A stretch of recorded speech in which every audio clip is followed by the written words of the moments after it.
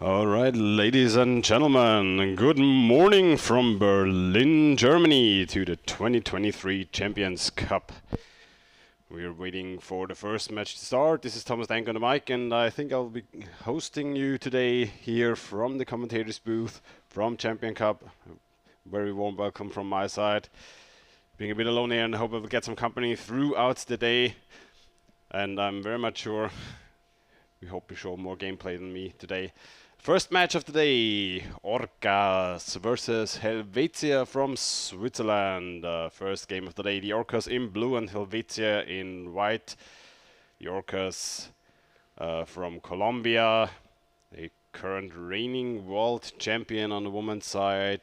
Colombia took the title in July in Canada, Montreal.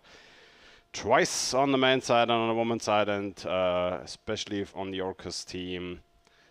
There are a significant amount of national team players on the Orca squad as well. On the men's side, it is merely the Orca squad that is contemplating the national team for the men. I think from the women's side there might be some players from other clubs, but we will see how they will fare in this pool here in Berlin. First match against Helvetia from Switzerland, reigning national champion. Quite a young team compared to the Orcas, playing for such a long time. And we are getting ready. About 1 minute should be to go until we start the first match.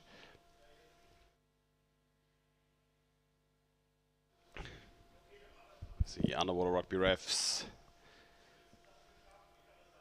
elite world referees here also at the Champions Cup tournament. The Champions Cup also very famously known to educate young new referees and bring them to international standards. We will see some of them here as well today.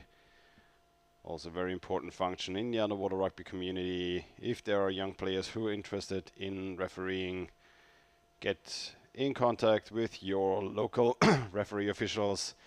It's always welcome to have very well revised rule knowledge people in your country, especially when you're young. And if you want to travel the world and be all around the globe, reffing underwater rugby games, this might be the thing for you to do. All right, we'll see the Orcas in blue, Helvetia in white. We have a couple of seconds until kickoff.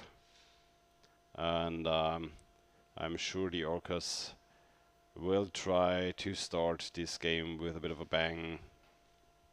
We'll see how this will go. See the pool. The last time we've streamed, or the last time I've hosted underwater rugby, we've been in Montreal. Quite big pool, 22 meters long. We are now here in a significantly smaller pool. Oh, and we see already the Orcas stealing away the basket. Moving in from above, good positioning. Helvetia goalkeeper needs to protect the ball. Ooh, good effort from her. Snatching the ball away. Very important for a goalkeeper.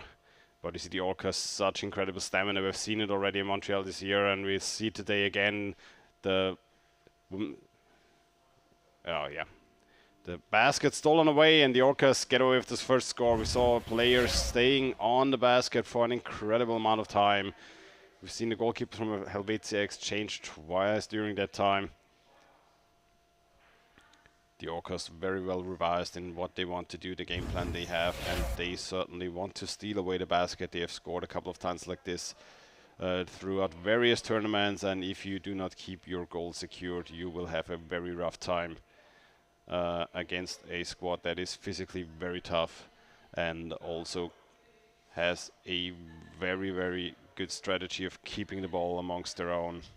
So good positioning underneath the bulk, moving immediately into the opponent's half. The Orcas most certainly one of the best, if not the best, stamina team in underwater rugby.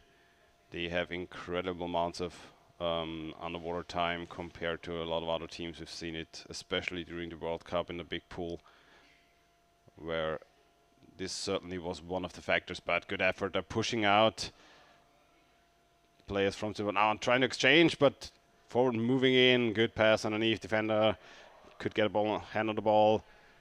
Moving back and forth. Orcas trying to come in from above again. Good pass underneath the goalkeeper. Defender can get a hand on the ball, but there's a call from the ref. There's a shoving called against the Orcas, and now the ball back in the hands of Switzerland.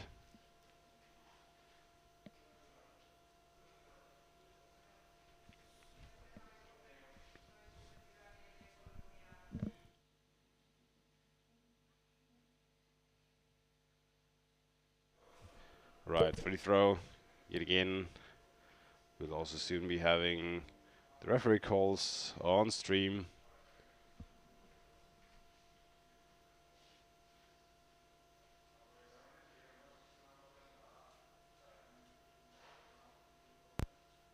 Now Helvetia trying to position themselves in the Orcas half. You see the pass is not as decisive as they should be. You need to be very careful, and the Orcas with incredible forechecking, pressuring the Swiss team immediately, and now counter-attack following up. Defender though can get in position. See how quickly the Orcas moved on to the other side. Now pushing onto the goal again, and there we've got the score from the left side. Good pass underneath, and immediately attacking the head of the goalkeeper, just pushing her up. Goal, blue team, number 8. 3.5 minutes played in the first match of the day. The Orcas leading 2-0 against Switzerland, Helvetia.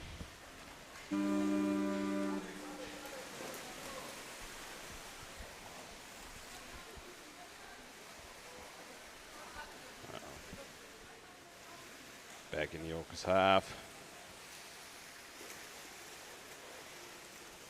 Good effort by Helvetia keeping the ball amongst their own, but we see the Orcas moving in very quickly, very swiftly, always using a dead angle to get a grip onto the ball. We see how much black there is underneath the surface, just waiting for the ball. Going for a fast break, immediately moving in, good positioning, tried to pass the ball back to the left. Now into the middle. And we've seen it on the men's side as well, this formation plays, having players left and right and up and down, so they always have a little bit of a triangle positioning to always have one person to fall back to, whilst having one player being positioned more offensively.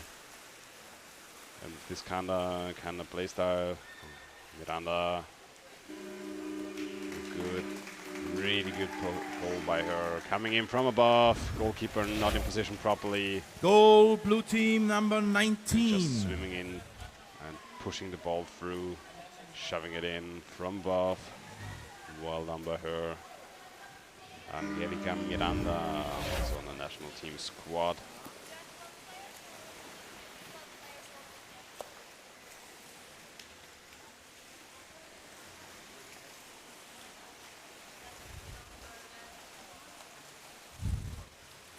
Orcas already back in possession of the ball.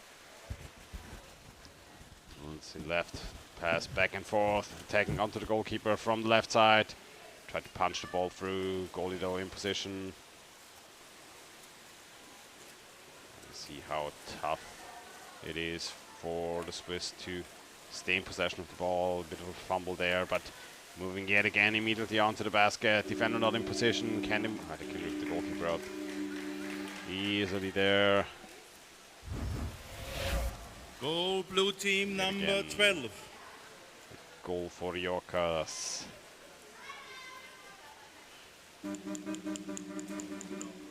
Timeout, white team. Timeout, white team. All right, now timeout for Switzerland in the first match of today. They're behind 4 scores already, having played about 4.5 minutes, sorry, 6.5 minutes in the first game. The Orcas, clearly the more dominant and pressing team, try to maybe set up their defense a bit stronger, a bit more securely, having players in position properly, and especially against teams like the Orcas, but all the other top teams as well. your forwards have to do a really good job stopping them from passing back and forth, blocking the ball, and then trying to rip the ball out and bring it back in your own team and move forward. It's a very hefty task to do, especially if your opponent has an incredible underwater presence like the Orcas do. So we'll see if Helvetia after this timeout can get their defense in position properly and stop the attacks, the onslaught of the Orcas coming for them. I'll try to move forward. We can see the Orcas forwards bringing 4 players, just having a goalkeeper back. No defense for them. 4 players playing forward, relying on their speed to be in position if necessary, just bringing as much power as possible to get the ball back.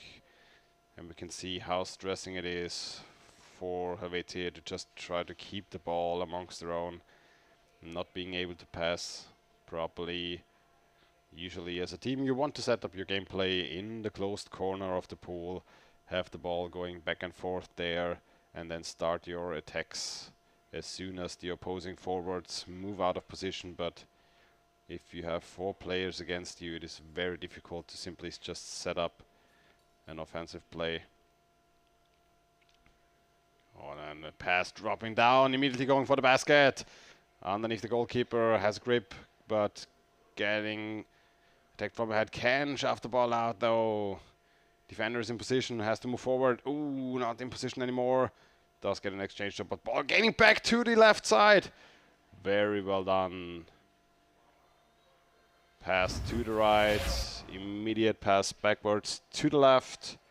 Goalkeeper rotating on the basket, opening up a hole, and easy access for the player on the left. Martina Aristizabal from the left with the goal for the Orcas.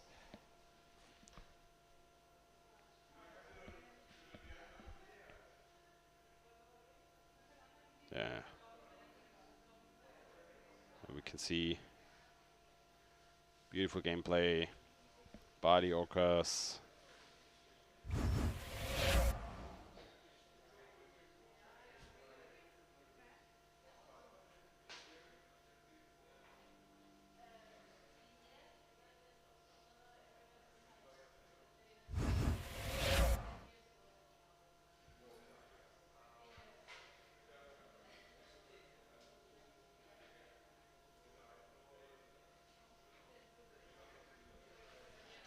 Now Helvetia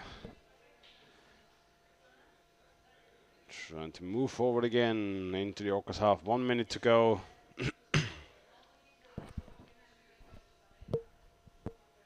It's always good to go into the second half with a good feeling. We'll see, the Orcas certainly will try to score again, but Helvetia doing a solid job.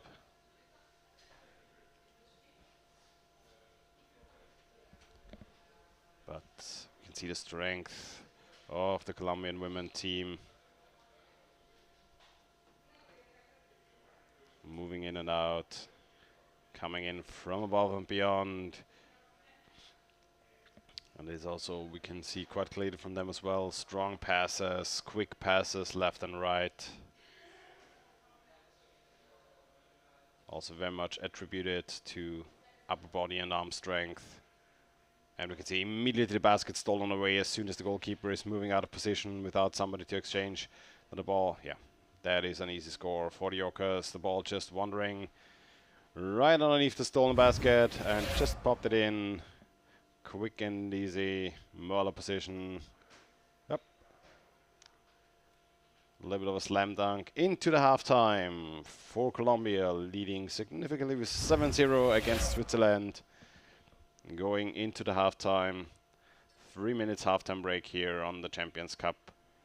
Champions Cup, a bit of a different tournament format. Usually if you have international tournaments, we play 2 times 15 minutes. The clock will stop at every referee call. Each team has a timeout of 1 minute. The format a bit different here. 2 times 10 minutes. The clock will not stop if there is a referee break.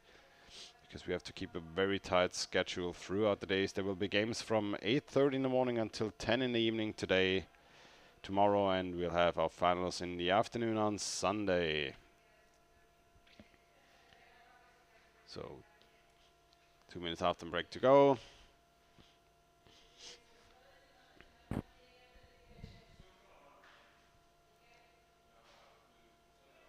we can see clear lead for the Orcas, having the first game here this year. Certainly a team that will compete for the title in this Champions Cup. We'll see who will be able to challenge them. Norway as reigning champions, as far as I know, Akkaren.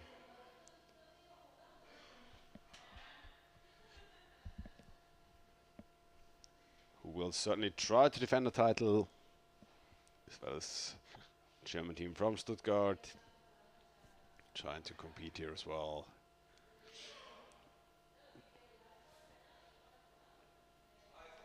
But after July this year, during the World Cup, the Orcas certainly one of the teams to be favored to take away the title here on the women's tournament.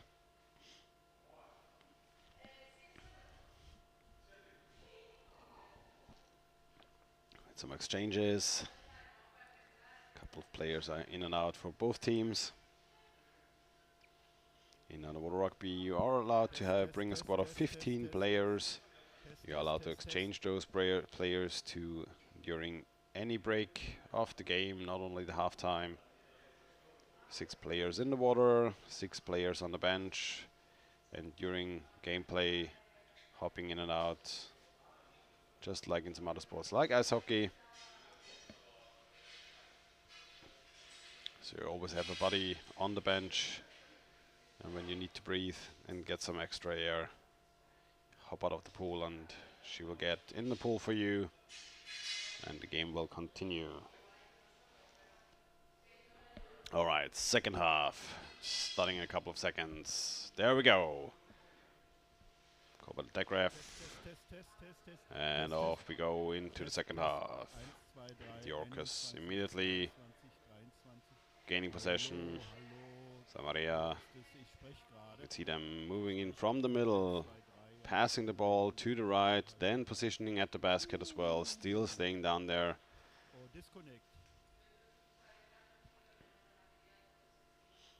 Helvetia forwards. Did a good job moving forward.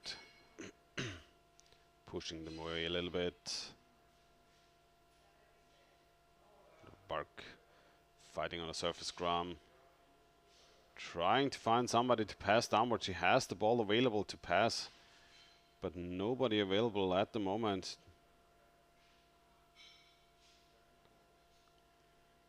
Ooh, close.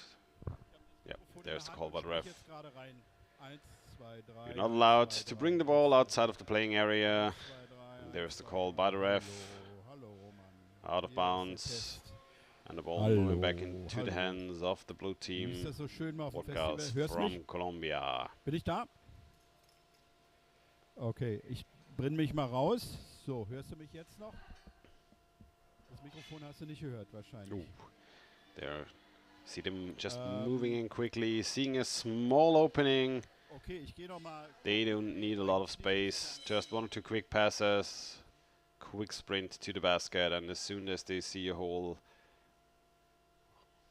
Sara Martinez for the Orcas, they just move in, punch the ball in, and off they go. Also sehr nah, wenn ich da jetzt, ich habe das fast im Mund zu stecken, das Mikrofon jetzt oder so. 1, 2, 3. Hörst du denn überhaupt was?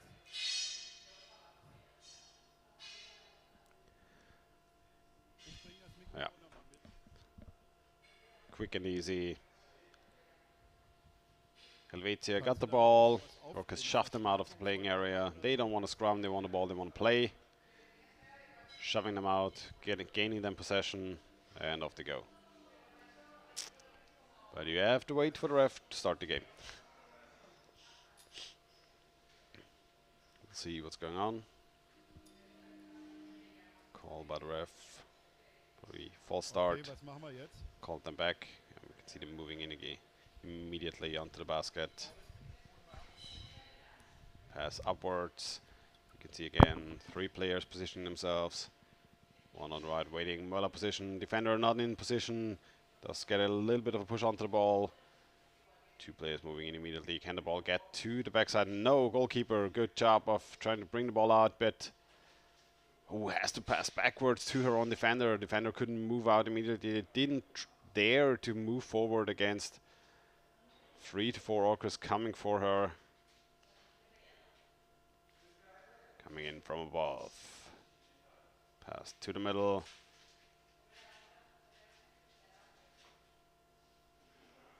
We can see them passing back and forth. And again, no defender in place. Pass to the left. Back. Goalie in position. Oh, tries to exchange. But can shove it in during the exchange. And this is a crucial moment in underwater rugby, especially for a goalkeeper. You have to have a solid exchange movement. You cannot wait for too long. You have to rotate really quickly, push yourself in position, push your exchange partner down onto the basket, giving her a chance. And Sofia Rano surely seizes this momentum. Goalkeeper just not in place for a second, and easy goal for her.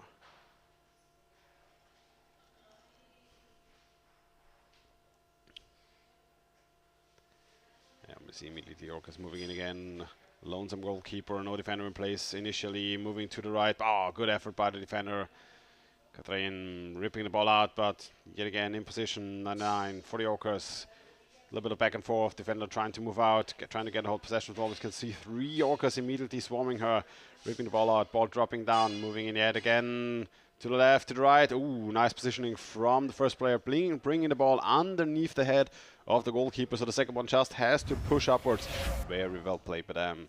Super solid gameplay by the Orcas. You can see just positioning the ball, pushing, shoving up together, gaining more momentum. Beautifully set up. Lilo Diaz for the Orcas.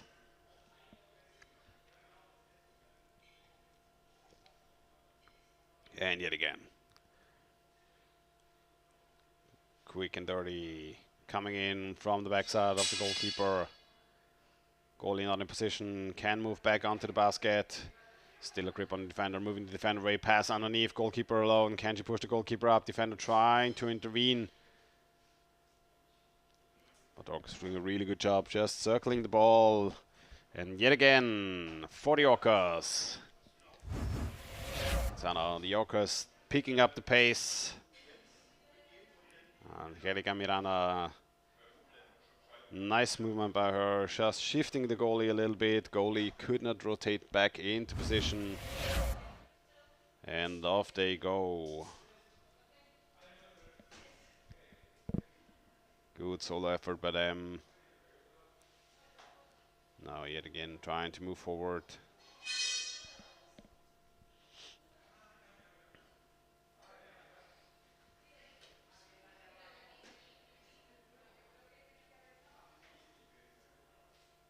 Helvetia trying to gain possession of the ball, but Lilo Diaz picking it up. Good pass forward. And we can see the chain moving immediately onto the Swiss basket. Coming in from above again. Goalkeeper not properly positioned. Good grip on the neck and just shoving the ball in as soon as the little hole opens up. There we go. No chance for the goalkeeper, and you need to have your forwards. Vanessa Butrago with the score. You need to have your forwards in position to intervene. Your goalkeeper is a sitting duck as long as he doesn't have protection from the forwards, moving those players away.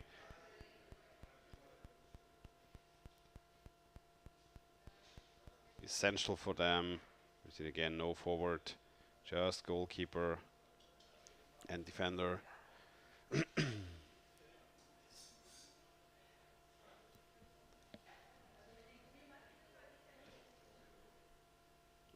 Yet again, moving in. Goalkeeper not in position. Defender has got grip on the ball. Tries to bring it up. 2 Orcas on him. 2 Helvetians.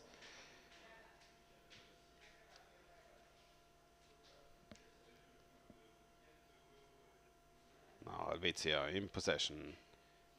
He's trying to move forward. But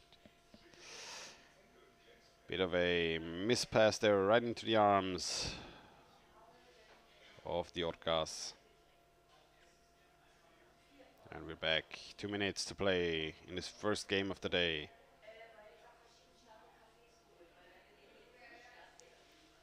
Coming in from the left, pass to the middle. Good be intercepted. Back again to the corner. Good movement. I think the ball was already in. Yep, the ball was already in. Tried to juggle it a bit around the rim. The ball has to be entirely underneath the ring surface level to be scored as a goal. I think it did take a second attempt to push it fully underneath. Marta Aristaval again for the Orcas.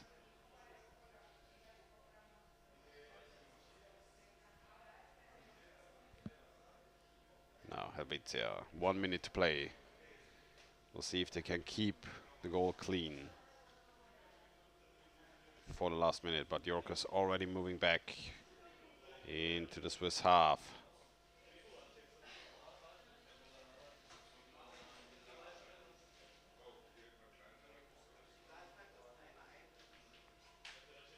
Yeah, basket stolen away, ball dropping down. And easy goal again for blue, for the Orcas. Basket stolen away. And just there. Vanessa Butrago again.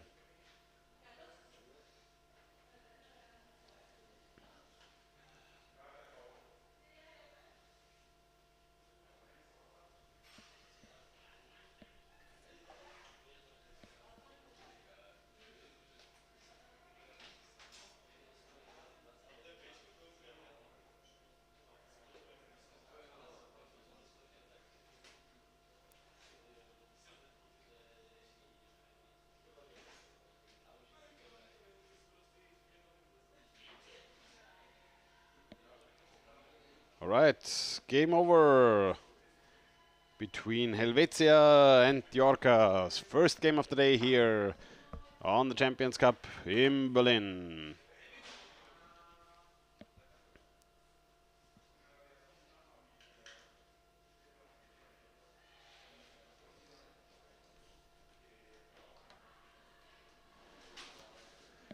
So, seen a rather easy game by the Orcas. First of today, beating Helvetia from Switzerland, a rather young team, 14-0. The Orcas surely favored to take away the title here this year after what they showed at the World Cup in Montreal. So we'll see if any other team can challenge them properly. Though quite a different pool here in Berlin, quite a bit smaller than in Montreal, so we'll see what the teams can bring.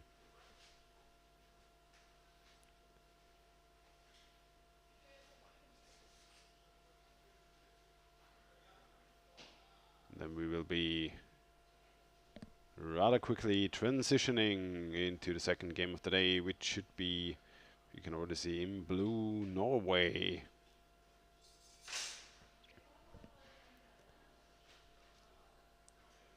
Warming up a bit, and we will be back right in a moment.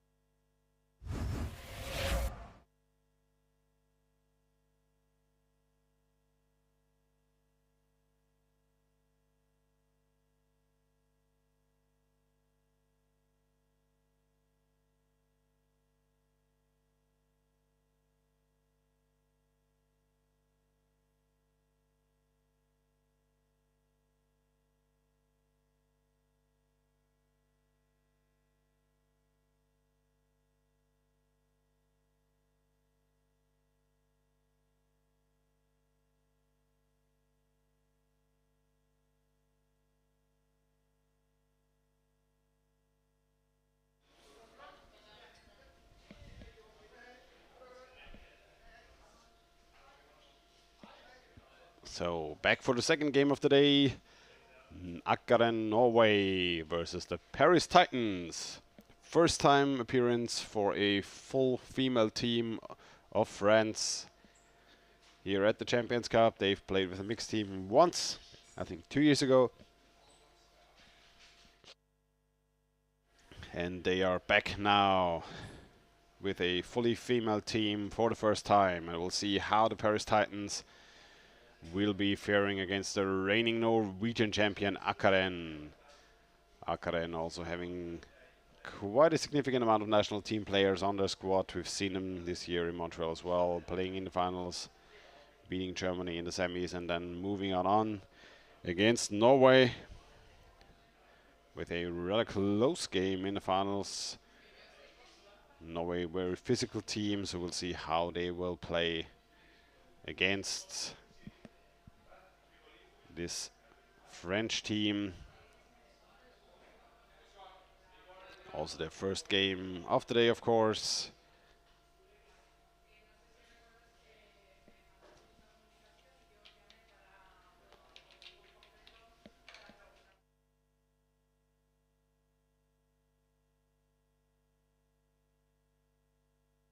Game will start at 9. So we have about half a minute to go.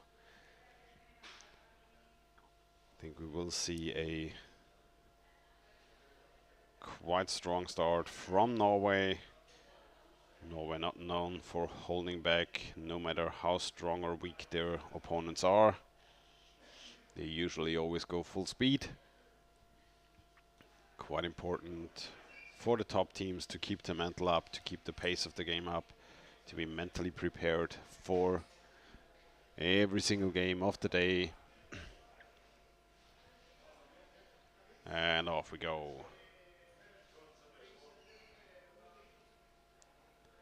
And Norway immediately moving for the ball, but locked up by Paris.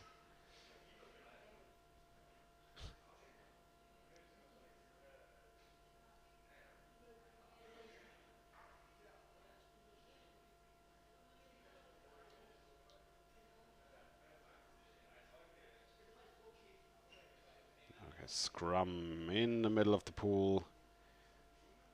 The Titans trying to lock up the ball on the surface, not letting the Norwegian women play. They're usually very fluid game, but there the ball dropping down, and we can see two players immediately positioning themselves to get a hold of the ball.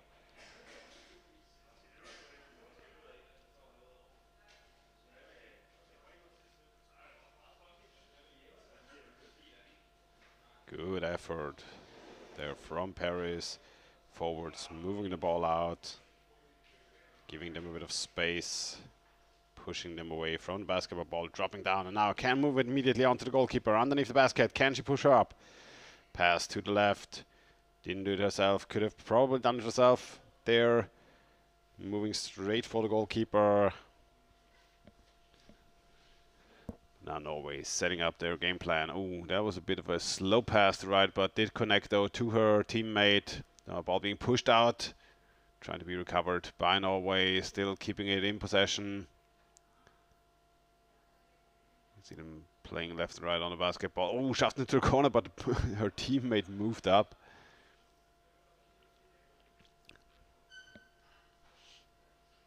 Good job there by the Paris defenders.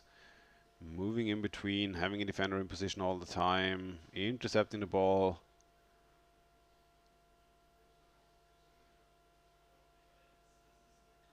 Now scrumming again on the surface, but keeping the ball amongst their own. Now moving into the Norwegian half. Well done. But Norway immediately sending some forechecking towards the Parisians, and we see they want to go forward now. Fast break for Norway. Defender in position. We see a forward trying to intercept. Good positioning underneath the basket, taking up as much space as possible, waiting for a pass, pushing upwards. Does have a hold on the goalkeeper, but cannot connect properly. Now on the backside of the basket, but forward in position. Good job by her, locking up the ball. Ball now dropping down. Goalkeeper position, can he position properly? Oh, well done. Goal number 7 from Akaren.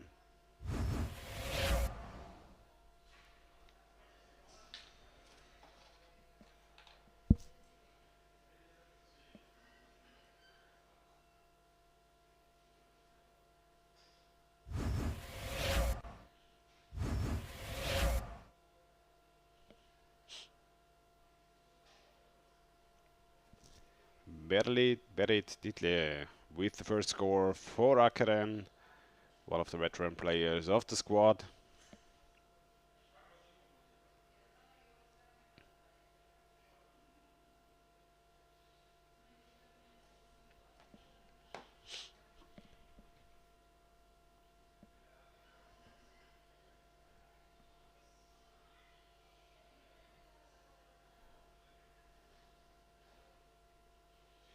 Now we see Paris trying to move into the Norwegian half, being stopped quite aggressively in the middle of the pool. Now Norway pushing forward. You can see Norway a bit slower pace than the Orcas were. The Orcas very quickly to move on to their opponent's basket. Norway having a bit more trouble here with the Parisian defense. Holding up strong so far.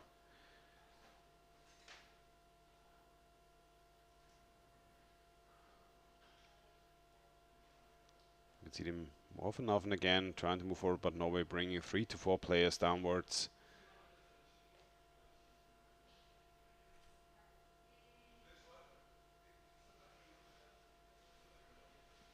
Now setting up, trying to move in. Nobody in position initially. Now trying to take up as much space as possibly underneath the basket. Good positioning, good block. Goalkeeper moved a little bit, but gets a grip onto the forward, trying to move in. Goal basket stolen away, but Paris in possession of the ball, and now Norway has to get the ball back into their own ranks. Paris surely try to scrum out the ball, but Norway won't have it. And now picking up a bit of pace here for Norway, moving in immediately onto the left basket. Goalkeeper pushed up from the backside of the basket. 2 players on the left, one on the right. Moving in immediately on her own. Well done by her. Good job. Eli Haugen for Norway.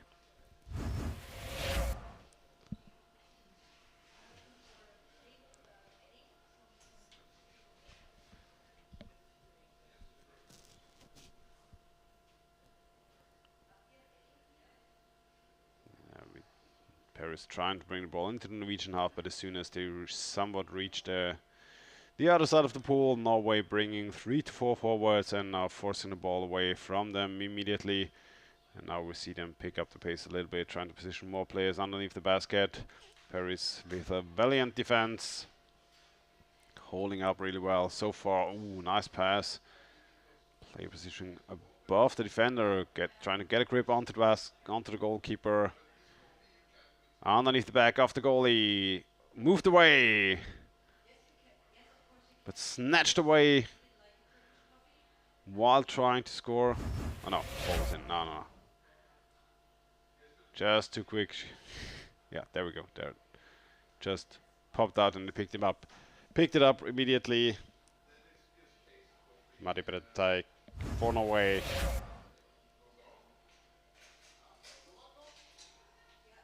Oh, and this is something that the younger teams really have to be careful of. Risky passes forward into your opponent's hands.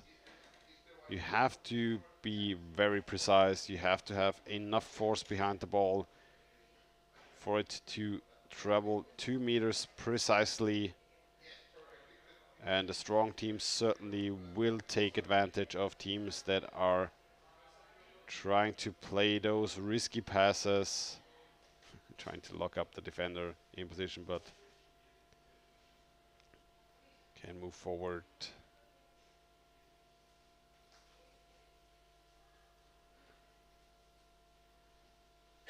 Now back in Paris territory.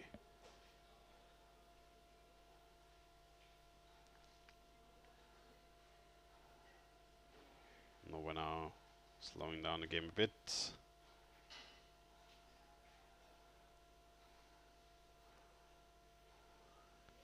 And we can see quite a difference in terms of underwater presence when we watch Norway, when we watch the Orcas. In comparison, good effort though, trying to bring the ball underneath, passing it underneath the back of the defender. Could have been a very good scoring opportunity. Yet again, same play. From the right to the left. Defender in position. But cannot get a hand onto the ball. Tries to move and spin around, but already too late. And Lisbeth Oxvar with the score for Norway.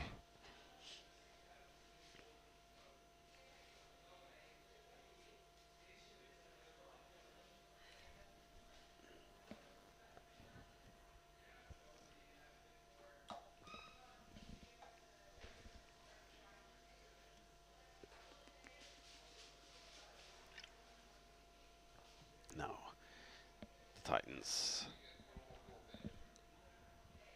trying to get the ball above the middle. But we can see Norway, as soon as they get the ball, trying to bring as much power forward as well. Oh, but a bit of a mispass into the arms of the defender. Tried to make the same play a third time, but the third time is charmed. Now the defender got a hold on to the ball. Oh, tried to push the ball backwards to her teammate. Two Titans in position to snatch the ball away, but still holding on to it. Good effort, going left and right.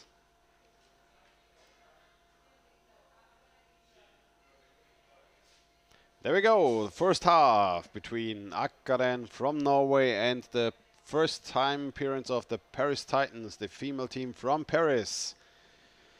Good effort by them, holding on against the Norwegian champion and the Champions Cup winner for so many years. 4-0 lead for Akkaren, showing a very solid defense from the Titans, but Akkaren with a lot of good opportunities there. Certainly have picked up their pace a bit throughout the game. Went into the game a bit more slowly. Also, hello there from the commentator booth. It's me, Thomas, and I will be hosting you pretty much for the entire day or until my voice does finally give up. We'll see what is happening first. We have 2-minute halftime break. And we'll see how the Titans will go into the second half of this game. Good job for the first time appearance here at the Champions Cup. Had their national championships very recently in, I think, October this year. Decided who will be eligible to go to the Champions Cup. Quite a bit of difference throughout all the nations as well when they hold the national championships. No regulations about that. Some nations hold the championships very closely to the Champions Cup, so it's very late decision who will be eligible to play here. Only national champions allowed at this tournament, so every team we see here has won a national championship in their respective countries. So highest level of underwater rugby available to us throughout the entire weekend. And we have 1 minute to go during the halftime break. And then we'll go into the second half and we'll see what those two teams can bring.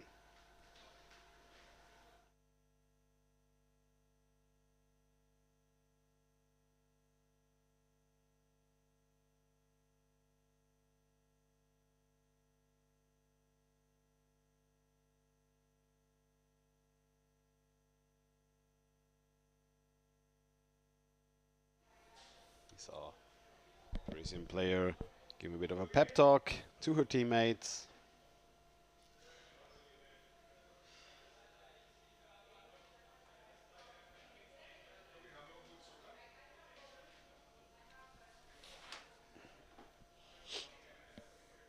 And we have a couple of seconds and then we'll be starting into the second half.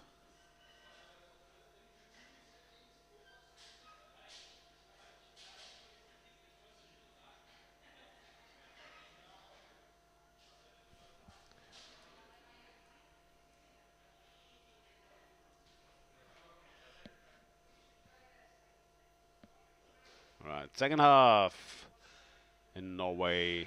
Immediately pushing for the ball. Better call by the ref. Helvetia winning the swim off in the beginning. Now call holding. And the ball back in possession for Paris.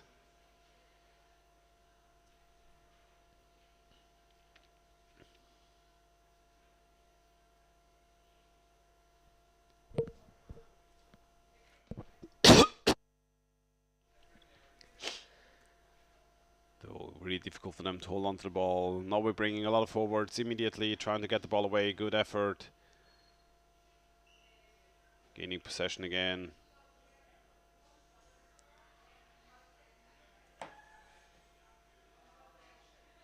But we see Paris doing a good job keeping the ball now amongst their own in the Norwegian half. Trying to stress them as much as possible, but there again, Norway back in possession of the ball. Moving immediately for the prison goal. Fast break, pass to the left, positioning onto the to right. Can she gain possession of the ball? Ah! The game plan was on, but the player missed her cue, needed to go back up for air. And the ball back in possession. You cannot miss those scoring opportunities. You have to bat on your snorkel, or the defender not in position properly. You can pass the ball underneath the basket. You shouldn't give you shouldn't give up opportunities like that. Do not give that much space to your opponents. And again, number 7, Beritite with the score.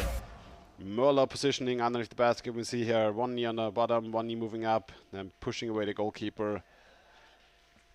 Bit of a demonstration of the Möller technique, mainly used by Sweden usually, but some other teams have picked it up and some players really like this scoring position, giving you a bit more leverage when laying on your side on the floor of the pool. And then again we can see Paris trying to move forward, but Norway immediately bringing as much force as they can.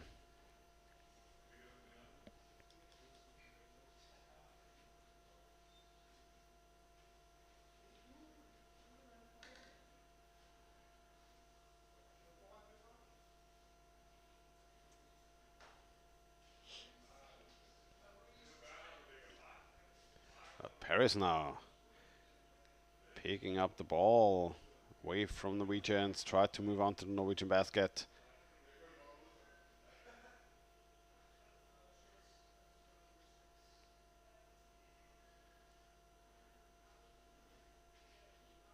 See a lot playing on the surface.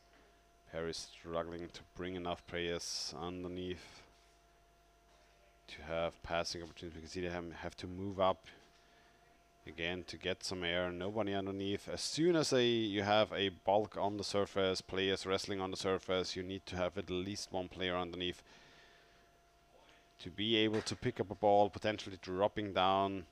Happening pretty much every time is surface scrum erupts, and we can see Norway immediately taking up all the space they have underneath the basket. Good pass into the middle, trying to set up a block, pushing it to the left. Classic game plan. Can she bring it to the right side of the basket again? No, immediately picked up by Paris and trying to move out, but there's a call by the referee. There's a penalty call by the ref for Norway. And it's going to be interesting to see, being 5 scores ahead, if they will give the opportunity to one of their younger players, or if they will, as they have done so often, put in a veteran and take up the scoring opportunity.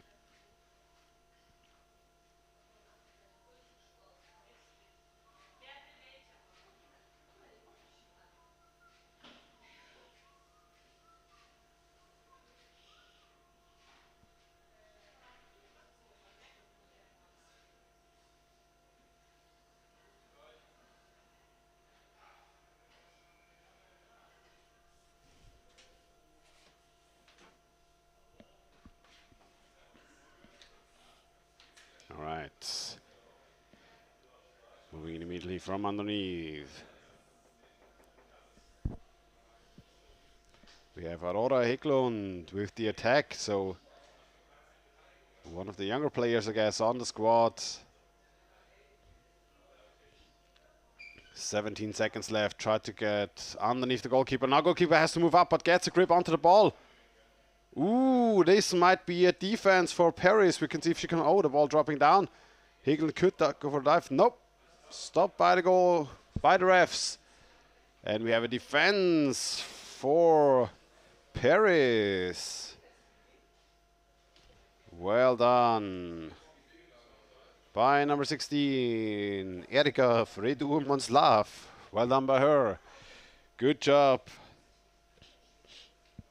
So Norway giving the opportunity to one of their younger players, and we can see a bit of a difference between their veterans when it comes to penalties. They did win on penalties on the World Championship here in July in Montreal against Germany, bringing the veterans, and surely some of the Akron players were heavily involved in this penalty shootout.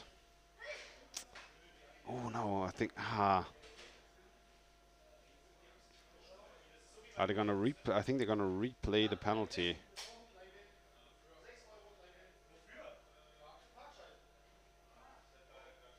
It looks like they're gonna replay the penalty.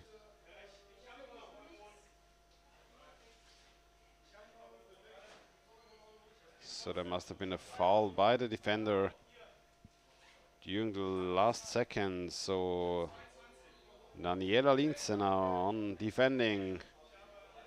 And we have a chance for Ida Smedstad. Ooh, very well done by her, moving in from the front, pushing away the goalkeeper, shoving her left and right. Look, it's a good pickup. Good patience by her as well, not taking the first opportunity she gets. Rookie mistake by a lot of forwards during a penalty is to take the first scoring opportunity they have.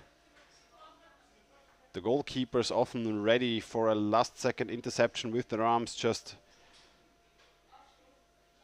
trying to use their quickness and get a hold of the ball. But as soon as they lose their momentum and they have their arms misplaced or in the wrong position, then it's your opportunity as a forward to score. But bit of bad luck here for Paris. They had a very good showing during the first penalty. I think there must have been a foul on the last seconds of the penalty somewhere when they moved up to the surface. Potentially when the ball dropped out and she tried to reach for it. The goalkeeper not allowed to reach for the ball unless she's close to the basket.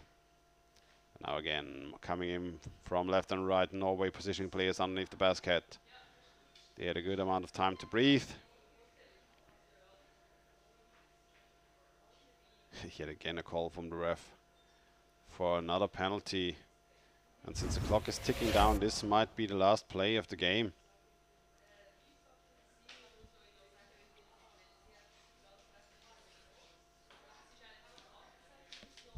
Perfekt, danke.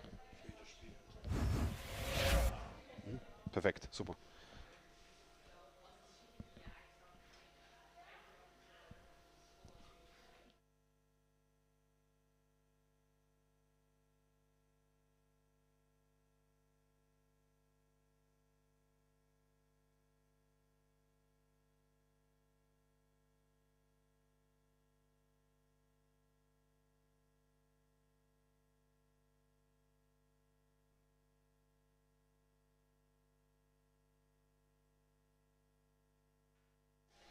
Right, second penalty, or third penalty actually. The first one was repeated. Good effort, but the ball, yeah, I think she defended it. Moving in, number 13, Aurora Haglund again. She got her second attempt of the day. But it looks like a defense for, oh no, she lost her gear during the penalty again. We'll see if it's a replay or not. No signs from the ref so far. Got a bit of a replay. Nope. Nope. Defense. We have a swim off. 3 seconds to go, and this is the final second of the game. Norway against the Paris Titans. Very good first game for the Titans here during their first appearance on the Champions Cup. Year 2023 here in Berlin, Germany. 3 penalties played, and especially during a format like this in Champions Cup, where a clock is not stopping for any kind of infringement. 45 seconds or potential 45 seconds of penalty plus the setup does take away quite a bit of time from the clock.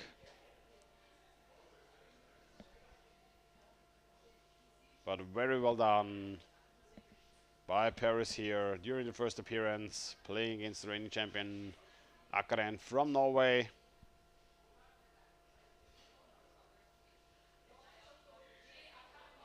Now we're moving on to the next games, the first male games of the day. And I think we have game number 3 in blue, Ecomares. We've barely ever seen them before. I think we've never seen them before on the Champions Cup. The Orcas have been the reigning champion over the last decade or more. And they will be going against the Czech champion, Czech the team from Budweis, Germany, Czech Republic. Here in Germany, in Berlin. You can see the teams warming up a bit. We have Czech Republic in white. We have the Ecomares in blue. Game will be starting at 9:30, so we'll be having a bit of time for the teams to prepare here. And we'll be especially interested in the Ecomares, since the Orcas were the double champion over the last years on this Champions Cup.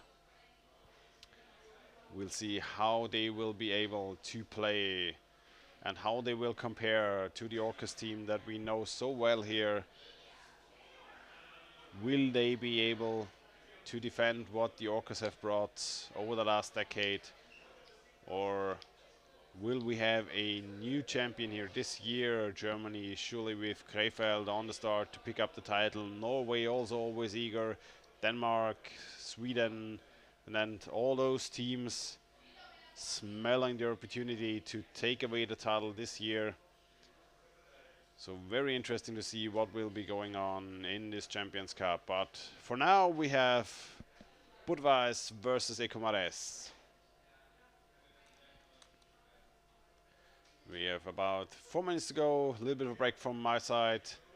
Giving my voice a little bit of a break since I'm for now alone here in the Champions caster booth. And I will be back in a couple of minutes.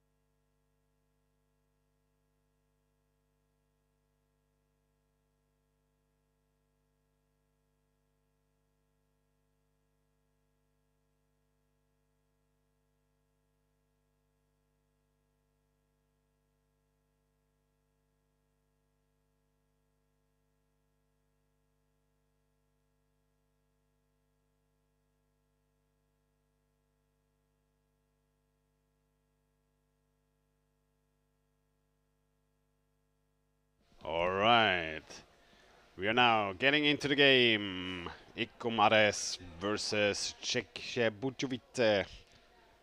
And we already have a first foul of the game. Holding from white. Ikomares gaining possession of the ball. And already stealing away the basket from Budweis. Trying to block the path. Good effort by them so far. Players positioning left and right. Defense in position. Can they bring the ball to the left? Ooh, behind the goalkeeper. I think we have the first score ready. Beautiful setup by the Ikomares.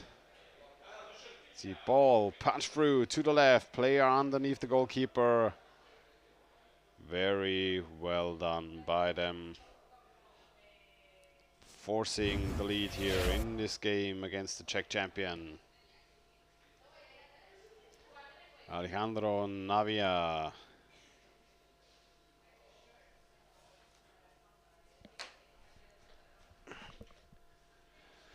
Budweis trying to move out.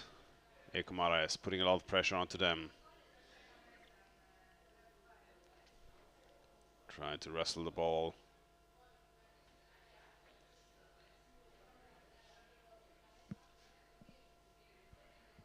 Scrum on the surface. Budweis trying to shove the ball into the middle of the pool.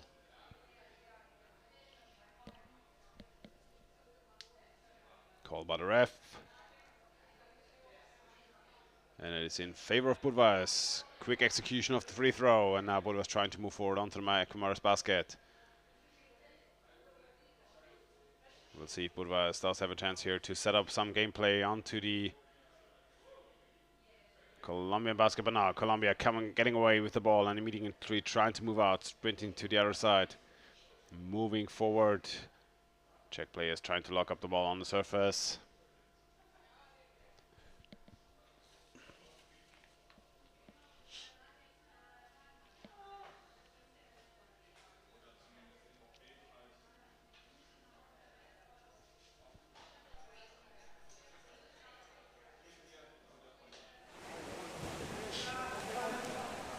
Budweis is doing a good job now after this very quick first initial goal.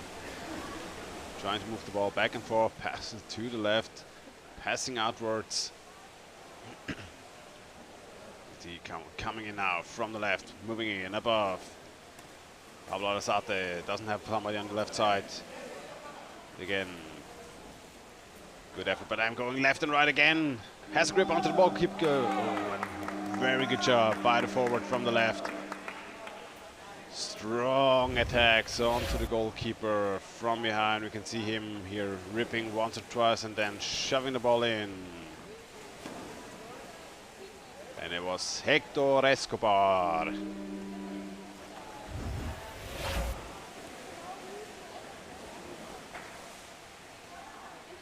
Guys, moving forward into the bit of a failed pass, and of course the Ikomares immediately going for the ball.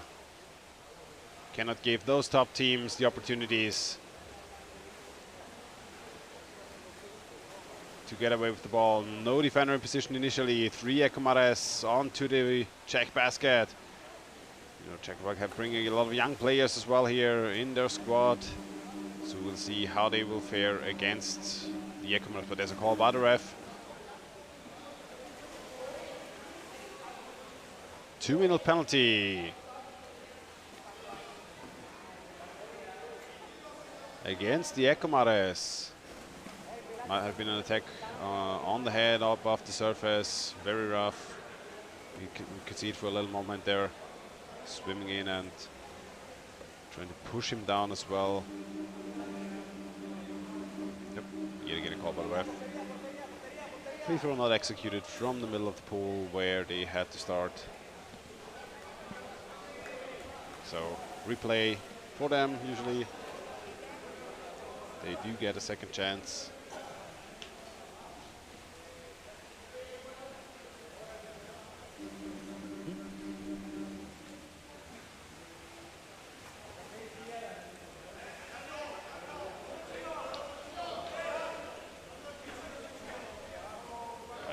play. There we go. Free throw. Bit of a referee discussion.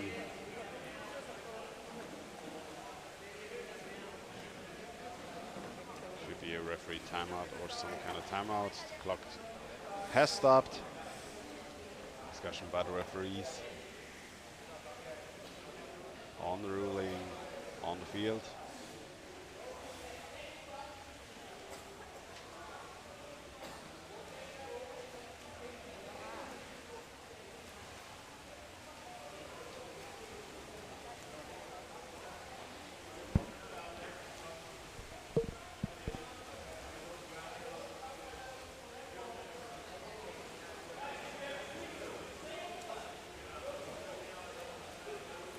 The referee being very clear. Free throw has to be executed exactly at the position the referee is pointing to.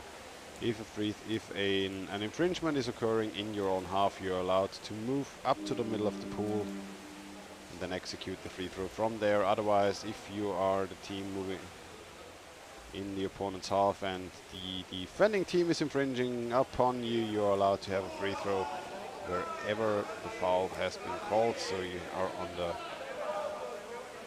pretty much exact spot. Now we see Budweiser trying to move in onto the Ecomaras basket, defense in position. You see the forwards trying to move in immediately, gaining possession of the ball, and now moving forward. Very fast break. Escobar again.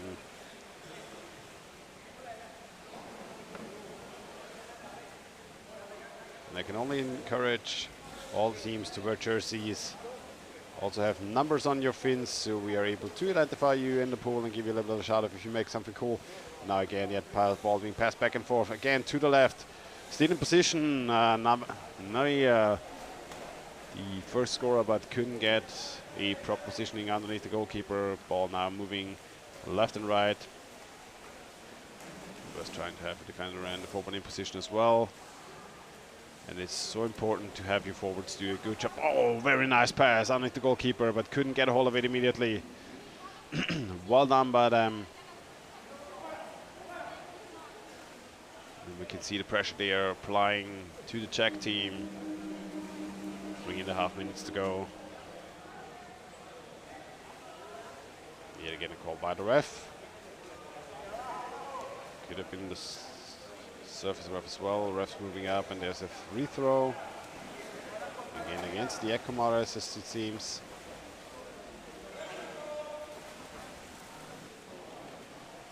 Signaling back and forth, but yes, quite clearly free throw for team in white guards from Czech Republic. Budweiser team. Czech Budweiser are not to be mistaken for the American one. It's way better. It's European beer. But yeah, it's a city with brewery. A little bit of trivia in Czech Republic. And also team hosting the national champion, team from Czech Republic.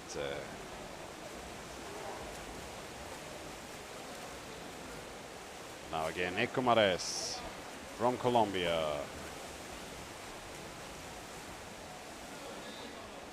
Moving in, trying to get close to the Czech basket. Good effort now again.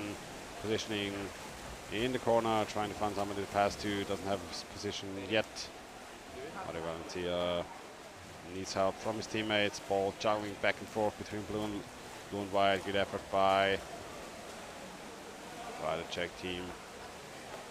But now yet again a missed pass. No defender underneath. Can move in onto the basket. Ecomaras had a player on the left in the beginning, but defense now in position.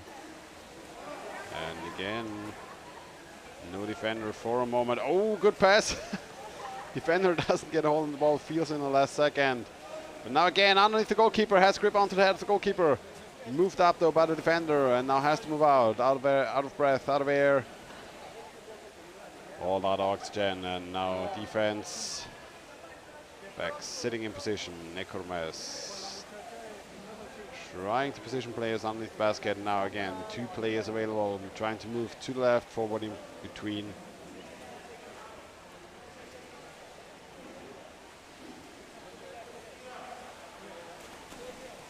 Off we go, coming in from above.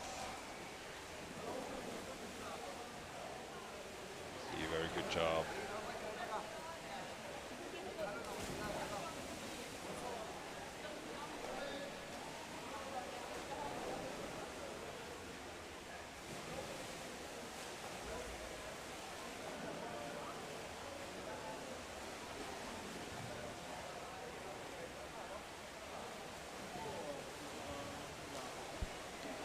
Good effort by defenders, but no, as soon as I say it, the caster jinx. Ekomares moving in, but couldn't push the ball in. Couldn't execute. Thunders, but oh, very strong attack from the right goalkeeper, not in position for a second, moving in from the side and just punching the ball through. See Hector Escobar picking up the opportunities as he does so often.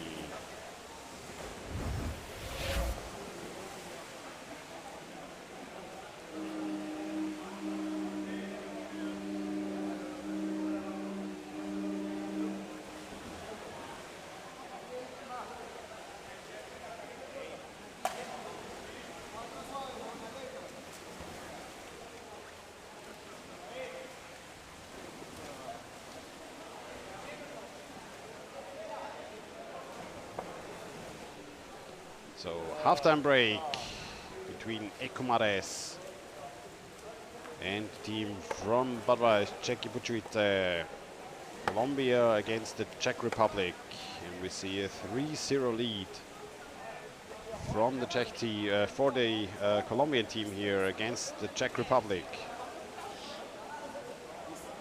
See the Czech team, a lot of younger players here during this Champions Cup. Good for them to bring some new additions for the team. Ekomares officially now the first place in the league. The Orcas were disqualified this year, so they took up the title, now representing Colombia on the men's side. Change for the white team. Catch guard. Kralova in.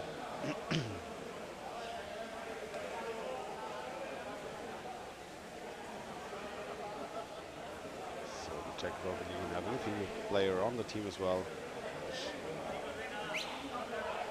Also exchanges for Ekomares.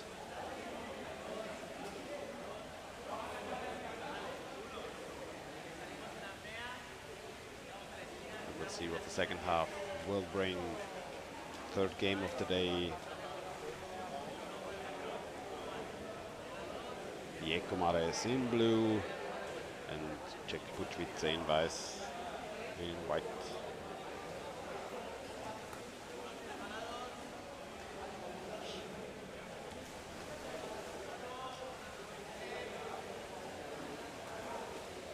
See so far Ekomares doing a really good job. Hector Escobar scoring twice. Trying to set up quite a similar playing pattern as the Orcas usually do.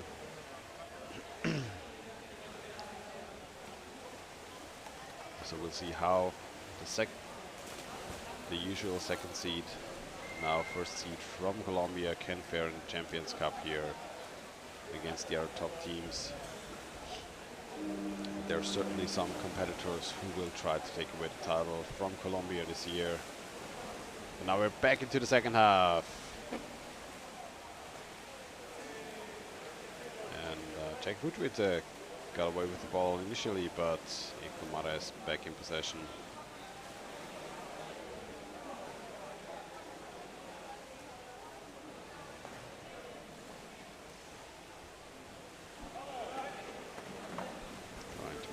To the closed corner. Coming in from above, trying to rip the goalkeeper up. Good grip on the neck, but goalkeeper staying in position. A bit of a scrum above the basket.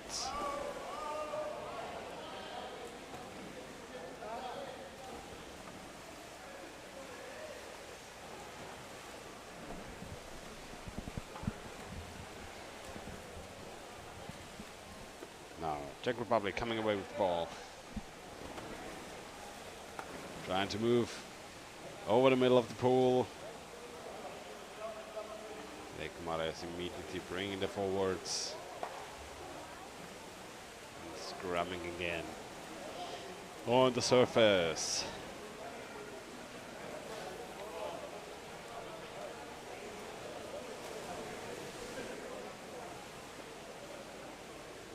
Budweis trying to set up some gameplay in the closed corner. Was immediately moving out, bringing the forwards in to try to get a hold of the ball. We can see the ball being juggled up and down. Escobar picking it up. An immediate fast break for the Ecomites, moving him onto the basket immediately. Defender in position, can she hold up against the onslaught of the Ecomares? Ball being passed backwards. Opportunity continues for the Ecomares goalkeeper though in position. Ball to the left, no defender in position, back to the right. And very well done by the Ecomares. And yes, we see you're gonna get a bit of a shout out there. Number 4, Mateo Rodriguez for the Ecomares. Beautiful execution.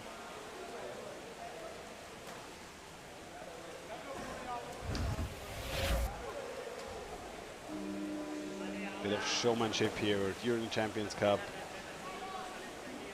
Very much appreciated as well.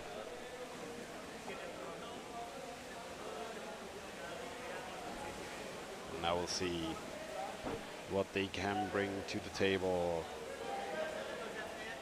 during this tournament. But for now though, 4-0 lead against a team from the Czech Republic.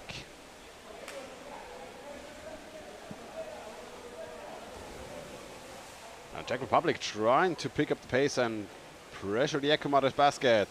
But the ball being ripped away, move out from the goalkeeper to the corner, getting possession, well done, and now moving forward again. And we can see those fast breaks patterns over and over again. Escobar now in the middle of the pool, but there's a call by the ref.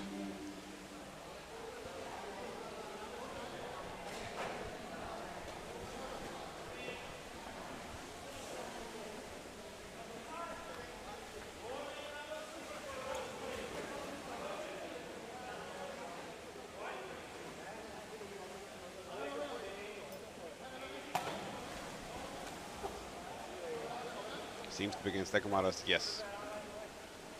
Winfried Zühlke, the deck referee, strongly arguing with an Ecomares player.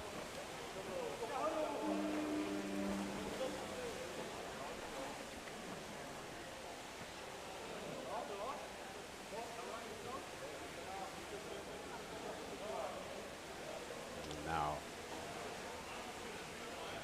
Winfried Zühlke trying to keep the ball amongst their own, but Hector Escobar does have other plans, and we can see him going for the ball carrier multiple times.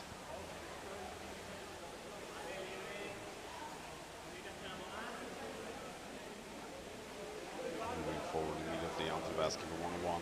Underneath the goalie, no defender in position, and this is an easy scoring opportunity.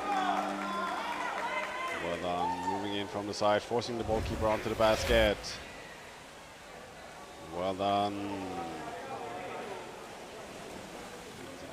Properly so far. Juan Manuel Escobar.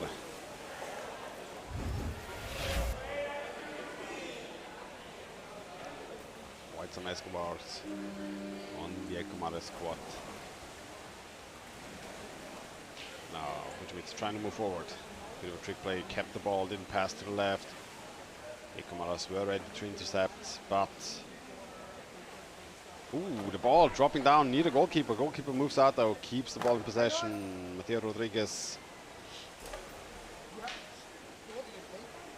Comares now back again in possession of the ball. To the left, goal stick. Basket is taken away. Goalkeeper couldn't move up properly in time. Can they stop the ball from approaching the goal?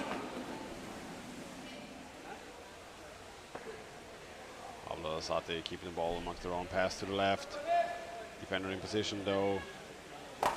Back out. Play available underneath the goalie. Can he pass it on? Yes.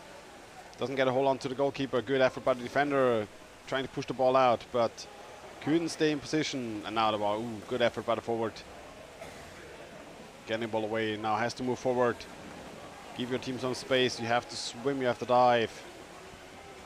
Getting some breathing room.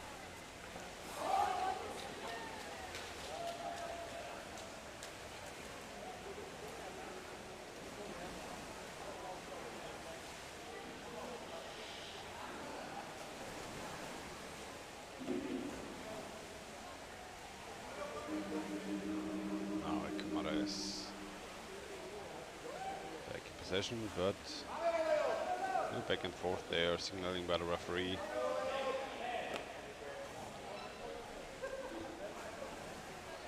Free throw for the Czech Republic. Very good second half by them so far.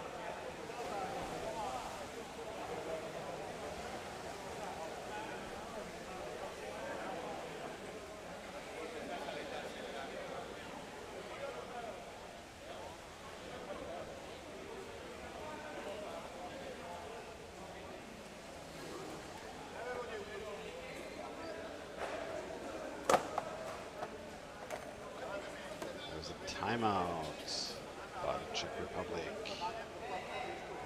1 minute of break here. Trying to catch the breath. Showing the commentator's booth, but there's nothing much to see here. We're just the voices behind the stream for now. And by we, I mean myself. And we believe we have a couple more guys and gals coming in later throughout the day and throughout the next days. But for now, it's going to be me hosting you here on the Champions Cup stream. And Comares and the team from Czech Budějovice going against each other. First man's game of the day. 10 more seconds of halftime break. Good effort so far by both teams. Comares showing they're certainly here to compete as well. Setting up some beautiful plays on the Czech basket. And we will see how these two teams can go head to head during the last 2.5 minutes of the game.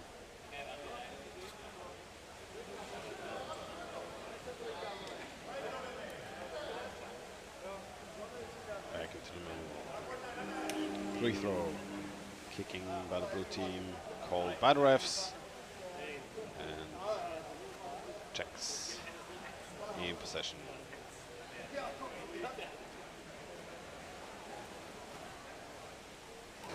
Warning issued against the white team for shoulder on the basket. Comares is already back in possession of the ball, and we can see fast break immediately initiated. Good job though by the forwards, trying to stop it, but Hector Escobar moving for the goalkeeper immediately, coming in from above. Can he pass the ball downwards? Goalkeeper in position for now, but no defender in place, and two players underneath the basket. Defender coming in, swooping in last moment.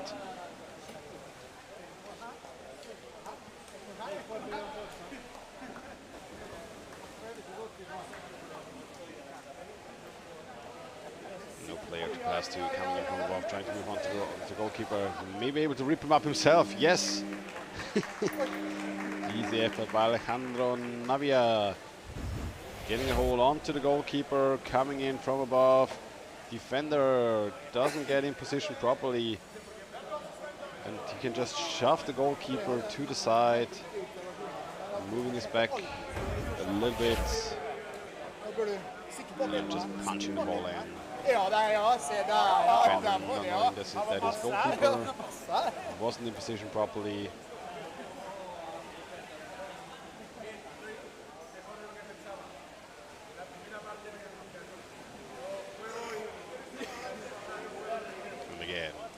Left, right, left again.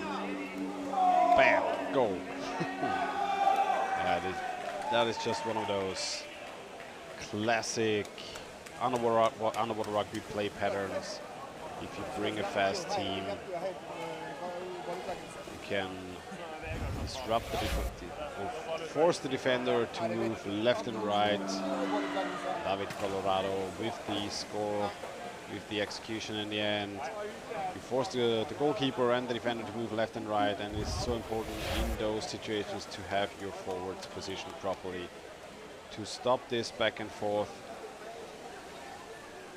Now again, Butchers are moving in, 10 seconds left, bringing everybody forward. They try to score onto the Ecomares basket, but Ecomares holding strong, last 3 seconds of the game.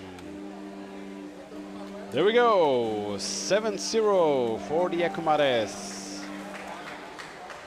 against the team from the Czech Republic, Czech Bučovice. And I think we will be therefore moving on to our next game of the day, where we will be showing Barcelona from Spain against Underwater-Rugby Bratislava from Slovakia. Also haven't appeared on the Champions Cup over the last years or decade or so. Now bring some young players combined with old players, having a good mixed team, and we'll see what the team from Slovakia can bring against the veterans from Barcelona, oftentimes champion in Spain. Good showing by the Ecomares, showing that they are here to compete on this Champions Cup, beating the team from the Czech Republic 7-0. And we will have a little bit of a break, and the next game will be starting at around 10. And until then, I'm off for a minute or so, giving boys a little bit of a rest, so I can host you for the rest of the day, and I will be right back.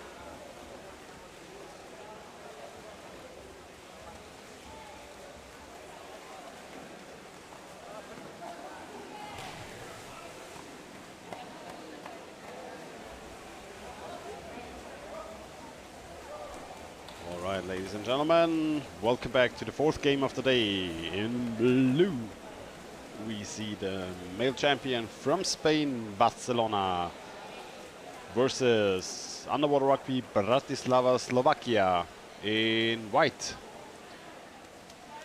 So gonna be seeing a mix of a young and old team on the Slovakian side. They haven't appeared on the Champions Cup over the last decade, I think. And we're seeing a multiple champion from Spain, Barcelona. Game will be starting in about a minute, so a minute of time for both teams to relax, catch a bit of breath after warming up. Tight schedule here on the Champions Cup, and we'll try to be on time every game, streaming until 10 o'clock in the evening today, so we have about 12 hours to go in about half a minute.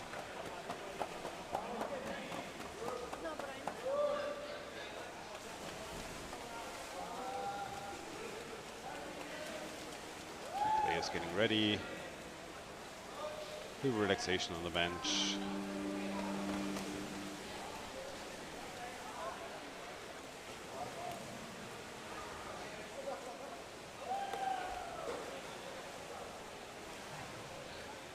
Now off we go.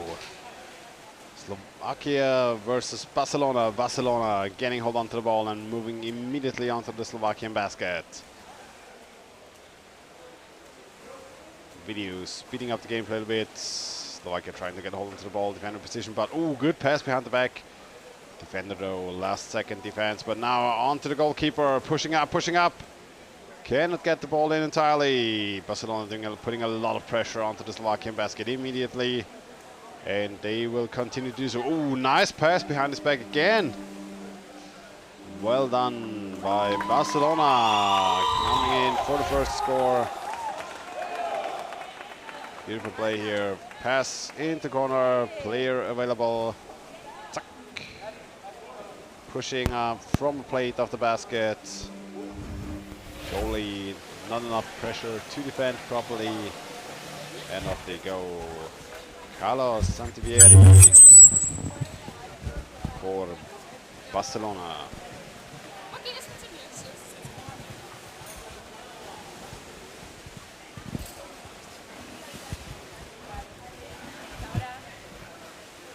And off we go, game continuing. Bratislava had the ball, but immediately give it up to Barcelona again. Barcelona here surely a favorite for this game during this Champions Cup. A little bit of a shout out to everybody across the globe watching here during the Champions Cup. And there we go, moving in again. Easy, quick goal from the left, getting hold onto the goalkeeper, and bam, punch it in. Goalie had to move up a little bit, getting a bit of a neck hold onto him. Yeah, so shout out to everybody around the globe watching, whatever time maybe in your country, over to Australia, to Colombia, to the United States, wherever you're watching from, every continent around the globe. Now back into the game. Slovakia trying now to move on to the Barcelona basket. Immediately ripped out by the Spanish forward, going for the fast break.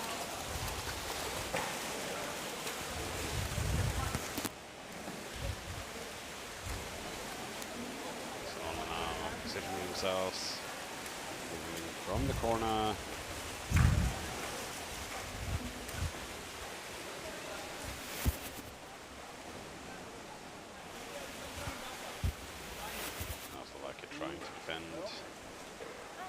In position, but over and over again, as we've said it so often, the forward so important for the teams that we can see the basket immediately stolen away. But called by the ref, holding on to the rim, and off we go into the blue half. Possession moving back over to Bratislava.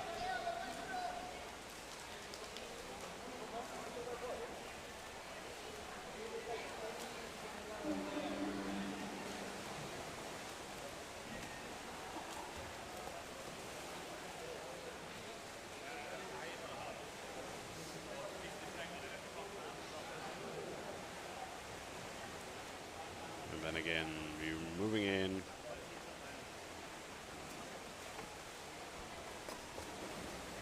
Now, Bratislava trying to hold on to the ball. Forwards from Barcelona in position, trying to whip it out. Surface scrum.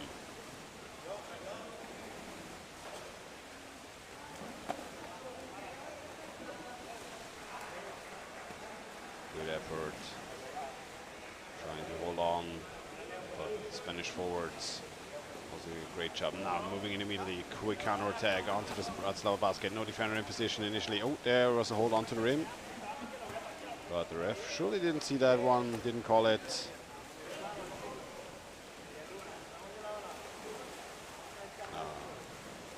Goalie back in position. Defender in place. We will see if Barcelona can score again like they did. Beautiful first goal for them. The goalkeeper still always having a bit of an open hole on one of the sides. And Barcelona now bringing some more force, trying to move the ball into the corner, getting attacked though by the forwards of Bratislava. Bratislava defender in position, trying to get a hold on to the Barcelona players, trying to position themselves underneath. The ball moving back and forth very well. Good hold on to the goalkeeper, now has to move out. Bit of dangerous situation. Can exchange now.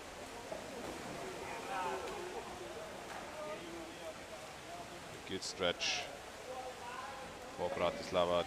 No defender in position now. This is a very good scoring opportunity for Barcelona. Can they bring the ball in? Could have scored himself now. Goalkeeper could exchange. Defender now back in position, but moving up. Maybe got kicked on the curve, but Barcelona moving in. Cannot get a hold on to the goalkeeper properly, loses the ball. Bratislava back in possession now, trying to move forward, but Barcelona surely will try to pick them off. Going back into their own half. To see if they can bring enough manpower. They would have had a good opportunity to swim in there, but was just looking for his teammates rather than going for the basket. Now moving in from underneath.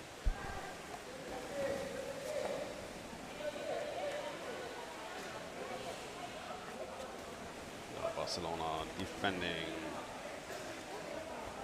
didn't spend a lot of time in their own half so far.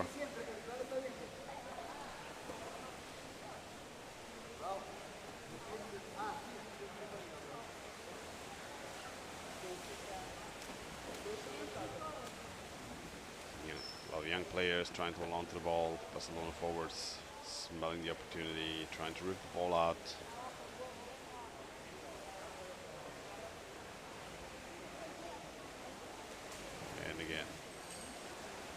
Defender and goalkeeper going for the fast break. Not in position properly, needed a back ball left and right. Back to the right. Now, third time is the charm. Defender got a hold of it. Passing backwards. Usually you don't want to pass backwards to defenders. They should move out as soon as you get in possession of the ball. Help you bring the ball into your opponent's half. Just want to say solid passes from them back and forth, but then a bit of a misplay into the hands of Spain, and now Spain back in possession of the ball. An empty basket for Spain. Bratislava couldn't move backwards fast enough. And surely veteran team from Barcelona is taking up opportunities like this. Just as they pick up a good breakfast, and very well done by them. Daniel Jimenez for Barcelona. About 1.5 minutes to go in the first half. Fourth game of the day. Barcelona in blue, Bratislava in white.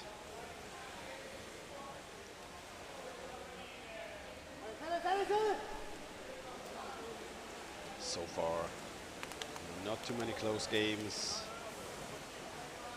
Tried to get a hold on to the neck of the goalie. Couldn't hold on to properly. Placed the position on the left. Underneath the goalkeeper. Can he push up?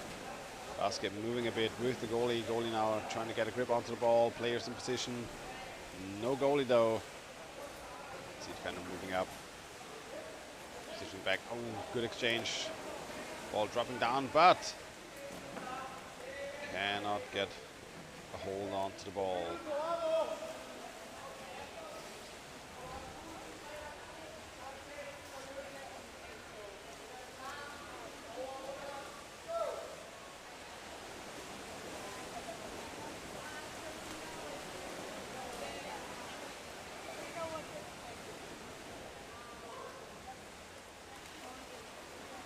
Barcelona juggling the ball back and forth a bit. Trying to get into position. Ooh, open basket more or less. Goalkeeper not laying properly on the basket now. You see Bratislava struggling quite a bit to have their place in position. There we have a call by the ref.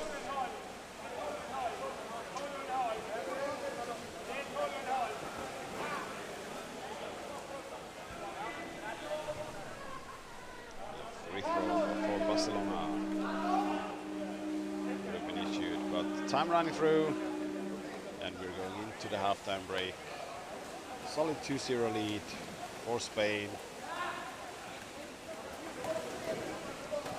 Moving into the second half of this game. 10 more minutes to be played.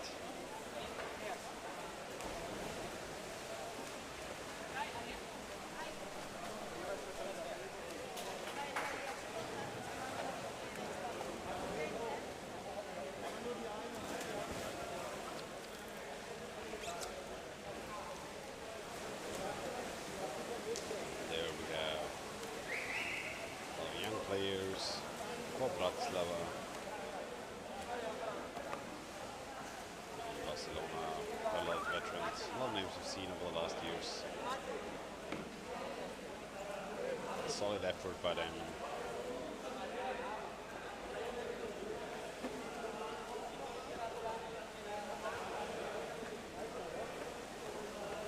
Minutes of halftime break.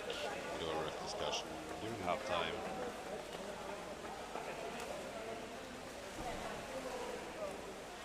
Solid gameplay so far by both teams.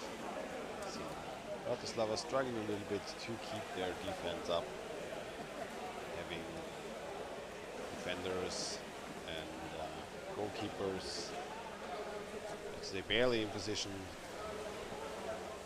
sometime. But then again, relying on the forwards, do a bit of the dirty work, bringing the ball forward. Hello there from the commentator booth. For now, it's me, Thomas, hosting from Berlin so far.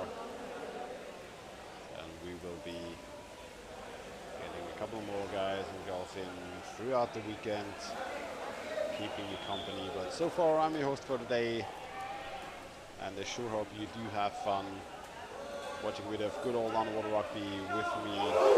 25 seconds of halftime break left.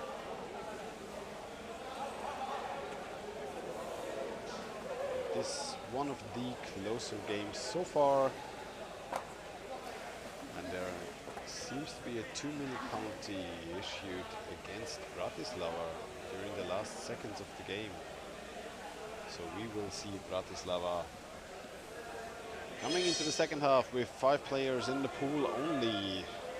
As soon as they get scored on, and we will see if Barcelona can manage to do so during power play. The 2-minute penalty will be revoked, and they are allowed with 6 players back into the pool. But for now, second half commencing, and we are going off. Bratislava trying to get a hold on to the ball. Defender in position for now. Goalies trying to exchange. Stona trying to pick up the pace in the corner of the pool.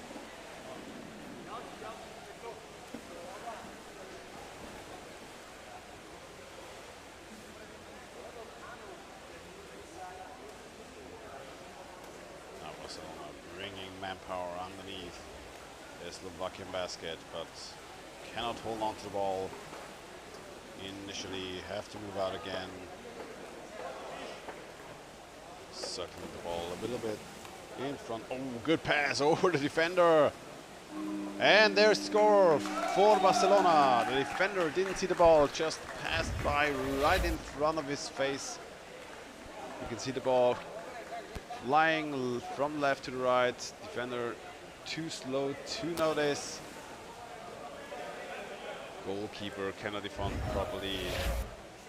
And Jose Miguel Castro, the captain for Barcelona, with a goal in his own pocket as well as his team's. And now we're already back.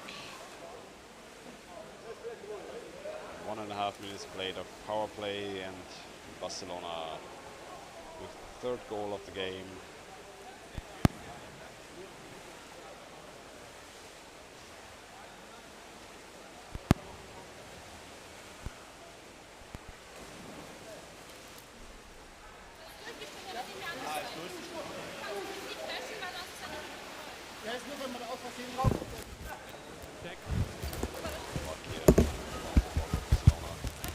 Fast break there. Forward. Yes, I know. You have mates in position to defend.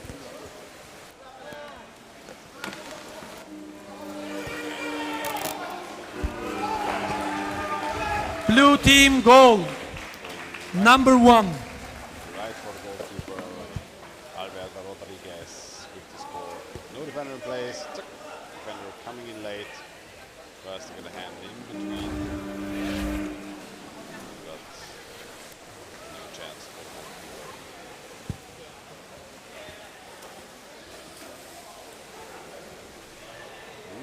Fast break coming in, trying pass to the left. But into the arms of the defender from Barcelona.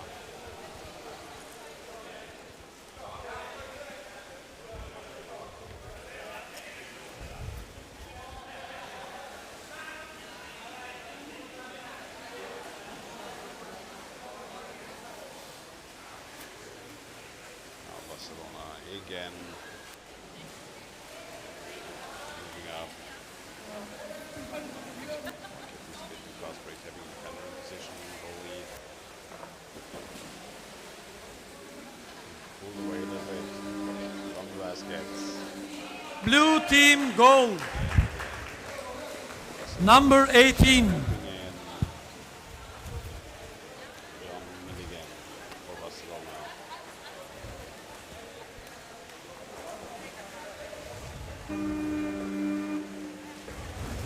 See the difference between the teams here in experience.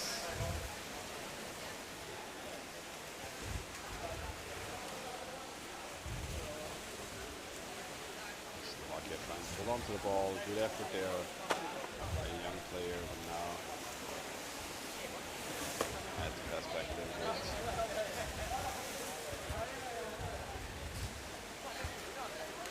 Pass forward. In the arms of Barcelona. And yet again, moving in.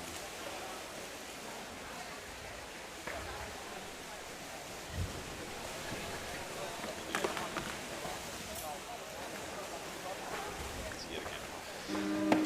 Tried to intercept, moved away from the basket. Blue team goal. Number 19. By Jose Miguel Castro. White team timeout. See the goalie moving out. White team timeout. He's just swimming in. Moving the ball around the body of the goalkeeper, trying to go for the Going ball. to And now we have a white timeout. Timeout for Slovakia.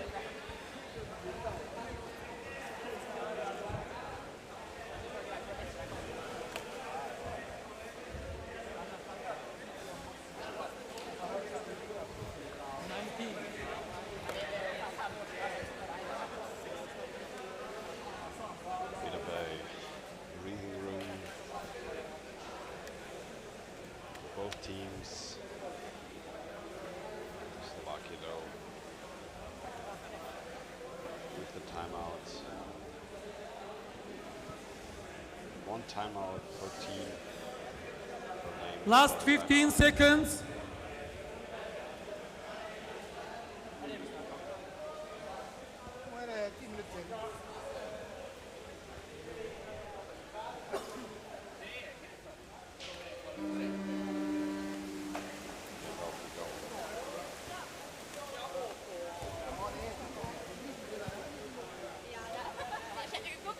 Second half, 5 minutes to play.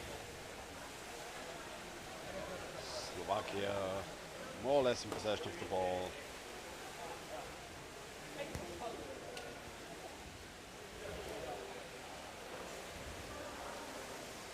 Barcelona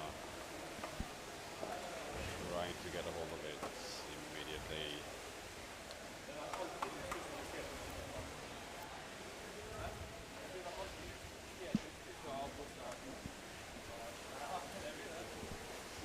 Now, Slovakia trying to move on to the basket of Barcelona, but Barcelona is not going to have it for now.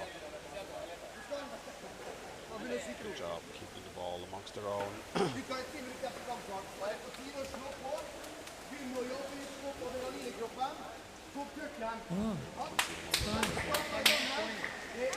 One or two more players out. Best stretch so far for Bratislava in the half of Barcelona.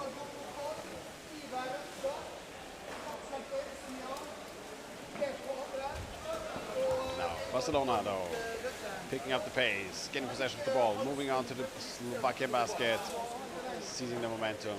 Good effort by Slovakia to keep him stay in possession. Oh, missed pass.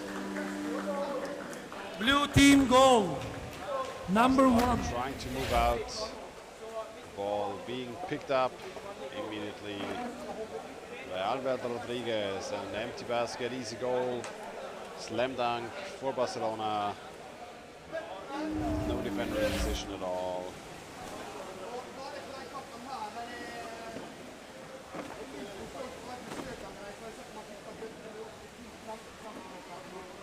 There again.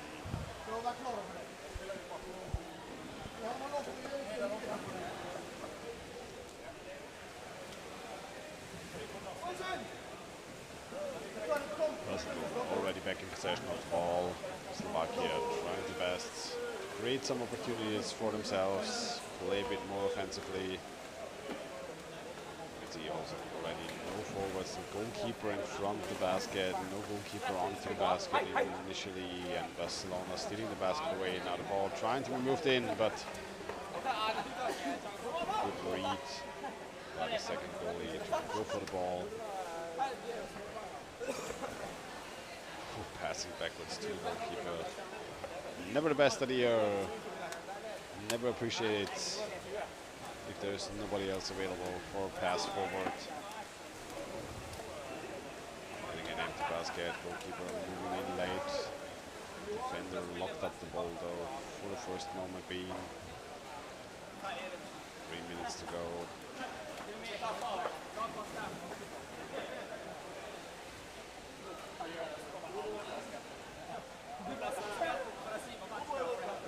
Barcelona waiting for the opportunities yet again. Goalie turned it around and tossed it from Goal. Blue team. the ball. Number 27. Number 27. Goal. And good effort by Jorge Luis Gomez.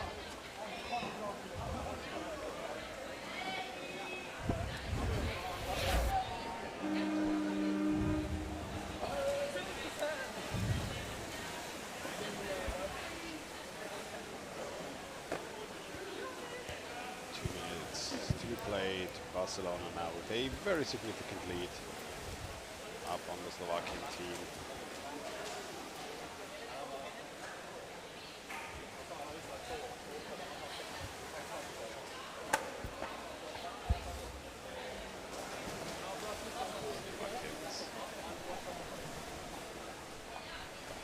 Having trouble on defense. Currently only 2 goalkeepers for them, no exchange, so you can see them being quite a bit out of breath from time to time. Need to keep the ball amongst their own, but Barcelona will be moving in. We'll have to see if they get the opportunity to do so.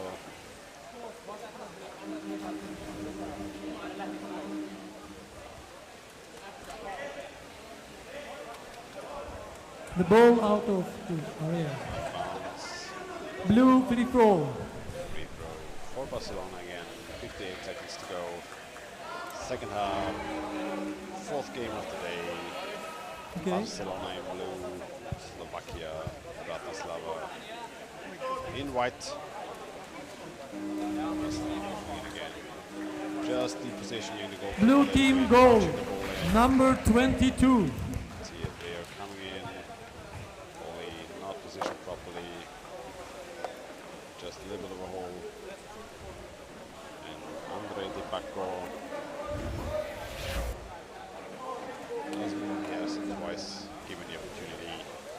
And now the last seconds of the game. Let's see if Slovakia can keep their basket clean, not go into double digits.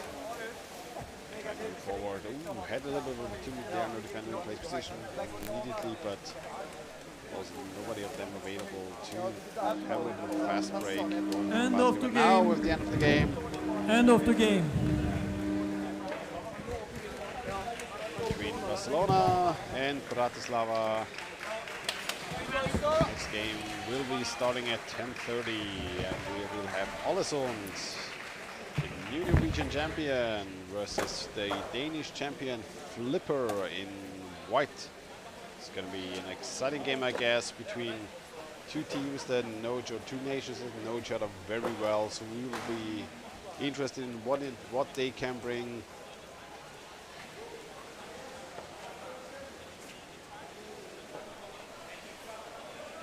A lot of very well-known players, national team players, both teams. So it's going to be first really exciting game of the day, close game of the day. Probably the two of the top teams go against each other, and we'll see what both of them can bring in a couple of minutes. But until then, I will be right back.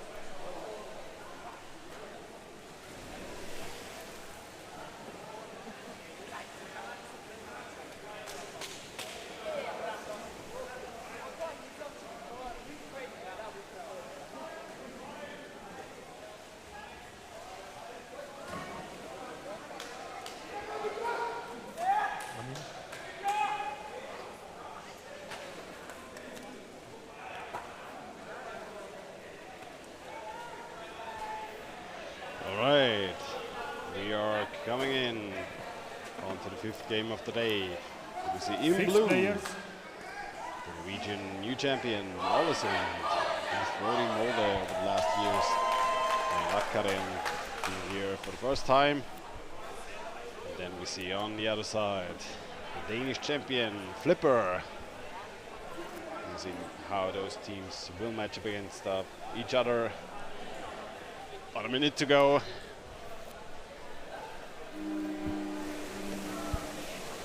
And off we go into the first half.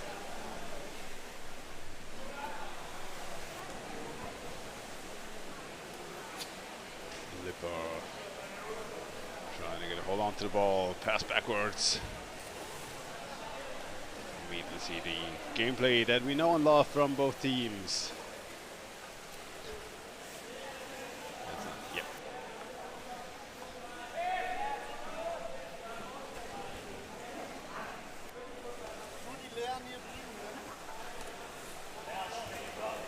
Flipper trying to hold on to the ball. Norway though doing a good job ripping the ball out, trying to create opportunities, passing forward. Bit of a miss pass. The first one, but keeping in possession, ball back now into their own team, and we'll see what Norway can bring. Immediately positioning left and right onto the basket. Forwards though from Flipper, trying to block Mario Skore from scoring. And we'll see a call by the ref. Shoving is against Ålesund. Wide, free throw. Wide free throw. Wide, free throw. Show the ball. Off we go.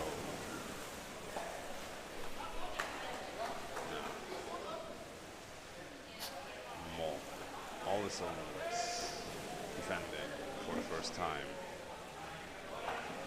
See the goals moving quite a bit today. Maybe a little bit more weights to hold them down.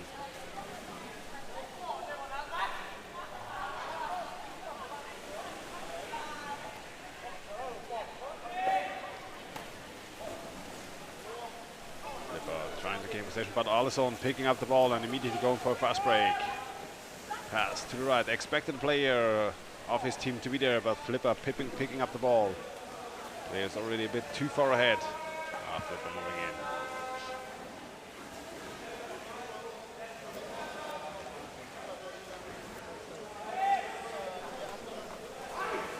Ålesund immediately. Ooh, a bit of a miss pass. Good opportunity for Denmark. See them moving in immediately, but Ålesund lost a weak in position.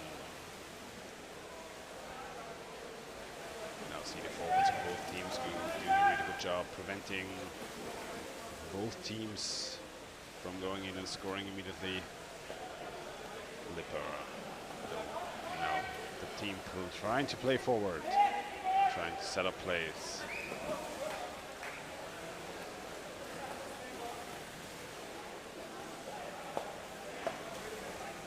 No defender in position. Ooh, good opportunity for Flippers. No defender in position for Ålesund. Goalkeeper can swoop in last second, but still defense a bit in disarray. Coming in again from above. Exchanging goalkeeper. Oskavik trying to get a hold on to the ball. Oh, good effort though. Goalkeeper still in position. Ball nice again. Pushed into the corner.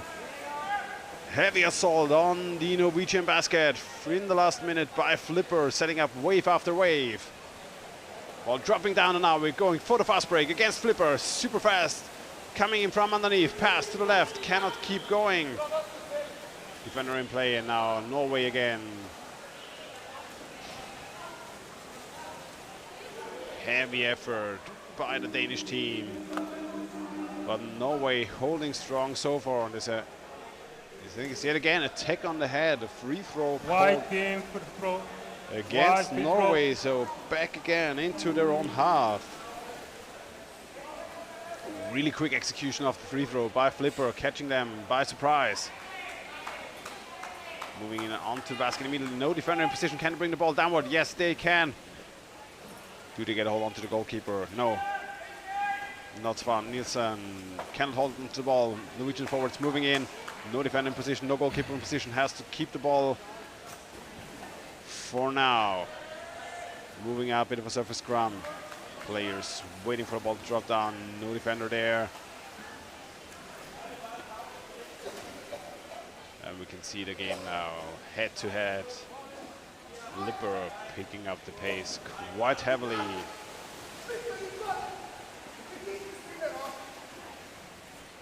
Allison also with a really good mix of young and old players.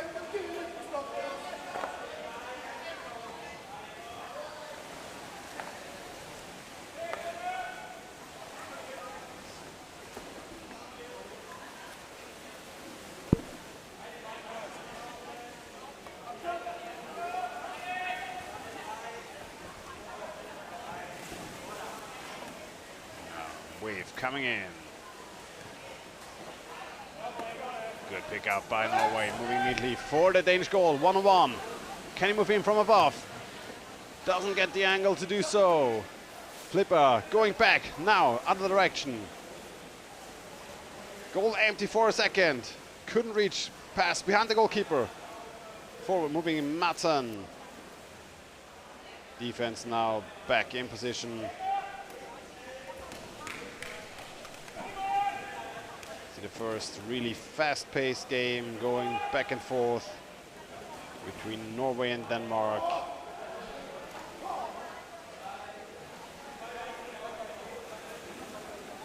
For now, Flipper.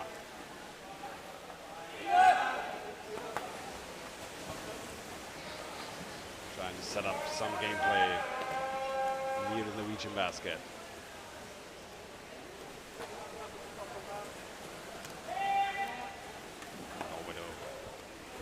No defender in place, coming in quite late time and time again. We'll see if Flipper will be able to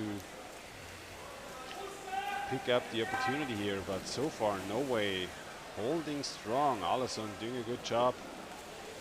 There we can see those quick exchanges by the goalkeepers that we have been missing throughout the last moments, the last games. And we can see a bit of a difference in play style, but also gameplay level being up a bit. Two top teams going against each other, showing us beautiful underwater rugby, fast-paced underwater rugby. And now Flipper picking up space underneath the basket. Though defender trying to move in between, intercept. Can he get a hold onto the ball?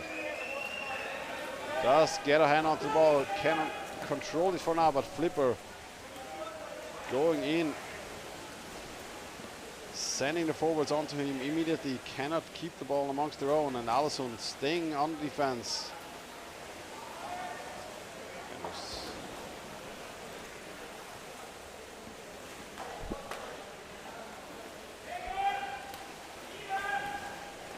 See Flipper with consistent attacks onto the goal, but good effort now by the forward picking up the ball. Now has to try to move it outwards. No players available for him. Defense stays in position, moving out very late for Norwegian standards, but you can see Norway, or in this case Allison, Norwegian champion, being quite conservative for Norwegian standards, but weak now. Good effort, moving the ball forward, fast break opportunity, defender moving in. Weak again. Trying to get the ball into the middle, defender in position.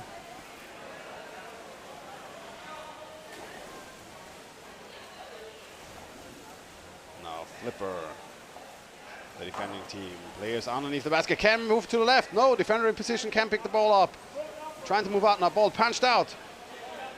No player on the right to receive it. Good opportunity for Norway there, but Flipper can hold out. No goalkeeper in position. Fast back and forth now in front of the Danish basket.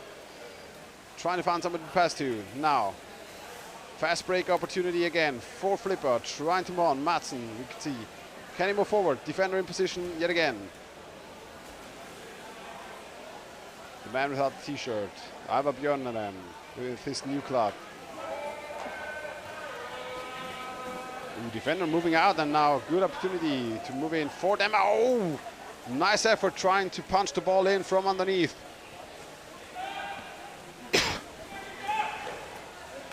Allison holding strong.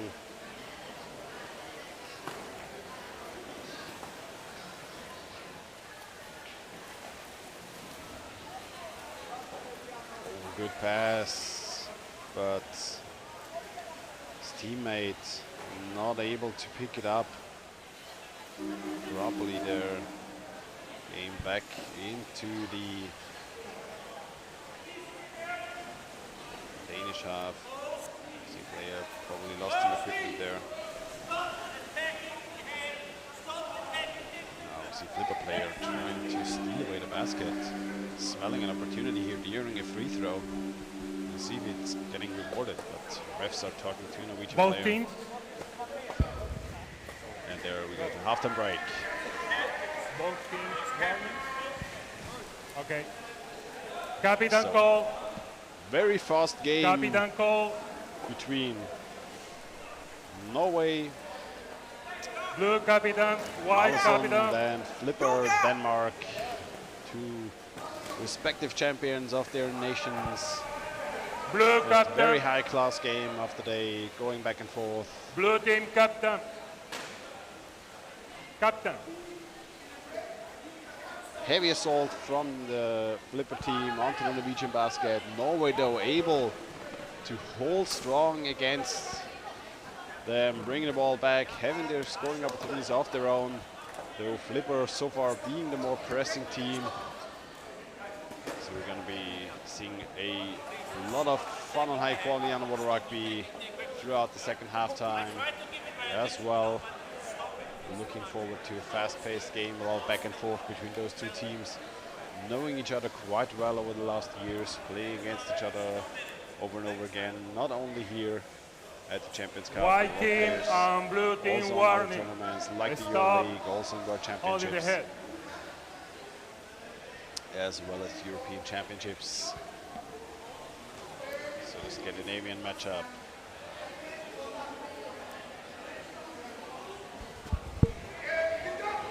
A minute to go, halftime break. Teams maybe setting up a bit of different strategy, communicating some ideas on offense and defense. And 1 minute to go until the second half.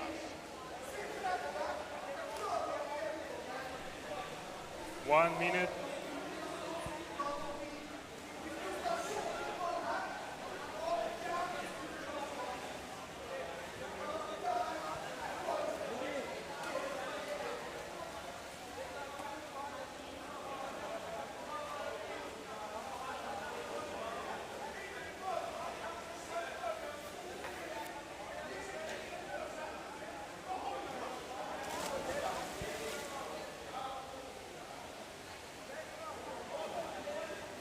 Seconds.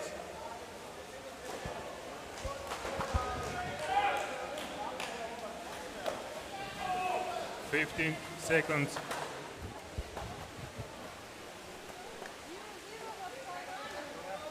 Six players. All right, second half. Getting into the pool late. Has to get back to all 6 players in the pool on each side. And off we go.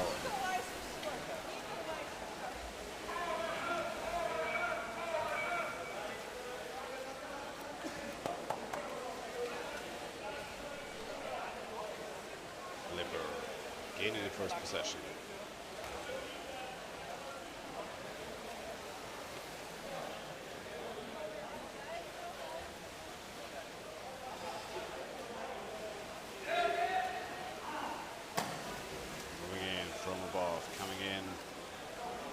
Disrupt the goalkeepers of Norway.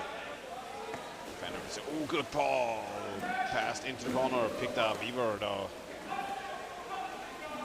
In position to intervene. Scrum in the middle of the pool. Oscar trying to get the ball down, pass forward. Allison now trying to set up an offense. Not a lot of players initially available to be passed to immediately. Have to play it a bit slower than they most likely are comfortable with here. Good old play by him, we've seen it so often, but somebody might be missing there in the corner. An old friend of his from Malta maybe. But yet again, coming in from the right. Björnarem. Björnarem! With the score for Öresund. Moving in from the right. Goal, blue team Öresund number 7. picking up the ball in front Goal, of the blue team number 7. Danish basket. And Ivar Björnarem with his new club. Getting the lead for Öresund, and we will now see what Flipper can bring to the table. Their heavy attack. It's a free throw for Öresund. Flipper defending. Öresund trying to set up the gameplay. Players positioning underneath the basket. Ball to the left, being chucked back and forth. You can see them now moving in heavily. They're being picked off by the Danish forwards. They're doing a good job preventing them coming in the first place. You can see the heat in the pool. 7 minutes, not a long time to score on this level of underwater rugby, but also what only takes a couple of seconds. One rather minor looking opportunity, and those top players certainly are able to capitalize on little mistakes made by making those split-second decisions and seizing their opportunities. But for now, Flipper back into the Norwegian half.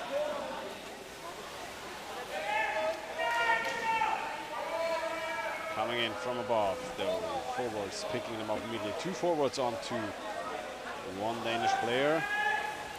And he moved the ball out. But now again, ball picked up. Norway trying to move forward. Denmark lucky passing opportunities. 3 players in position to pick the ball up. Axel Michelsen trying to move the ball to the left, though. Intercept by Sweden, now back into Norwegian hands. Empty basket! And there's the second score for Norway! The ball being snatched away in the middle of the pool. Number 18. And Oscar Goal, Wiik blue team number 18. moving in for Öresund with the fast break. And Öresund now with the 2-0 lead here up against Flipper. Looking so extremely strong in the first half during the first minutes. Merely assaulting the Norwegian goal for 6 minutes straight, but now Öresund comfortable 2-0 lead.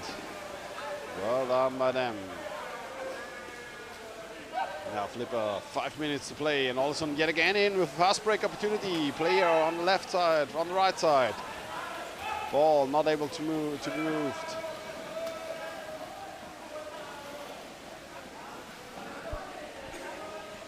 Öresund though, now in a comfortable position. They could be playing the ball back and forth in the corner of the pool, but Flipper moving out immediately with their forward, trying to bring the ball back into their own possession.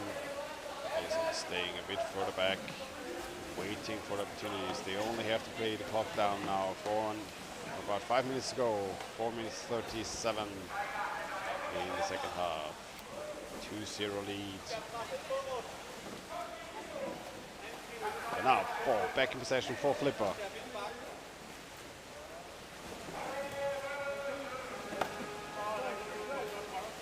Moving forward, 3 players.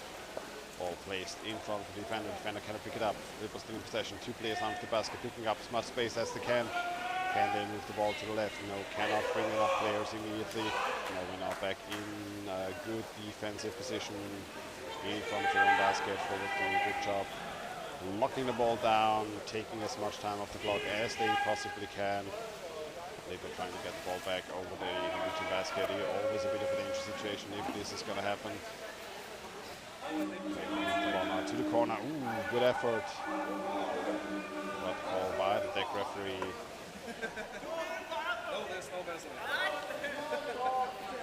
Blue team Number 2, 2 minutes out. Unsupported.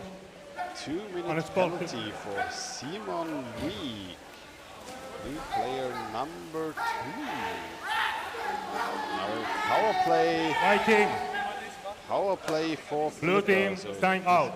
this is Blue going to be team, interesting. time Blue out. with a good play. Taking the time out. Taking the time. Taking time to restructure the team, restructure the defense for 2 minutes of power play in the last 3 minutes of the game.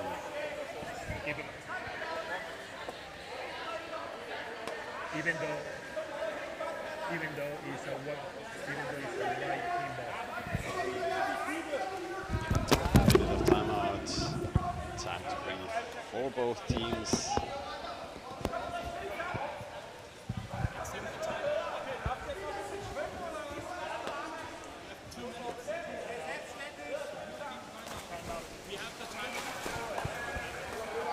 Norway with a comfortable lead, Ålesund. 2-0 lead. Björnaren with the initial punch, and then Oscar Wieck with the fast break. And we will certainly be interested to see what Flipper can bring in this 2 minutes of power play. 10 seconds. 10 seconds.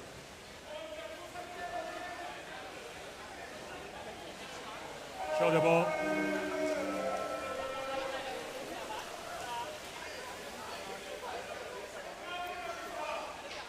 All right, off we go. Power play commencing.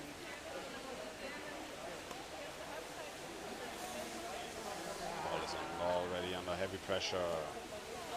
Defenders trying to rip the ball out, trying to lock the ball up together with the forward they have in position. But ooh, good effort by Norway to bring the ball forward. Can they bring the ball across the middle? No, picked up by Flipper again. Might be a call by the referee. Wide free throw. Yep. Wide Free throw.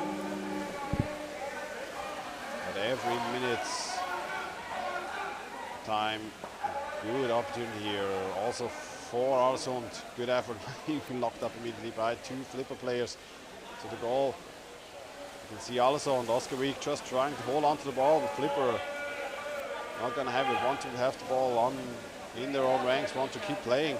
Having the foul opportunity. Good effort attacking the goalkeeper, coming in, but cannot get a passing opportunity to the left, to the right. Björnaren in position to defend the ball behind the back of the goalkeeper. No defender in position. Swooping in last second. Ball coming to the left. Cannot detect the goalkeeper properly initially. Oh, good effort now. Ball moving out. Trying to hold on to against 2 Flipper players. Björnaren, bit of a miss pass to the right.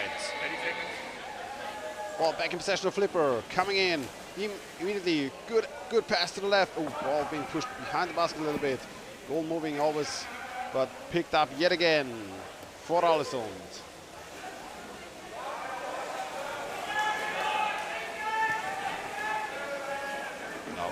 Immediately, as soon as they gain back possession of the ball, trying to move forward, even though they only have 5 players in the pool. Now back with 6. Can they hold on to the ball into this Danish half? 2 goals up ahead. This is surely going to be a tight quest for Denmark to equalize here. Norway being in such a comfortable lead at this point in time. Just having to play down the clock. 51 seconds to go.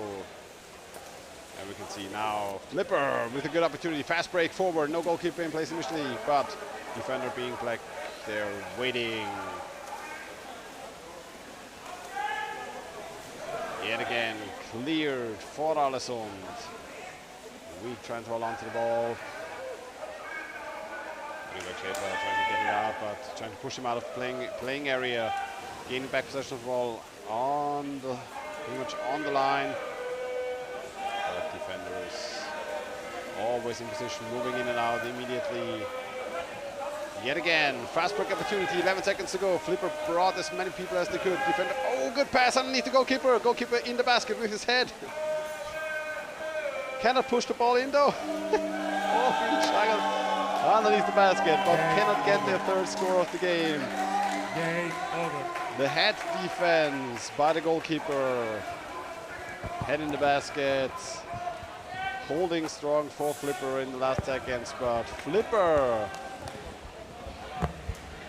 down 2-0 at the end of this game against Ålesund. So the Norwegian champion showing up what they are bringing to the table.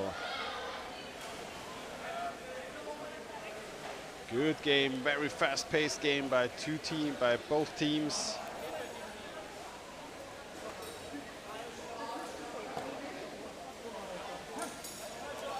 Now, next game, we're gonna head to the German national champion, DUC Krefeld, against UWRC Vienna, the Austrian champion.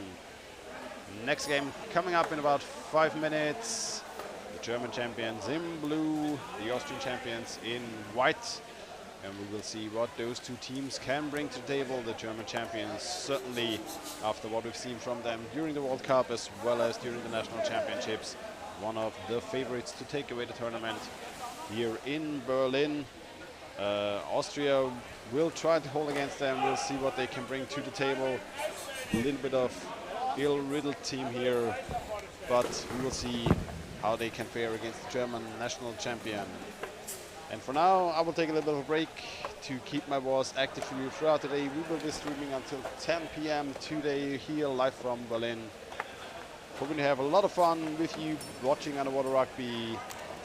Highest level of underwater rugby possibly we can see on a club level here in Berlin at the Champions Cups. And for now, I will be right back in a couple of minutes.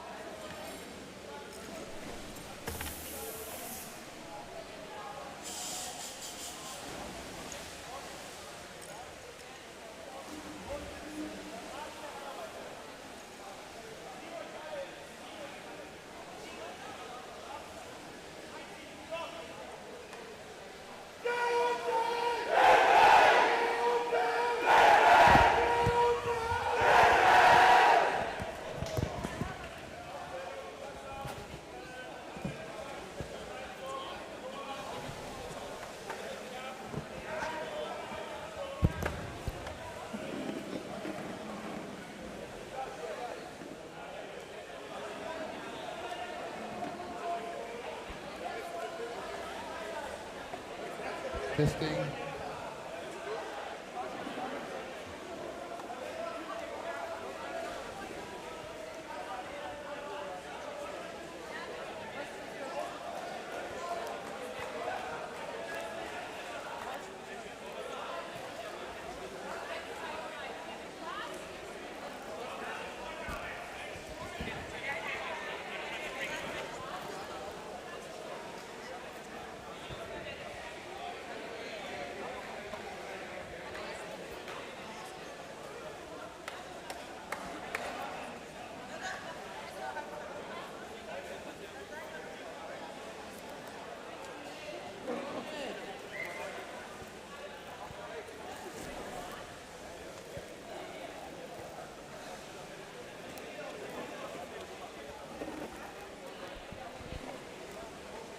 Ladies and gentlemen, moving in to the next game of the day. It's the Austrian champion Underwater Rugby Club Vienna in white versus the German champion DUC Krefeld in blue. The Germans having shown a very, very nice national championship as well as a very solid World Cup during summer. Surely one of those favorites to take away the tournament, together with Alisson, Flipper, who we've seen during the last game, just as well as the Ecomares. So we're going to be exciting to see what they can bring to the table. Okay, teams ready?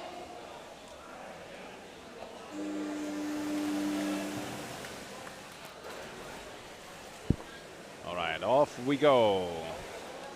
Jena versus Krefeld.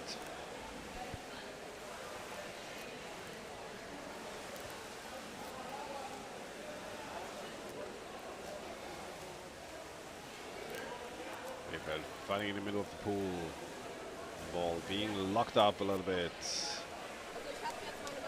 Austria trying to move the ball forward. Gregor Dash for Austria trying to move forward. Wiesner. For those wondering why I know the Austrians so well, I'm Austrian myself, usually playing for the Viennese club. Also knowing well about some of the Germans.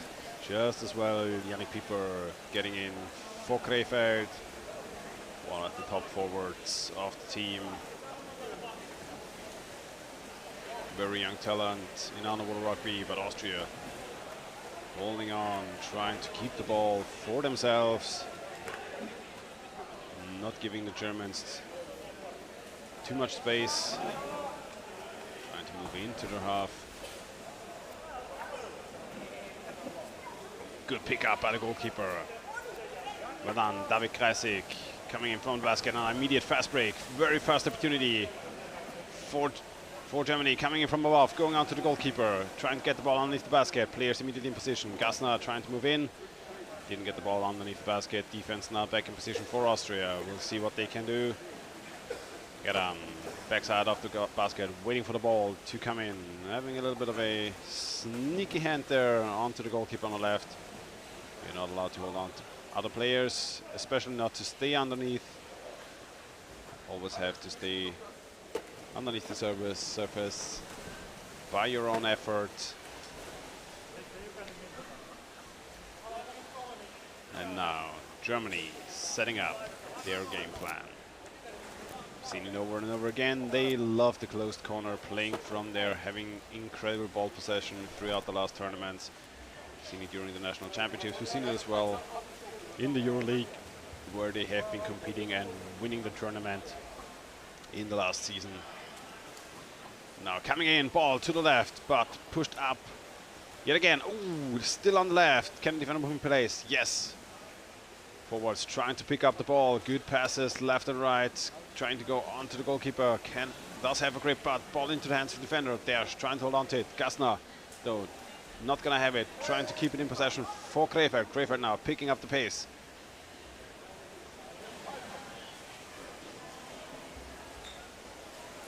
But Austria giving them a bit of trouble here throughout the first 3 minutes of the game. Let's see. Let's hope they can continue to play like this. Maybe with a little bit of personal bias, but surely love to see a good game here between those two teams. Always fun to see one of the top contenders for the title being challenged.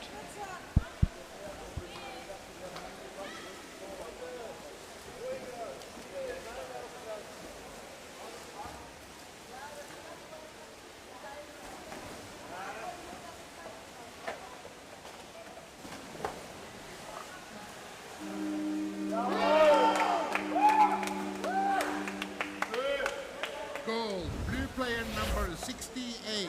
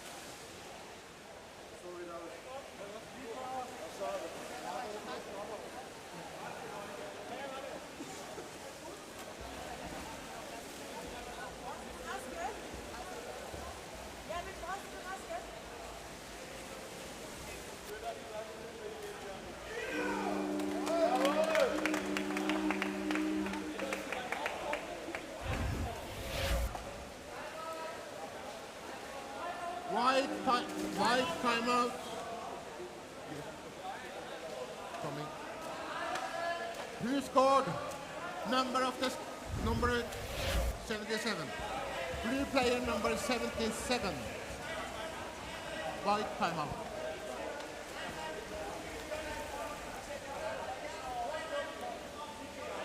Comfortable lead for Krefeld. Now white timeout. 77.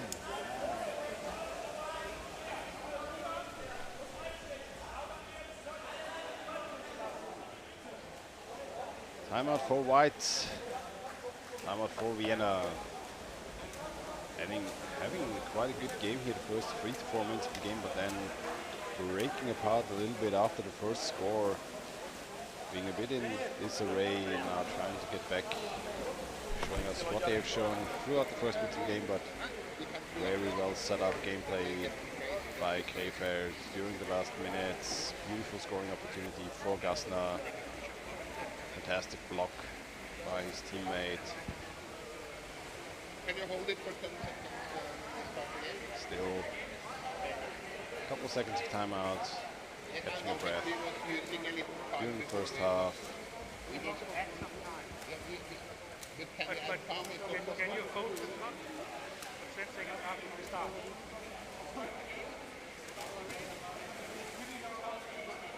No. 10 seconds.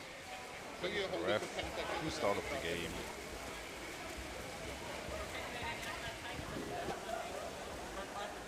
Teams ready? Off we go. Vienna in ball possession after the timeout. Krefeld certainly will want to get the ball back immediately, and they already got it in their possession. And Graf coming in. Gassner again, hold on to the goalkeeper. Ball dropped though, so cannot rip him up properly. But yet again, still back in possession. Gassner. Beautiful 2-3 passes, very quickly moving back into the corner. Having players ready. Werner. Ball handed to the defender, but not able to move out. Immediately being attacked by Krefeld. Vienna struggling to move the ball forward properly. Trying to move into the corner, but those nasty mistakes during passes, passing a bit too early or not hard enough to bring the ball forward far enough for your teammates to catch it. Opponent's being just a little bit too quick on the trigger.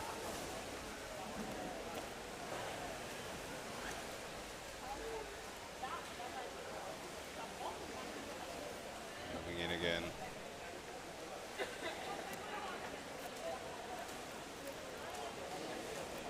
Players immediately positioning on the open side of the basket. David Krasik waiting for the ball. Gassner moving in. Krasik still in position, trying to score. Gassner waiting on the left. Pass coming in.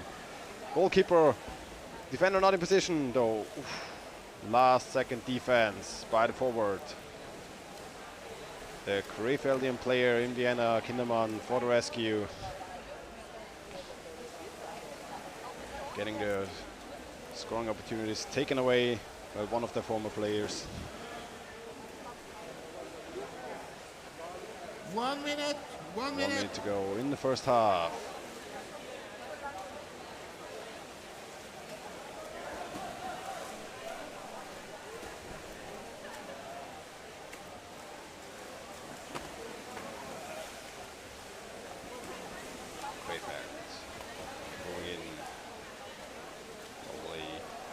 Last time during this halftime, setting up the game plan. One waiting, Pippa waiting, passing to the right. Goalie on the basket, yet again back to the left. Goalie going back and forth. Good effort by him though. Not opening up a hole, but the basket now being shoved away quite far from the goal. Should be a little bit called off by the refs though. They should be put back in position or need to be fixed better. Those moving goals, quite a bit of an issue for attackers as defenders as well. Not having enough leverage People waiting, still waiting. Can the ball come? Meskes. 5 seconds to go. Ball is exchanging. Waiting behind, literally behind the basket. Ball dropping down. And there's the halftime break.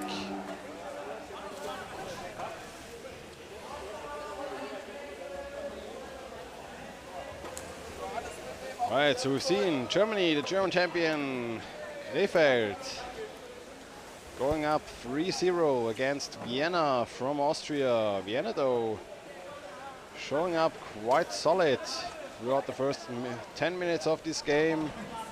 Valiant defense. Bit of a mishap on the second goal against them, but so far so good. Nice gameplay by both teams here. Germany surely the favorite to take it away. We'll see how they can fare throughout the entirety of the tournament. 2 minutes of halftime break to go. I'll take a little bit of break with myself and we'll be right back.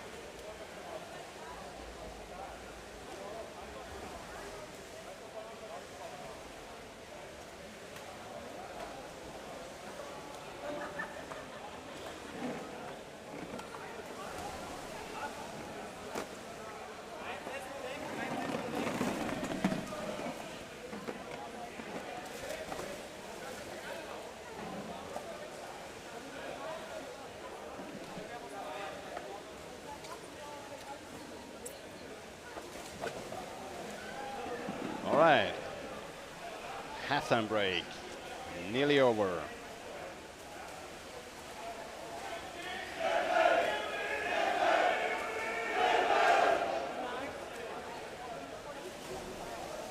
Time, teams ready.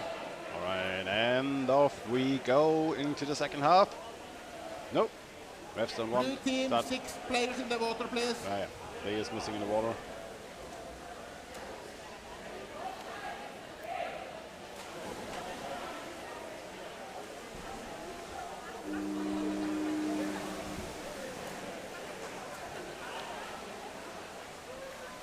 And off we go. Second half. Germany in possession of the ball.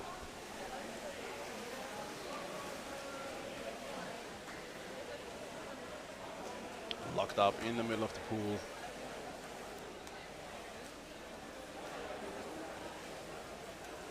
Austria trying to come out of it with the ball, but immediately attacked by 2 Krefeld players. Then ball swimming a bit of left and right. Bit of extra effort, creating space for his teammates.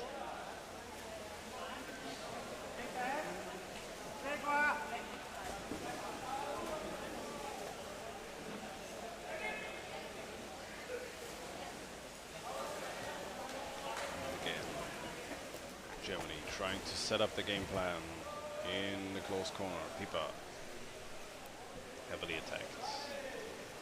Back into the middle of the pool. Krefeld with a comfortable lead, 3-0 against Vienna.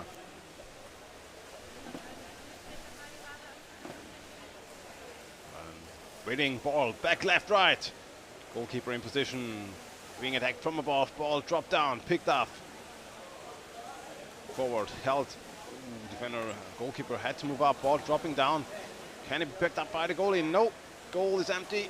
Can he move back in position? Just in time by the goalkeeper. The ball now being chucked back and forth underneath the basket. Has to move forward, has to move out. Tries to find somebody to pass to. Doesn't have anybody to pass to immediately. Has to probably swim a couple of meters on his own, but now Kinnemann for Austria swooping in. But immediately also being picked up. Gifman trying to hold on. Again, Mayfeld leering in the middle of the pool.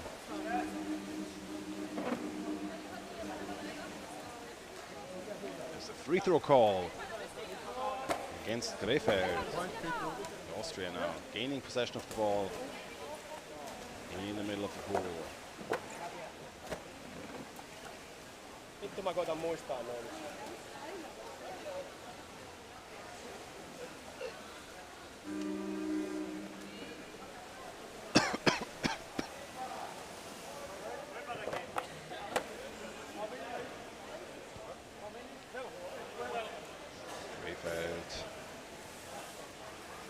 Strong effort by them. Vienna holding against them in the middle of the pool, not trying to give them any space, not trying to give up any space for them to move forward. See a couple of players fighting on the surface.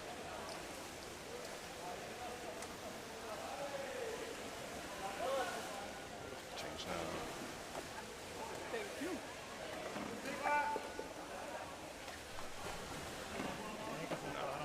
Setting up Krefeld player position, trying to pick up space in the middle in front of the basket. Trying to steal away the defender position.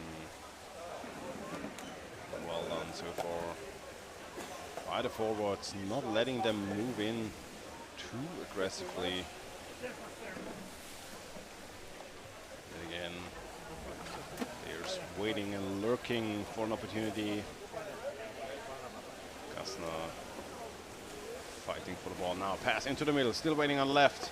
Can he bring the ball into the danger zone?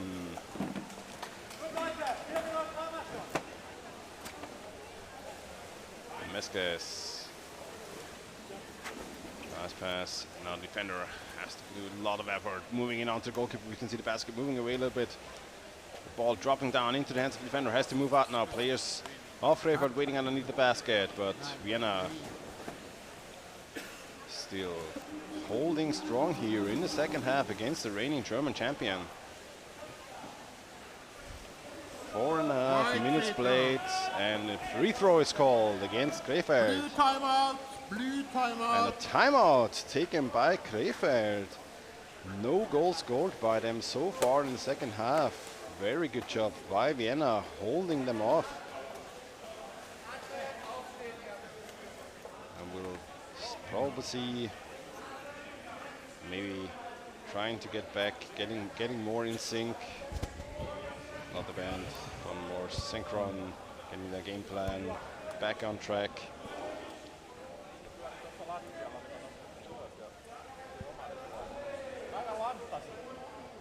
We'll see if they are able to pick up their pace again.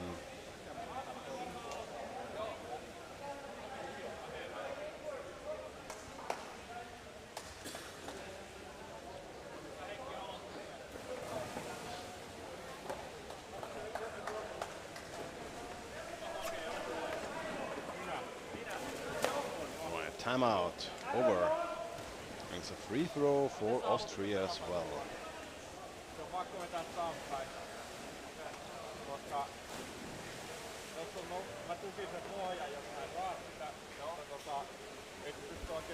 Okay. Let's see what they can bring. Gassner immediately moving in, trying to pick off the player, receiving the ball, passing back and forth. A couple of stations available initially. Let's see if they can keep us involved. Oh, good effort by Germany, moving the ball in immediately. Good effort by them to move forward. Immediately trying to go for the goal, trying to seize the opportunity of no defender being there right away. Austria stopping them rather comfortably in the beginning. Yet again, taking up a lot of space underneath the Austrian basket, trying to set up a block, trying to bring the ball to the left. Oh, good effort now there. Those are the scoring opportunities they are looking for. Defender though now coming in. Block could have stayed down there maybe a second longer to give his teammate a little bit of an opportunity to attack the goalkeeper uncontested. Well done though by Vienna. No defender though in place for the time being. Ball being wrestled on near the surface on above the Austrian basket.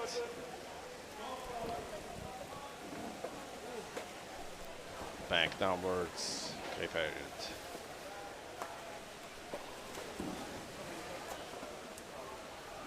Vienna holding on.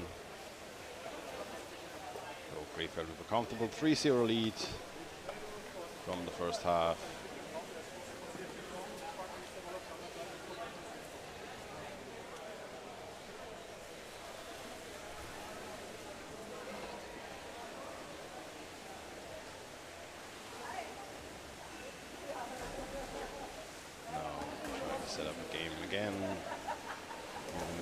Left and right, always trying to place a player on the Austrian basket, picking up space, taking up the defender's position. Now pass to the left. Gassner again underneath the goalkeeper. Cannot hold on to the ball initially. Defender onto him. Now trying to move the goalkeeper. Still working, but being pushed up by the defense. Ball dropping down. Can pick up. No, defender can just get a little bit of a push onto the ball, moving it out of danger, but have to move back now in position to the basket.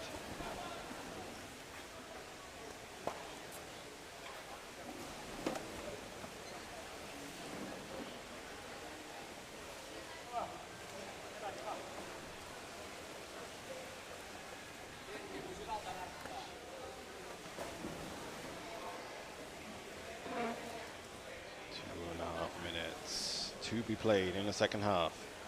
So far, no score by either team during the second half. Pipa trying to move in, picked up. Still in possession of the ball, trying to push it in onto the basket. Ball being chucked back and right. Now Krefeld picking up the goalkeeper's position. Ball though in possession for Austria, trying to move the ball forward. Having a bit of space, needs to swim a little bit more to try. Cannot hold on to the ball properly. Being attacked by Pipa immediately. Pipa waiting to get his chance. Ball being cannot receive the ball properly. Pass would have been good.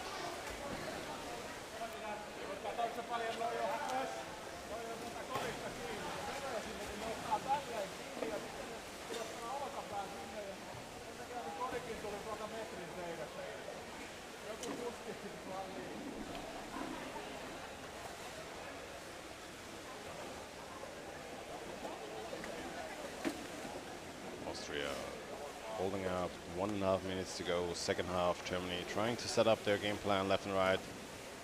Germany some exchanges during the second half, bringing in some fresh players, some younger players, potentially giving them a bit of a play time throughout this game. Defender holding on, but we can see 2 players onto him, trying to shut them out.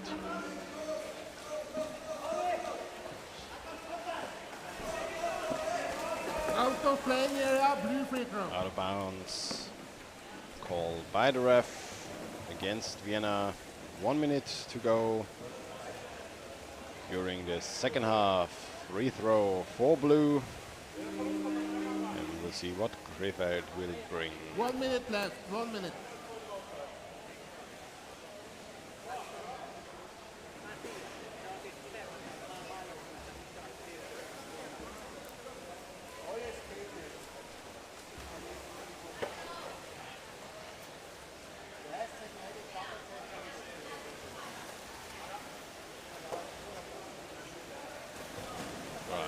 Last attempt by Krefeld to bring the ball in, trying to score. Meskes waiting for a ball, but his teammates not able to bring it in. Austria, steadfast defense.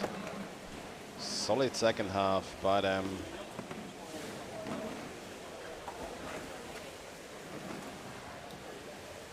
Now 4 seconds to go, not a lot going on for them during this last seconds, and a 3-0 win for Krefeld, the reigning German champion, against the Viennese champion from Austria. Very well done throughout the second half, holding against the German champion. First half, first goal, beautiful scored by Germany. And a little bit of a disarray during the second goal. Third one already well played again. Then a couple of exchanges for Germany. And now second half scoreless in the 6th games of the day. And we will be moving on to one game that is surely going to be interesting. We have the Finnish champion Hämeenlinna Sukkultajat versus the New Jersey Hammerheads, the United States national champion. And we are surely excited what those teams can bring. The USA, one of the surprising teams from the World Cup, showing a very strong defensive game plan, ranking themselves up throughout the tournament. A lot of those players here on the squad for the Jersey Hammerheads. Then again, the Finnish team not in Montreal this year, so it's going to be very interesting to see them play against each other. Not having had the chance to see this matchup kind of throughout the last year.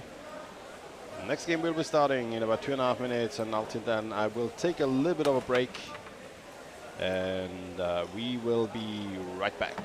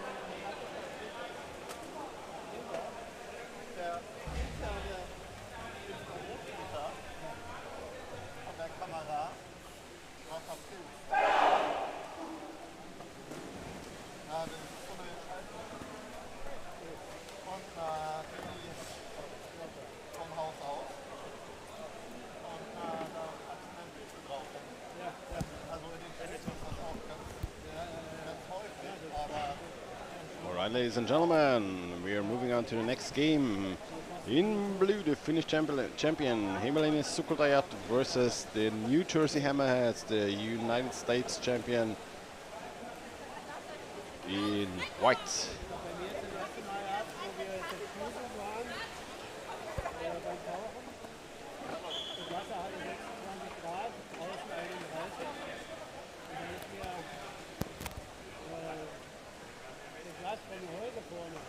The game should be starting in a couple of seconds. Players already getting ready.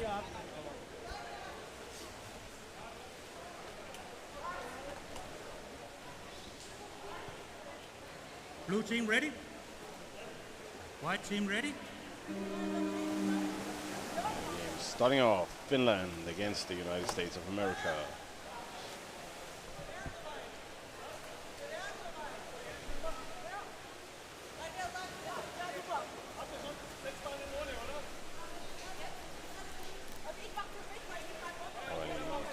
Sukkultajat moving on to the US-American basket, trying to establish a bit of a forward pattern against them. Yes, so far holding strong. We'll see if they play a similar tactics to the World Cup. bringing in 2 defenders a lot of the time to defend against heavy assaults onto the basket. Just moving them away in the last second to act as a forward. But for now, they are moving on to the finish half. Trying to do their own thing.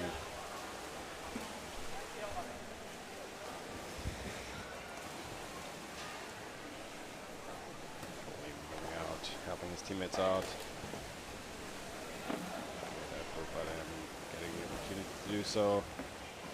Having this one player up against your opponent, usually the key difference maker to bringing the team back in possession of the ball and being able to keep it. But New Jersey, good job in the middle of the pool, matching the pace of the Finnish team very well so far, going back and forth.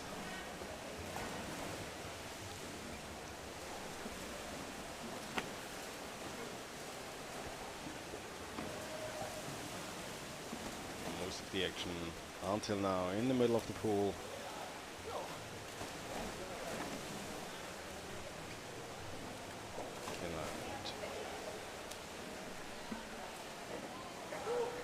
Trying to draw the forwards of the Hammerheads out.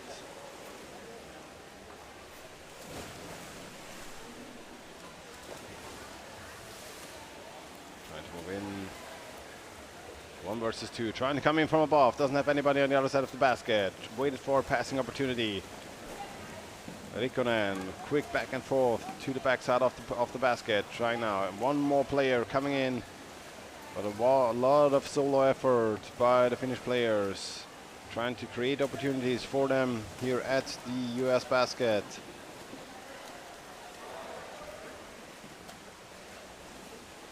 Doing a good job.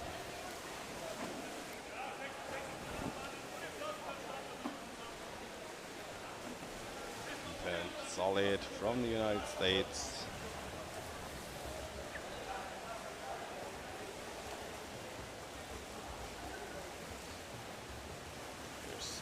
Now, good opportunity for Finland coming in from the backside.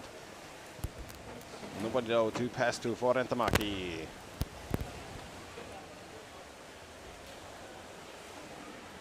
Still pass downward. Quick play now, Finland trying to move the ball left and right on alongside the rim of the United States, but them holding up well so far.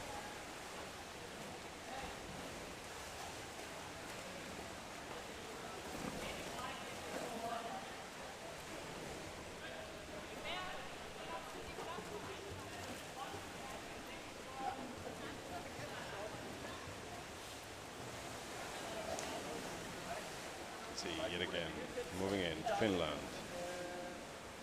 Trying to set up attack patterns, trying to gain openings against the US defense, but them very solidly holding up. Back into the middle of the pool, Finland though still in possession of the ball. Players trying to exchange, trying to create a bit of breathing room for the teammates.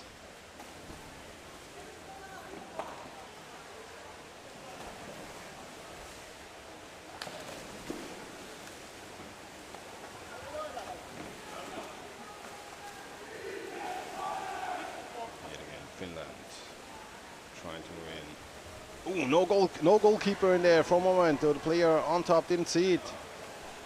Good scoring opportunity would have been there for Finland, but cleared in the last moment by the United States. Good effort by them so far, keeping the basket clean for 5 minutes though.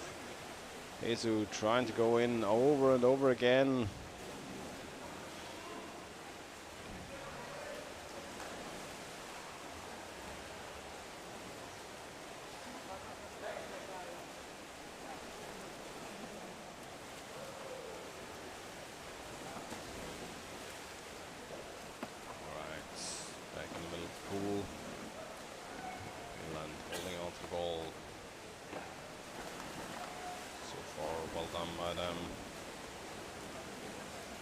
Controlling the pace of the game.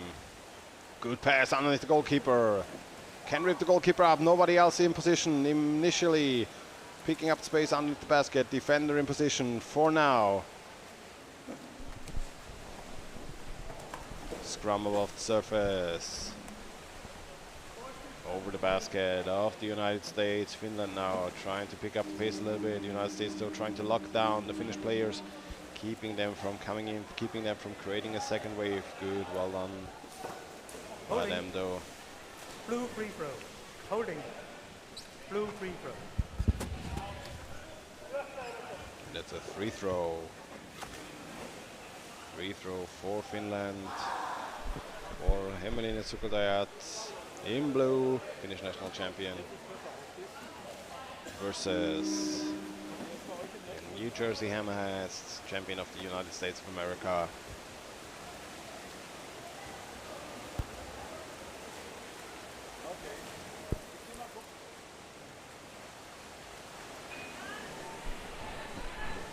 Moving back and forth, left and right.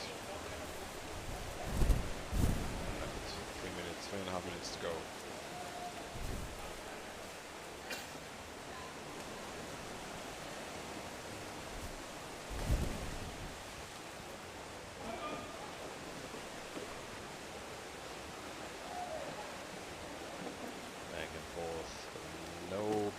Opportunities so far during the later minutes of the game.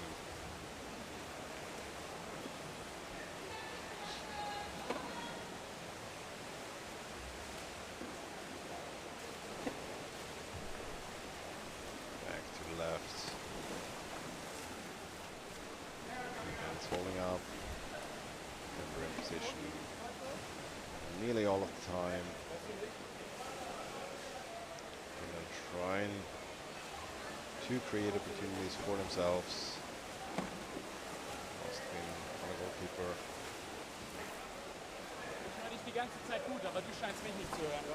Pass downwards.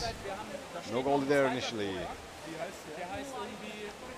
They are waiting, lurking on the backside of the basket, but can the United States clear?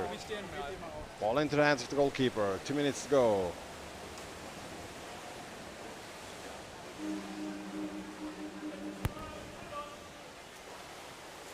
Holding. There's a holding penalty called against Finland. White free throw.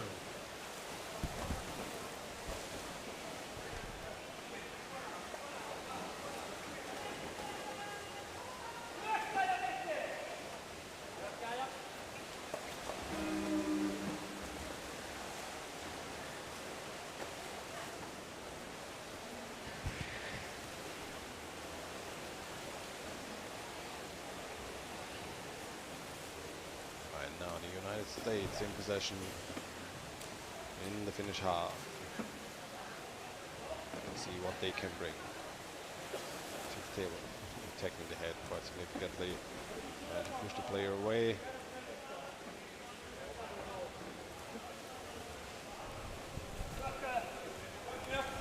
And so far sitting comfortably in front of their own basket. 1 minute to go.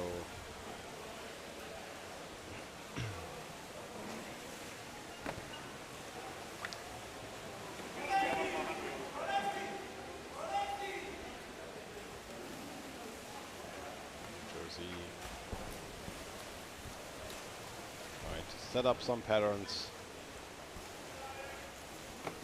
set up their offense. Finland swooping in, trying to pick up the ball. Scoring opportunity, 1-on-1 on the goalkeeper. 25 seconds to go, trying to screw himself into the goal. Take a bit over the head, but still on the left. Can he keep the ball there? Defender in position. Can he move the ball? Move the ball to the left. There's a call by the ref. Attack on the head against New Jersey, so white free throw.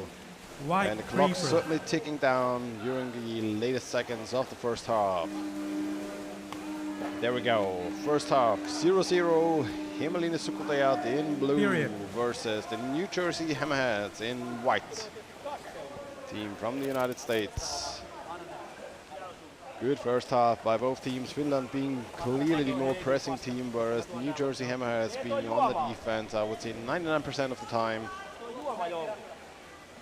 So we will see what Finland can bring to the table, or if this is the first game that might go to penalties.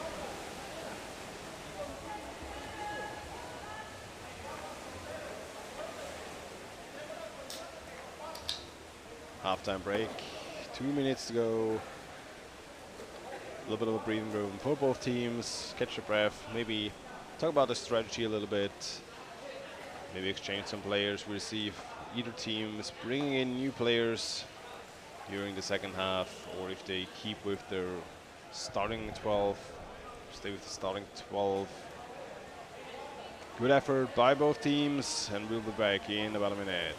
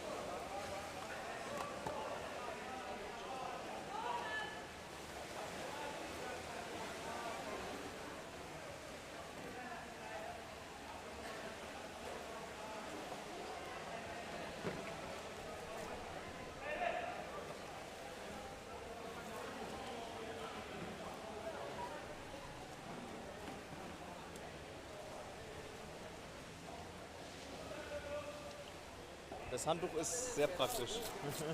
Also, naja, also dass halt hier links und rechts das nicht ganz so nass wird. Finde ich gut. Das bin ich nicht, nee. Ich stelle mein Trinken hier nicht um.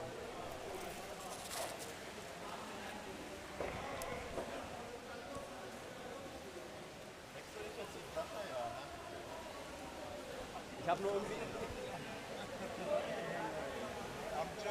Yeah, I just left it here because I took all the equipment from here. All right, after break coming to an end between the New Jersey Hammerheads in white, the US champion, versus Hemelina Sukultajat, the Finnish national champion, in blue. Me being here alone, lonesome boy in the commentary booth. In Berlin Champions Cup, we'll get some company throughout the day. Hopefully more sooner than later. Shout out to my fellow commentators who have to work it's early in the morning on a Friday, so no hard feelings on this side. Okay, game continuing. Teams are ready. You got the warning? Understood? Good. Apparently there's been a warning White team issued. ready? Blue team ready? And off we go. Finland first onto the ball, trying to push it back. Anticipated it a little bit. Holding. There's a holding. Holding, blue free throw. And a free throw for Finland.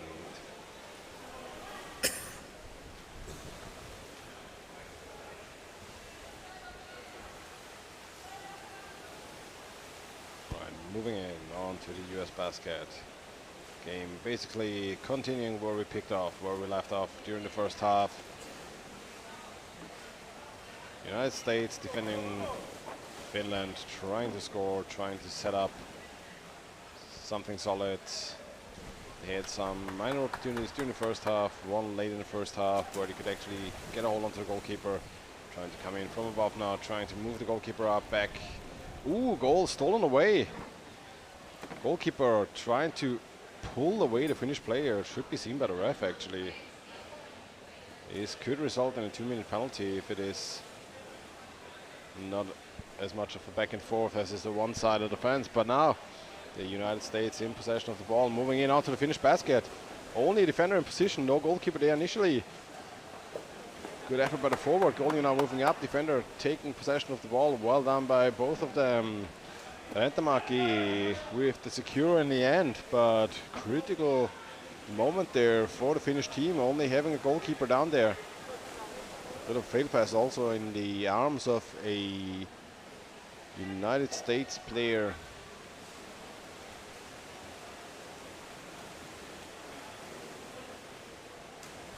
Now Finland moving it again, 3 players down, 3-on-1. Can he keep the ball close to the rim?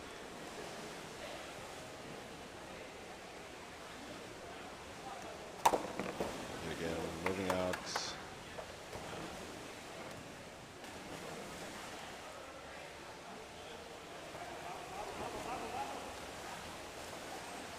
States back defending.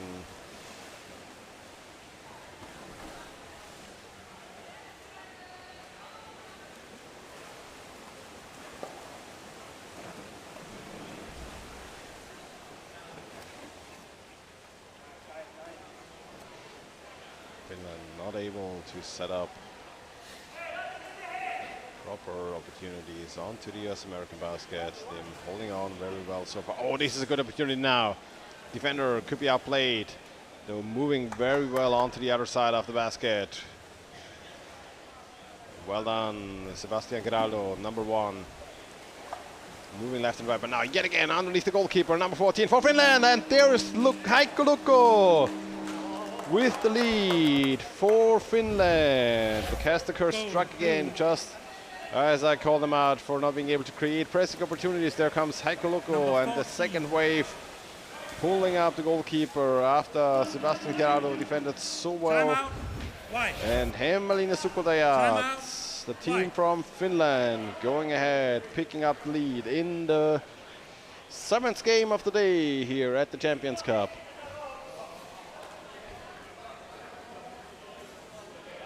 Now timeout by the white team, by the New Jersey Hammerheads.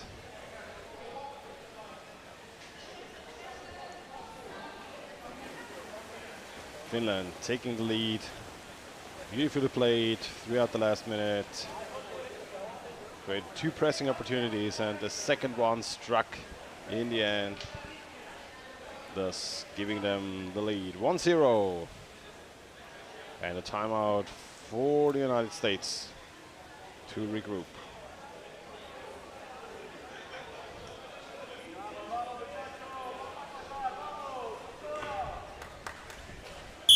All right, off we go. Timeout over. United States in possession of the ball. And Finland surely eager to get it back as soon as they can. There we go, moving out. Ball still being played in the middle of the pool. United States having trouble moving the ball forward. Heavily relying on fast break opportunities throughout this game. Had 1 or 2 so far, 1 rather pressing, but Finland now moving in again. 1-on-1 underneath the basket, yet again. This time number 13, Tommi Suomalainen. Cannot get a proper hold onto the goalkeeper though. Good opportunity for Finland again with the fast break. Yet again in possession of the ball. Rentamaki trying to go for it. 2 defenders, pass to the left. Defender not in position. Can they move the goalkeeper up? Still player on the right. Cleared though by the United States. Moving out. Though Finland holding on to the ball. Nope. Back into US hands, and they're moving forward, trying to create an opportunity for themselves. Fast break coming in. Mauricio Vargas from the left, but Finland in position to defend properly. Cartagena to the middle. Ball being chucked a bit up and down, back and forth. Now Finland, hands back on the ball to the surface. Trying to move the ball forward.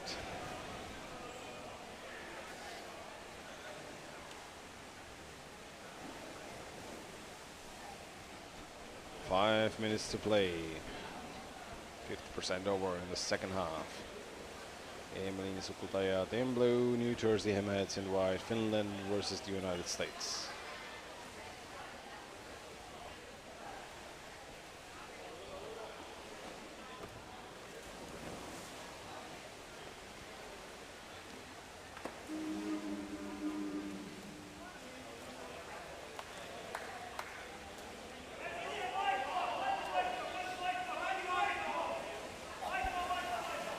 Illegal use of pool.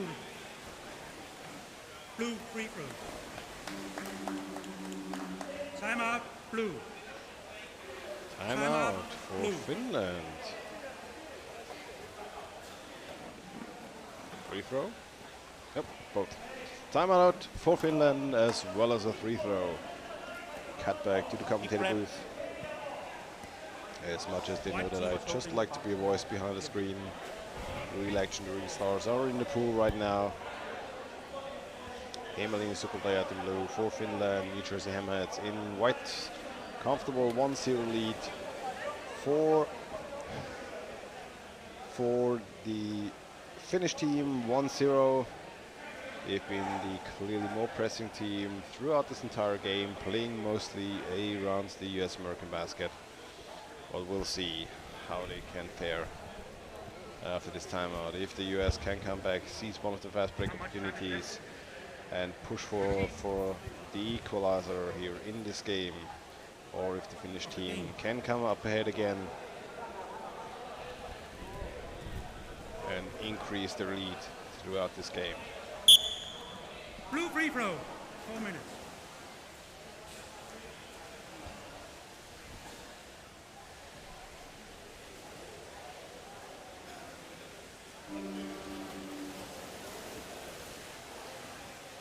Back in the action. Finland moving forward. Quick pass to the middle. Trying to keep the ball close to the basket. Forwards in position though. Galeano, the captain for the United States, staying down quite a significant amount of time. Trying to defend their goal, pushing the Finnish players away. But there's always this mix of risk that you have to take in underwater rugby. Letting your opponents come to you, giving them a bit of a opportunity to set up the game plan, yet also increasing the opponent's risk to lose the ball because they have to play it more openly at the same time. Just defending the entire game, also very tiring physically and mentally. Fun side of underwater rugby, sure, is being in possession of the ball and playing for goals, just as Finland is doing right now.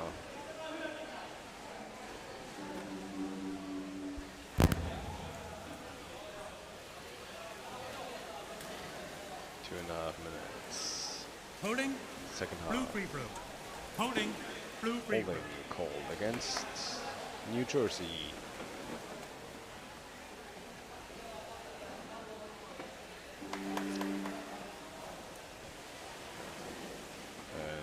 Back in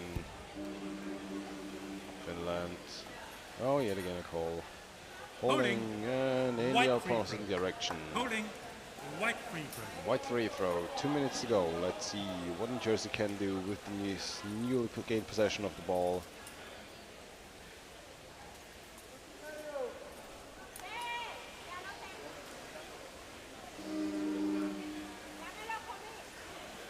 One minute. 45 seconds to go. Finland now trying to gain back possession of the ball. Jersey moving in, trying to set up some game left and right. Good pass into the corner, but picked up by Finland.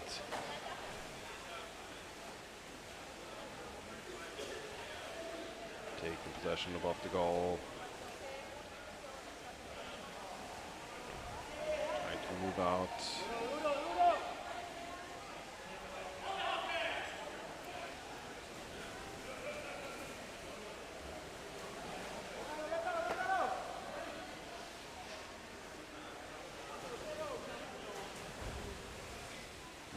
To go. Emelina scrumming the ball on the surface. Surely right in front of the basket, don't want to give up the ball ever again during this game. 1-0 lead.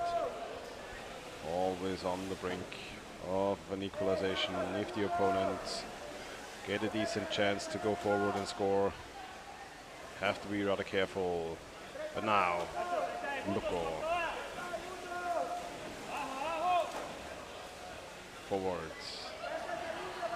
Vatra. Lukko still winning on the left. Vatra. Rentamaki. Circling the ball in front of the US basket. Can move forward. Goalkeeper not properly positioned for a moment. Immediately threatening the United goal by the Finnish team. But Holding on, 3 seconds to go, and there we go. The victory for Finland in their first game on this Champions Cup in 2023 here Berlin, Germany. Well played by both teams. Well done by the United States, holding on to the tie for such a long time, but then Finland with a good opportunity getting ahead. We'll take a break for 1 or 2 minutes, and then we will be right back with the 8th game of the day, which will be the Orcas in blue versus Stuttgart in white. The German national champion on the women's side versus the Orcas, surely one of the banger games of today in the group stage, and we will be right back in a minute.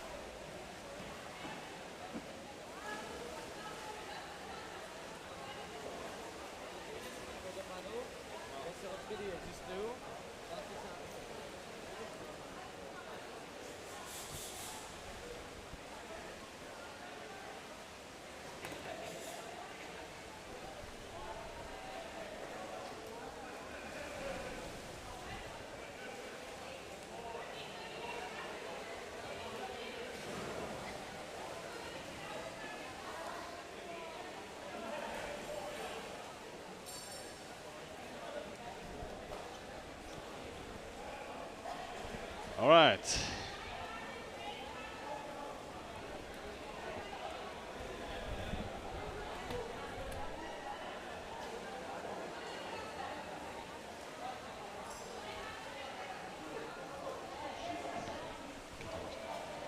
All right, next game coming up, Orcas versus Stuttgart, the Colombian female champion versus the German female champion. A little prep by the refs.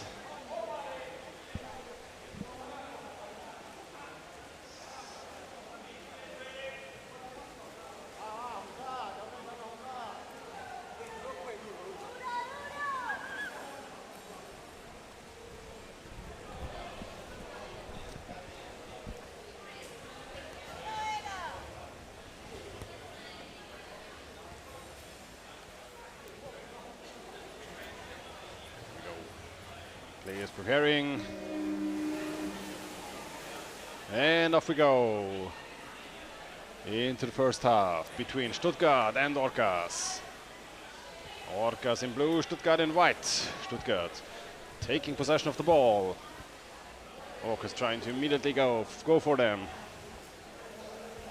We will see how this German team can play against the world and national champions from the Orcas.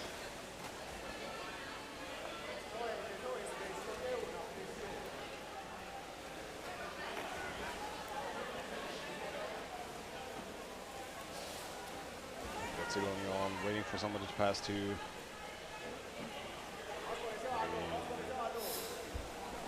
Trying to set up their game plan in the corner. But you see time and time again the underwater time those orcas bring to the table. Always having at least 3 players available, blocking passing stations, picking up the ball, and orcas already getting possession back of the ball.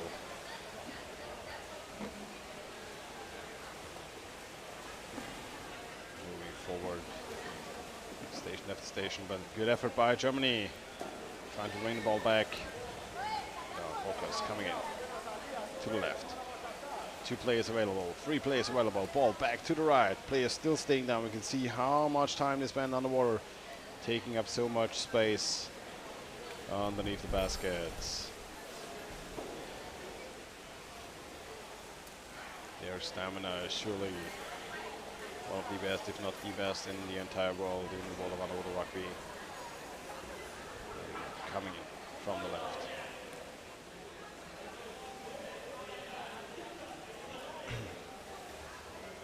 See them over and over again trying kind of needle sting attacks on the German basket, trying to set up their game plan, bringing enough players to have a power play on the basket, and Germany doing a very good job defending for now.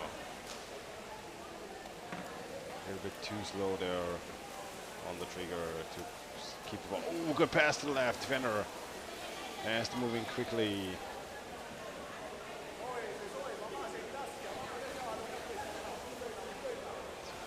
This team so close around the basket, but Colombia, such good passes back and forth along the rim of the basket. Defender not knowing where the ball is initially.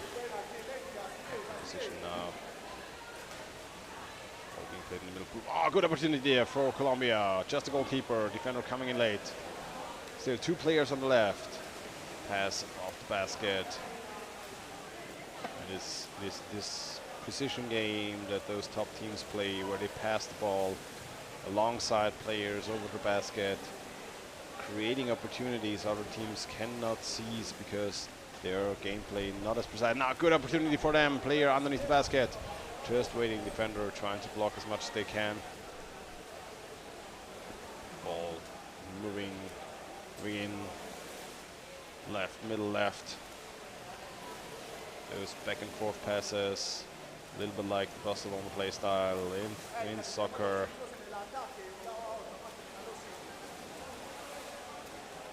Quick passes back and forth. But now Stuttgart moving in onto the basket of Colombia. Cannot hold on to the ball though. Colombians already back in possession on the surface. Ball being back and forth, yet back in the hands of Germany. Moving in. Pavlovic still keeping a hold on to the ball. Bit of a risky pass there forward behind for a passing station, and cannot hold on to the ball. And we can see the fast break immediately picked up by the Colombians. Coming in from above onto the goalkeeper. 2 Colombians underneath the basket. Forwards and defenders need to move into position. Ball being scrummed away though to the surface. 4.5 minutes played during the first half.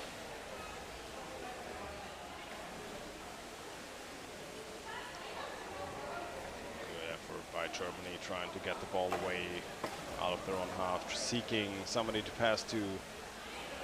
A little bit too late underneath. Still waiting.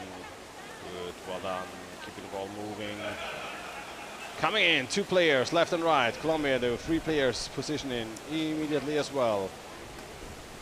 Cannot seize the opportunity. Have to move back out. Colombia scrubbing the ball onto the surface, waiting for a fast break opportunity. Oh, ball being picked up though. Good effort by the defender trying to swoop in between.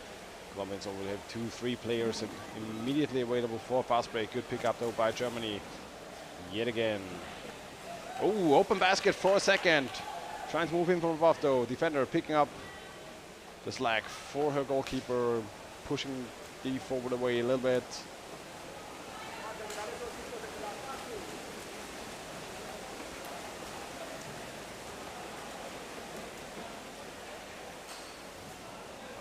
coming in, trying to attack the goalkeeper. Take out.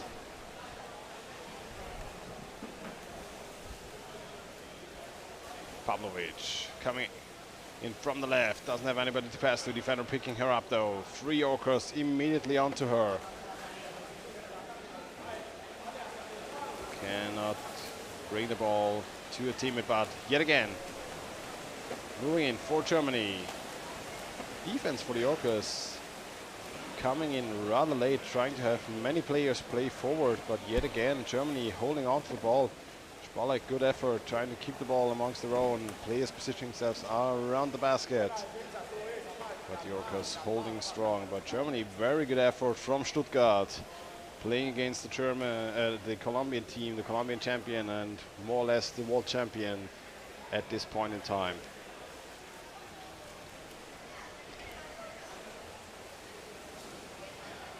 Pavlovic again, trying to find somebody to pass to. Picked off though. In front of the basket. Colombia moving out. 2 players immediately available, moving forward. Dangerous situation for Germany here. Can they get a fast break opportunity, or are they in position? Goalkeeper in place.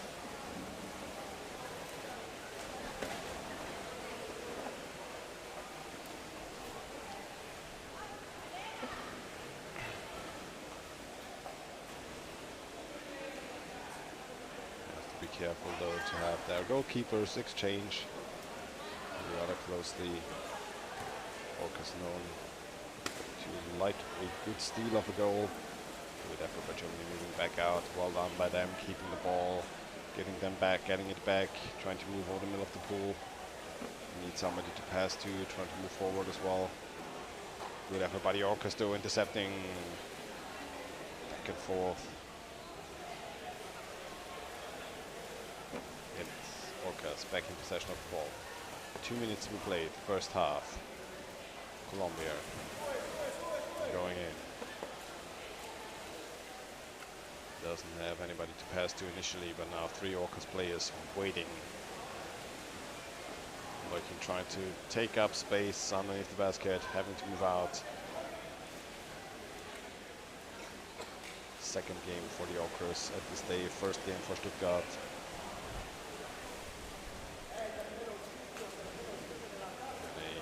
Fine game by both teams so far. Orcas now trying to bring the ball in.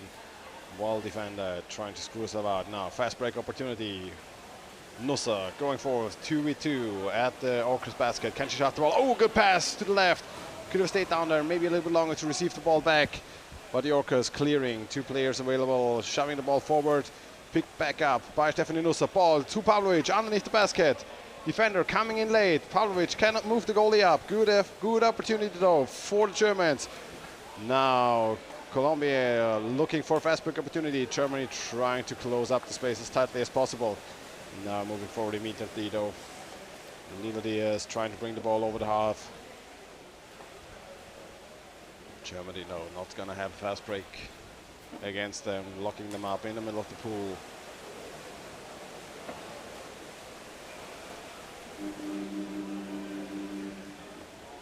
There we go, the ball out of bounds.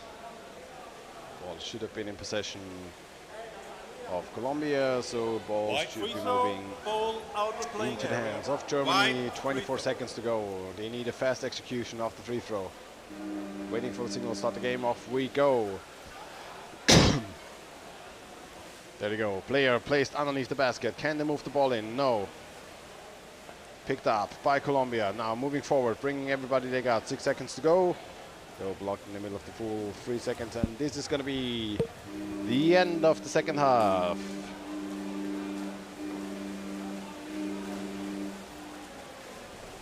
Halftime break between the Orcas in blue versus Stuttgart in white.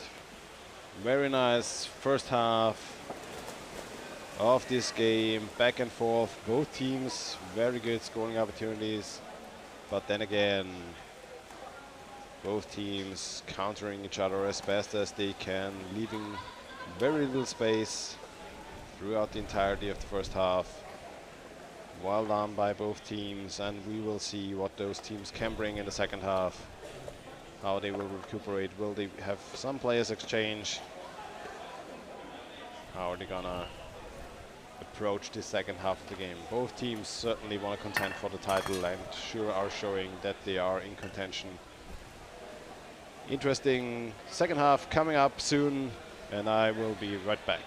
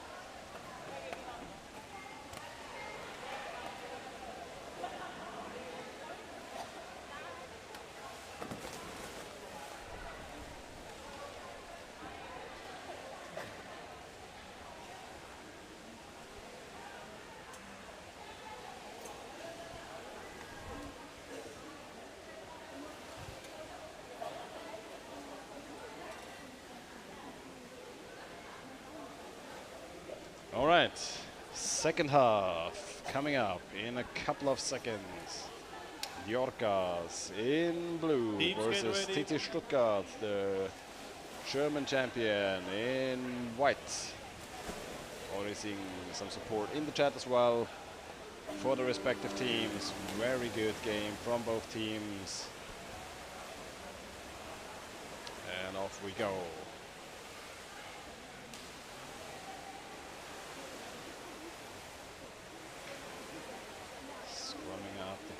In the middle of the pool. Ball though in possession for the Orcas, moving immediately onto the German basket.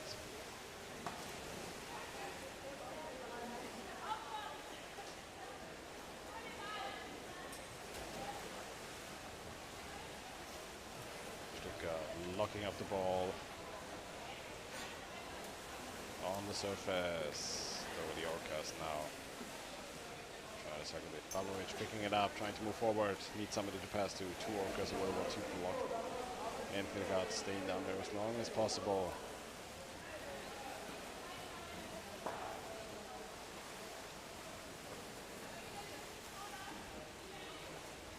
Stuttgart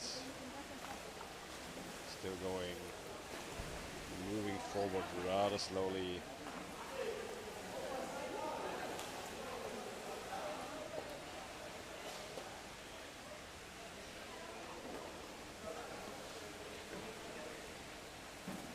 Still in possession of Stuttgart. Oh, bit of a missed pass, but and we see immediately 2 to 3 black players going for the ball carrier, not missing their chances, their opportunities. Now Stuttgart trying to move forward. Still in the middle of the pool. No team willing to give their opponent even a centimeter for free. Scrumming the ball up as soon as they get the opportunity to do so.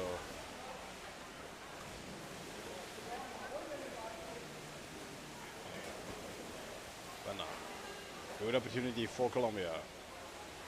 Could have moved in with 2 players, but well done by the forwards. Definitely Nosa.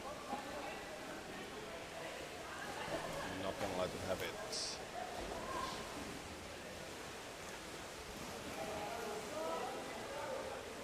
Trying to move back into the Colombian half. Moving forward. good opportunity for them. 3 players available. Can they bring the ball? Good grip onto the ball carrier's hand. Tried to hold the ball behind her back. Always a bit of a risky move. Colombia still going. Coming in from above. Try to go for the goalkeeper. Pass down into the open corner. Players placing on the other side. Can they move the ball? Cleared by Germany for now. Ball being held above the baskets. Still dangerous for Germany. Pass back to the goalkeeper. That is surely not something you want to see. Handing your defending goalkeeper the ball. Either move out, try to pick it up in front of the basket, trying to get a couple of meters ahead from the basket, or keep it on your own and swim for yourself. Gliding. The Orcas, the more pressing team, Germany just trying to move out of their own half. Not getting any kind of openings so far. Call by the ref. Call by the tech White referee. free throw, we're checking the head. White free throw. Free throw for Germany.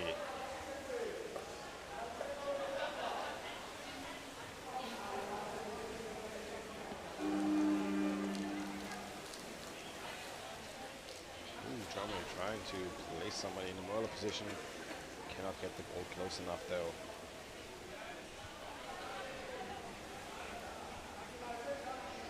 Yet again.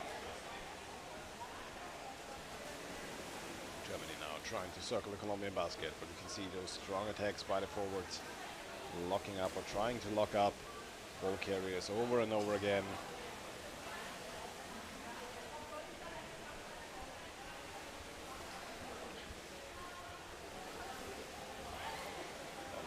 Keeping the ball amongst their own.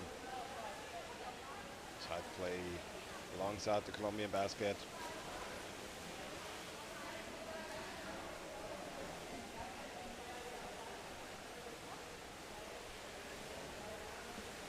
Cleared by Colombia, moving for the pass break, immediately moving out to the other side of the pool. Goalkeeper in position, defender coming in late. Soon enough though, goalkeeper, good effort by her. Keeping the ball moving a little bit. Not giving them an immediate opening to attack.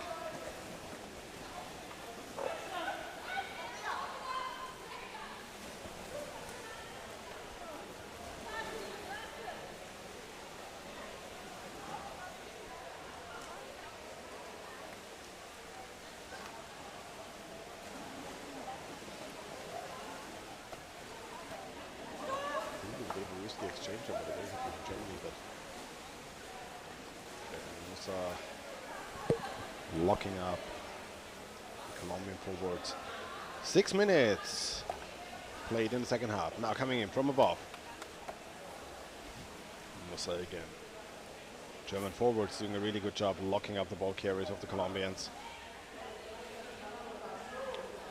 The ball being played now above the goal. Always a bit of a risky situation to have a scrum right above your own basket.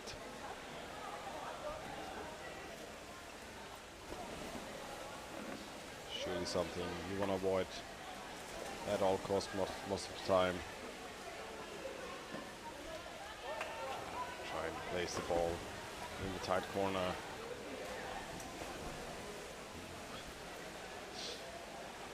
German defenders though not really able to move out, get a hold onto the ball, relying on the forwards to do a really good job here. Game back possession of the ball, and Colombia trying to establish this quick back and forth game patterns we've seen from them. And there's the score in the darkness, sadly, for Colombia. Moving in, quick pass to the right, goalkeeper not properly positioned immediately. Coming in underneath. Blue team. Timeout, blue team. Goal, blue team. And there's the lead for the Orcas. Goal, blue team number 1.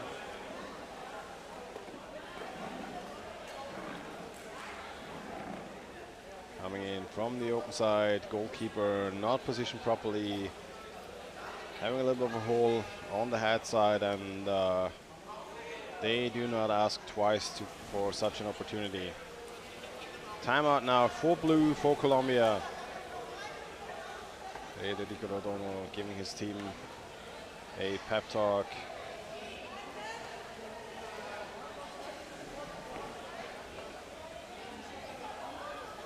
Now, 30 seconds to go. 13 seconds to go during the timeout. Teams get ready. And we will see if the Germans can bring enough power into this pool to equalize against the Orcas.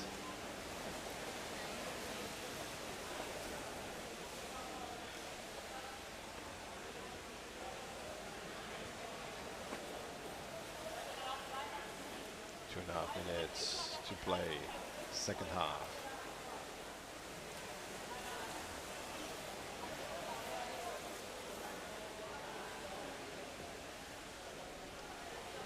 Germany moving in, trying to create opportunities for themselves. Pass back into the middle. Pavlovic trying to pick up. Okay, good pass into the corner again. Can the ball be moved back and forth? Good opportunity for Germany. Can they equalize? No, the Orcas, steadfast defense for them.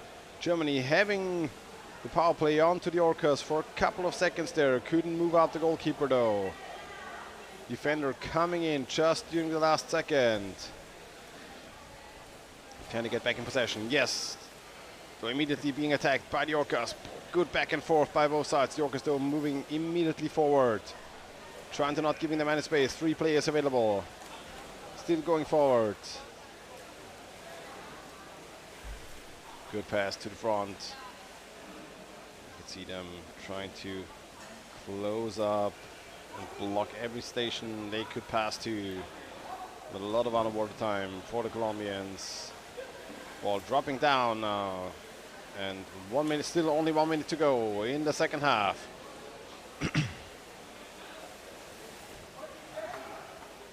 Colombia trying to move forward on a good opportunity, fast break opportunity for Germany. Colombia though prepared to pick them off. Can they move in? 55 seconds to go. Ball straight up, straight forward to the middle. Spalek trying to create something, but being pushed above. Defender in position, moving in again. Pavlovic now coming in from above, trying to get a hold on to the goalkeeper. Cannot get a good grip. Ball dropping down, picked up by the defender. 35 seconds to go. Pass forward. Yet again, trying to be picked off by Pavlovic in the middle. Good effort though by the Orcas team, having 2 free players available the entire time. Not letting them gain possession back of the ball. Now moving back onto the German basket. There we go. And they are the Orcas onto the German basket, and there they go for the second score during the last seconds of the game. Coming in, just a lone goalkeeper. 2 Orcas shifting the goalie to the side. Goal blue team number 99. Well done by the Orcas, showing what they can do during their second game here of the day against the German champion. But there's a good old saying, you do not lose 1-0. You either equalize, bringing everybody back to the up to the front, or you get scored on while you're trying. Really well played game by both teams. Stuttgart in white, Orcas in blue. Game number 8 of today. Already 4.5 hours of uninterrupted underwater rugby here in Berlin, Germany. And we have the next game coming up. The New Jersey Hammerheads female team in blue versus Vienna in white. Let's see what those 2 teams can bring against each other. Vienna took the game away closely during the World Championship in Montreal, so we will see what they can bring during this game against the New Jersey Hammerheads, strong female team from the United States. Game will be starting in about 4 minutes, and until then we'll take a little bit of a break here from the commentator booth. My name is Thomas Deng, and I will bring you underwater rugby throughout the entire weekend, hopefully with a lot of more people here from the commentators booth throughout the entirety and the entire weekend. But until then, we'll see you later.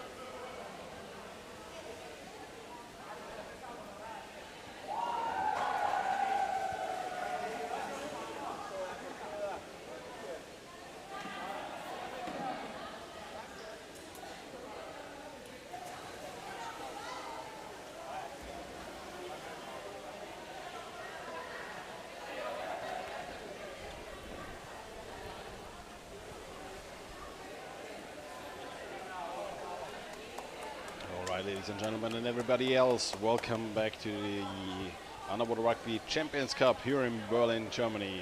Next game coming up, number 9, New Jersey Hammerheads versus Underwater Rugby Club Vienna. Both teams in the female part of the tournament, and we'll see what those two teams can bring against each other.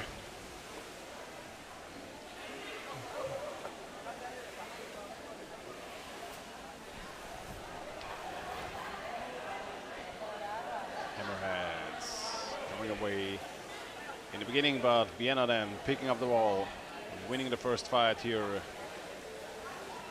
Moving in, Janowski immediately onto the New Jersey basket, being picked off though by the forwards. Ball dropped down a little bit, shuttled back and forth, not immediately see trying to counterattack.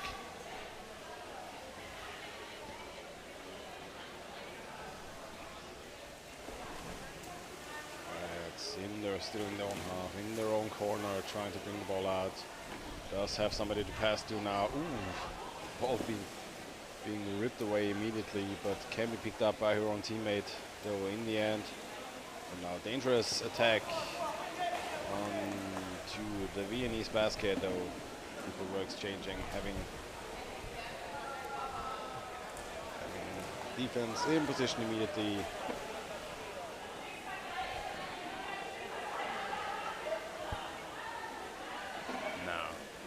Jersey moving in onto Vienna's basket.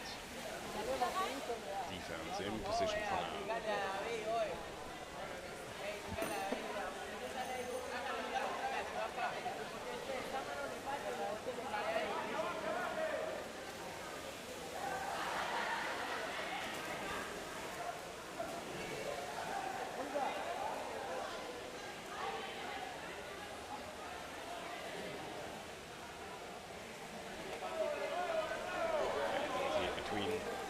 New Jersey and Vienna. Vienna now trying to move forward, getting possession back off the ball in the middle of the pool, trying to move in onto the New Jersey Hammerheads basket. Not able to create a pressing opportunity. Ball dropping down to the goalkeeper, has to move out now and does get a passing option forward, trying to be picked off. Now fast break opportunity for Jersey. Can they move forward? Being attacked in the middle of the pool though, trying to move immediately into the closed corner.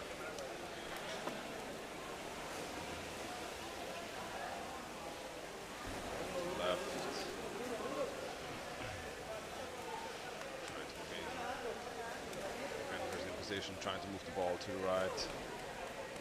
Going a bit in circles, but forwards. Good effort by the forward, picking up the ball again. Trying to move it forward, keeping it in their own team though, being scrummed by New Jersey forwards. Ball being chucked back a little bit, picked up still in Austrian possession. Forward, drop down, and off we go. A little bit of a fast break opportunity for Austria. Defender not in position, can't ball underneath. Good opportunity now for Austria, no defender underneath initially. 3 players necessary to block the attack. Can she pass the ball downwards, or is she being broken up? Denise was trying to go for it. Now pass backwards. Schmatt. Marek losing the ball to the defender.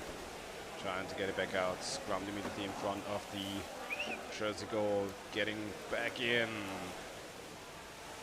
But Jersey yet again coming away with the ball. Only though in their own corner to receive it right back for Vienna. Schmutz keeping it.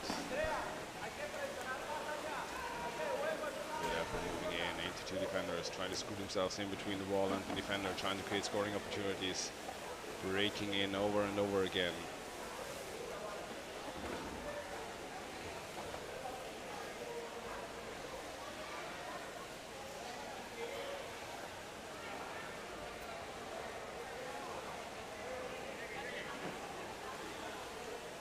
Ball being juggled above the New Jersey basket. They struggle a little bit so far to come out of the run, but now good opportunity for them to move forward. Now fast break opportunity. Trying to move into the Austrian half, losing the ball though. Missed pass on their own. Forwards Foster moving forward immediately, trying to close off the space, tighten space up as best as they can. Ball being handled back, ball in the middle, pulled back in possession for Austria though. You can see 3 of them immediately moving forward. Good effort by them, trying to give their teammates opportunities to keep the ball amongst their own. Move forward immediately, being picked up though by a forward.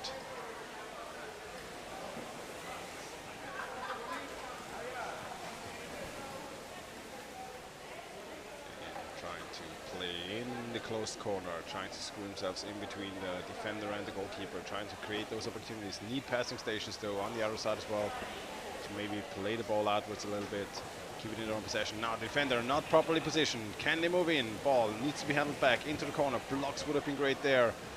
Didn't set up a block immediately. Marek still waiting. Defender trying to move out, waiting for the opportunity to strike. Not being given by Vienna.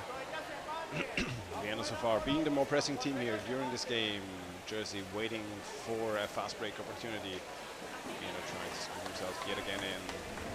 See the same attack pattern over and over, coming in from the close side, trying to create opportunities in the corner, but now ball dropped out, but immediately being attacked. Broken up. Good forechecking. Ball being tossed into the middle of the pool. Now scrum away. Drop down, picked up.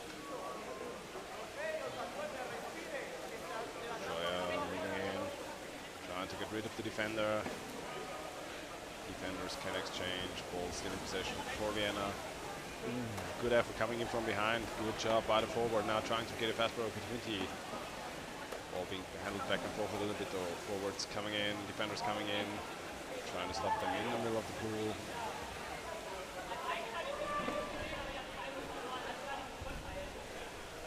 Toss down now coming in from the left. 2 players for Jersey. On the open side of the pool, always dangerous to have exchanging players sprinting onto your ball carriers immediately, though, all being locked up in the middle of the pool. 3 players, good pass downwards, and now moving on to the basket. Janowski not looking immediately, but being in position. Can she create an opportunity for Austria there? Trying to move the defender away. 2 defenders though, and the forward trying to help out on the Jersey side. You see Jersey being forced onto the basket. Good opportunity now under his basket, though defender can move in again.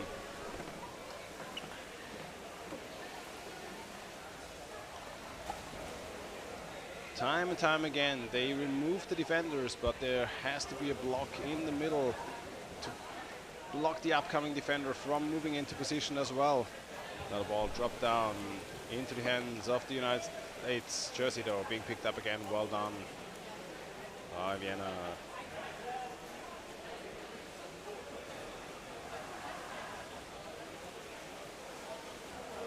Back and forth, 8 minutes played. Good fast pace throughout the game. Vienna the more pressing team, but good opportunity here, trying to rip the ball out. Intercepted by Jersey. Now trying to move forward, giving her teammates space. Somebody a good chance to pass it downwards. Can't handle the ball, though. Intercepted by Vienna as well. Trying to rip the ball out now in their own corner. Undefended goal, though, in the meantime. Ball being carried in the close corner, secured for the time being by Jersey. 1.5 minutes to go. Jersey trying to create opportunities, but well done by the forwards. Picked up, and off we go back to the other side. Good effort by the Jersey forward to keep the ball in the middle of the pool, being punched out. Well done. Opportunity seized by Jersey to get the ball back. 1 minute to go in the first half.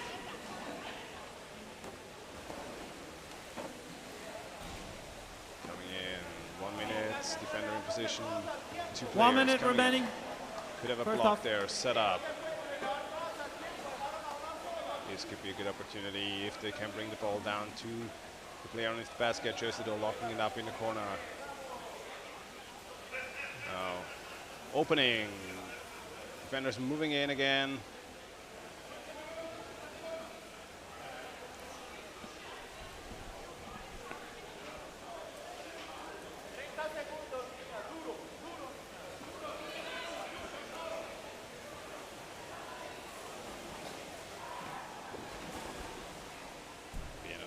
Seconds to go, trying to create an opportunity for themselves. The entire team of New Jersey on the border trying to prevent the score in the last 10 seconds of the game. Ball is being carried, looking for a fast break opportunity, moving the ball into the middle of the pool. Vienna trying to pick it up again. 7 seconds to go. Can they get a fast break opportunity onto the basket? No, staying down. 2 seconds to go, and there is the halftime clock commencing the first half of the game. Vienna versus the New Jersey Hammerheads. Halftime. Change sides. Well played by both teams in the first half. Vienna the more pressing team at the New Jersey basket. New Jersey trying to create fast break opportunities for themselves. And we will surely be interested to see what those 2 teams can bring in the second half of the game. So far, for now, equal game slate, 0-0, nobody in the lead. Gonna be interesting to see what those 2 teams can bring in the second half. Will there be some exchanges or not? Not entirely sure yet on either side. But until then, we'll take a little bit of a break, and we will be back in about 2 minutes in the second half.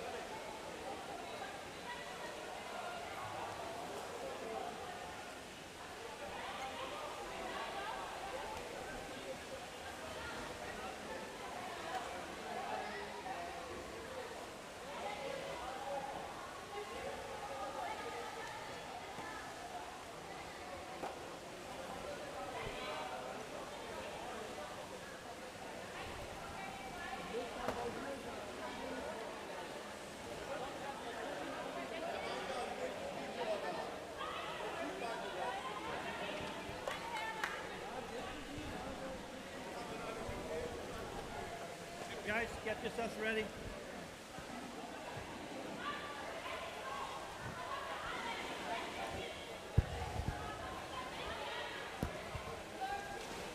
Teams, get ready. Teams, get ready. All right, second half starting up. New Jersey Hammerheads in blue, female champion of the United States versus Blue team Honorable okay, Rugby Club white team Vienna okay. from Austria.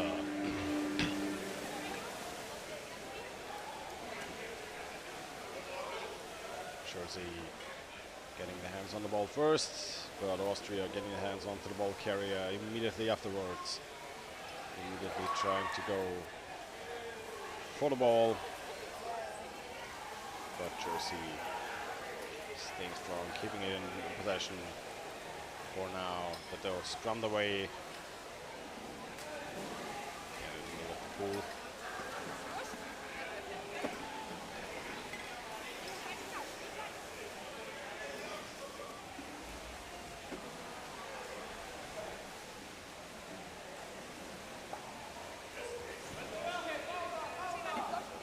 Jersey coming in.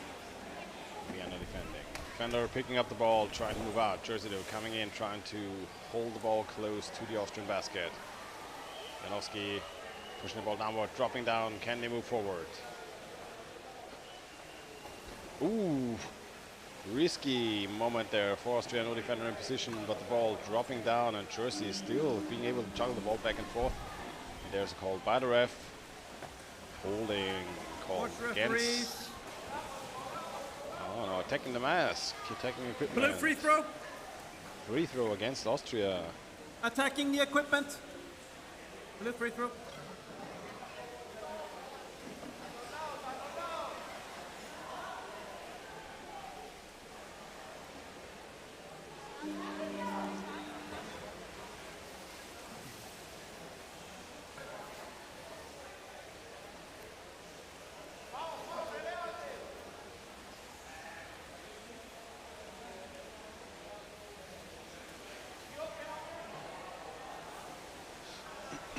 Jersey coming in, attacking the goalkeeper from above. Good effort by her. Holding on, holding strong. Jersey coming in. Ooh, ball dropped in the back off the goalkeeper. Would be a good opportunity if you could pick it up right away. But now moving out, Austria doing very well here, trying to move the ball forward, but locked up immediately by Jersey. Jersey now picking up their game quite a bit in comparison to the first half. Strong showing by them, keeping the ball in their own possession.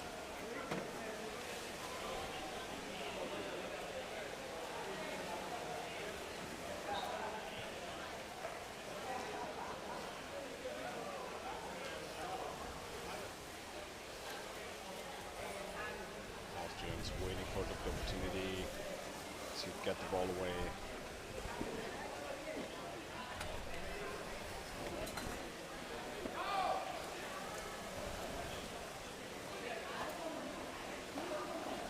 Coming in, left and right. Waiting for the ball, Janowski in the middle defending. Well position for a moment, but picked up defender. Moving out.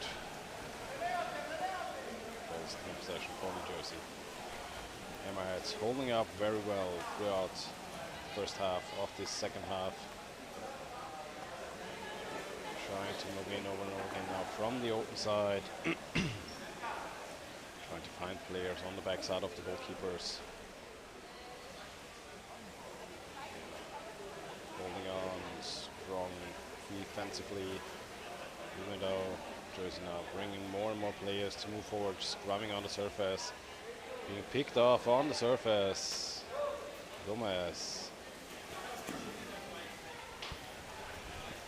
Always moving it back into the corner, trying to create openings for themselves. Moving a bit left and right, trying to position somebody on the close side of the basket. There's a call by the ref. And we have a free throw against New Jersey. So Vienna back in possession of the ball. Let's see what they can bring. Around 6 minutes still to be played.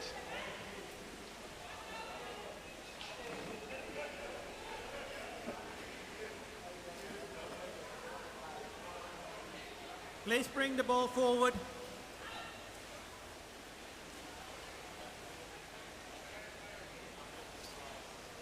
Free throw for Austria. She has 3 seconds to play the ball. You can't be within the 2 meter radius. White free throw. Still white free throw. As we've heard by the ref. Infringement on moving into. There's a basically free throw zone around the player executing the free throw. You're not allowed to enter the free throw zone. You have to give the opponent a chance to pass forward or pass once. That's fine there. Pass once. And there we go. Austria now trying to find passing opportunity to the left and to right. Going to the right. So the US was ready, trying to fight for the ball immediately. Can they keep it amongst their own? No. They're troubling here. And we've seen the first half so strong, holding on to the ball, whereas in the second half, Austria really struggling to hold on to the ball properly. And New Jersey is certainly showing that they have changed the game plan and picked up pace quite a bit. Austria struggling now to find back into the game, but see now a bit of back and forth in the middle of the pool. Austria and Jersey trying to get a hold on to the ball as best as they can.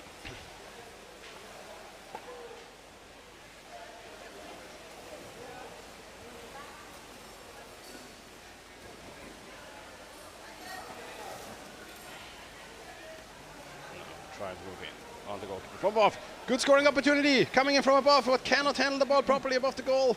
Going up back in position. Goalkeeper locked the ball carrier up above the basket. Superb effort, but now yet again opportunity. Can they bring it in?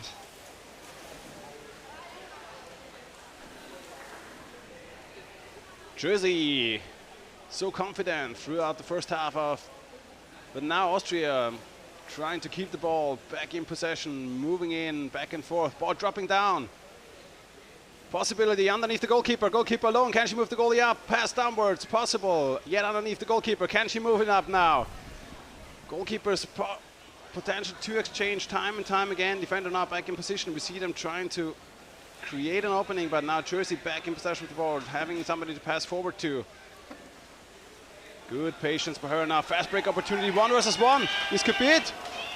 This is it for Jersey.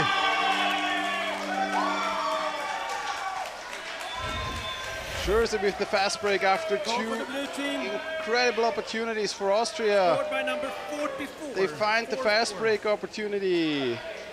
Timeout. Timeout for the white team. And timeout for Austria now. Charity Ramirez. White. With the lead for New Jersey, for the Hammerheads. Now 1 minute to recuperate, and we will see if Vienna is able to bring back the Thunder and come back into this game, equalize. Or if New Jersey is gonna take away the win here during this game.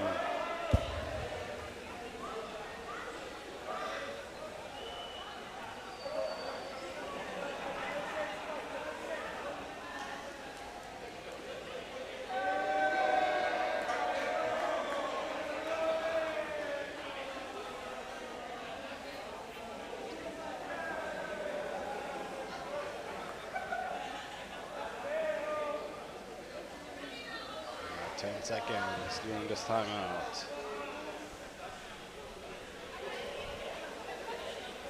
What can Austria bring? Timeout over. Timeout is players over. in the water, please. Not the time to have me on the screen. Back into the pool, back into the action. Can Austria come up with a plan? 6 players in the water, please. Can Austria come up with a plan here to come back into this game? Action is in the pool.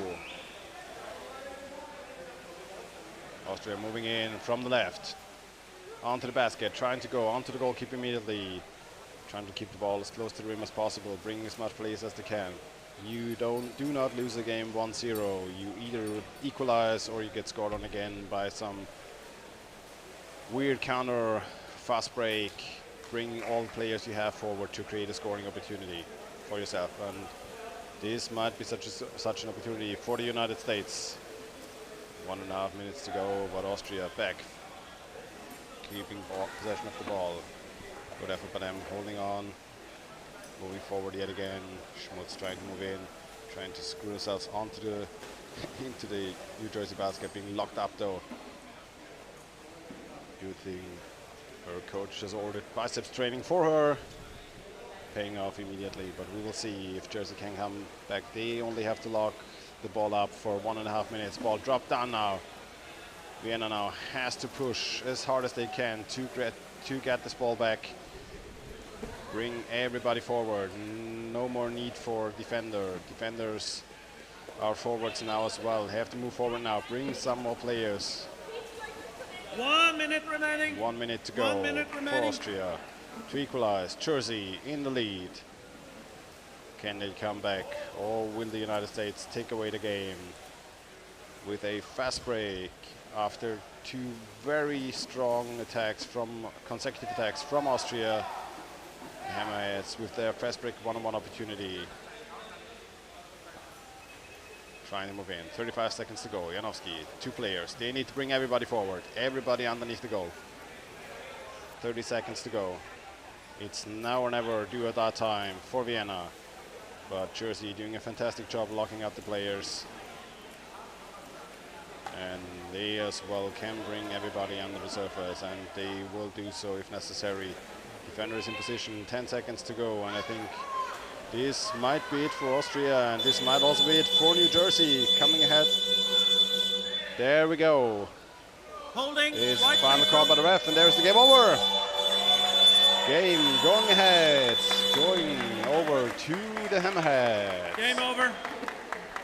Well played by both teams. Austria certainly the more pressing team in the first and second half, but Jersey with a very strong fast break opportunity, seizing the chance they get, scoring one-on-one and taking away the game.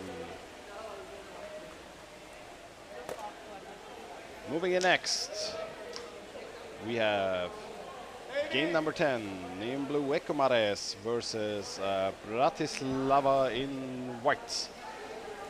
And we will be back in about 5 minutes.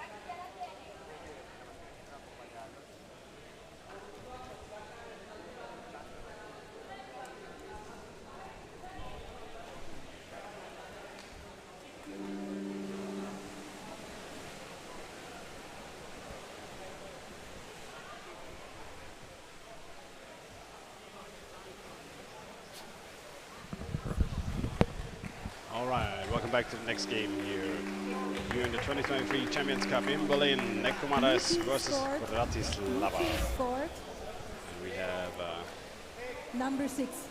Bratislava here and Nekomaras with their second game for the day. Seen them both before. And Nekomaras very much the favorite to take this game away here. Already scoring Christian Diaz once. Again, Bratislava, we've seen during the first game, struggling to hold on to the ball quite a bit, bringing a lot of young players. We haven't seen them in quite a while in the Champions Cup, so we'll see how they can hold up against the Colombian squad coming onto them during this game number 10. Already 5 hours of underwater rugby live here from Berlin.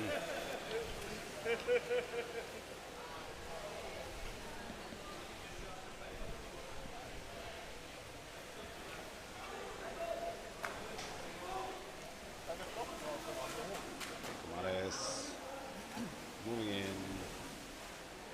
on the left. Bratislava holding on for now.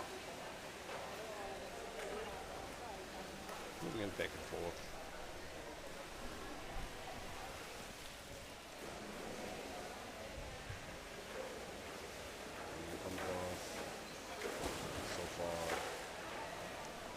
Goalkeeper's holding on, goalkeeper in position, good positioning underneath the back of the goalie.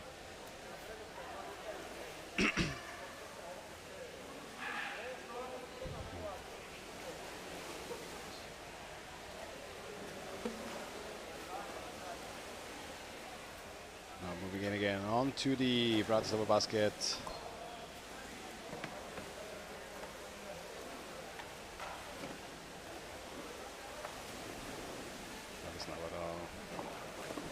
Steadfast, defenders in position, Nekomaras passing back and forth.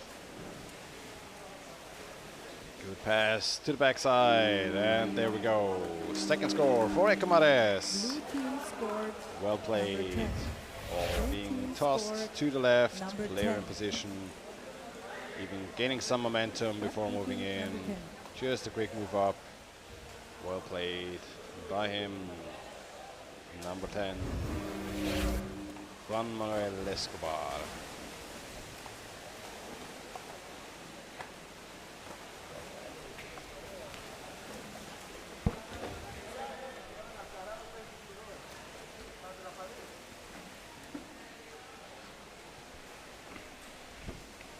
Back in the middle of the pool. Nekomar is already having the ball back in the possession, even the basket stolen away immediately. Ball though not able to move fully towards them.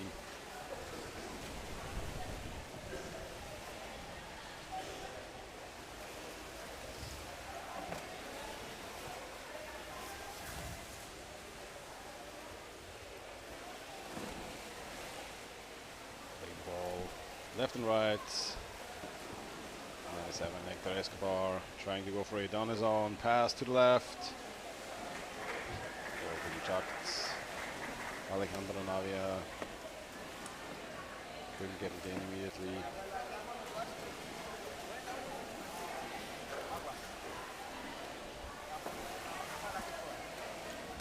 Forward again.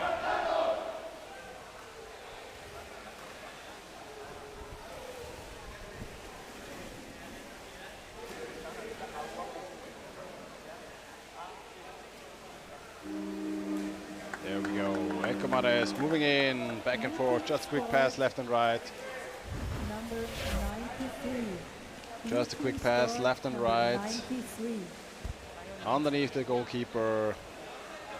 Bang. There we go. Beautifully executed by the Colombians.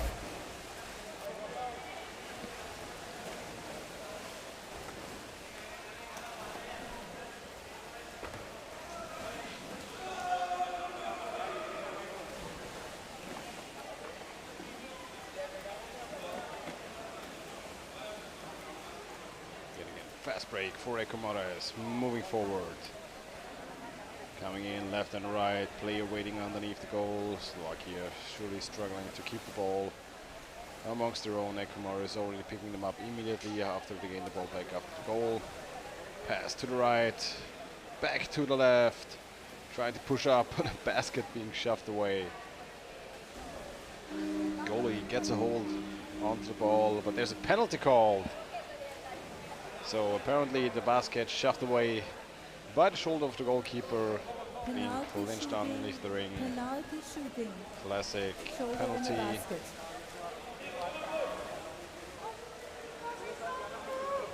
Yep. Blue one is attacker. White is defender. Okay. Raphael. Raphael.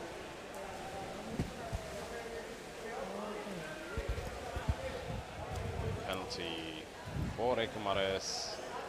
Let's see who's going to take it. Closing in. All right. Hector Escobar, number 97. For Ecumares, moving into Merli immediately. Defending. For Slovakia. 97. Yep. Made the goal.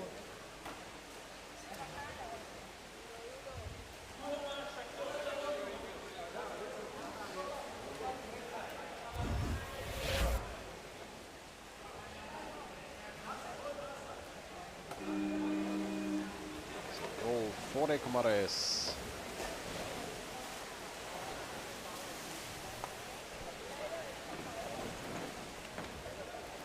Three minutes to go during this first half of the game.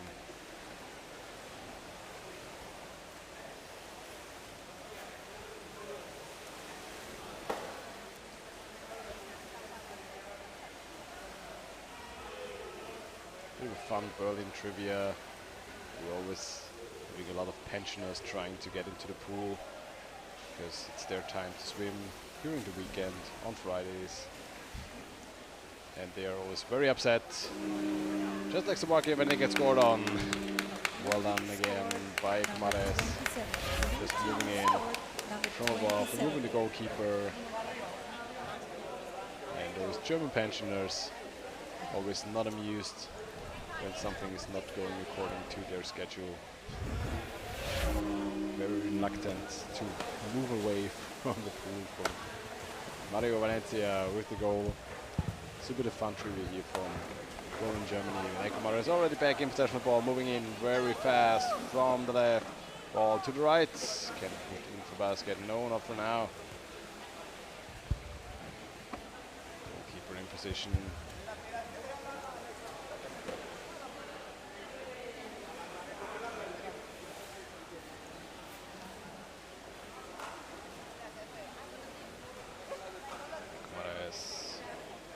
Back and forth, circling the Slovakian goal.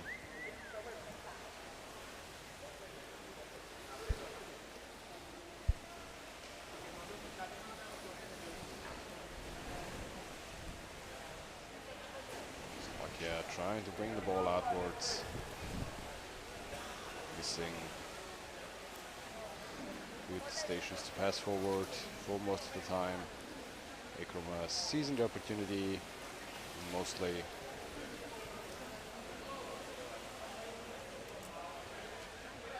Coming back in, pass to the left, trying to go back to the right. Picked up though by the forward for Slovakia.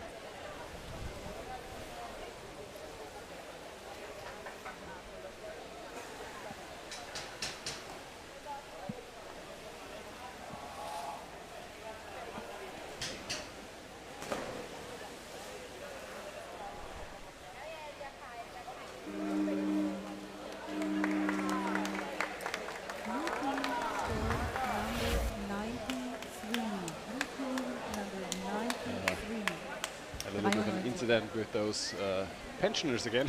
Sorry.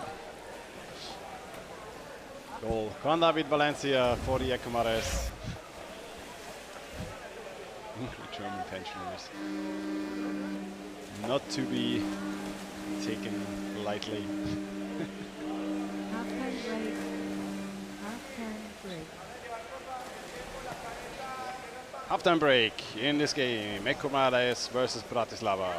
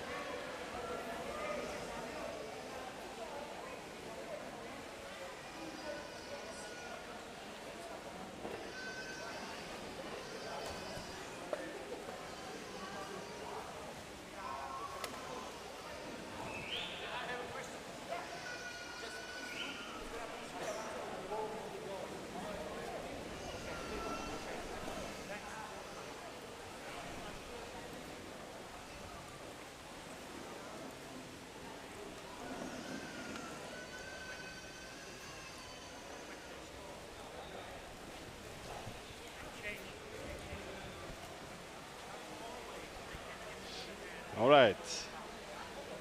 Second half starting up. Bratislava on the Warrerrugby versus the Ecomares from Colombia.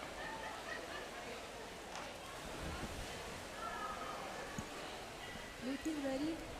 White team ready.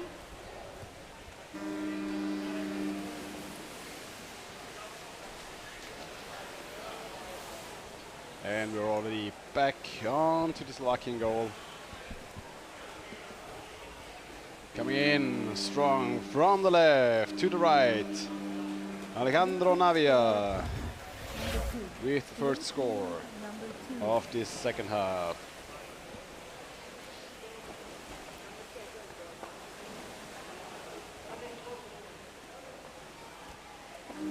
Well played by the Ecomares.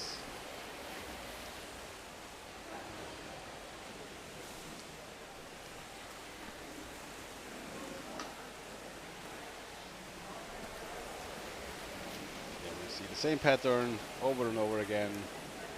Now, Slovakia falling a bit apart. Ecomares is clearly the stronger team. 2 versus 1. Goalkeeper try to move in front of the basket. Coming in. Pablo Arzate. Just pushing the goalkeeper away. Shoving the ball in front and back.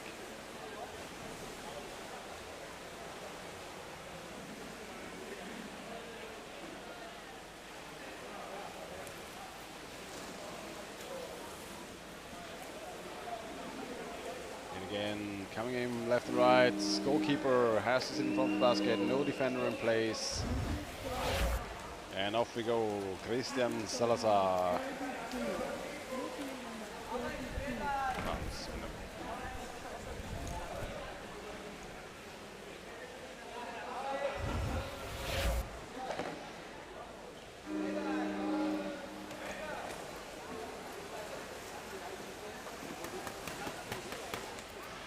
The objective for Slovakia, if possible, hold on to the ball as long as you can in the middle of the pool.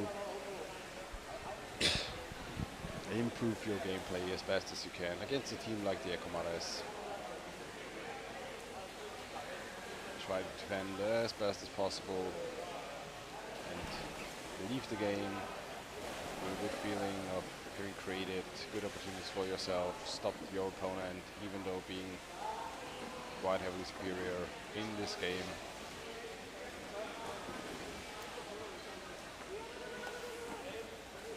By the defender, pass behind his back to the other side.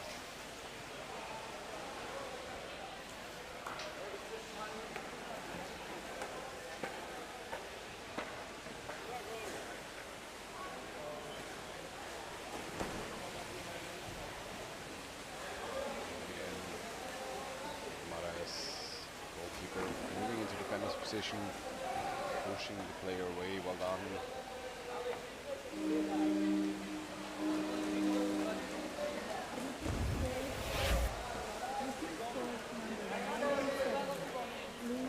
From the left to the right, not to the left in this case.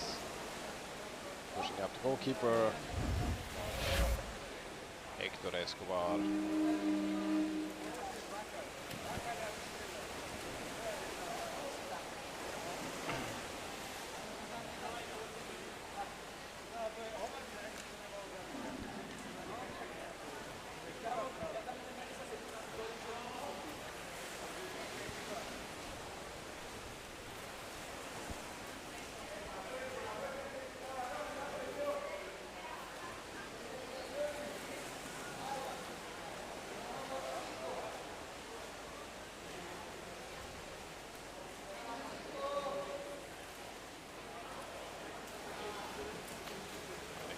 6 again.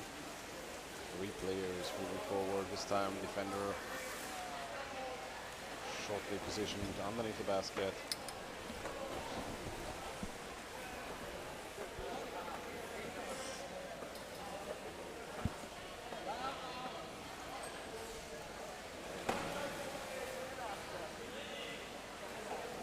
Slovakia getting back possession of the ball.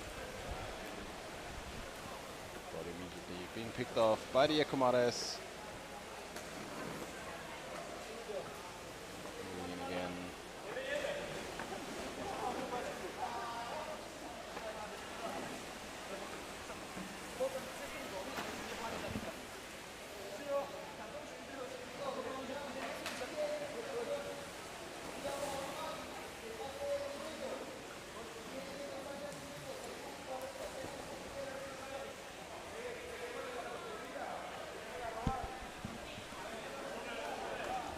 Five minutes to go, second half of the game.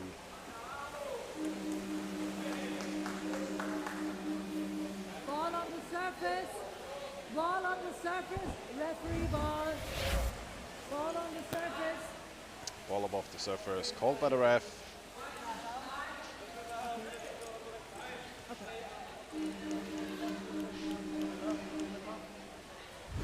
Time out, white team.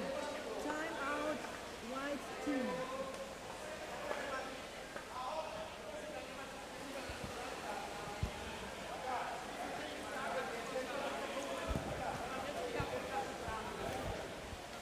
Okay, nee, jetzt ist richtig. Es geht. Gesamte Optik.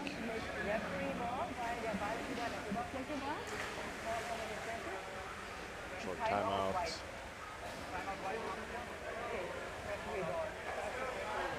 Show you which team is taking it. I guess taking the white team.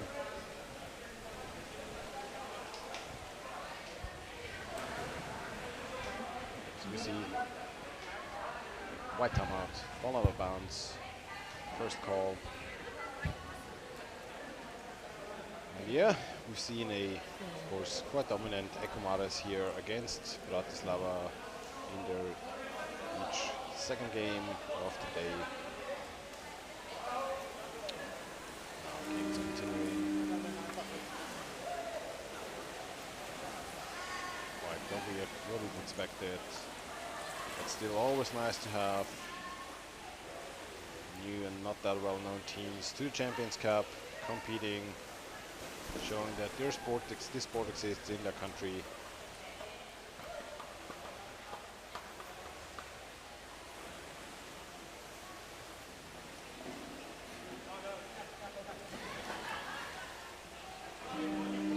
Is moving in back and forth, and yet again well done from the left off the basket.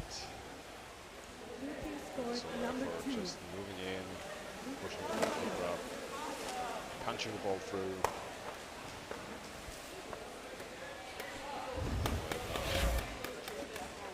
So number 2, Lavia.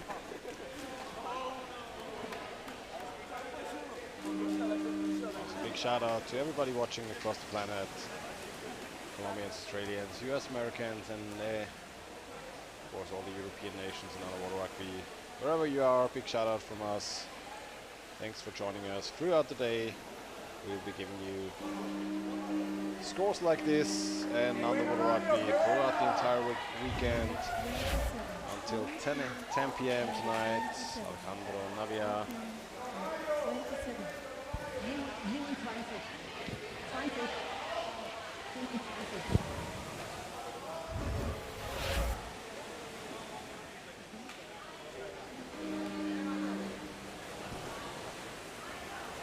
Mario Valencia with the last score. Slovakia trying to move forward onto the Ecomares goal. Moving in, picked up though by the Ecomares defenders. They're trying to lock up the player. Has been playing goalkeeper without any exchange throughout the entire tournament so far. Now Ecomares coming in again from above. Just shoving the goalkeeper to the side. Getting a grip onto the neck, onto the shoulders. And punching the ball in with a bit of help from Abel Alzate.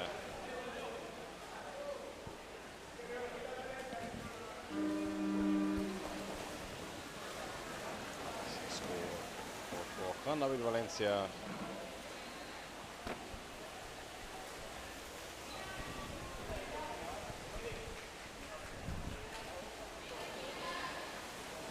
Again, coming in from the left. 76. Mazo still waiting to get the ball back.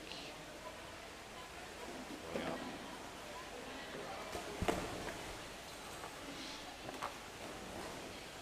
Moving in from the left. 51 seconds to go. Second half. Ecomares, Colombian representative at the Champions Cup versus Bratislava. Slovakia in white. With a very clear lead, 13-2-0 in this 10th game of the day.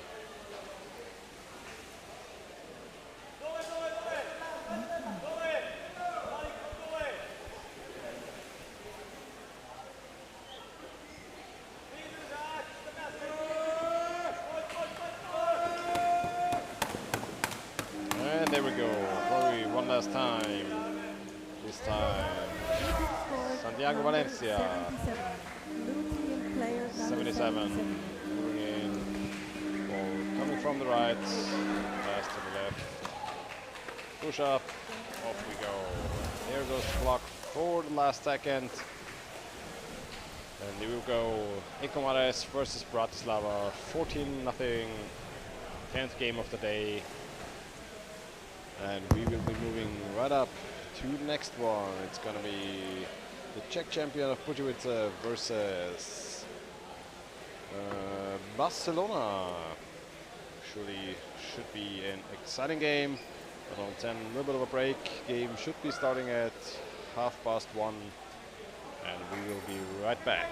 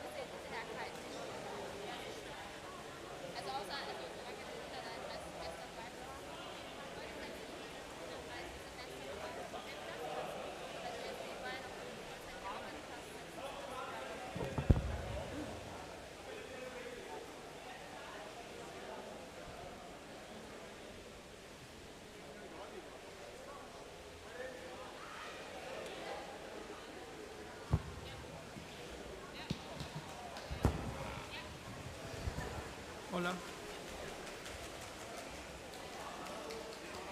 Ready? We want to start, yeah. Thank you very much.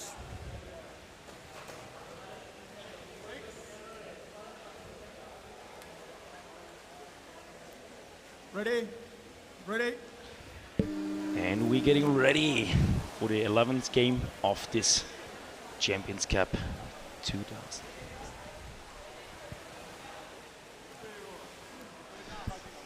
And here we go. And we see here in blue the team from the Czech Republic, Bucevic, also known as Budweis, and in white the team from Spain, Barcelona. Bucevic already had one game this morning versus a champion from Colombia, which ended 7-0 in favor for Ecomares. And just let me quickly check, I mean Barcelona, they now having their first game of the day. Let's see, both teams are quite frequent on the Champions Cup, which is a good thing. So it means on a national level, both teams are dominating their national championships. Both are quite experienced, and this is a important match for both because it will make a pre-decision about who's gonna make it on the upper level of the table and who's being on the down of the table. We see here now the Spanish team in a bit of a favor, being more possession in the Bucevic half of the field. However, we can still see that teams are going to neutralize in each area. And now we have the first opportunity. There it is. Out of nowhere, the first goal here for Budweis. It might be number 15. What number is it? Double check. It's goal blue 15. Number 15. Show me the goal. Scoring the 1-0 for Budweis. What a start of the game, though. It was quite unpredicted, to be honest, like from my point of view, because we saw this, like the Spanish champion here frequently attacking, and then out of nothing from this crumble on the surface, they just stole the ball and immediately went down. It's an equalizing goal. 1-1. What a game, what a start is going on here. So we see here pass from number 1 going back to number 7, making the assist, and then we see it from the close side of the basket here. Show me the ball, please. Straight nice attack. Goal is number 23, Daniel Garcia, equalizing here for his team, and now we are back 1 versus 1. 1-1 is the score after not even 3 minutes in the first half of the game. What a crazy start of this it is. But let's see how the teams can go ahead and keeping this level up. So from the very beginning here, there was a kind of an, let's say, positioning failure from the Spanish champion from Barcelona. They just got the goal immediately after a scrum on the surface from the number 15, trying to figure out the name, and then in right of return, a good starting in possession game here, and equalization. Now we have a score of 1-1, and we can see the Bucevic team here in blue straight away attacking now, having a bit in favor, now being positioned in the side of the Barcelona half. But we see here the referee call going to the surface, still in favor for Bucevic. Pushing with a ball. Blue free throw. We can also hear the referee giving us signals, and it might be that the referee is also highlighting hitters, like taking care of elbows, and might become a bit more of a rough game, but of course also kind of physical. All right here. Budweis bringing the ball frequently on the surface on the water, keeping the ball also straight away, like 5-6 meters away from the baskets here, close to the wall, and then preparing for a team attack as it did it here right now. I mean, the main idea was quite all right, but a not so great pass to finalize this attack. Still here, the forechecking successful, which was still in the ball position, and now here again, coming from half level, on the corner, trying to prepare for team attack. So what is the purpose? Like, what they're trying to do is, of course, they try to sort themselves in the corner here, right hand corner or the surface, keeping eye contact and trying to get close to the basket with two people same time to have more opportunities, of course, in terms of passing and getting through to a scoring opportunity. However, Barcelona here doing a great job. You can see here now, after this straight attack, now we see here the first fast break, but still, oh, great, well done here. The ball is intercepted. However, back and forth here in the midfield, and now we're going straight it, and still a referee call. We couldn't hear it. However, we can see there referee giving the signs. 4 more minutes to play in this half of the game. Ball. Low free throw. And there we are. Show me the ball. Here we are, free throw for Bojevic in blue. Going. And we can see here heavy attack from this moment. Great pass below it. However, defense, Spanish team well prepared in the defense. We can see the defender and the goalkeeper right in position. There's no way through this defense at the moment for Bojevic. The first score here was an empty net goal. There was no goalkeeper in the basket. And now the Spanish champion here, much more defense orientated in this time of the game. See a scrum on the surface, another referee call might be. That's what we can hear. Hold it into the ledge. And we can see a holding warning. It's in favor for the Czech champion. And here we go. Free throw.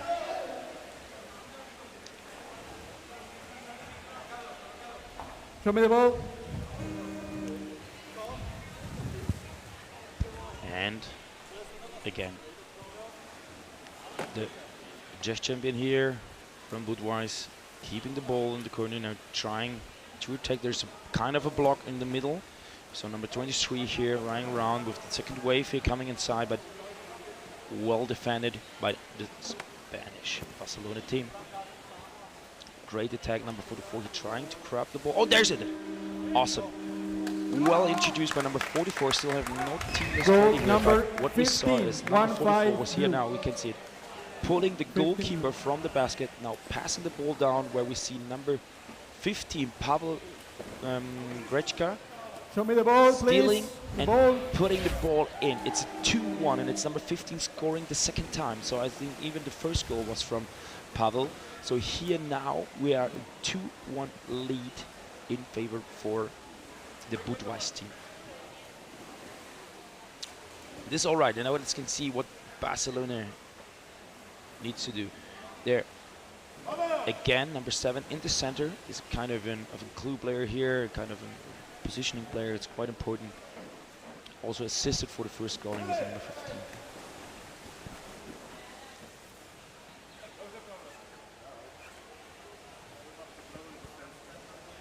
And here we go.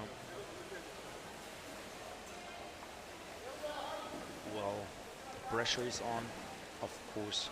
Barcelona here in the need to make another goal. Yeah, it was a great pass in the corner between the basket, the wall, and the bottom, trying to like giving a great assist for a scoring opportunity. However, not this time. We see another call of the referee. It's a free throw. Rolling without ball. Blue Holding free without throw. ball. That's what we can hear. Show me the ball. There are right now more free throws in favor for the Czech team than the Spanish, which also indicates, which indicates a bit.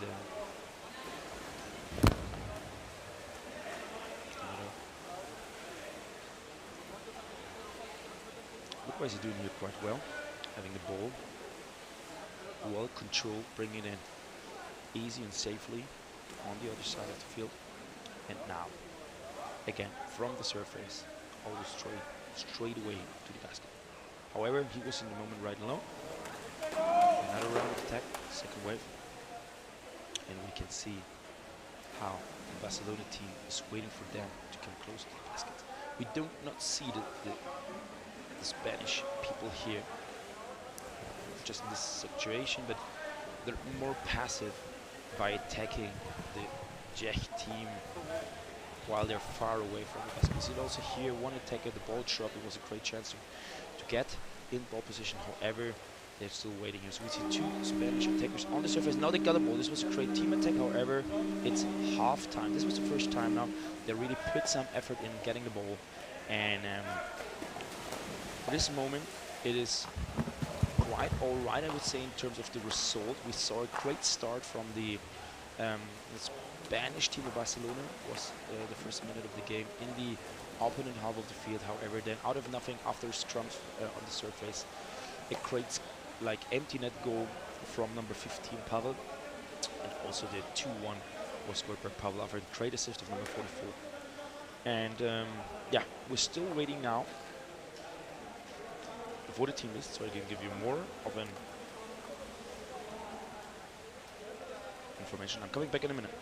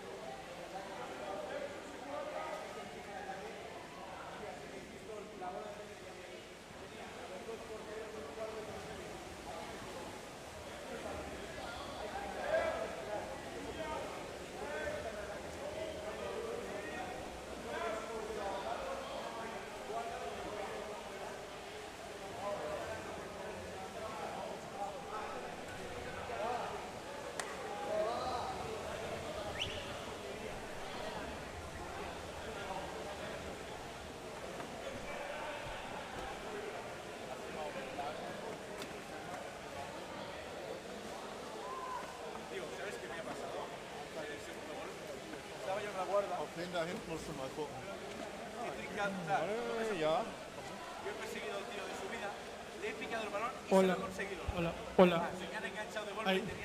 ¿Verdad? Ya, ok.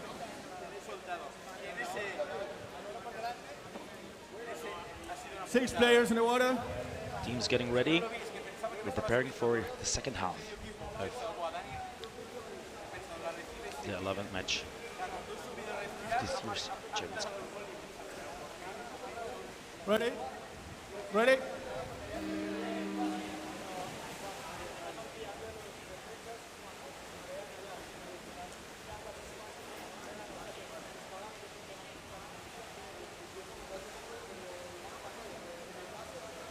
And here we go.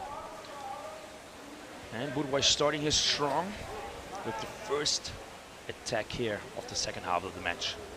They're 2-1 in favor after 2 goals from Pavel Greka with the number 15.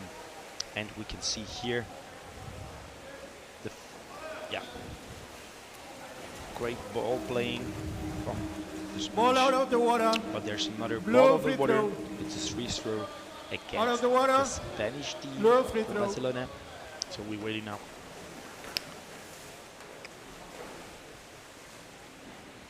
Show me the ball, please. The ball. Show me the ball. Referee is asking for the ball. The ball needs to be visible before starting this switch slow. And here we go. The Budweis team still here in ball possession, going from the corner again, straight all the way through the baskets there. Many, like 2-3 players under the water, keeping the ball here, and it's quite massive, long taking attack, which makes it hard for Barcelona to defend it, but they're doing a quite well job. You cannot see too much from this angle. However, we can still see here now the ball here in yellow, well visible. That's still the Czech team is in ball possession. All right, what does it mean now? 2-1. Every game needs to come here with a winner, so there's no tie possible. This position, it might be too early for the Czech team now to try taking this time of result through the time. There's still 8 minutes playing time. It's running time, so there's no time stopping during the break. However, each team comes with the opportunity of a time. Attacking the mask, wide free throw. Attacking the mask, show me the ball. Show me the ball, please. It's attacking the mask, the ball favors free throw for Barcelona. Yeah. Let's see what he can do. You can see number 7 here, Leonardo Arteaga. Passing to number 23, Daniel Garcia. And now he has a good, isn't there a good chance because he is free here, we see. Can he get the ball? No, it's a referee call again, it means holding. Wide free throw. But it's in favor for the white team. Rough, yeah. Wide free throw. Show me the ball. Show me the ball.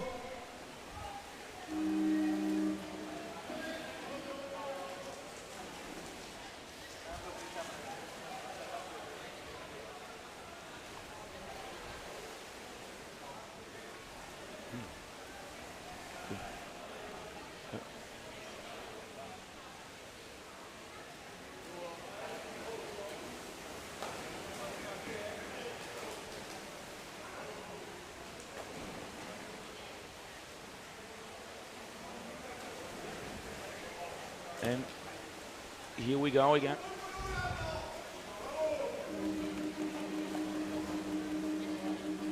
Out of the water. Wide free throw. For out of the water. Now it's quite a hectical game, to be honest. Like we see many free throws here. And the first half it was more in favor for the Budweis team from the Czech Republic. Show me now the ball, please. Hey. Definitely here. Player 27. Barcelona is 27. going. Show me the ball. So the Barcelona team is definitely going here for the second goal. They need to score. They need to have a second goal here to make it in at least a final stage of penalty shooting, etc. But at this stage, this pass not well played at this moment, and we see still here a situation. So 5 minutes 20 seconds left here for Barcelona to equalize in this game. The Czech team doing here a very well, good job. We saw 2 scores from Pavel in the first half of the game, and now it is on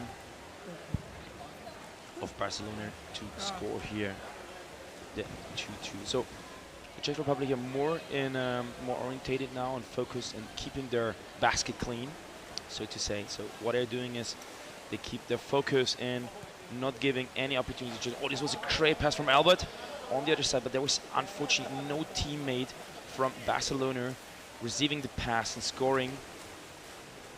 But the idea was just well. So that we see just Albert Rodriguez like grabbing the goalkeeper or the defender on the neck and just putting the ball on the other side, which is a great start of an goaling opportunity. However, in this situation, there was no receiver on the other end.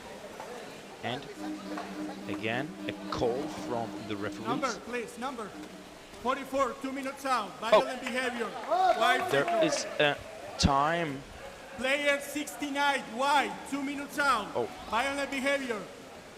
So we see 2 players going Wide out now in this game. 44 blue, 2 minutes out. 69 wide, 2 minutes out. So we have 2 time penalties at this moment.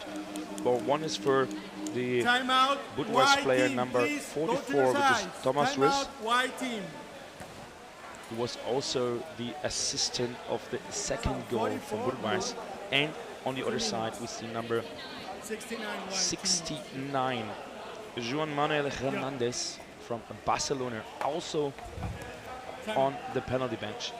Both teams may continue 5 versus 5 in the water. 69 white and 44 blue. So it's a 5 versus 5, which is quite, let's say, inconvenient, like very abnormal situation. So White, it yes. might open spaces for attacks, especially a team with individually very strong players is benefiting from this situation. 5 players. But we can find both on both sides. White free throw. Thomas Riss from the Czech Republic, at least he was the guy that we saw in the first half, like grabbing the goalkeeper's feet, lifting it up a bit, and then pushing him in the water. So, Go to your side. Can you stop the time, please? so stopping the time, there might be some confusion, some Go to your discussion, sides. however, Go to your timeout is over. But what we need to do right now, like there might be some discussion going on at least. When I press it, it will start. Yeah. So, Okay. 4 minutes left So it's on a the clock. white free throw. There's a white free throw now going ahead with 2 players on the penalty bench, 1 for each team. They're out for 2 minutes. Let's see if this might be an opportunity right Show me now the ball. for Barcelona to score here.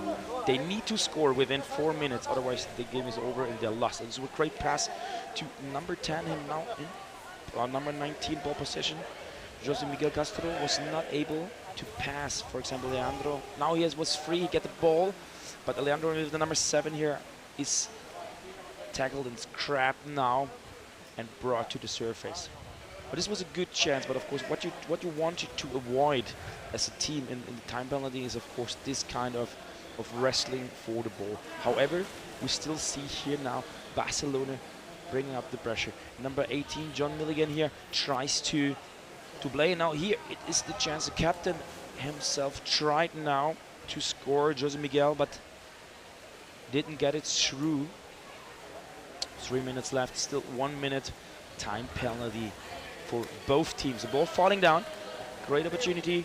Number 18 getting in, John, passing, but still, like the Budweis team is doing here a great job just by neutralizing area of the attacks, but just grabbing the person together with the ball, bring to the surface. Now the ball traps down in favor of, but still another referee call, is it? That's another referee call. Attacking Referee the comes mask, up. attacking the equipment, white free throw. Oh, another white free throw. It's getting very hectical if you may also feel like that. There's a lot of free throws, a lot of Show me the ball, holding please. and attacking the equipment.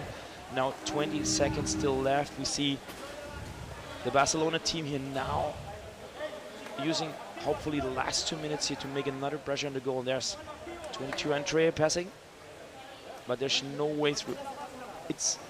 I mean, the introduction is quite all right. The idea is also there, and we see here also what they're trying to do now from the close side of the basket, so on the opposite side of the ball. But now the ball is getting away in favor, in possession of the Czech team, and now there's still 2 minutes left for him. Can Budweis just keep the ball possession for another 2 minutes? 1 minute 45, and there's a great attack here. 1 versus 2, which is not too bad to be honest. However, there's no way through to Carlos. He's stopping here from Barcelona, the attacker now. Number 3, Luis Debro, going to the surface with the ball in his arm. It might be another 80 seconds on the clock, just 18 seconds left. Ball drop into the ground. They're now in the wave. There's just 1 goalkeeper at the moment.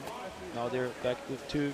You see the first goalkeeper is being quite traditionally sitting in front of the baskets. And here again, see also number 44 here in the water, back from the penalty bench, which was Thomas Riss, who's now back in the water and was also one of the important players for the leading goal here that the Czech Republic scored. And again, number 23 trying here, coming from above, Daniel Garcia.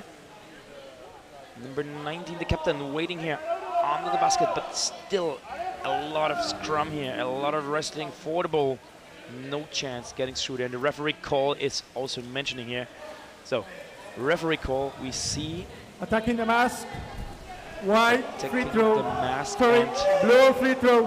Blue is in ball possession in favor. Another 20 seconds to go. It might be that this will be the last 20 seconds of the match. Yeah.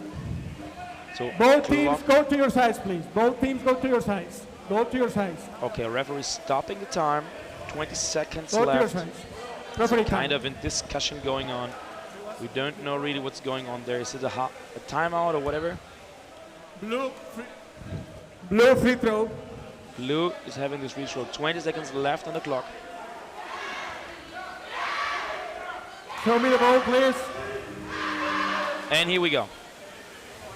18, 15 seconds left. Can Barcelona one more time getting the ball, but it doesn't look like that. There's a big scrum on the surface. Ball is falling apart, but there now. 33 is getting the ball now. Is he coming? Oh, he's throwing the ball. He's throwing the ball. Great chance. Oh no, time is over. Daniel Garcia here with the last minute opportunity to equalize. Unfortunately, was just hitting the ring. And that's it. 2 goals from Pavel Greka here are enough for the Budweis team here to win 2-1 versus Barcelona. What a match, how tough it was. A lot of referee calls, 2 time penalties we have seen, and that's the final result. We're having here a quick break, and then we'll be back with the next game of the day, number 12, which is the women's match, Akaren versus the ladies from Amaga. Stay tuned and come with me back in a couple of minutes.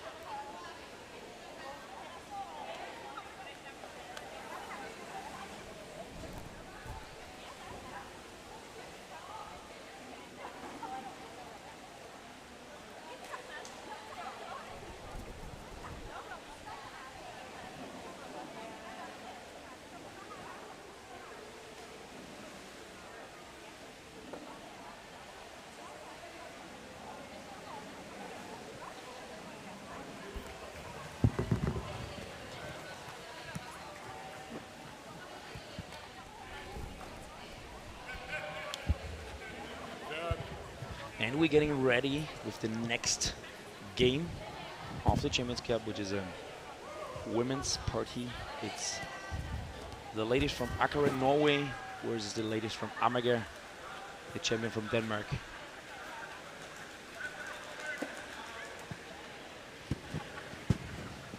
The referee Bob Robinson on the surface. We see Rafael Tito de Moa on the water together with his brother Manuel. And Teams getting ready.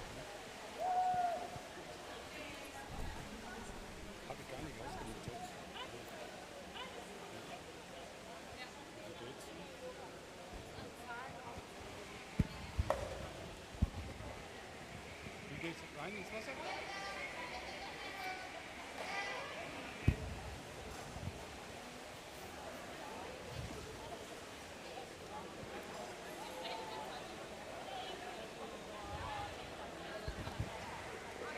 Sowieso warten, bis wir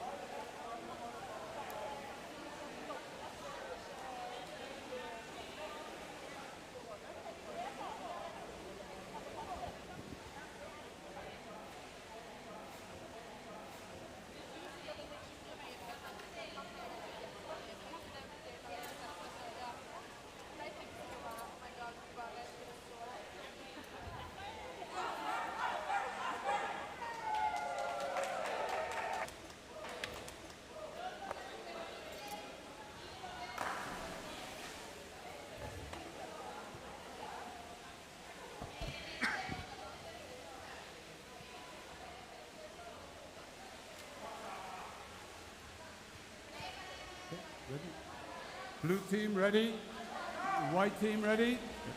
All right, ladies and gentlemen, we are back with the next game of the day. Akkaren SDK, the Norwegian champion, versus Amager Underwater Rugby from Denmark on the female side in the female competition. And Norway already taking the ball, picking up and moving to the left into the into the Amager territory. 2 teams of 8. That's going to be complicated throughout the game.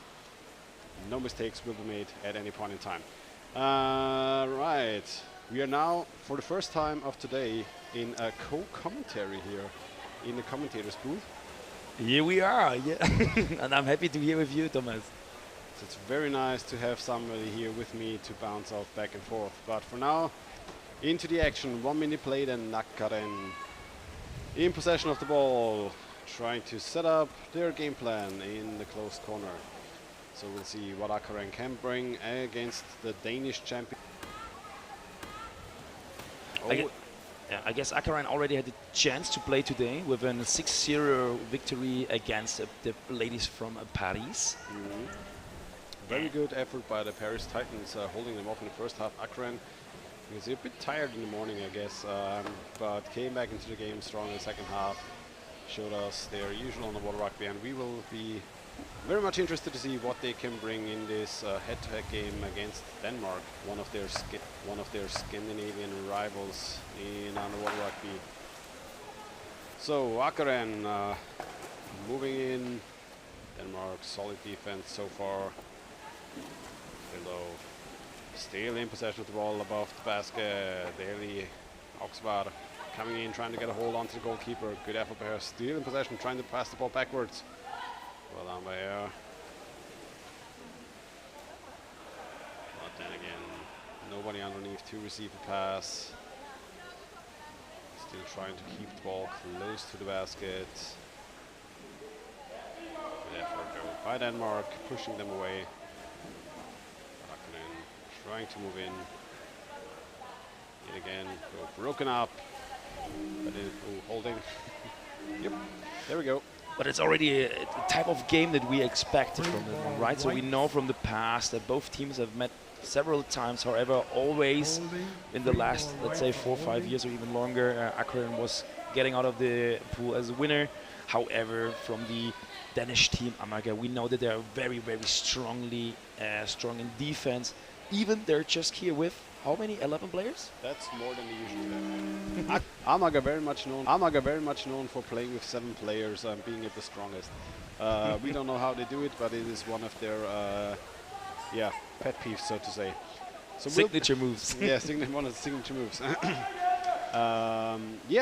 Akkaren versus Amager. Amager now trying to move forward a little bit, having a free throw for holding.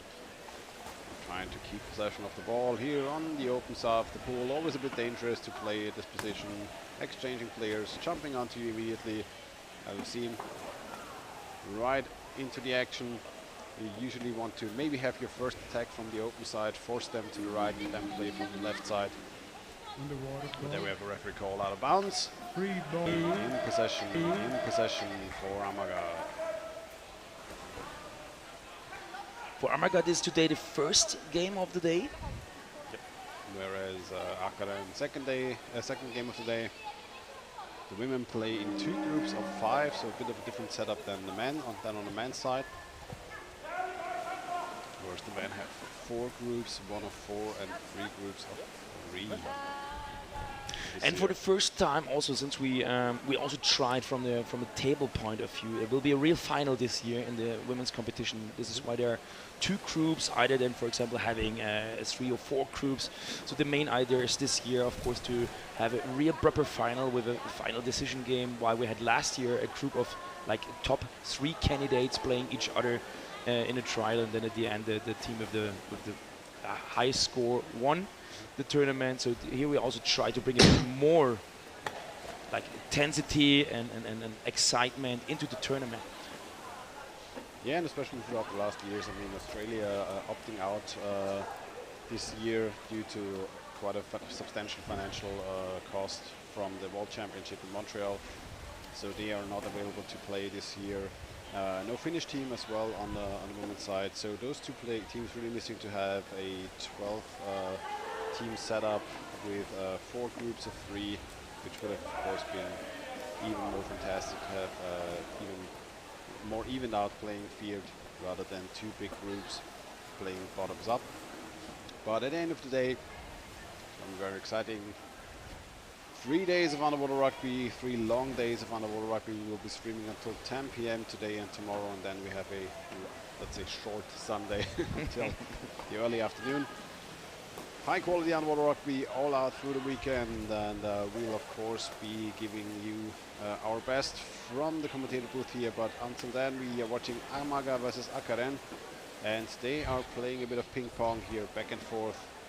I just wanted to highlight it, yeah. So this is at least just to summarize the first half, like the first 6 minutes that we played already. So we saw the first attack wave from the Akaren team. And now we saw very, very long ball possessioning from Amaga. They were not really trying to attack. I think this was the first opportunity they had even.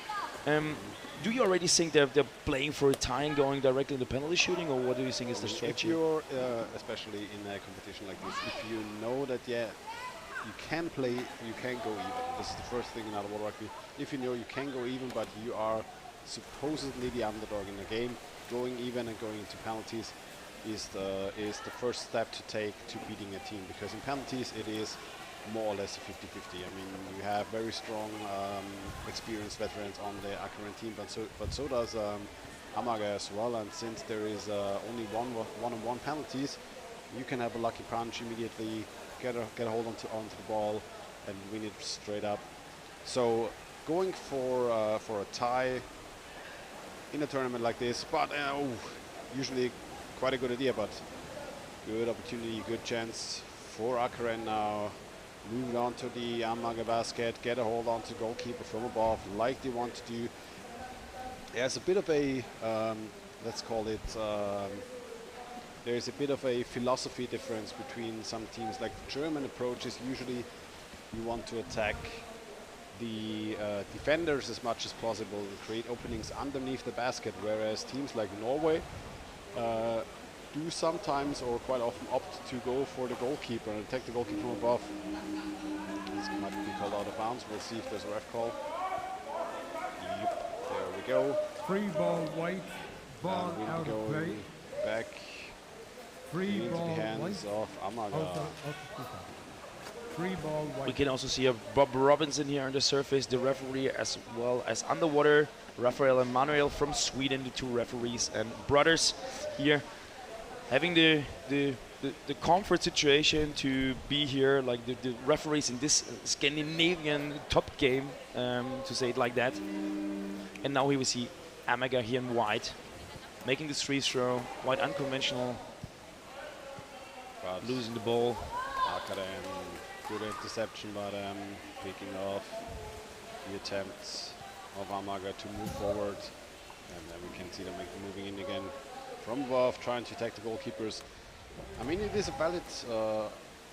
I mean, especially if you know each other quite well, you know that one team might have strong defenders rather than goalkeepers. It is a very valid strategy to come in from above and create a lot of pressures onto the goalkeeper, especially because the goalkeepers usually have to be protected by the forwards, and if the forwards are not creating enough pressure onto players attacking goalkeepers, they usually have a very good time disrupting whatever is going on the basket. But ooh, ball dropping back down in the hands of the Akkaren goalkeeper. Nobody there in exchange though, and she's being attacked immediately above the basket. Dangerous situation. You usually don't want to have a scrum right above your own basket. And we can see Denmark certainly, though being more or less in a bit of an underdog position due to the results of the latest years. But they're doing a quite good job there, isn't it? They're doing a really good job, playing forward, being aggressive, creating some opportunities for themselves. And every second Akkaren is not in possession of the ball is a second they cannot move onto your own basket. And every second you play as the offensive team, you're happy playing underwater rugby, whereas as a defending team you're usually very visible. But it's all right. We see already just 10 seconds left in this first half of the game. We saw, if you summarize it, the first 10 minutes, the ball was longer in the field of the Norwegian team versus the Danish team. However, we saw one attack from the Danish team done by the captain. However, I think, from my personal feeling, it was a bit stronger and a bit more closer to scoring from Akkaren at this point of stage. Akkaren had the more pressing opportunities, had a very good attack from above where they already moved the goalkeeper. Forwards were able to move in position at the last second. So those teams going head to head right now. And it's always interesting to see as well, coming from games like the World Championship in July, where we have a vastly different pool in size, where those teams also usually go ahead one-on-one against each other, and then see them compared in their club teams, where both clubs do support quite a lot of national team players for the national squad. So interesting to see them go against each other here at the Champions Cup as well. And Akkaren as the, I think they are still reigning champion, right? On the women's side, I guess. Again? They are still the reigning champion on the female Akkaren, side. yep. Yeah. So still being the reigning champion here at the Champion Cup, surely will try to defend their title, whereas we know the Colombian and German contestants coming in and trying to snatch it away from them. Will certainly be an interesting tournament. Same for the men's side with the Orcas missing out this year. It's going to be interesting to see who will be able to pick up the title. On the men's side as well, we've also already seen a very strong game by Norway here as well today against Flipper. But yeah, back onto the game at hand between Akkaren, the Norwegian reigning champion, and Amager, the Danish reigning champion, both female champions in their respective countries, going head to head each other. 1 minute of halftime break left. Bit of time to recuperate. 1 minute. Play a little bit of a different format in the Champions Cup in terms of like a World Championship or compared to a European Championship with 2 times 10 minutes with a clock going through. So no breaks for referee calls. Just 1 timeout per team per halftime, as far as I'm aware of. So the game's rather short, and scoring first in such a short amount of time, 2 times 10 minutes. Usually is putting the opposing team on a clock to be more aggressive, to opening up, to spend less time defending, and those top teams certainly can capitalize on situations like this. Certainly can capitalize on situations like that and take those opportunities as well. So yeah, quite interesting to see how the second half will be going. We're looking way too comfortable here. At least I do. It's a tough time here. So we're just sitting here in a how do you say, like the instruction room, like the entrance cashier area of the pool here in Berlin. But this is very traditional, and we're very happy to use this venue here for this 3-day full tournament. And we are now in the second half of the game. And we can see now here Akaren in blue in ball possession, winning the start of the game and catching the ball here. Right. I've been already called an intern today by old German pensioners who were mad that they were not allowed to go swimming. Yeah. Incompetent intern, to be correct. Intern. Because I could not give them proper information on why they are not able to. I mean, it's obvious, it's a tournament here, so they are not allowed to pull. But Akaren, back into the game, being aggressive, taking up space underneath the Danish basket though. Good effort by them to bring the ball back out, releasing a bit of tension for defense. Akaren picked up the space underneath the basket. Always a very, very important thing to do for your team. As soon as an opponent's defense is disrupted, you have to pick up the space and do not allow them back into the defender's position. And Akaren certainly tried to capitalize on that. But defense now sitting properly again. Advantage blue. Advantage blue here. We see here Berit from Akaren here passing to number 25, Melina. And they're trying now, starting. I personally believe the team comes more aggressive into the second half than what they did in the first half. It seems like they were not happy with the performance here. They definitely want to go for the score. I don't believe that Akaren, as the last year winning champion here, tries to go for a tie and then win the game in the penalty shooting. Yeah, so we see they're trying to create pressure onto the Danish basket, but Denmark now fast break opportunity.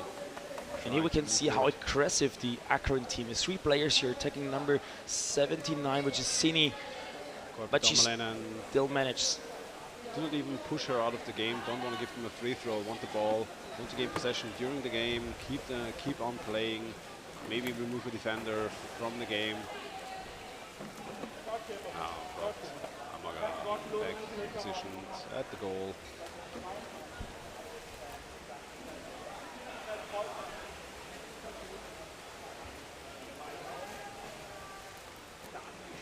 Forward, a bit of an ankle hold onto her, moving on to the ball carrier. We can also see that the Amager team is now leaving their teammates a bit more alone, or there's not much space for them to swim. So we see really Akaren more offensive here, more getting with 2, sometimes even 3 players on the ball.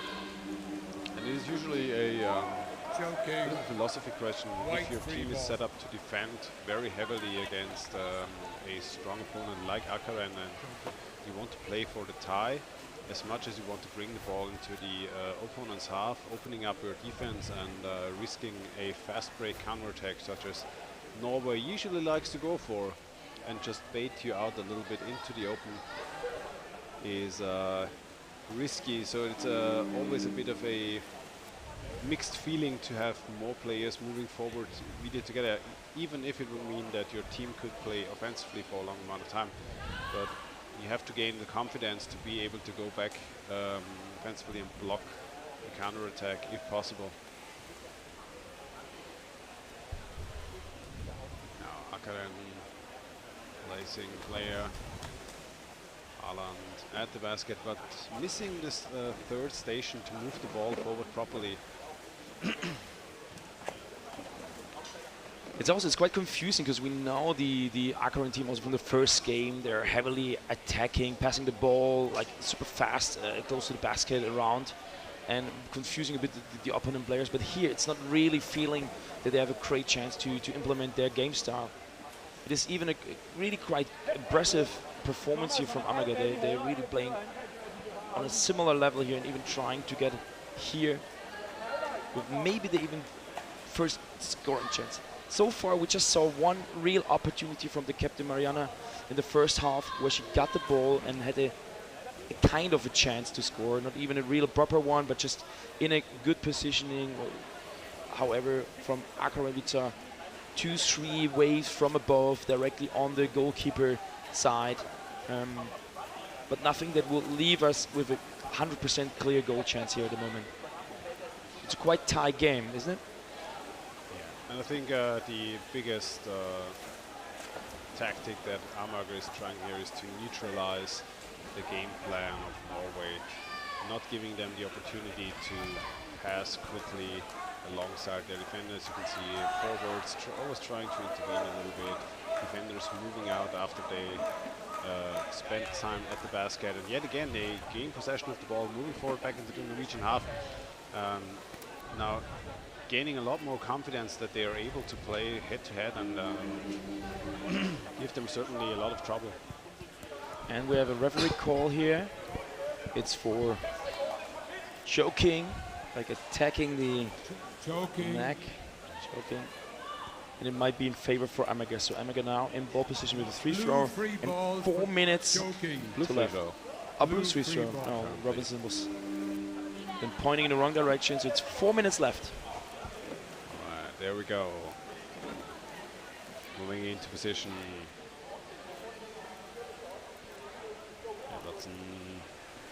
Brettijk. And you can all see the defender gaining a bit of momentum. Oh, good opportunity now! Hogswalk, and there's it in, there's the score! Number 17. Ellie Haugen for Norway. Great. Getting possession of the ball on the opposing side. Defender cannot move into position properly, and she simply pushes up the goalkeeper. Shoves the ball in. Ellie Haugen for Akkeren. And now certainly we will see a more open game. Timeout immediately by the white team. Akkeren in the lead, and now they have to be playing more offensively. They will try to get the ball back, of course, and move into the half of Akkeren, though. Rather difficult for them to move so far. Akkeren doing a fine job, blocking them into the middle of the pool.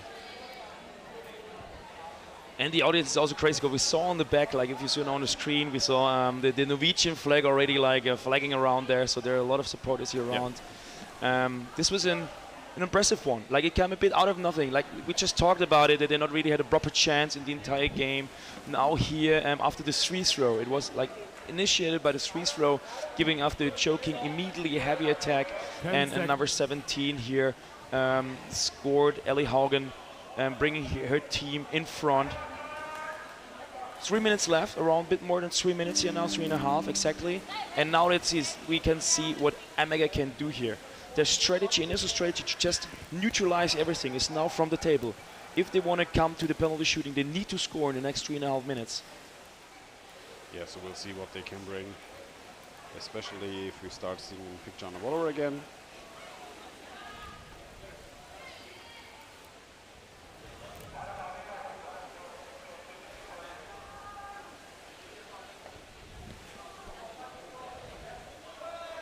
And here we see a scrum on the surface, a quite good view.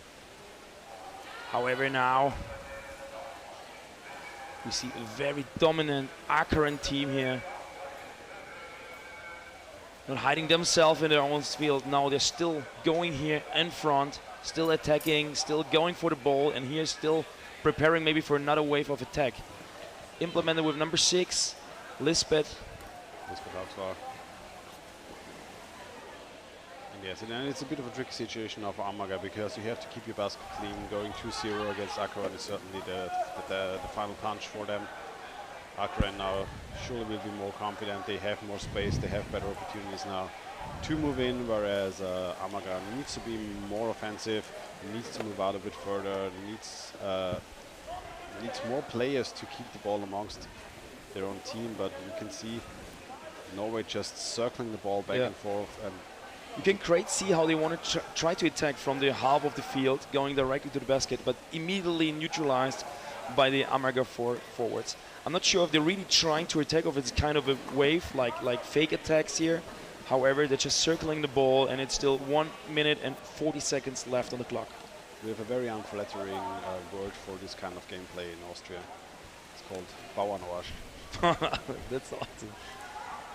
And yeah, it's a very valid tactic. As soon as you're ahead, you circle the ball. You need to take 3-4 players, just circle the ball around, and it makes the opposing team mad because they have to move out. There's it.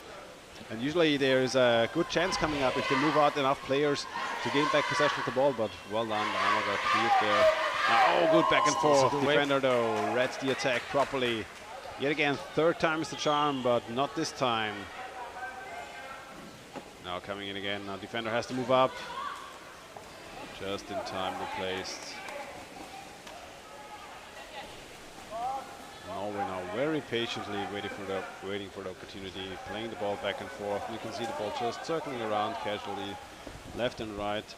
And the trick is to stay far enough away from your opponent's basket that the forwards do have to move considerably away from their own basket. Usually you want to have your forwards rather close to your basket, because them just swimming up front is usually just wasting a lot of their energy. With two players, you should not, in most scenarios, you shouldn't be able to gain back possession of the ball against a team of 6 players with just 2 forwards, even though you see it from time to time when they are doing a really good job. But now 13 seconds left, and it's the last chance, and it's an open basket for a short amount of time. But you can see 3 Norwegians just going down, clearing, having 3 seconds left, and Akkeren takes it away. That's it. But then you could see how offensive orientated the game of Akkeren in total is. There was not a very fast break that we saw here, and not a fast swimming, however, almost reached an empty net goal. But still, 1-0 for Akkeren after a goal from Eli Hagen here, and that's it. Bringing still Akkeren with 2 victories out of 2 games, and Amager here losing the first game of the tournament. We're gonna be quite back with the next game of the match, which will be then, we're gonna see in game number 13. Following with... So we're gonna be right back with Black Mermaids, first game of the day against Barcelona in the female competition of the day. First game for both teams. We haven't seen them so far this year. It's gonna be interesting for us to see them for the first time. And game will be starting about at 2:30, and we will take a couple of minutes to keep our voices safe and sound for the entire weekend. So be right back.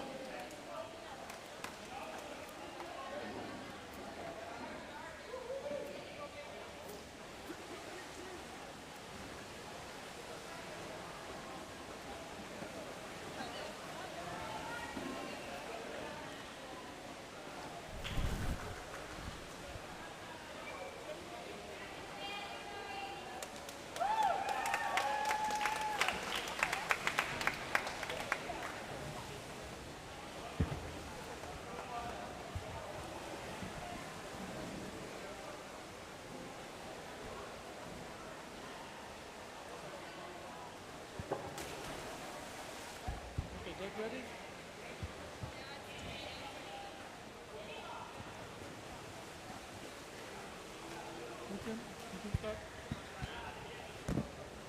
Okay, white ready, blue ready.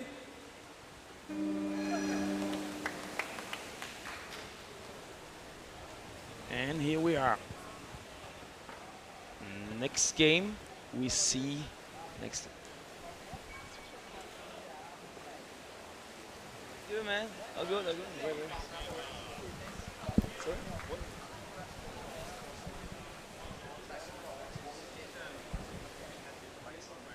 We don't see it.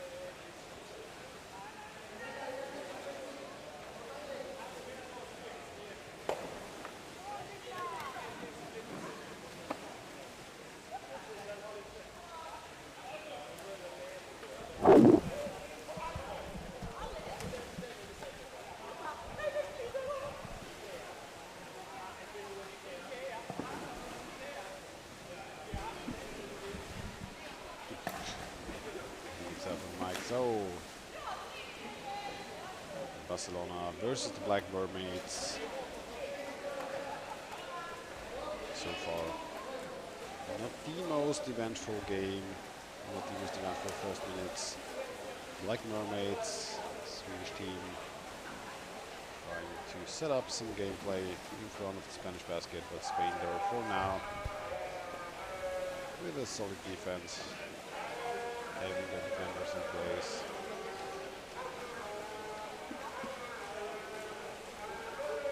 So players waiting for an opportunity to move in. Over to Barcelona.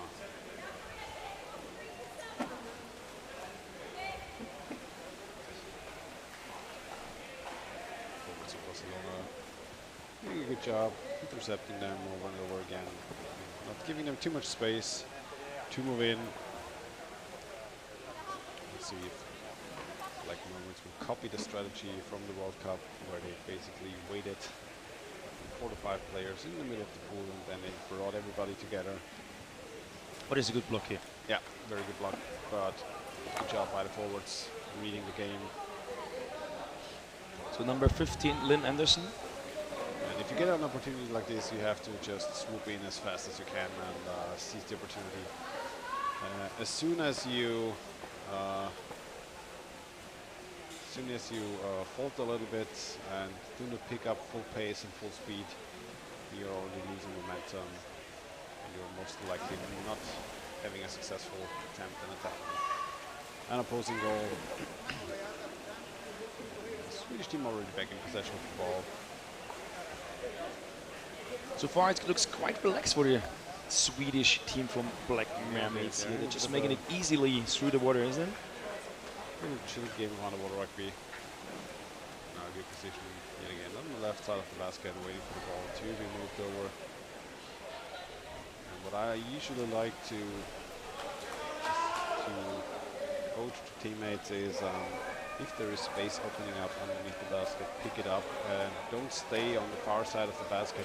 Move over and create like a quarter of a circle of space for your team rather than picking up the opposing sides of the basket. But now, good effort by Sweden to move in. That was scrum above the basket.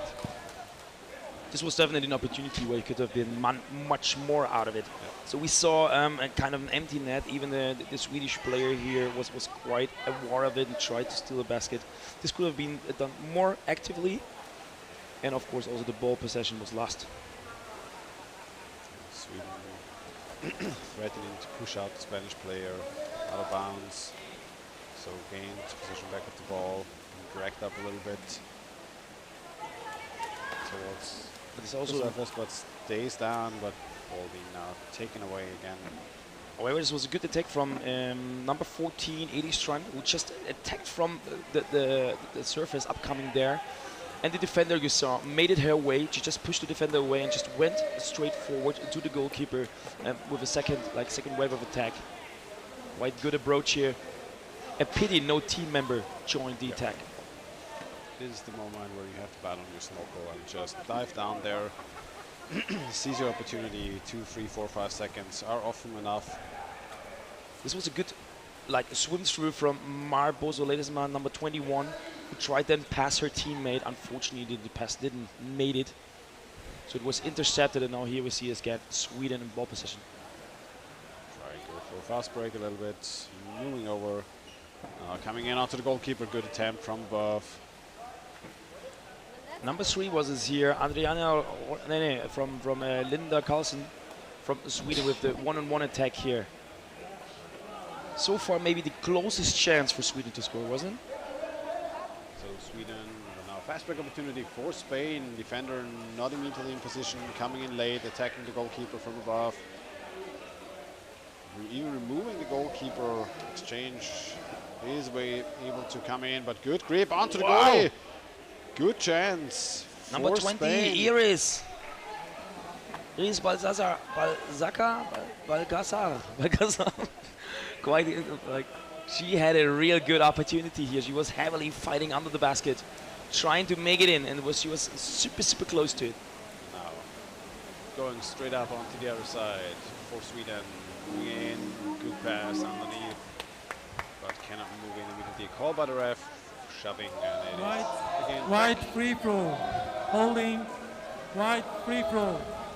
Back onto into the Swedish half, and ball back into Spanish hands.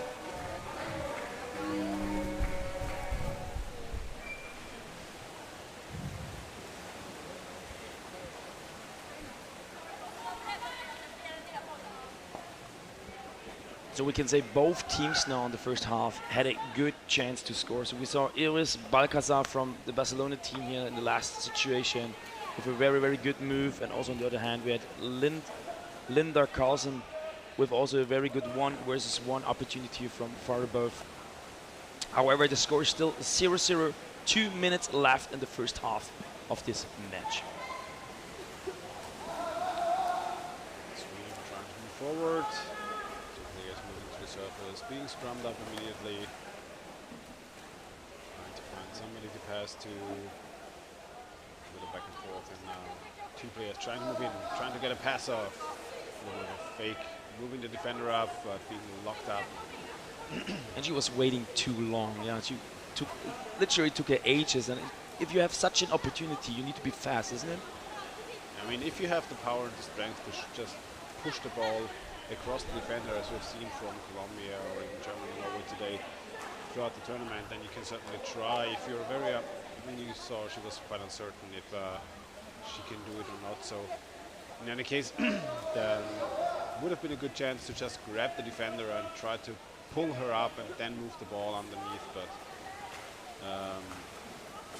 in this case, didn't do either. So was a bit hesitant.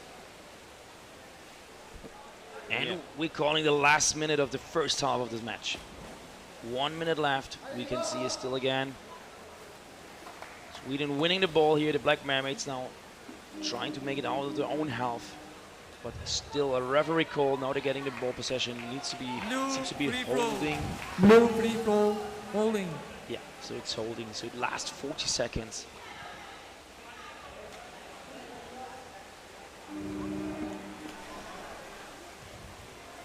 Oh, that was a bit of a failed pass. But still in possession for Sweden. 26 seconds to go. Now bring at least 4 players forward and just go for the ball. Not a lot of time for counter-attack, but you should at least make sure that your passes are arriving where they want to go.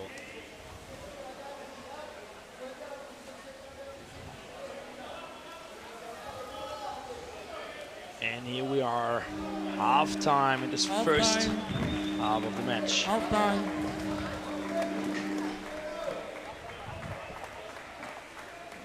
I have to say I'm quite confused about how this game is going on, to be honest. I expected a bit more power swimming, a bit more precise passes, especially from the Sweden team. I saw them also in the favor. However, we saw a really, really good opportunity, scoring opportunity from Barcelona. Absolutely. Was kind of an uncertain situation, a one-on-one attack close to the basket. But then we saw Iris Balcazar just managing herself and having a really good opportunity in putting the ball into the basket. While on the other hand, we saw the Swedish team really waiting a lot, making like they were spotting the opportunity, but they were waiting literally ages to make the pass. Yeah, or hesitant or scared or whatever. And then, especially in the last few minutes, you saw very, very confusing passes, very long passes, passes where there was no player ready to receive it. Yeah. Especially from, if you look at it from a bit of a coaching standpoint, it is. I'm looking for trying the right words for it, but if you have you usually have a couple of players in your team who create opportunities, who are the ones that most of the time score. And a lot of times, if those players are not the ones spearheading an attack, then there is this uncertainty amongst your players. They're not sure enough if they can move in or not, and a lot of them. They're too hesitant in the long run, and then pass the ball away in situations where they shouldn't pass the ball away. And at the end of the day, those kind of situations are quite often cost you a good opportunity, because people are not decisive enough to take matters in their own hands and try to create an opportunity themselves. So we have now 30 minutes left in this halftime break. I also want to use the chance to introduce you to the referees of this game, which is Serkan Bazgül on the deck referee. We have Birgit Lütke under the water. You see her on the wall and side, and on the open side with the back to the camera is Peter Tenefos. Last 15 seconds. So the team's getting ready here now for the second half, and we just want to remember this game cannot end with a tie. One team needs to win. If it will be 0-0 or 1-1 or whatever after 10 minutes remaining gaming time, we will go in an immediate penalty shooting. And here we go, second half is starting.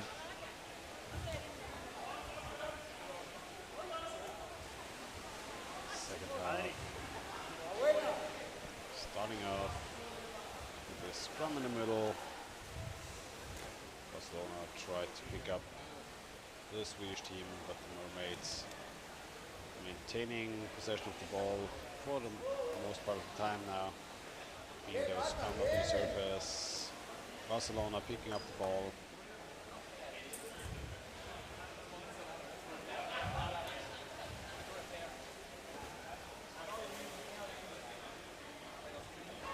You can see Barcelona struggling to have enough players, and a lot of the players solid in sound defense. Everybody's very clear of their own responsibilities when playing defense.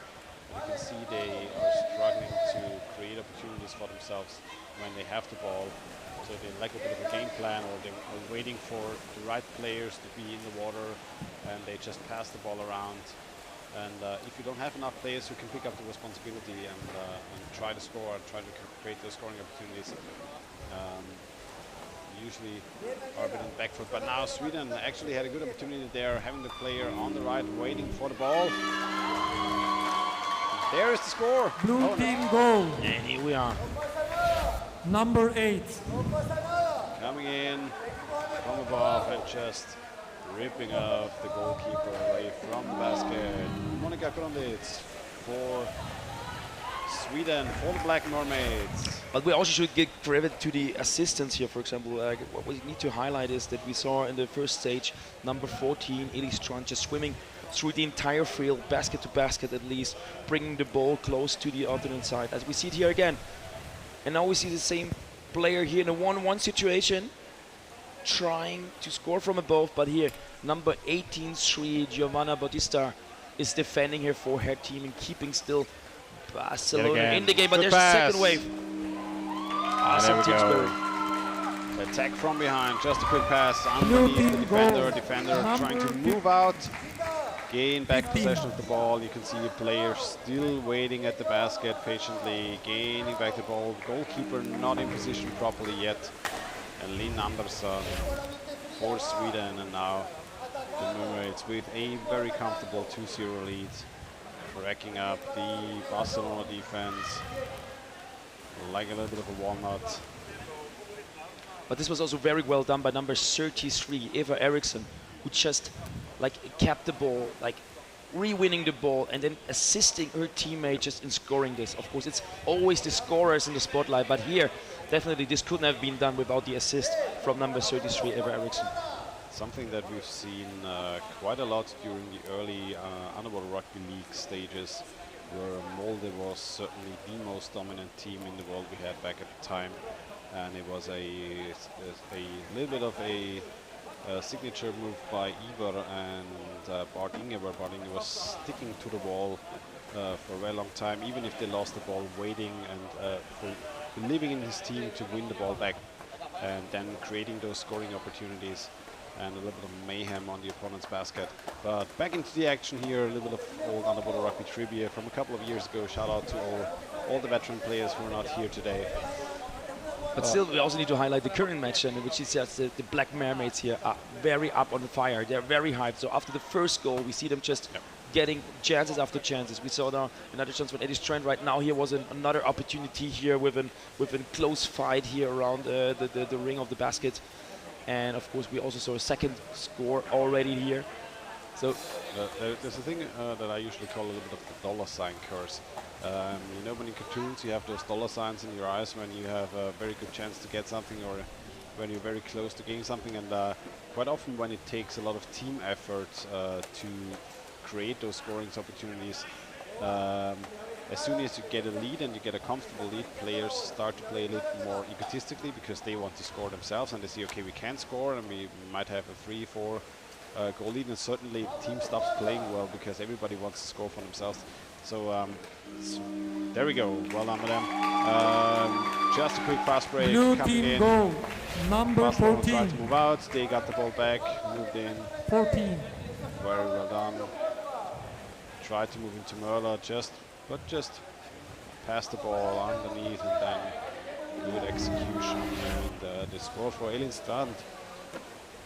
So yeah, the dollar sign curse can be real for some teams, and it is very important to keep your gameplay consistently. Yet again, moving in, empty, more or less empty basket, getting a good hold on to the goalkeeper from above. Oh, beautifully done.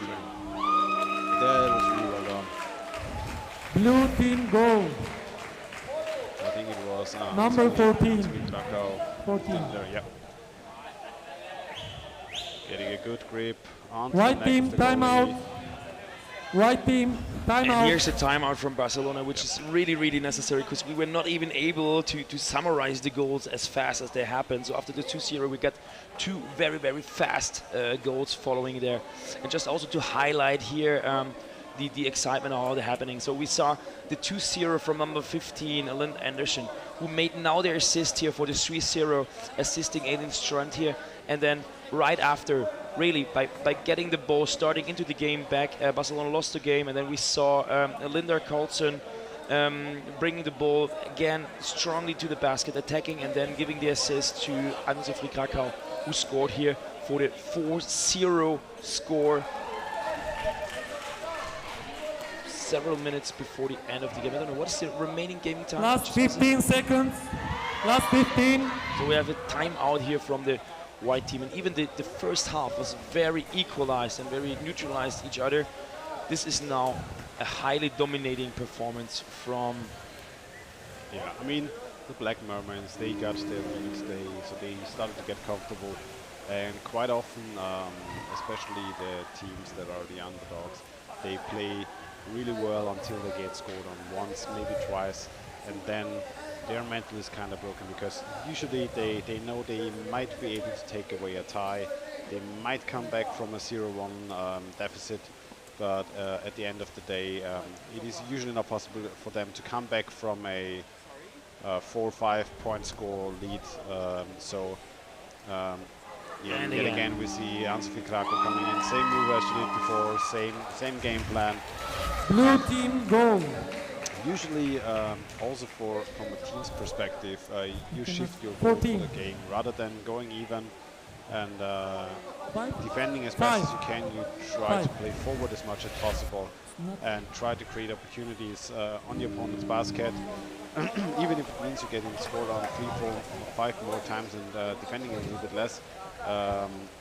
Try to get in valuable experience playing offensively against a strong team and try to hold the ball in their half more, because the stakes of the game have been completely changed, so it's becoming more of a trial and practice game for you rather than a competitive match at this point. So everybody should be try to take away as much as possible from a game like this, and maybe you even get the chance to score against a very strong team. So a little bit of a small victory at the end of the day. But this was really a twist now from a 0-0 halftime. Now in the first 5 minutes of the game, 6 minutes of the game, we saw like 4 goals immediately, and then also there we go. There we go.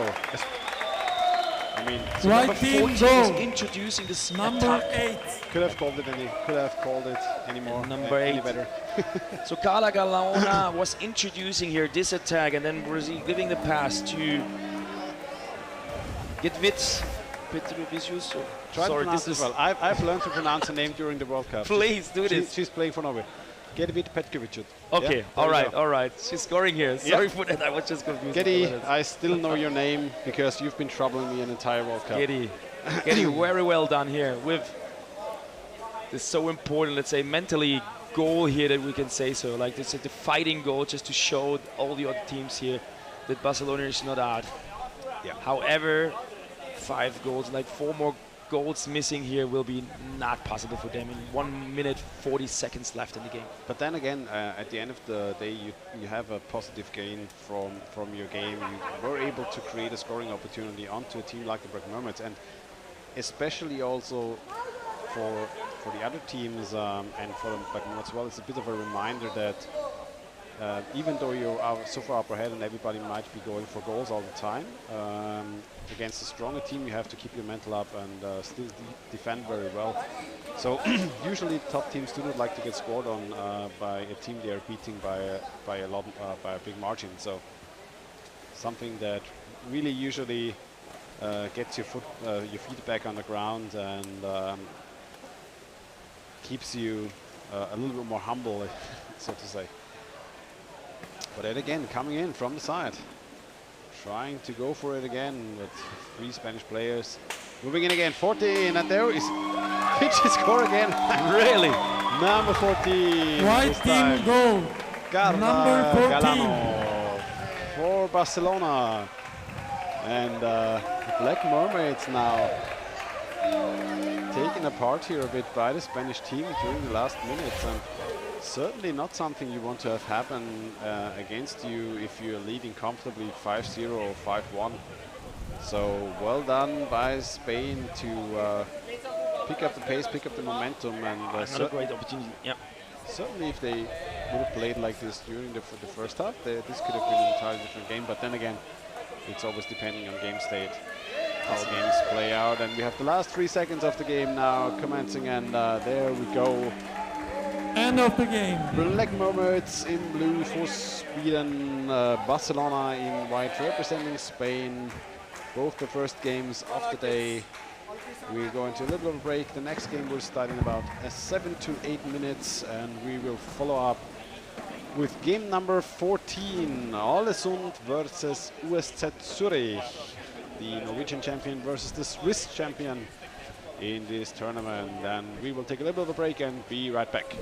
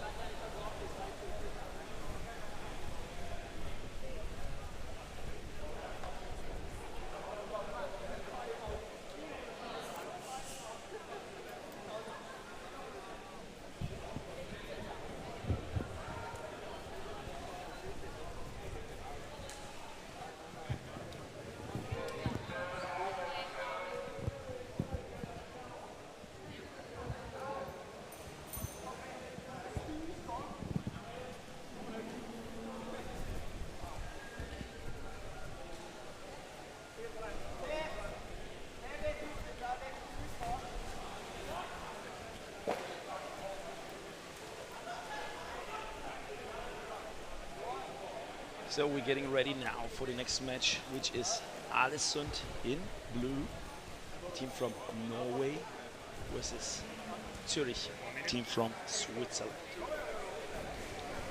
Just checking quickly the teams and the referees. We see a stack referee for this match, Cesar Flores, Underwater, Robert Klock, 1 minute. and Rafael.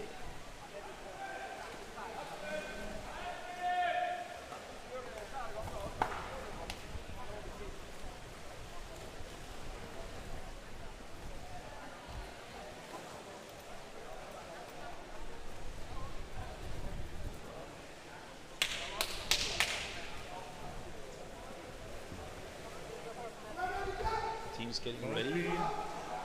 Be ready.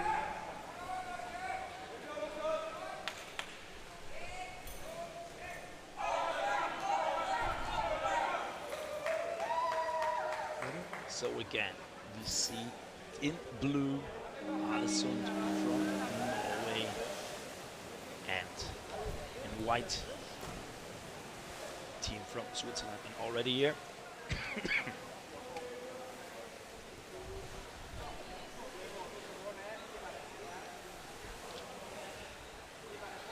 Alesund here with the first wave of attacks introduced when Weghart tried to steal the basket. Number 18 here we can see Oscar from the open side passing around, but so far the Swedish team very well managing this first wave of attack. On the surface you can see scramble through the fight, and Zürich is trying to get here out of the half.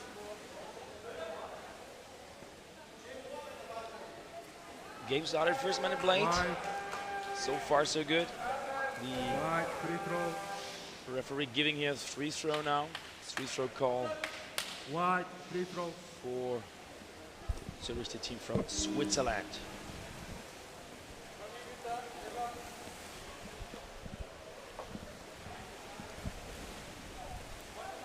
And Alesund coming in. Two sides. Player on the right is enough. It is the man without the t-shirt. Number 7. Number 7, blue. Good old Ivar Björnarem. Goal blue, number 7. Assisted by number 10, Vegard Hansen. Nice pass from the left to the right, and then easy score.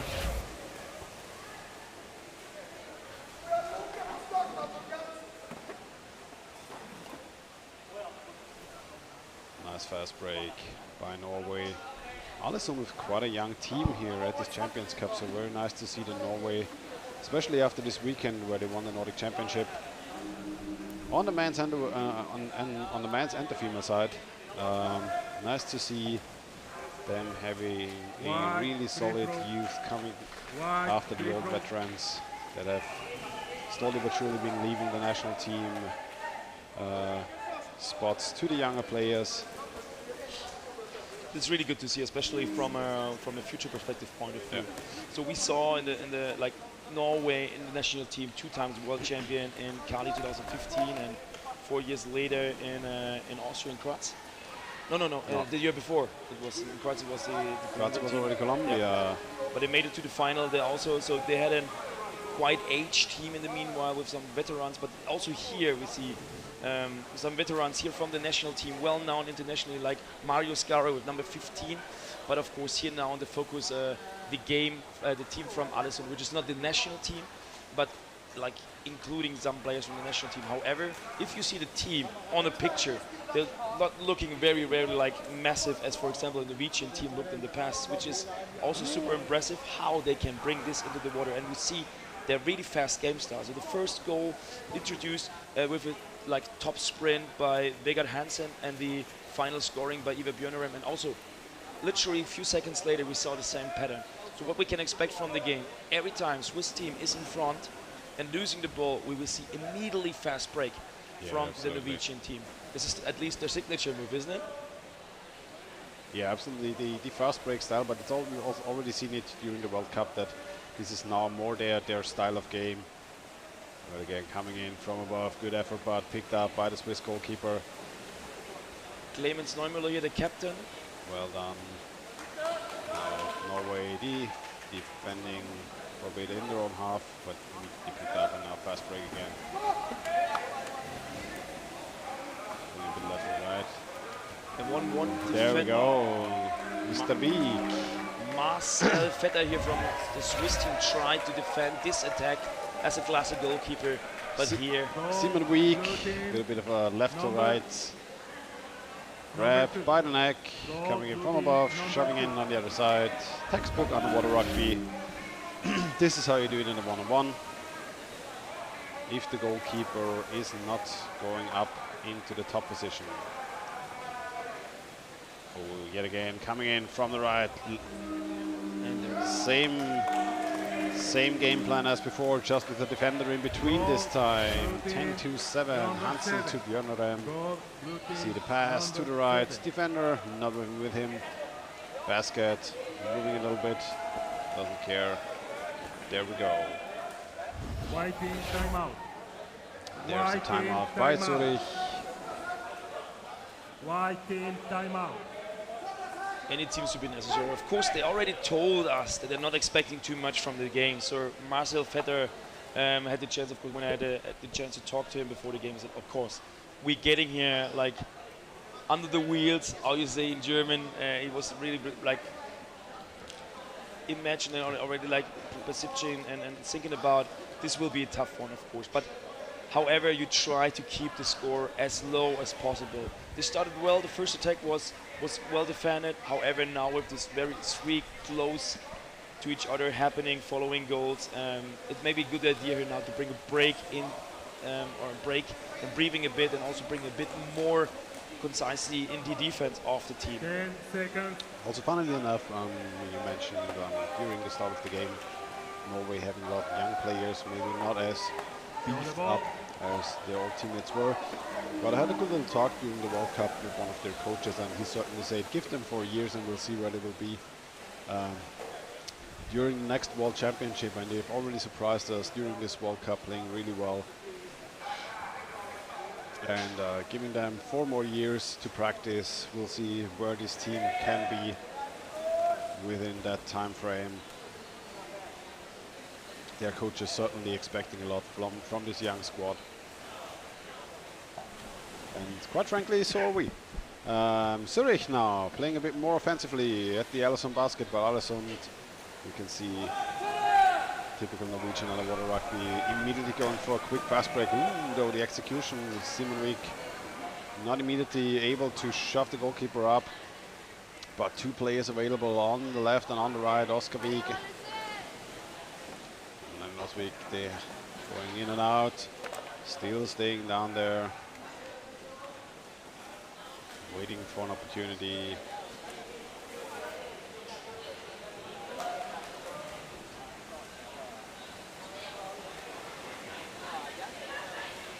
Oh, good pass into the corner, defender in between Skåre. This is well defended by Philip Villiger. Was just trying to catch the ball here and avoided the next goal here, or goal opportunity from the Allison team. It's still number 17 nice now. positioning. Great. Well done, Oscar Wieg. Yet again from the left this time. Assisted by Oystein Bringsley with number 17. Ball, blue team, number 18.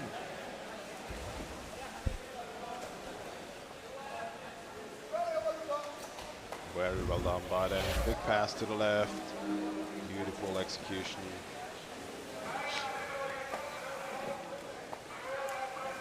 Now 3-0 lead for Ålesund.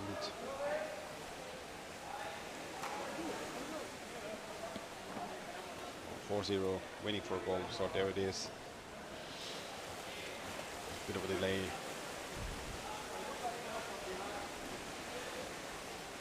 And they're a bit less than 3 minutes in this first half of the game.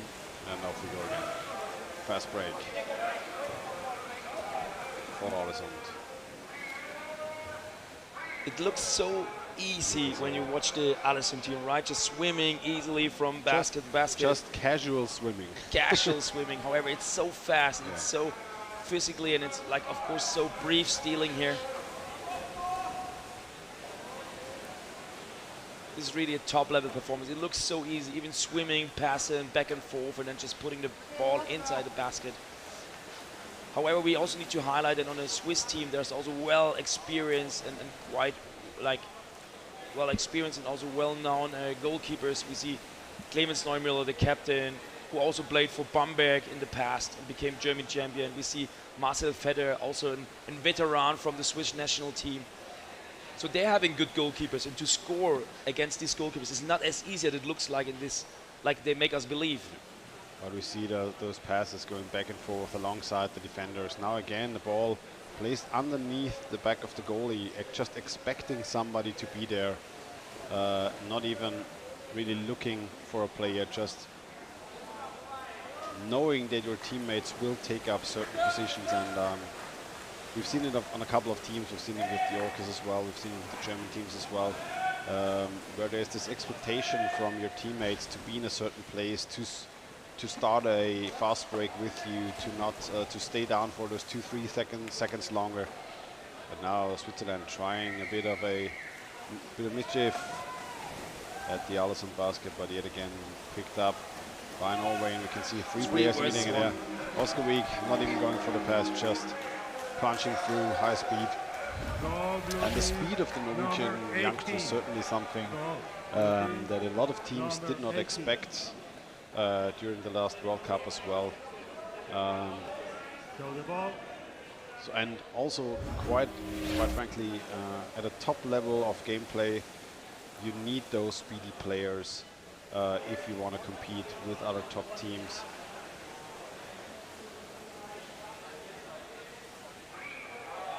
As you can see here how long they're waiting until they make the final pass. So they want to be defended first, and then they're bringing their teammate in a very good positioning, giving them a second, a time, look around and to score here. Every attacking wave from Addison here looks very well structured, very well taken, and it's like the opposite from what we saw before, that no one is very nervous here. It's not really rushing. It seems so conclude. And now we have in the halftime break. Halftime break, the score is 5-0. We have seen one goal from Iver, followed by Vic, Iver, Oscar, and Oscar with a double shot at the end. And also, yeah, very well introduced by some of the teammates. It is a very dominant game at this stage from Alessund. There are 2.5 minutes break, and let's see what the Swiss champion from Zurich can do to come back and maybe keep the score a bit lower, let's say it like that, in the second half. Yeah, we'll see if they go for the double digits in the end. Okay.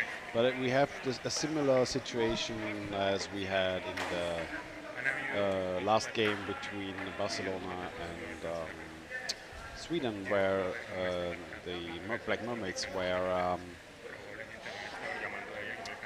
the team being mostly defending, the Swiss team in this case. It heavily depends on what they want to do. Do you want to defend as best as possible, or do you want to get the ball back at some point and just try to punch through just once, get the score, maybe gain 1 or 2 good attacks opportunities, or even just have more players playing forward and circle the ball around amongst your own players a little bit better, rather than having 2-3 players sitting back trying to defend fast breaks. So my personal point of view at this point in the game, where you have such a tough opponent, I usually go for is a little bit more go big or go home. So you try to make the best out of the game. You stop defending, like, I mean, you defend, of course, it is still a tournament, but you stop defending up to the best possibility you have, keeping everybody back, and you try to start and have a little bit more fun, so to say. And the fun is usually when you have the ball in your own hands. But I was also quite surprised by Alessund, because they had already game today, a top match versus Flipper, where they scored 2-0. A very tough match, also quite equal match, but in the end, it was also Ivar Björnerem who scored the 1-0. And of course then Flipper had to try to get more to equalize there, and then they used the chance, at least in the last couple of seconds of the match, to even increase it to 2-0. However, do you see Alessund as one of the top favorites of this year? Certainly are. I mean, we have a couple of contenders. The Comares we've seen are playing really well. We will see how Malmö and the German champion Krefeld are going up against each other in the next upcoming game. Allison certainly looking strong this year, so I think it's going to be an interesting tournament on the men's side and on the top teams as well. Flipper also looks strong against Allison. He had a really strong first half against them, so going to be interesting to see who's coming up. Finland also never out of the question to take away the title as they did 1 year in between. So, well, I'm not sure who's going to be able to take it, but it certainly is going to be a fun tournament for everybody to watch, and we will be bringing you superb underwater rugby throughout the entire weekend. There's a free throw, I guess. Wide free throw. For shoving. Wide free throw. And we're going to be bringing high quality underwater rugby throughout the entire weekend from today until Sunday in the early afternoon. So stay tuned, come on over, hop on into the live stream, have it running the entire day. Wide free throw. What else do you have to do on the weekend? So 1 minute played, and there's a free throw for Zurich.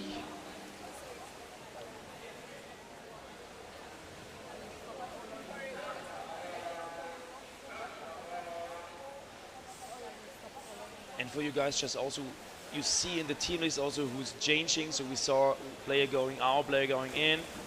There was one change for the Allison team. On the other hand, the Zurich team here just with 11 players left, just learned that number 7, Matthias Dufour, is not able to make it to this year's Champions Cup. So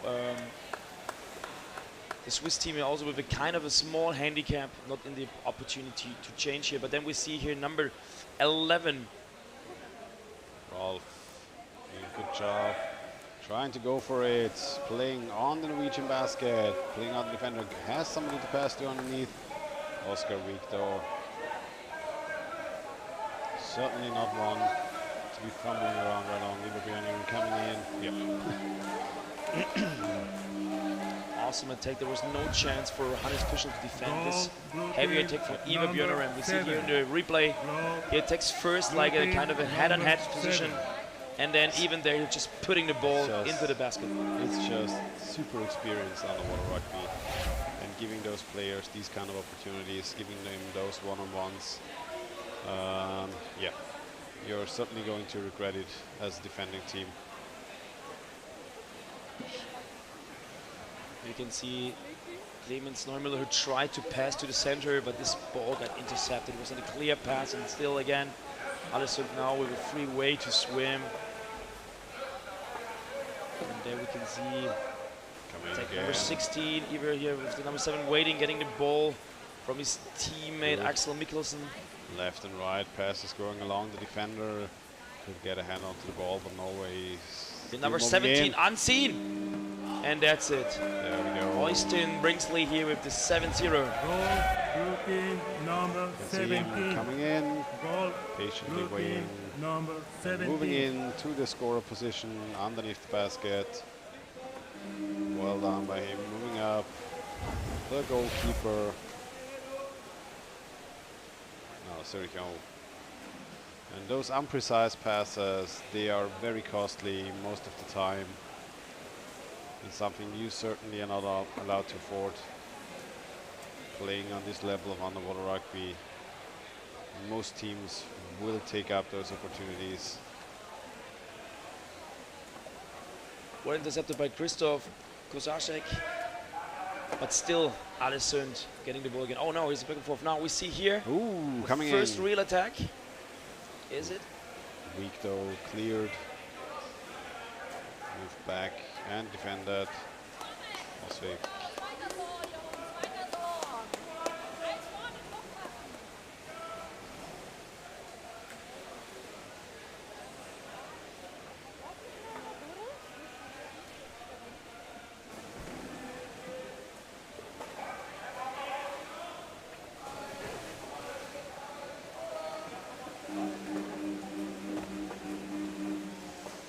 Number 7, attacking the mask.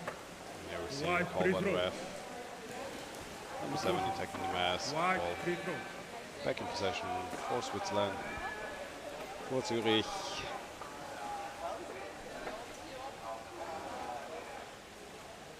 Yeah, we can see them taking a bit of time. Clock not stopping, so whenever you have a free throw as the defending team, you take your nice and meanwhile time. You can see now here Martin Wörle from the Swiss team trying to make a kind of a block, but the pass didn't get through him. It was intercepted. Tried to move the The ball. Norwegian team too experienced for such a long pass here, and then we see here number 8 passing to Björnarem, and now 18 to Wijk. Oskar Wijk taking from right hand side, passing to the left. This was well defended.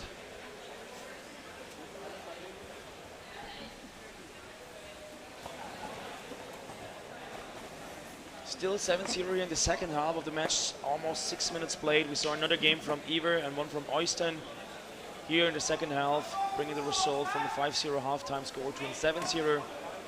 But also, I guess the Allison team is here already the clear winner here. There will be no chance for Switzerland to score 7 goals in the last 4 minutes. Still, we can see here Allison trying to go for more. Well introduced again by Oskar Wijk here with number 18, with very long arms. Reminds me a bit to Ingrid Pettersson, who's just staying in the basket and playing with the ball around the basket. Yep. Easily, and then here, pass to number 10. Ooh, well, basket nearly taken away by Wijk. Basket intercepted, pass going down, and we see again number 18 here. Was it in or not? No. I'm complaining a bit that the basket has moved was or whatever. moving a lot, but then again, Eva coming in from underneath. Yeah. And we see here. There we go. With the 8-0. Just having fun. Goal, blue team number 7. Goal, blue team number 7. Getting the ball, defender to his left, doesn't really care. Goalkeeper moving up and is just slipping the ball in. Yeah, but certainly the baskets are a bit of an issue throughout this tournament so far. White team, timeout. Not sticking to the floor properly. It's also not clear what is the issue for that, because we remember in the last years that we have just like restorated a bit the baskets to make them try to make them even better. Maybe this was a kind of an issue. What we also did is that we cleaned the entire pool before the tournament. So we brought proper divers in, like eight in total. They were running around and cleaning the entire like fleeces around the area to remove all the dirt, to have the best water quality that we can provide here for this tournament. And it might be that the basket, who comes with some knobs on the bottom, is not super fixed anymore. But we can already see that we put some weights into the basket here. The yellow weights here that should make it a bit more flexible. I assume at the beginning tomorrow, like at the early ages, the baskets were even more unstable. Like what we see right now is, of course, it moves a couple of centimeters. It's not really moving like apart from the wall. The problem is if you have heavy players going for attacks, number 42. Baskets need to be fixed to the floor, 43. or at least need to be very heavily secured with plungers to the bottom of the pool. And yeah, especially maybe if you have older ties in the pool like this, where it's not the most new pool available, but yeah. Right, going in again, but picked up by the goalkeeper, well done by him. Moving the ball away from the basket. 2 minutes to go, second half. Ålesund versus Zürich. Here's Simon Wick here with a 1-1 situation, but it's being held. Stopped by number 22, Ralf Swidetzky. Players coming in from the left, though, all being chucked away a little bit. Very well done. Keeping possession. 90 seconds left.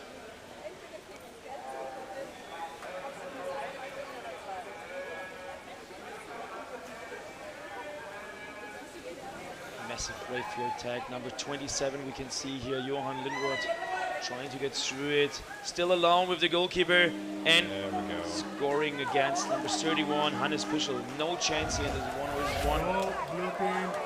27. This was far too much time. What the other players are doing in this situation? Like no one came down. I mean, Krzysztof Kozacek here, number 99, tried to defend as long as possible, and then he had to go to the surface, and yeah, number 27, Winfried Zühlke, was just alone with Hannes Pischel.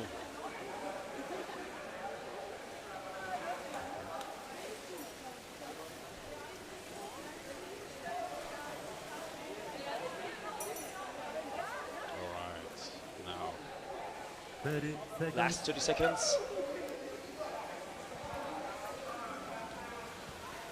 24 seconds to go. Second half. Alisson, Norwegian champion, versus Zurich, the Swiss champion. Going up against each other. Coming in time and time again. But this time, Clemens Neumüller here defended cleared by the goalie. Well done. And keeps the 9-0. It's not a double-digit lose for the Swiss team. Alisson certainly tried to make it double digits, but well done by the Swiss team.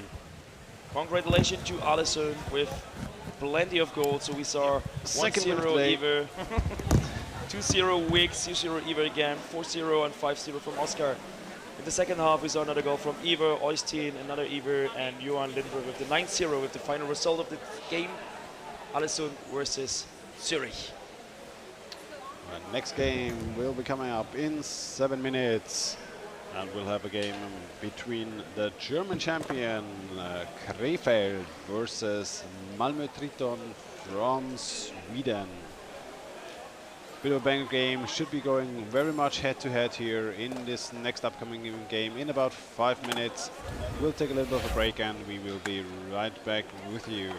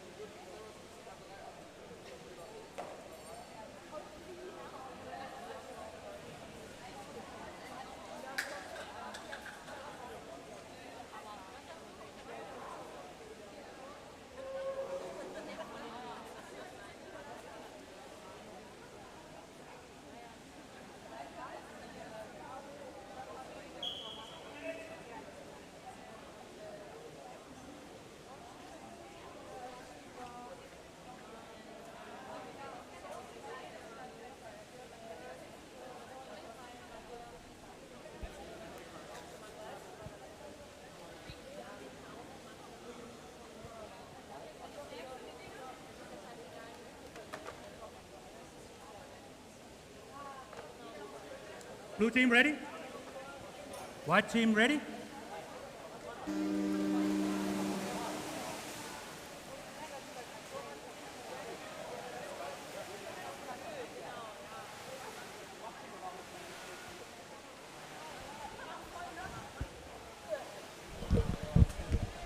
All right, ladies and gentlemen, we are back into the next game between Malmö Triton versus Krefeld. Malmö playing in white, Triton in blue.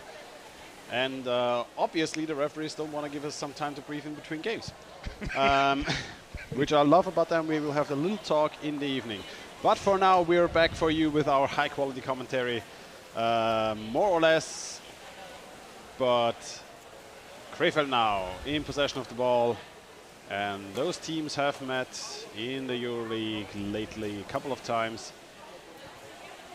Krefeld, though, with a bit of an enhancement in their own team, but we'll see how they will fare in this matchup against Malmö Triton. Certainly two very strong teams going up against each other, attacking, choking by Malmö Triton. Blue free throw. Still in possession for Krefeld.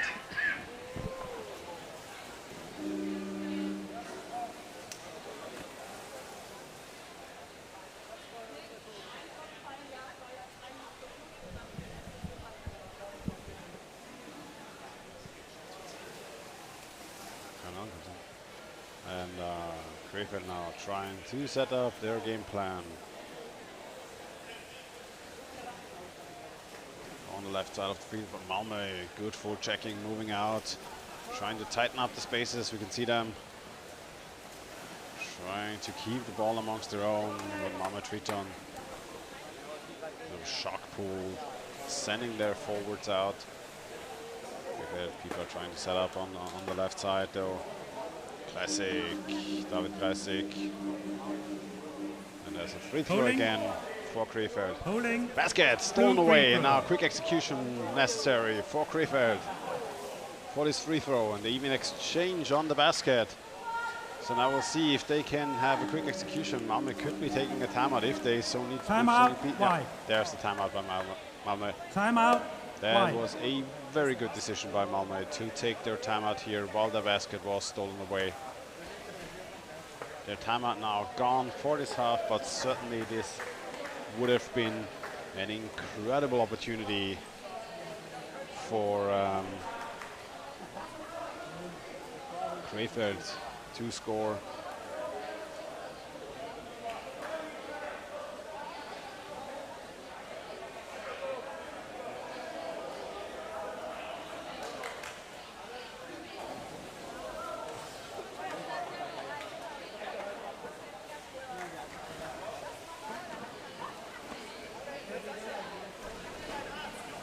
So, tactical timeout by Krefeld, by Malmö.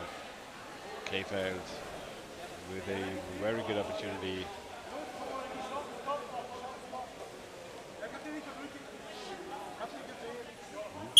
Blue free throw. So good tactical timeout, and now Krefeld back in possession of the ball.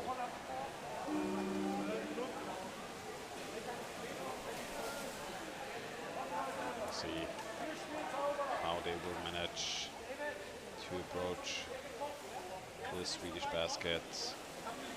Krefeld, we've seen them during the national championship with a very strong game against Malsch, where they basically did not give up the ball for at least not maybe 5% of the game, and the rest of the game they were back in possession, playing in front of the basket of Malsch. So dethroning the last year's champion Malsch.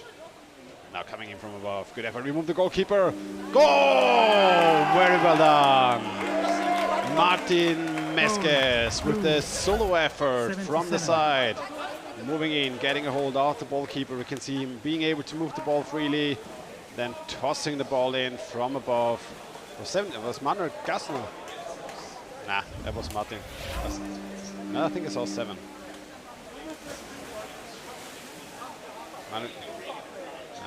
Okay. Bin meet time for Manuel Gassner, but you need your bin meet players. Shout out to the Australians for coining this term. Manuel Gassner, Martin Meskes working together really beautifully here with the first goal against Malmö.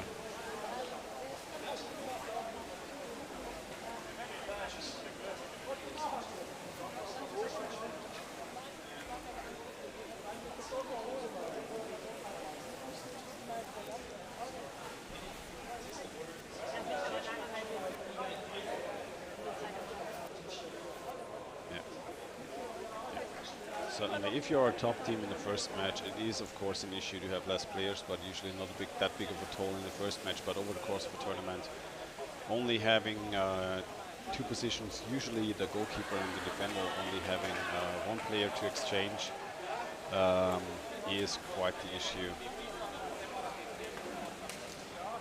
All the different strategies from teams, how to approach the situation. That's again coming in from above, tried to pass it into the corner, but Malmö waiting. And now trying to get a bit of fast break. Ball passed back and forth. Good forechecking still. Coming in very deep into the Malmö territory. Krasik again, the goalkeeper, doing a really good job bringing the ball back into the possession for Krefeld. Yeah, quite interesting how teams approach a three position players problem. Some teams have one very stamina-heavy player who might play the entire game, but plays a bit more defensively and tries to regenerate while being in the water, whilst other teams opt to have everybody exchange, though risking that two players might jump out of the water at the same time and then having a bit of a problem in the pool. So, different approaches, and some teams just try to pull a straw, and whoever pulls the shortest straw has to play for the entire tournament.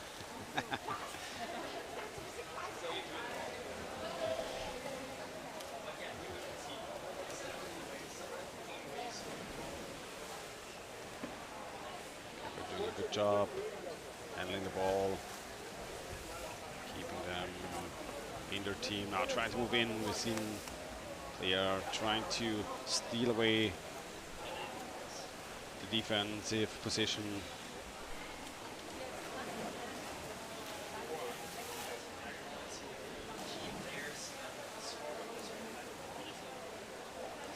Long-time veteran.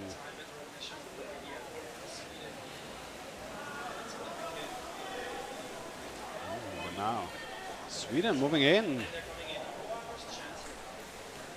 Good effort by them, bringing the ball to the ring, but Krefeld back in possession now. Needs somebody to pass forward. Ooh, picked off, and nobody on defense.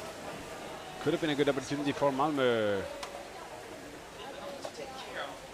Yeah. Yeah.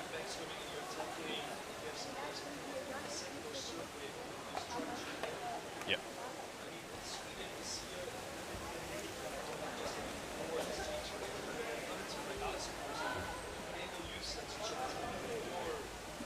But at the end of the day, it's 6 versus 6 in the water, and if you have the right 6 players in the water, anything can happen.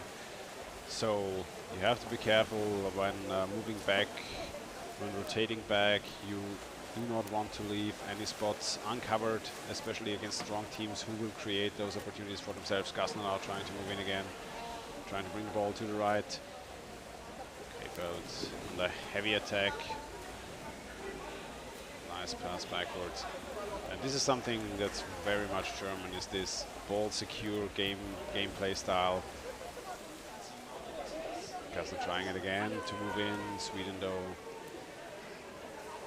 steadfast presence there and defending very well.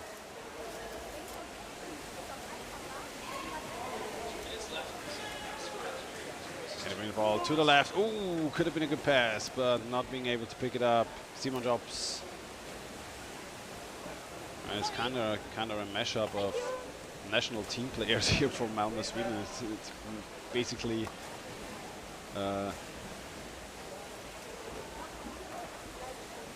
two-thirds of the national team, so to say. Yeah. Yeah, more or less.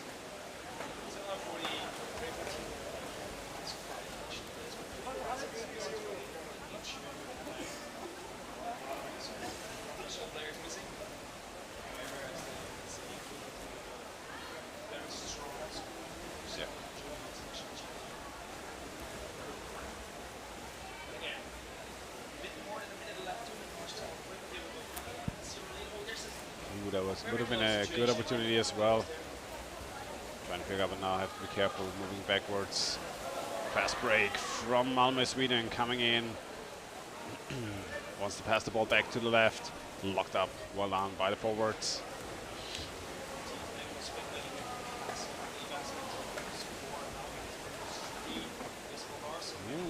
Good effort. The ball popping back a little bit. No defender in place. Initially for Krefeld. Yeah, but Philipp Kreisig certainly somebody whose absence you can surely feel on the Krefeld squad. Such a solid defender over the last years. And also such a young player in comparison to the amount of experience that he has.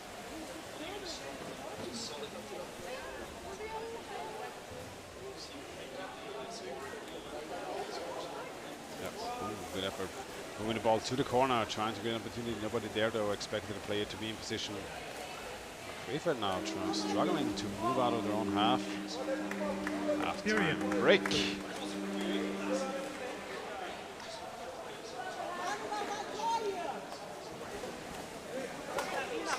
So 100%. It was not so 100%.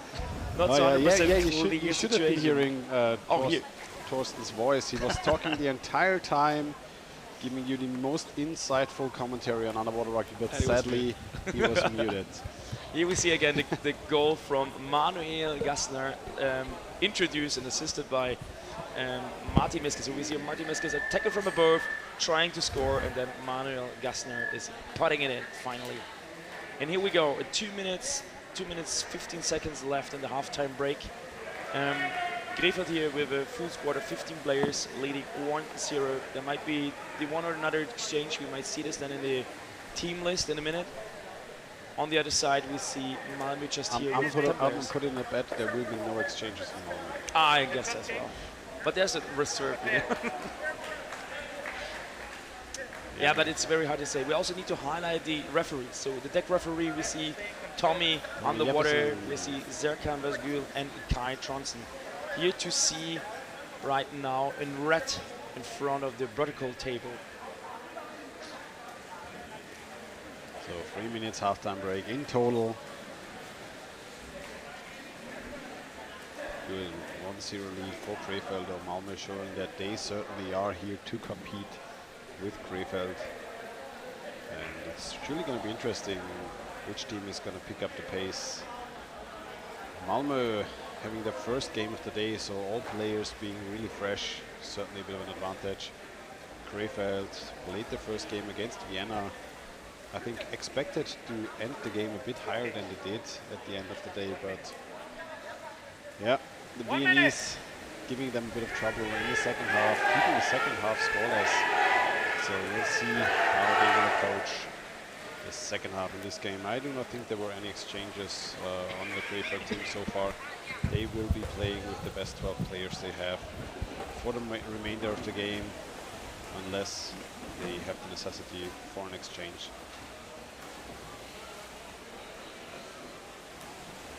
You might be right, there's no one walking to the protocol table, so there's no change so far for Krefeld.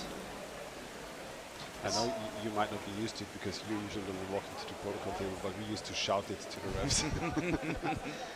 No one is traditional way. No one is walking. We're doing it the traditional way. All traditional Just way. shout at the referee. 10 seconds left here. Number 15 out. All right. Second half approaching. White team ready? 10 more minutes to go. Blue team ready? Number 3. And here we are. Second half.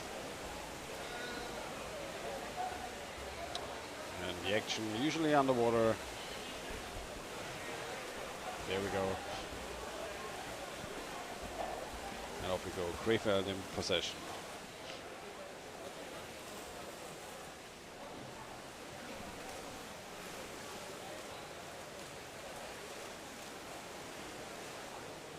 Now trying to move the ball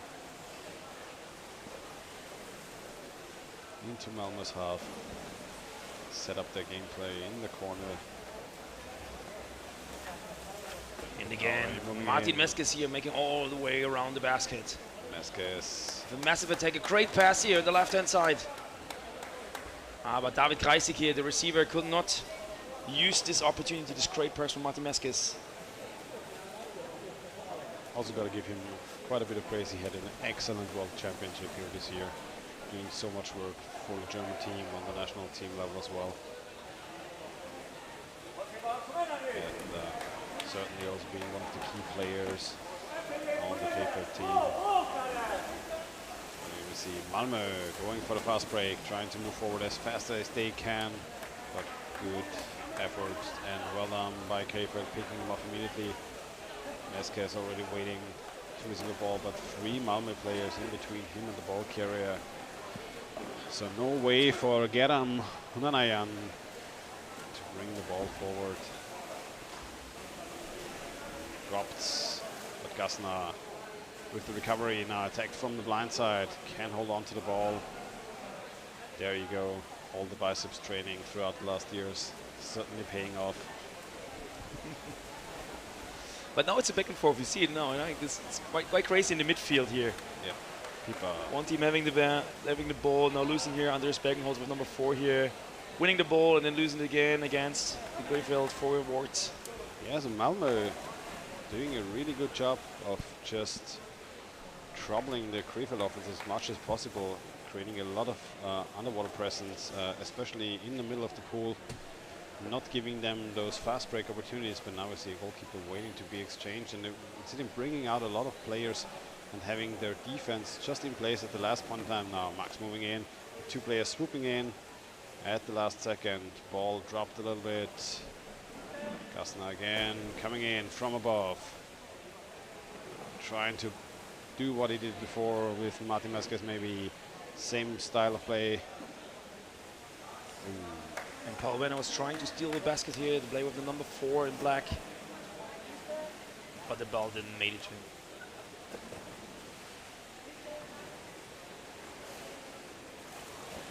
Three minutes played in the second half. You can still see Krefeld going here for the 2-0, trying to bring more pressure on the Malmö basket. However, as you already mentioned, I also agree, Malmö is doing a great job in neutralizing all the attacks so far. Yeah, we can see them moving in time and time again. Yet again, Gassner coming in from above, trying to get a grip onto the goalkeeper, but the forwards coming in and helping out the goalies as they should, picking off those players. Oh, there could be a quick pass to the middle.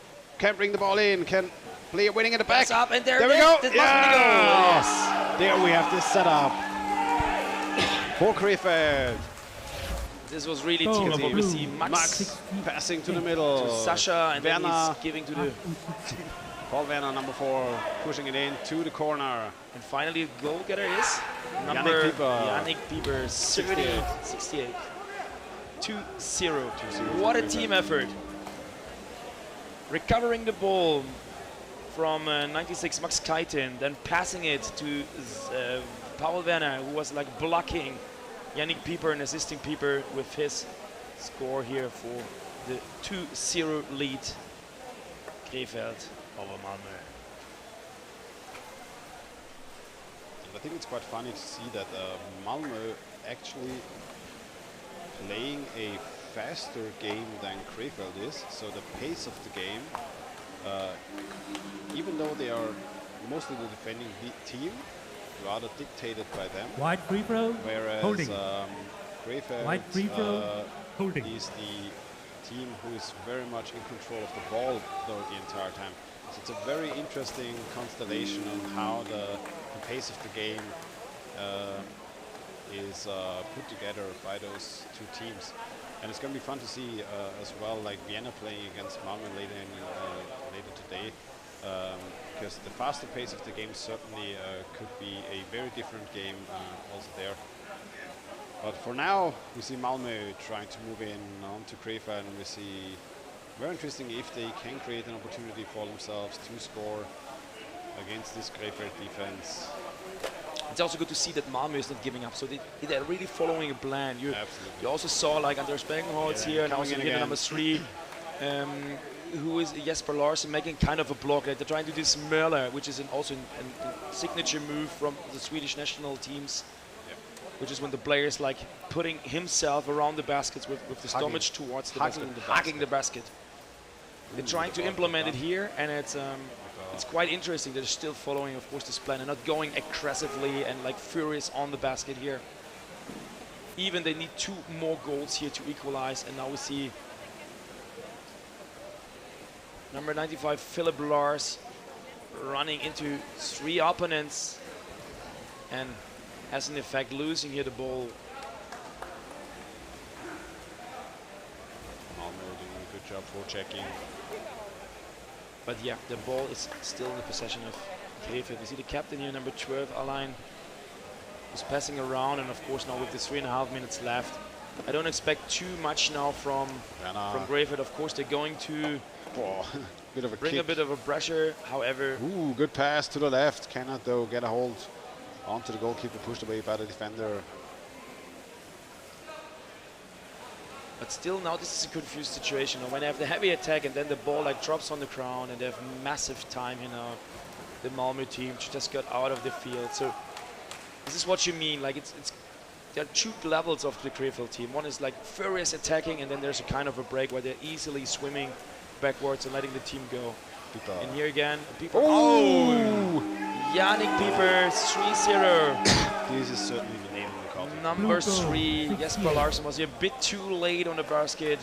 The goalkeeper, you can see him is going like, he's making, like touching his own. He might have issues with his ear or whatever, because he stopped a bit. You saw it in the replay, and then of course trying to, maybe to recover his ears and then going a bit further. But this is, of course, a second that Yannick Pieper used here to score the 3-0. This brings us to 1 goal for Manuel Gassner in the very beginning, followed by 2 goals from Yannick Pieper here for the currently 3-0 game stat. 2 minutes left.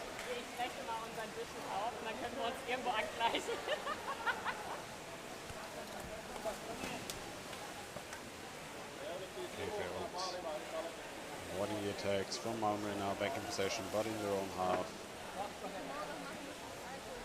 Meskes working his way forward against 3 Malmö players in the middle of the full 1.5 minutes to go. Can't even pass the ball back forward. You can see Malmö now trying to get in possession with two players aggressively going for the ball carrier. Do get the ball back into their own hands now, trying to go for a fast break. Can even stop and can swim through, can push the ball even in a good position, trying to move it so another player can pick it up. But this was a bit too optimistic from number 95 here. See the ball immediately. Matthias Levin was just swimming alone versus 3, which is on that kind of a level a bit too optimistic. And still we see here another attack introduction from number 11, Simon Jobs. Jobs coming from above. Still the Swedish team here in ball possession, but there's not a lot of opportunity. Number 10 here on the left-hand side, you can see Edwin Merchanson trying to steal the basket, but it's very, very active. So I'm also wondering why the referees are not giving him a call. But there's also Krefeld here in ball position again. Manuel Gassner having the ball, passing down. Geram here with number 23.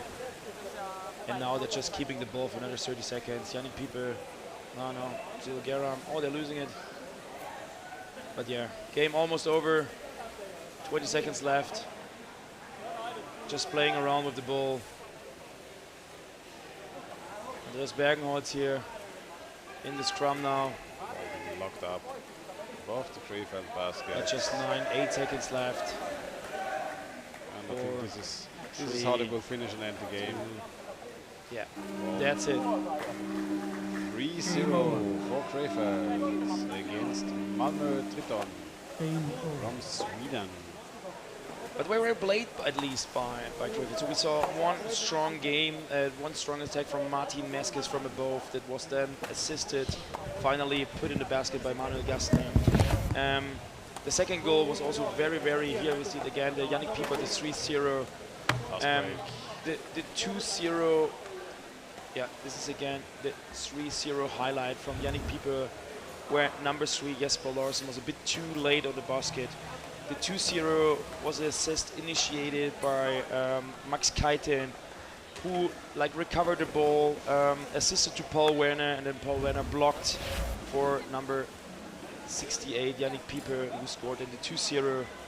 And finally, as we saw here in the replay, the highlight, 3-0 from Yannick Pieper here with the final score and the final result. We're now going on a quick break, and then being back here, we see this 2-0. As mentioned, highlighted, also Yannick Pieper initiated, Max Keiten. This is the 1-0 from above. Martin Meskes dropping down, and Manuel Gastner here putting the ball in. Right. We'll have a little bit of a break, trying to recover our voices, keep them solid and sound until the end of the evening. We'll have about 6 more hours of underwater. Oh my God, happy. And next game is going to start in a couple of minutes, about 6 minutes to go. Hopefully they will give us enough time to have a little bit of a break, and we'll be right back.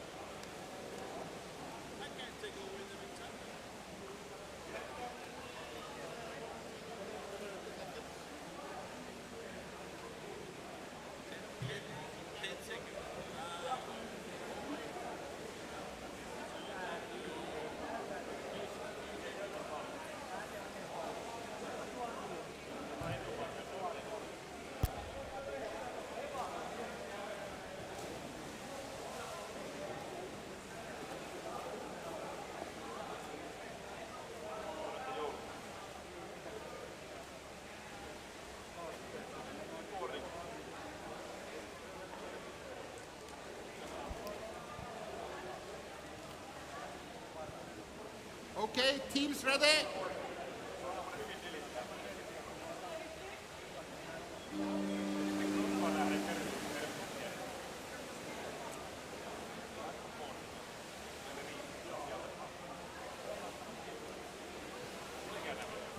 Und da sind wir zurück.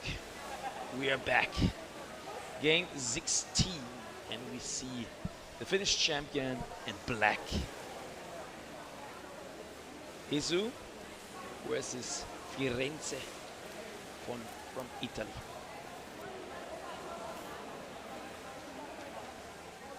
Game starting a bit earlier than expected. This is why we're a bit confused. Sorry, we're not really prepared right now at the moment, but we were supposed to start it. Sorry, at 4, but now we are in.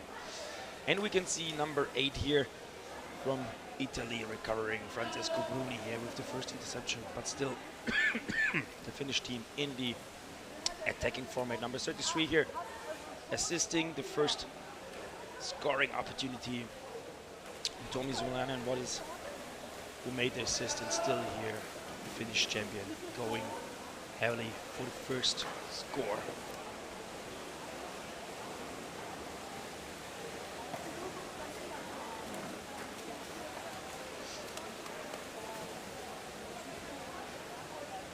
This is also quite common and very successful move. We saw here how the Finnish player tried to lift up the goalkeeper by grabbing the leg.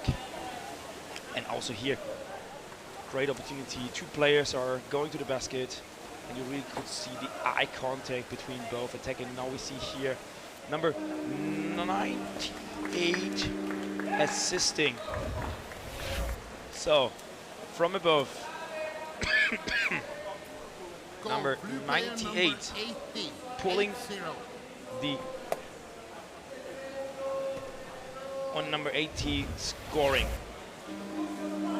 Great effort, 1-0 from the Finnish champion. It was Reijo Rantamäki introducing and assisting, and finally the score from Votori Lintunen here with the 1-0 in the 3rd minute of this game.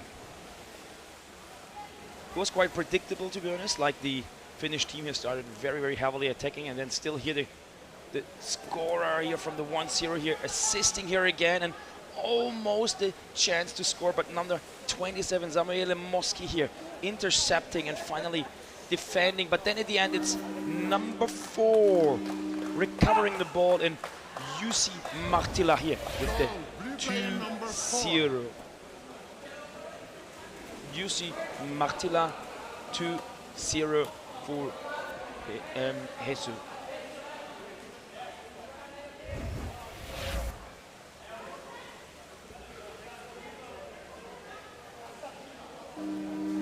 Very, very fast game and very activity, like full activated.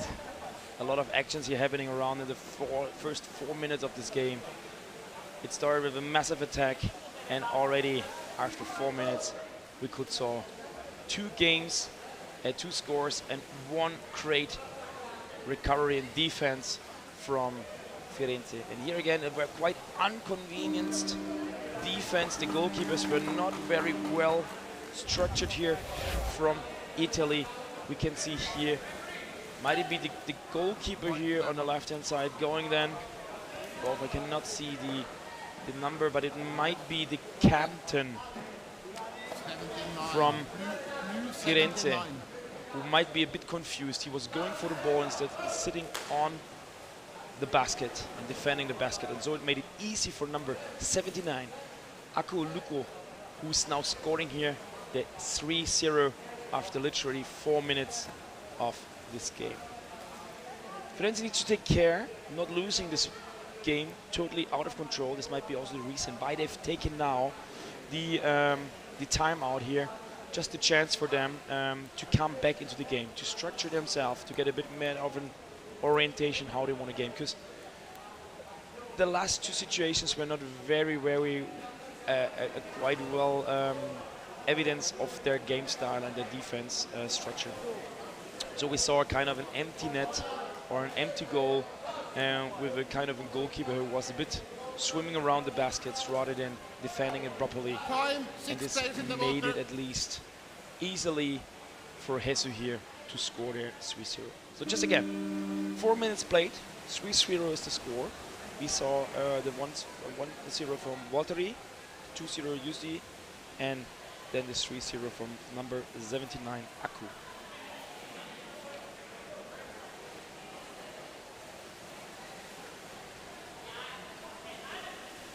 And again, Firenze didn't made it out of their own half, even with the ball possession after the goal. It just lost the ball after 2, maybe 3 passes, and now again we can see the Finnish team here in the attacking angle. Again here, a great team play, and it is number 94 who was even the chance to score, like to attack twice. Hannu Kukapi, who was there in the best positioning here to score, number 94. But now after the second, third wave of attack, the referee here highlighting attack on the head and giving as free throw for the Firenze team. So Italy here now in ball possession, 5 minutes more to play here in the first half. Scores 3-0.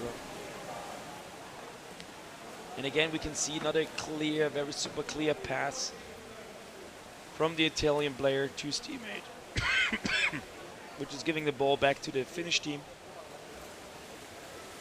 And they're already structuring themselves and waiting for the next opportunity here to score.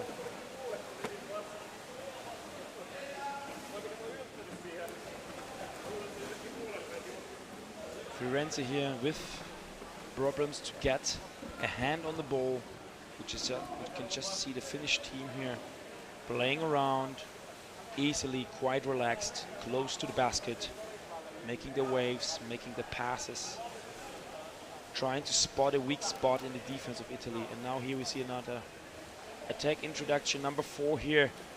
It is Jussi Madila, the scorer of the second goal, who wasn't trying to attack from above. And now here we can steal the basket, and number 79 again, Aku Luko, scoring here the 4-0 after stealing the basket. 7-9.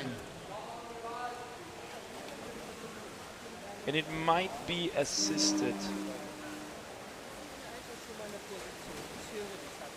I could not really see who was the assist giver, but someone with a 9 on the jersey. However, this was well played. Stealing the basket, passing, scoring. Aku Luko. 4-0. And again, another wave. Again, the Finnish team here, a 1 versus 1. Number 40 with a heavy attack from above. Aiki Luko, but defended by the Italian goalkeeper Nicolo Moschi. And here we go on the surface. Small fight. Long pass down. This is easy for the Finnish team to intercept. 95 here. Antti Veteran saw the opportunity, stolen the basket, giving it to his teammate. 98. Richard Ratemeki, and again defended by Firenze. You can see how confident the Finnish team is, because there was a player now from Finland stealing the baskets rather than going backwards and trying to defend. While we could see here the first real appearance from the Firenze team in the opposite side of the pool, which was with number 8 Francesco Bruni, who made it at least close to the Finnish basket. But then on the other side, we now can see here attack, and this is a heavily, very well counter-attack from Tommi Suomalainen, who's here still attacking and making it by his own. Incredible 5-0. Blue player number He 33. really wanted to do this, so he was getting the ball, swimming all the way to the basket, fighting 1-1. Even going back to the surface, and then he noticed the basket is free and he was throwing it in. Tommi Suomalainen, who made it here 5-0. And there's just 1 minute left, 1 minute 10 in the first half of the game.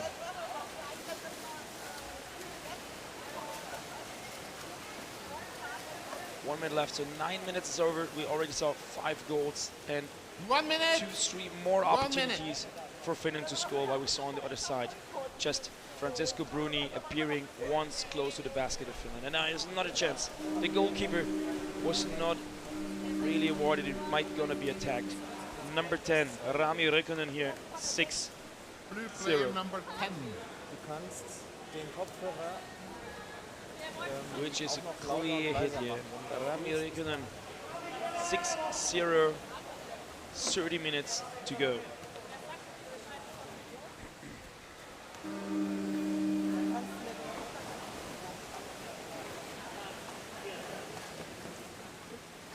It will be very hard for Firenze team here to come back to this game. At least you need to set yourself some goals, how to get against such an opponent. Of course, the Finnish team here is motivated by scoring goal after goal. You need to try to find an opportunity and to go. We're not sure if this is a score or if the time was over, but it was number 95 assisting.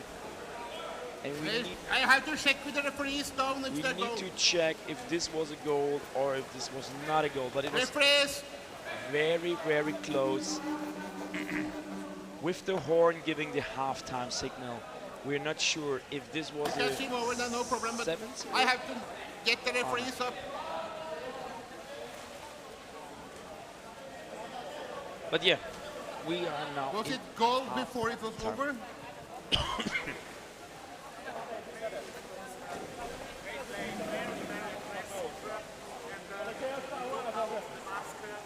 Okay, there's a complaint from the Italian captain.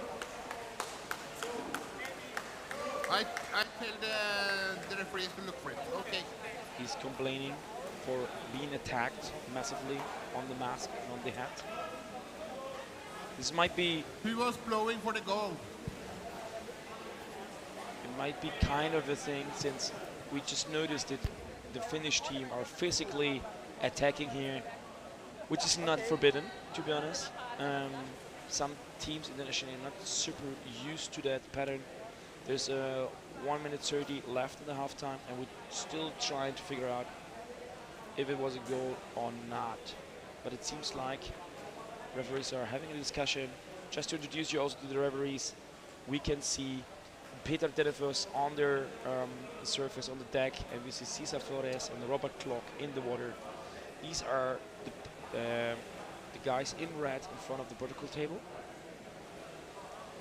And we're now trying to figure out if it has been, like there was a last minute chance. Introduced by number 95, Antti Vehetara. And then we try to figure out who scored the last goal. Because it seems to be within the time. Yeah, it's 7-0. And 95 scored. Antti Vehetara made the 7-0 halftime score literally with the last seconds of the game. Bring us back to the game. We are 10 seconds left for restarting. 7-0 halftime score. A massive advantage here for the Finnish champion Hesu. Halftime over, Italy 6 players in the tried water. their best, of course, to defend. There were a couple of very nice one-on-one defense situation. On the other hand, the attacking, the forward situation from Firenze was not very efficient. Okay, Hesu teams had a lot ready. of time to play around, had a lot of time to attack, to prepare their attacks. And we are back in the second half. A 7-0 halftime score, and with me is now back Thomas. Thomas, you missed a lot. I missed so much. I missed 7 goals by Hesu, but I have 8 goals by Hesu. because I was looking away for a split Blue second. 33. Goal. But I Yes, was perfect. watching them inside, taking a little bit of a break so that my voice is not cracking up until the end of the day. Because we are streaming until 10 in the evening, given that no game is going to penalties, which is working out nicely so far. So good job to all the teams having at least one side score in each and every game. Yeah. And we saw another goal, the 8-0, just to finalize it, to mention it. Goal scorer number 33, again, Tommy Zumanen. Yeah, so Finland being obviously the way more dominant team here against Firenze.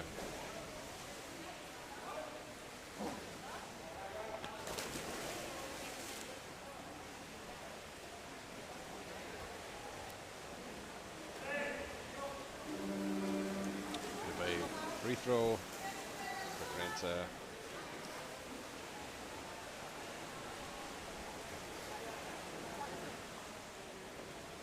Trying to move into the finish half, get into the corner.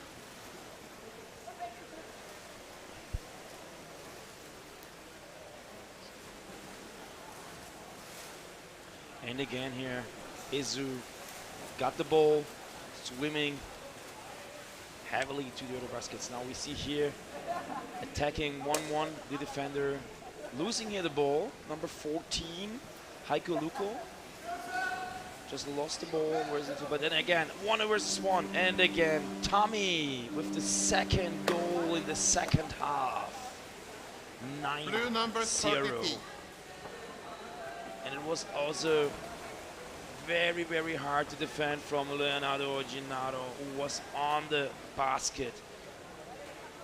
Leonardo Giannura tried to defend it, but Tommy already had his hand around his neck. And when he got the ball, he pulled and pushed the ball in. Oh, there we go. This was another super fast break. 10-0 double digit, number 95. Blue 95. Antti Väter. Already also with his second goal already. Made also the 7-0 in the first half. The biggest question of the day is, can you pronounce the name of the team? This is an all-time challenge, An isn't all-time it? favorite. But then again, saying Hemelini Sukutayat is so easy. Next year. Yet again, moving in onto the Italian basket. Go a big back and forth. Back to the left, Luko. It's an excellent game, isn't it? Luko looking. But they have also so much time here to play Rugby. around, to see each other, pass each other. You even 1, 2, 3 opportunities to score, attack, and even if they're not making the first wave, as it is here. Just coming in from Blue 14. This time, Heiko Luko. Not to be confused with Akko Luko.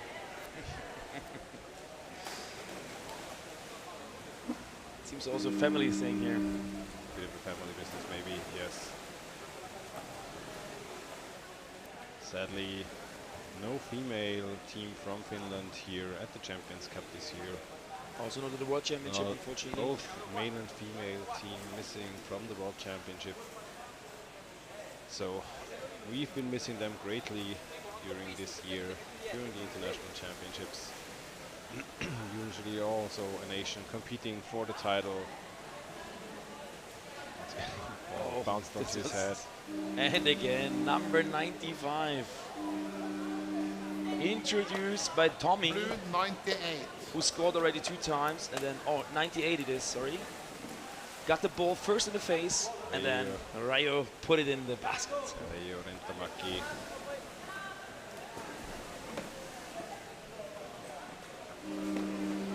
Just looking on the list, we had now various scorers on the Finnish team by 12 goals. We can see plenty of scorers. Let's see, 5 minutes left. How many more goals Jesus can score here in this game? The winner is already clear, so there's no chance, at least for Firenze, to catch up here in the last 5 minutes. Even just to mention, there was no real scoring opportunity for the Italian champion so far. They're mainly struggling in keeping the balls in their own roles, positions, etc. And even here, like in the backward swimming, they make it too easy for the Finnish team. We've seen already like 4 Finnish players under the water. Now here the pass, like attack introduced by number 10. Already like the next player waiting on the water, and it still makes him himself. Even he had the opportunities to pass left or right. He just made the decision to do him himself. And that's another goal from Rami Rekonen. Also his second goal of this match.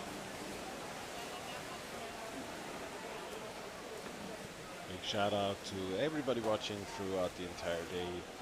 Those who have the live streams running, maybe besides of work, on the second screen. Always a fun and interactive thing to do. Meanwhile, all the people typing in the chat, everybody watching around the world from wherever we are, warm and welcome hello from us here from the commentator booth on the Champions Cup in Berlin. It's just too comfortable in the middle of the pool in front of the camera. That's the Who is it? Is it all the cameraman? Yeah, I think it's the camera guy, yeah. But here we are, nothing. We missed nothing. 3 minutes left. There's a scrum on the surface. There you can see the biggest challenge of the entire tournament, which is getting out of the pool time over and over again with the high step on the wall. Yeah. And there might be a free throw. Yeah, the free throw white.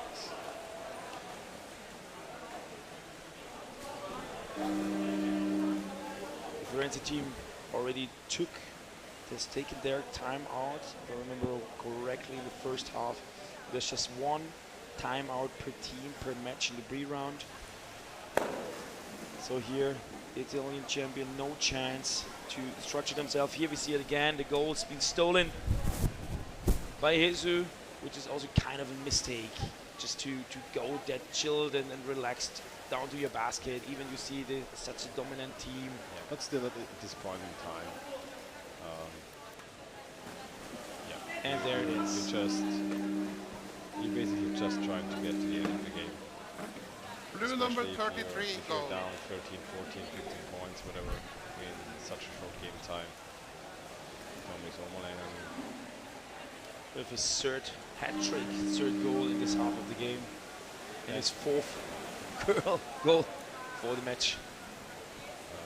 But yeah, especially also for a team like Jesus, it's very important for them to keep their mental speed, their mental pace up to point and not slow themselves down because their opponents are not playing up to par to them. So moving into the next game, I'm not sure if they have another game.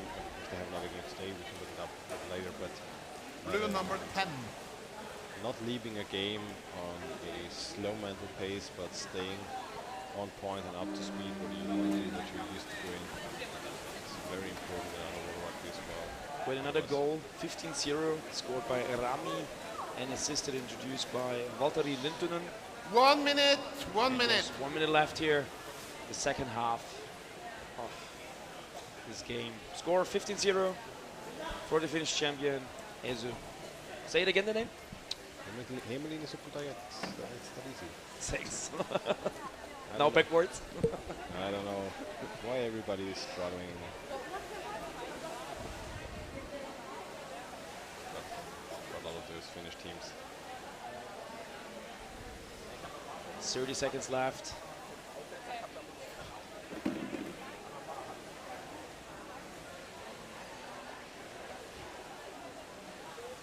Sweeping in, trying to get the back ball back into their own possession. Just for your information, we're trying to put a kind of a highlight video together and to podcast this then at the end of the game. So we want to see all the goals again in the right order. Just stay and continue watching. There's a break. The next game is following in around 6 to 7 minutes. This game is over, 15-0 in favor for Hezu. And if we're ready, we're trying then to show you some of the highlights in a couple of seconds. First, we use our newly introduced and established surface camera to give us a bit more of an emotion, showing you some of the faces here. You can see the friendlies at the end of the match. But we might be soon back with the next match of the day, which we lost 6-7. Winne. Let's be real. 17. Next game is number 17. 17 is missing. Here we see the 17. replays as promised. Goal number 1. Latari, number 2. Here. Scoring number 98, Reichu.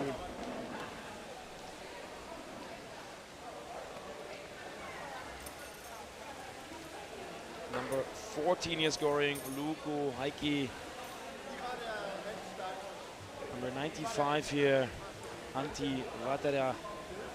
And many, many more goals we could see here. But now here on the surface camera, we can already see the next game preparing, getting ready. German champion, Baltic Stuttgart, getting ready for their match against the ladies from Austria, Helvetia. Oh, Switzerland. I beg your pardon. Yeah, we'll have a little bit of a break and we'll be right back when the next game is starting. Until then, thanks for watching and see you in a couple of minutes.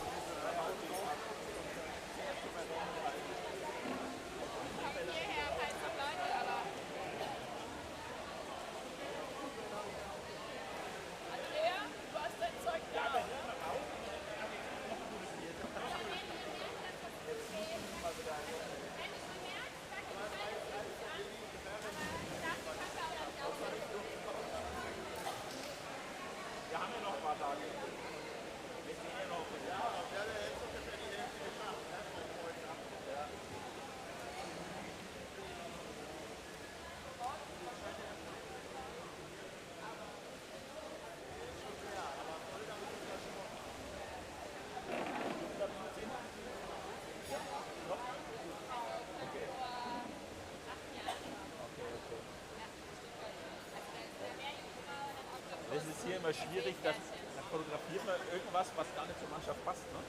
Das ist unsere alte Weinheimer Stuttgart-Funktionsmütze. Neue Ausrüstung haben wir nicht. Das ist der neue Rekord der Warrerrugby. Okay.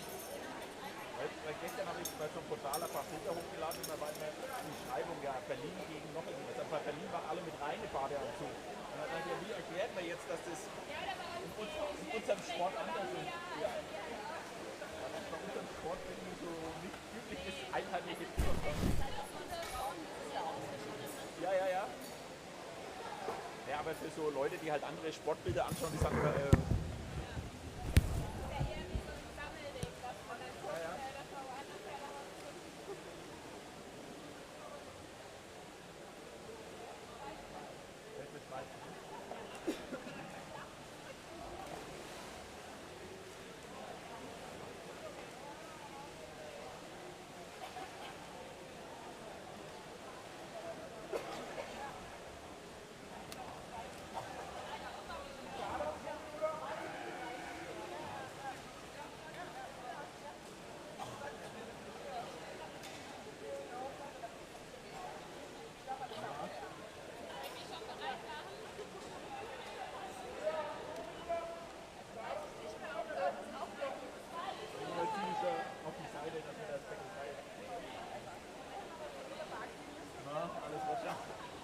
was magst du jetzt irgendwie für einen Job? Irgendwas für NFL oder was? Irgendwas? Ja. Nee, oder was? Ich habe das Bild nicht zuordnen können. Verkauft Trikots.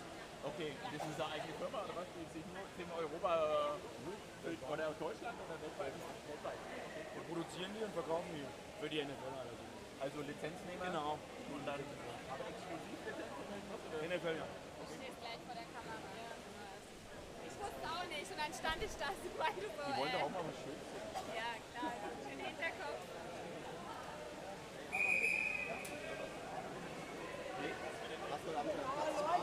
Nein.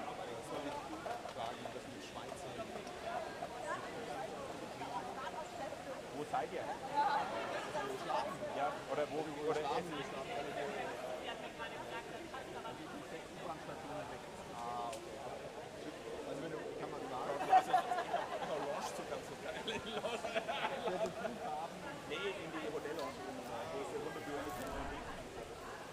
Blue team ready? White team.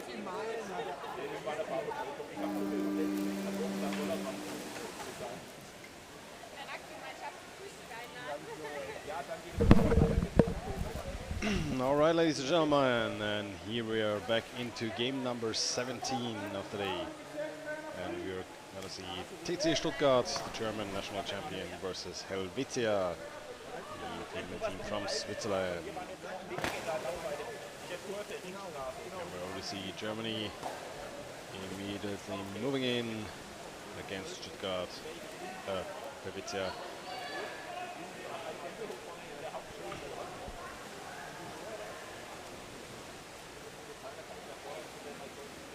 Start off strong, coming in from above. Pass downwards, block available, moving in, and there we go. With the easy first score, or at least looking for a score. Well done by them, taking up all the space they have underneath the basket, moving in. Blue scorer number 12. Good job, Ria Spalek. Yep. With the final punch. Ready?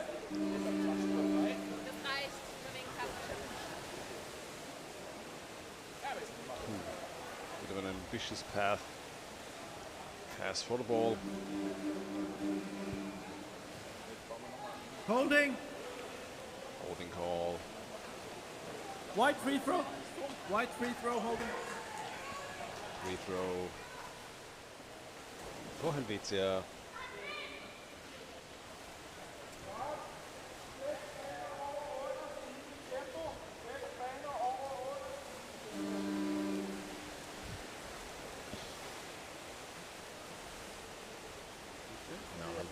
Pushing forward, no goalkeeper in place, but Ria Spalek here, very casual, coming down, trusting her defenders and forwards for the ball, not to get too close to their own basket. See them scrum up on the surface.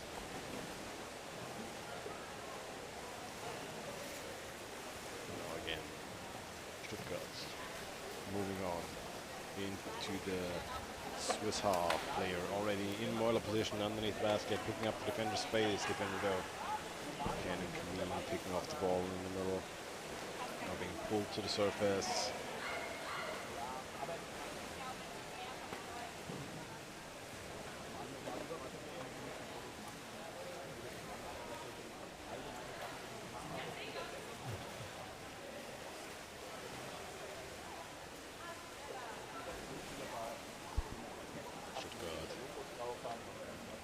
As soon as Helvetia is moving in, they're moving out to the middle of the pool, picking them up immediately. A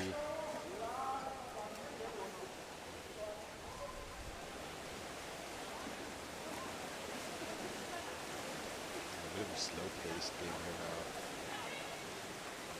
A lot of physical. Stuttgart trying to move to the basket.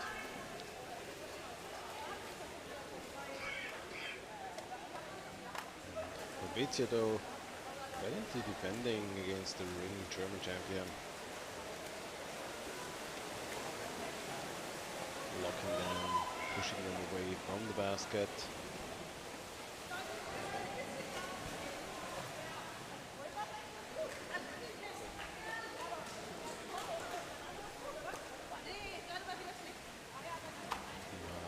Passing ball forward now, trying to move in, but Helvetia having defenders in position time and time again, not giving them the opportunities and openings they would like to have.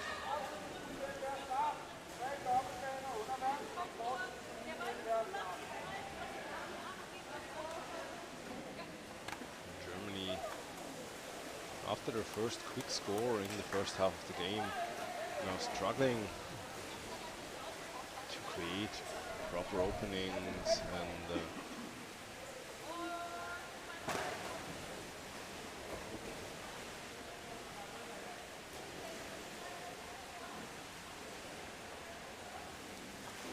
Germany circling the Swiss basket, playing it comfortably and a little bit slower. Now trying to come in from above. Move away the goalkeeper. Passing opportunity to the left. Back to the right. Coming in. Good toss to the left side. Pavlovic trying to create an opportunity.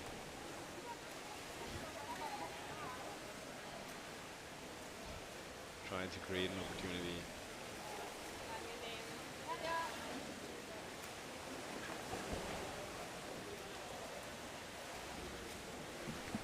Now, picked up again in the middle of the pool from Pavlovic. Now Germany playing a very slow, controlled game, waiting patiently for the opportunity. They have their lead. They are the more pressing team, and they can wait for the opportunity to take out.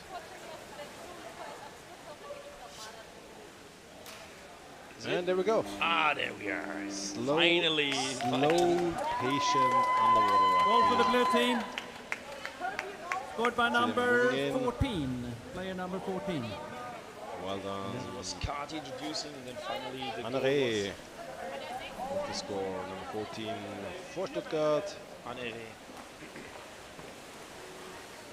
Ready? Incidentally, also national team player for Germany, just as Ria Spalek was. In the next First score of the game. Yeah, not now, but in the next break. Assisted by her coach, Kati, with the number 15. Had a little talk with Kati prior to the game. She was very happy to be playing some underwater rugby rather than coaching right now, after a very long last 2 years preparing her team for the World Cup. Now, a bit of fun playing herself and being in the pool herself. Also, Helvetia is making a good job, isn't it? Like they're doing very well so far. I mean, the pace of the game very slow and controlled, just as Germany likes it to be. And then they create their opportunities, create their fast breaks, move in from. Let's just say they try to lull their opponents into a comfortable security, and then picking up the pace suddenly and scoring right out of nowhere. And again, being out there. And now Anere is stealing the basket. Stole the basket away, and there we go. Pavlovic trying to punch it in, but good effort by Helvetia. Not giving her. This was a great. The last inches there. Well great done. Opportunity here. 2 minutes 20 to play in the first half. Trying to push the players out of bounds. All dropping down. Picked up by Germany. Back to the middle of the pool and moving in immediately. But a bit of hesitation there by Spalek. Now Milov present to pick up the ball, but intercepted.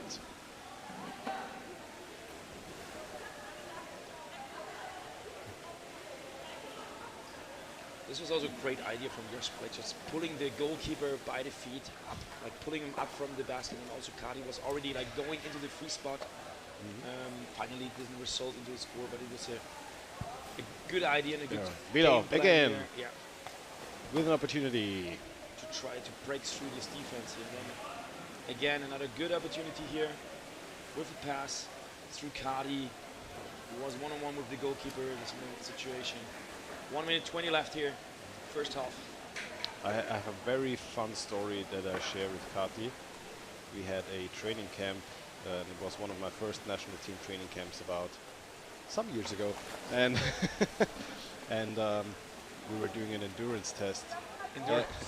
And our coach was saying, nobody gets out of the water until Kati's getting out of the water.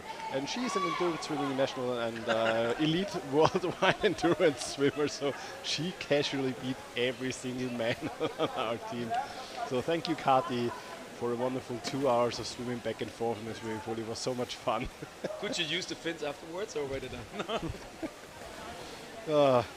And here again, so coming in from above. Good opportunity here from above. Goal position. Ball just drops down the lap. No one saws it. Just a pity. She was just trying to exchange with the goalkeeper again rather than watching the ball. Yeah. So two players were in the right position, but both lost the ball out of the eye. Yeah, out of my sight, out of mind. But again, it's quite controlled. However, from Helvetia, also great defense. So we had it also in the last couple of years. Like the Swiss female national team, they trained a lot in their defense. So they're really, really good in taking the defense here. Also, this team is based in Zurich, which is a deep and long pool. So it's also great for them. Of course, Game side. And now we are in the halftime break. Where is the URL? Which kind of URL do you want or need, Lewis? The URL for the stream that you're already in? Maybe he's looking for some Cyber Week deals. Just asking for it. I also can give you my Insta handle if you need something else to watch and have fun with. Which might see a lot more traffic in the near future, but more about that in the upcoming days. A little bit of a upcoming project for the underwater rugby community might be in the tank there.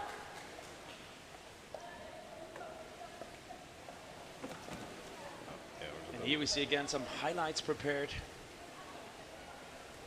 for the halftime break. Also might be the first goal. Bomb. Also 2 exchanges 14 for Switzerland. And here Baltic with the 1-0 and the 2-0. So the 2 goals and the of this match. Here's Baltic 1-0 and Anere after this assist of Kati Velo. The URLs, there we go. I should read more of the chat. The URL to the schedule. We can actually put on the schedule for a moment. Yep. This is the schedule of today. So we can see it right on stream. And we see the live score. Of course, the good provider of information that I am.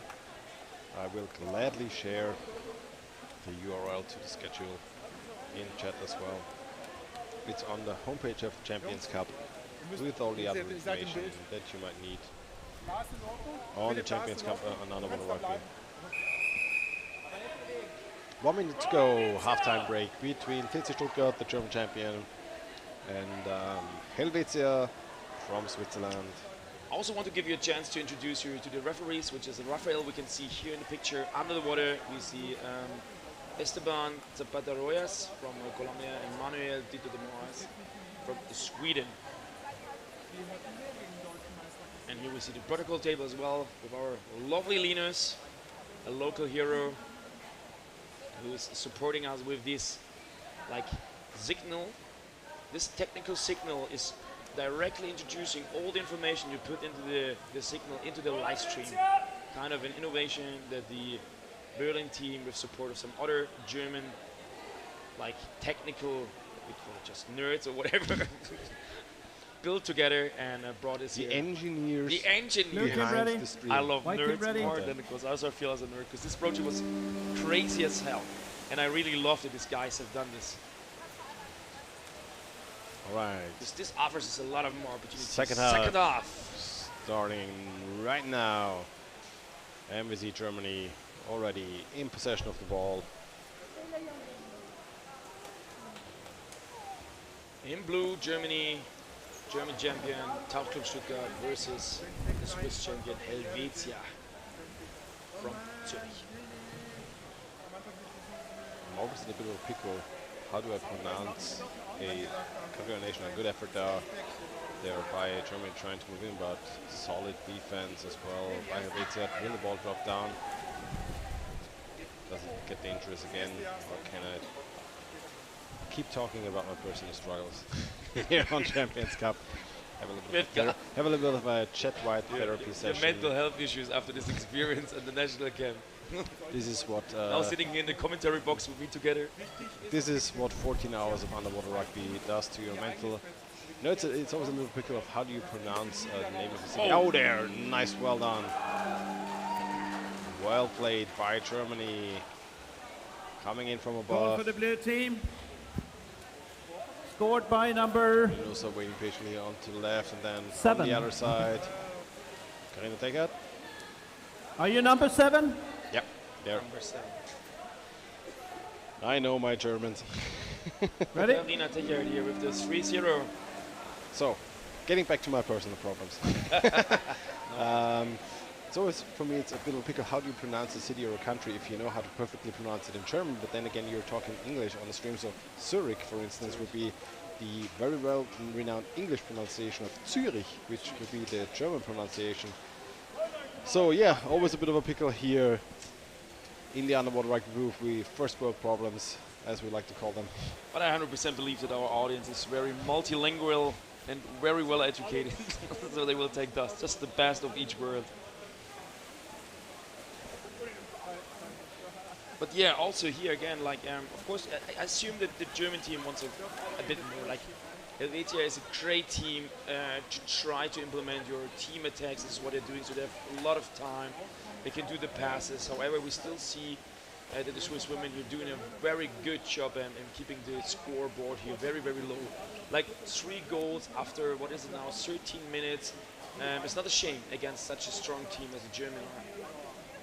There we go again, Pavlovic. Yay! Immediately attacked by the defender. Now trying to get the ball further to his teammate, but cannot hold on to the ball properly.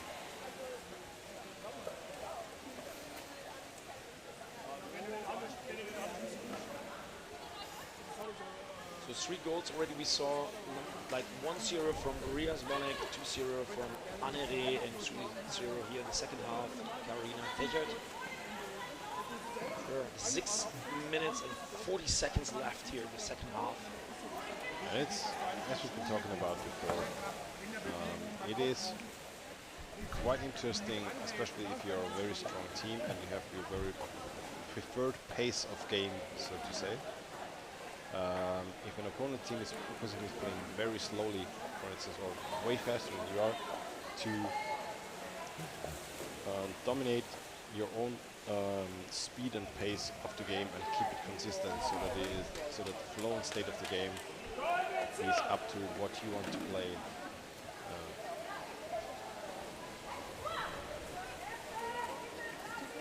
And here we are.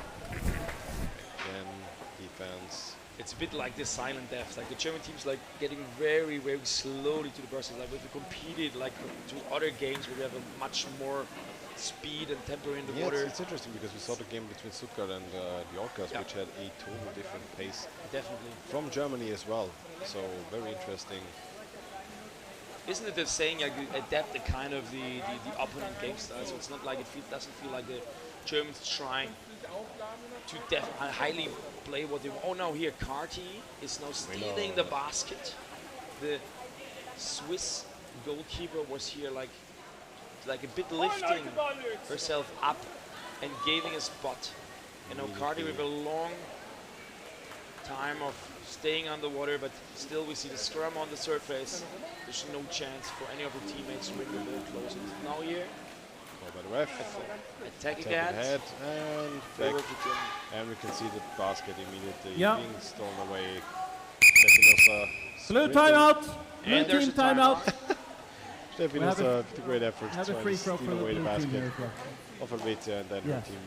her captain is taking a timeout. First, yeah. Casual disrespect. Since we're in the second half, we can also see some exchanges also here highlighted in the team list.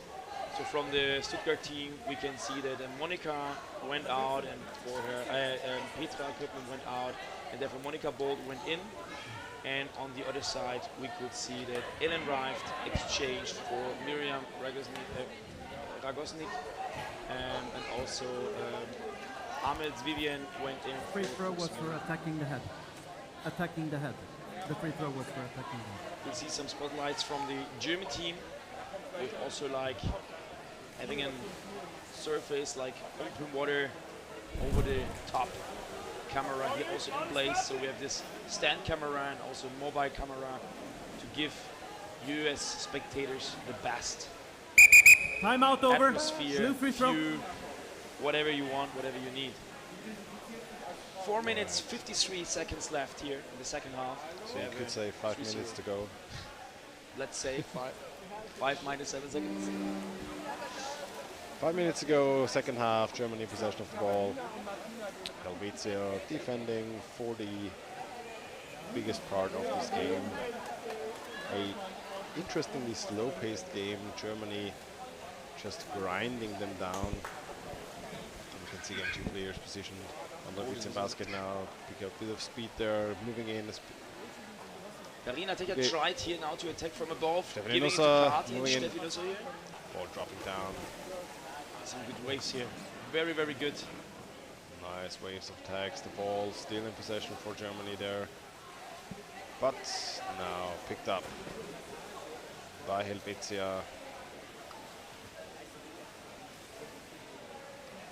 And always Germany trying to steal the basket. Now we see Karina Techert with the 2 colored fins.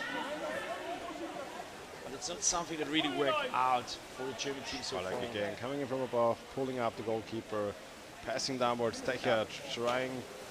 It's a quite successful move, isn't it? Like Ria Spalek, like the second time, she's like lifting the goalkeeper, passing down, and there are immediately like team members here. And then it's Kati Velo here with the 4-0. Initiated by Ria Spalek first, and then Karina Techert here attack from above, from the bottom, 15. And then it was there a gap 15. In the defense that Kati Velo here could use. So the goalkeeper here going to the surface. Maybe there saw some bubbles in the mask. Maybe the mask was floated with water. However, still the goal counts. 4-0, Kati.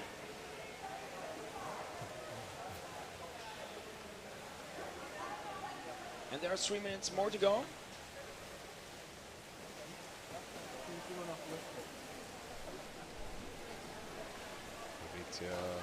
On the surface, ball scrummed.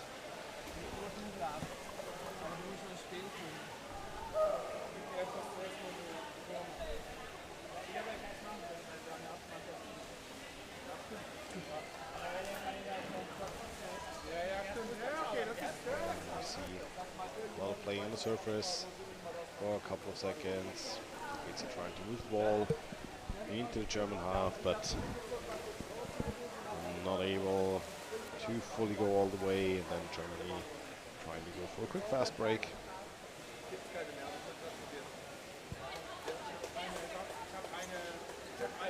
A bit more than 2 minutes on the clock. Pavlovic coming in from the side, removing the defender. Took a bit too long to pass. Now here. Also back into the middle. And as per usual, I highly encourage all players to have numbers on their fins as well as on their bathing suits, so that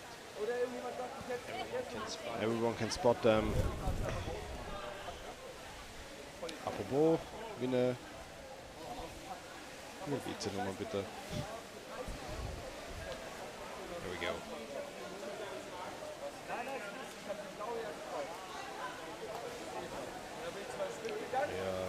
Get the ball out. Has somebody to pass to, but also immediately scrimmed up on the surface.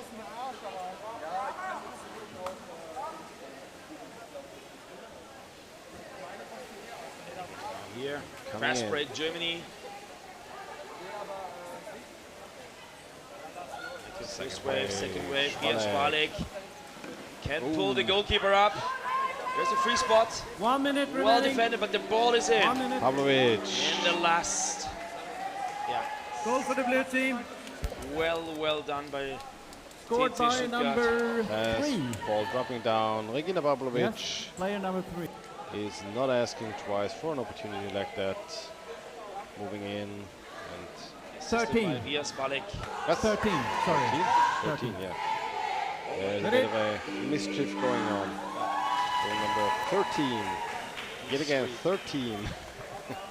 We're calling you out, person.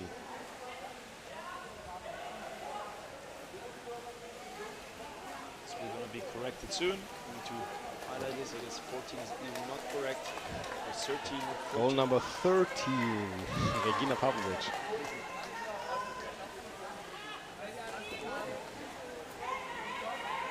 in scrum on the surface, last 3 seconds of the game, and TC Stuttgart during their second match of the day against Helvetia Switzerland from Zurich. End result, the 5-0 final result.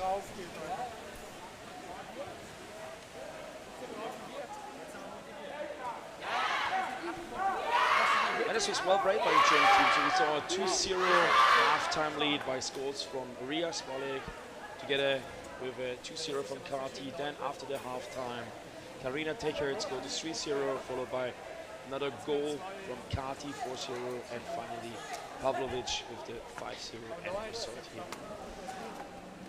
We're trying to put the highlights together and to show you all the goals again. Here starting again, the last goal, Regina Pavlovic, 5-0, followed 4-0. We can see now Kati with blue and bam, putting the ball in. Oki was already up, 3-0 here, Karina Techert. On the close side. And then some highlights from the first half. Here we can see the 2-0. It was Anne, genau, ach so, Anne Reh assisted by Kati. Again, Anne Reh with the 2-0. And then we see Rias Baltic with the 1-0. Well, next game starting up at 5 p.m. and we have the Paris Titans against Amager, Denmark versus Paris, France. Interesting to see those teams matching up. We'll take a little bit of a break in between and we'll see you later.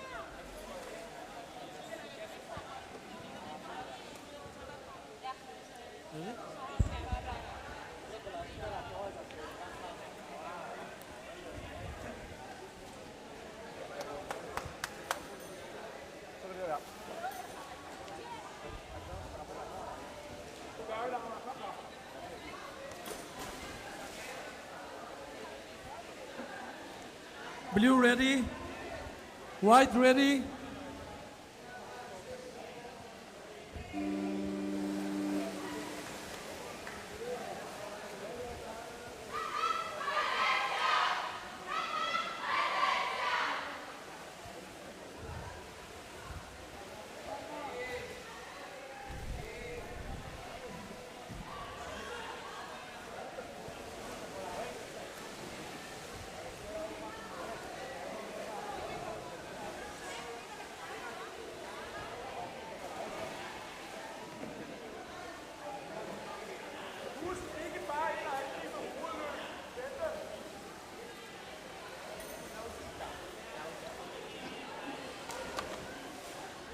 So we're back here with the next game of the day.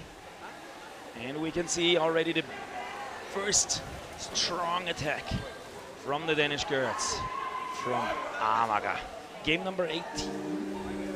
And we see the first score of the day. Replay. Blue team goal, number 10. Number 10 here, scoring 1-0. Name Johanne Wegeberg. 1-0 for the Danish champion, Amager. The Paris team here, the Paris Titans, the first time here. The first time today here and as part of the tournament. And yeah, they had a championship this year also to find who's become the French champion. So we're quite happy here to have the first time in history and French female champion attending this Champions Cup in Berlin. However, Amager here with the 1-0 in lead and also the quite dominating and also very well experienced team. Starting the 1-0 with a goal from Johanne Wegeberg.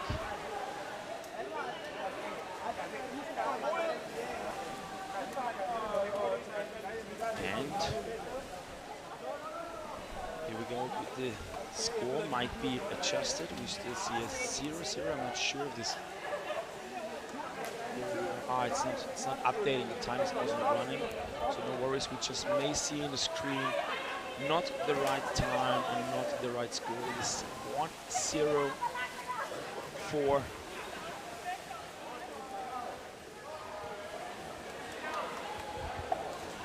the Amager girls. And we're still seeing a strong attack here from number 2, Pernille Lennerensen, trying to do it herself. 1 versus 3, but even there she's very physically attacking, managing. The Paris girls are doing it quite good with it, and now it's updated. Time is back. 1-0 Amager, and we have a bit more than 6 minutes to play in the first half of the game. Number 18 here, Anna Gilsum-Fransen, and we can see here number 4, Dina Iversen, trying here to block a bit the defender, giving a spot to her teammate, number 10 already, the score maker, Johanne, but in this situation blocked by the French team. Here now a scramble, a fight 1 versus 1 from number 1, Alejandra Arboleda Valencia from France. And here, number 14, Bananas.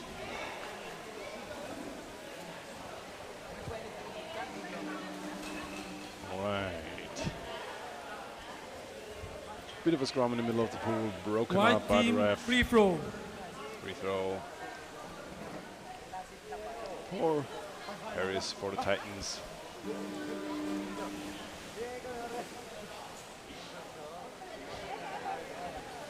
Chance for e-commerce and then playing in the chat.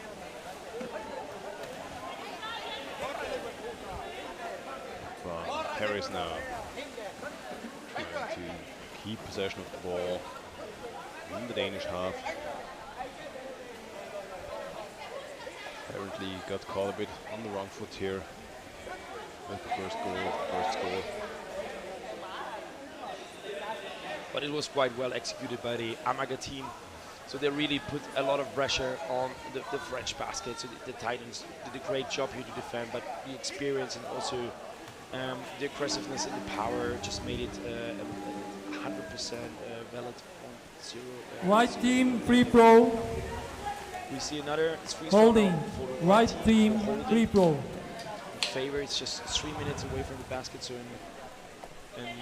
yeah, quite good positioning for that. We see number 5 here, Margot Jamairan, bringing the ball to the surface.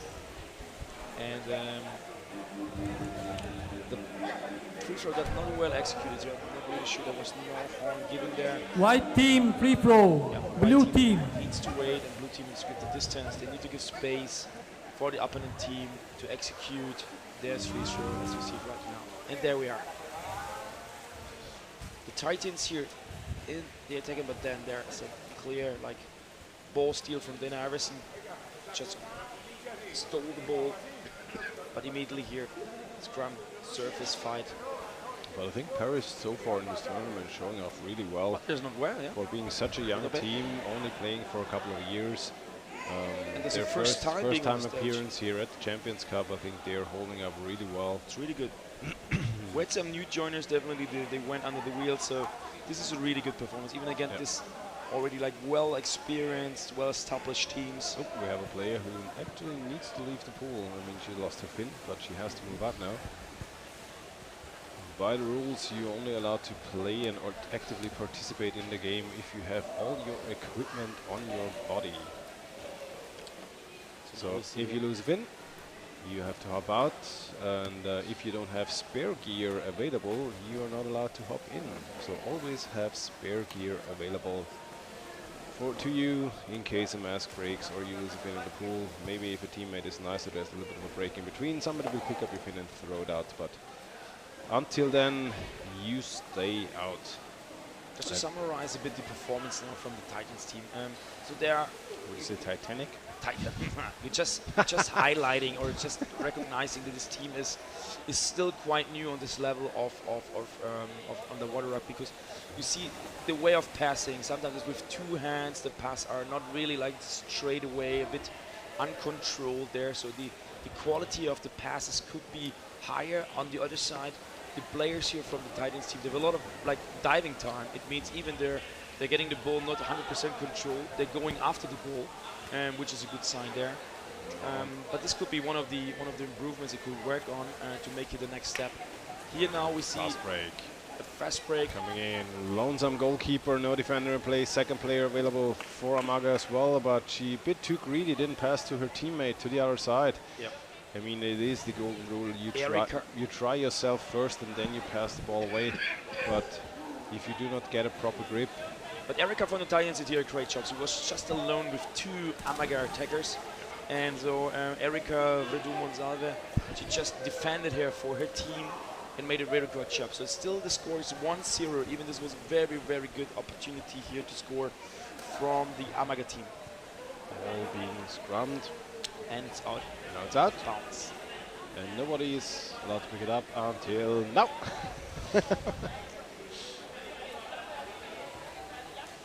Amaga with recovery. Iverson picked it up for Amaga.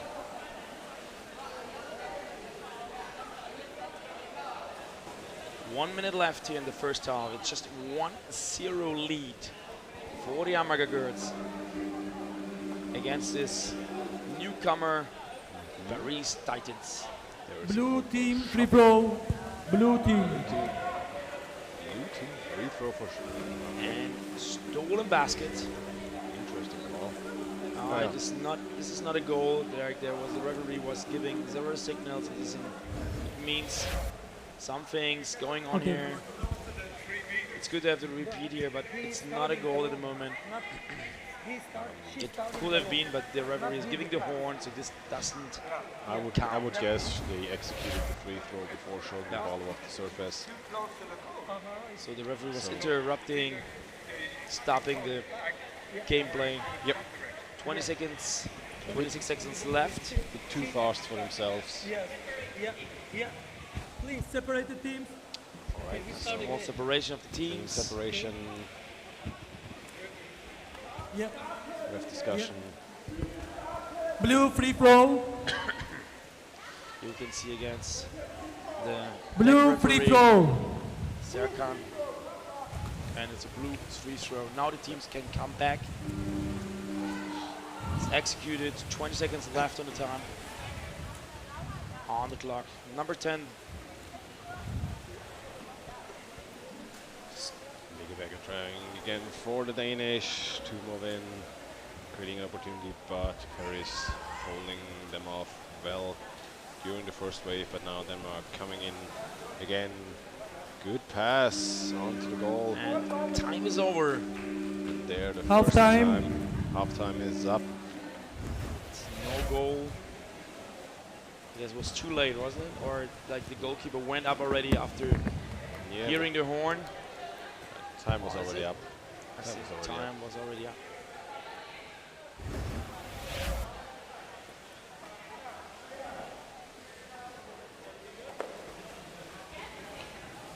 There we are, halftime. It's just 1-0 for Amager in this game versus Paris Titans.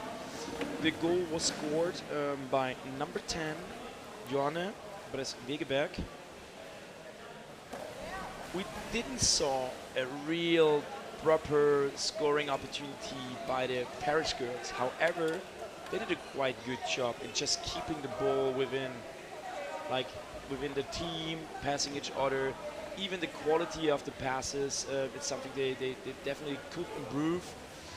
Even the speed of the game style. However, I guess for such a team versus such an experienced opponent from a well-developed country like Denmark, also with a lot of national players on experience at international level, I assume they might be quite happy with their execution results at this point of stage. Playing for Krefeld, but former French player giving a bit of instruction to her old teammates and friends, I guess.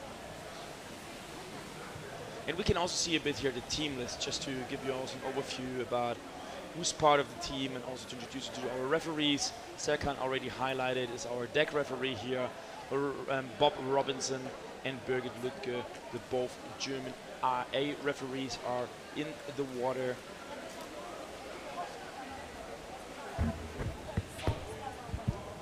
On the other side, you can see also the Danish team here with their coach Toby, who are like don't look too happy, like they have a lot to talk about, while the Paris team is already ready to kick off.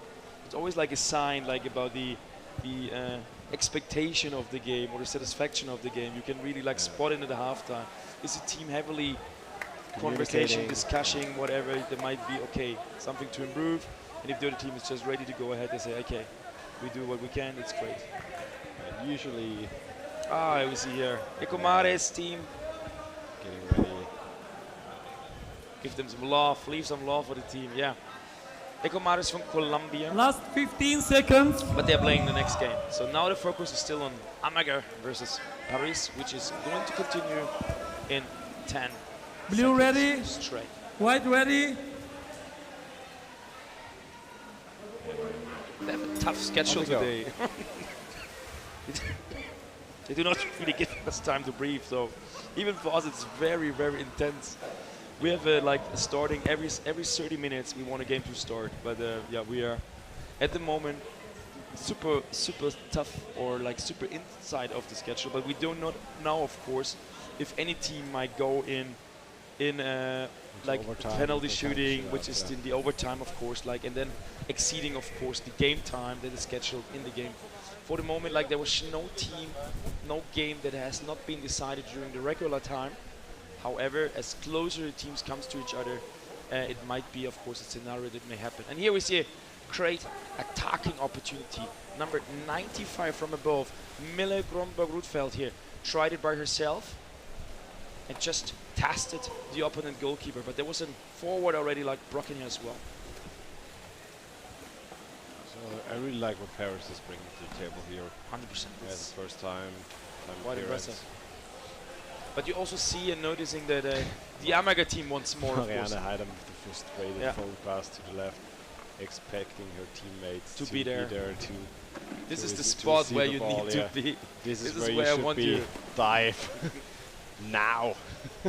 But this is also what we discussed. Like, they had a lot of discussion in the halftime, so it might be they're not 100% satisfied. Of course, they have also the self-awareness to be here, the dominant team. This newcomer shouldn't be a stopping stone or like a stepping stone for them.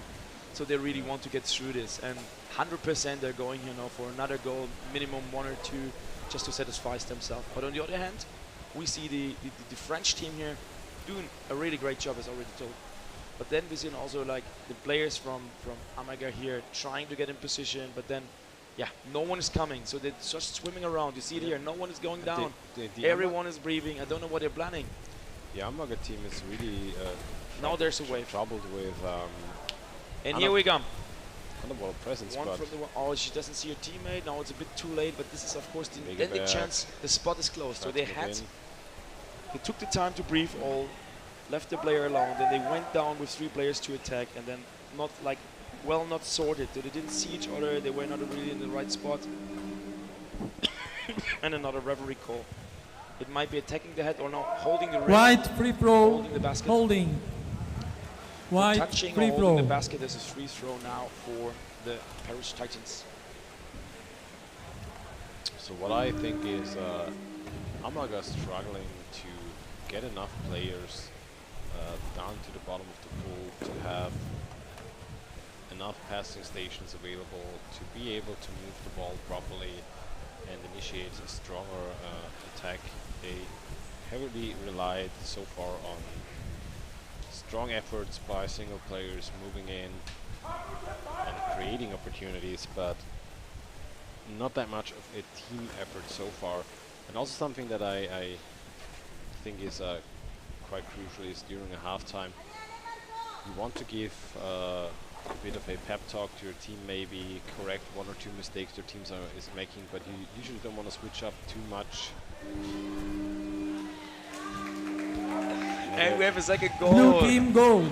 You don't want to switch up too Number much. 79. And now got 79 we have here. 79 is Sini Korpitomala. Yes, 79. Yet again, we've seen from her just moving in on her own, removing the goalkeeper. Wait. Blue team, timeout. Strong solo effort by Blue her. team, timeout. Again, wrong goal scorer announced by our. 79? Everybody's getting tired at the end of the day. 79. Who scored? Can we see the replay again? No, it was 95. 95? Yeah. So Miller, Gromberg, Rudfeld.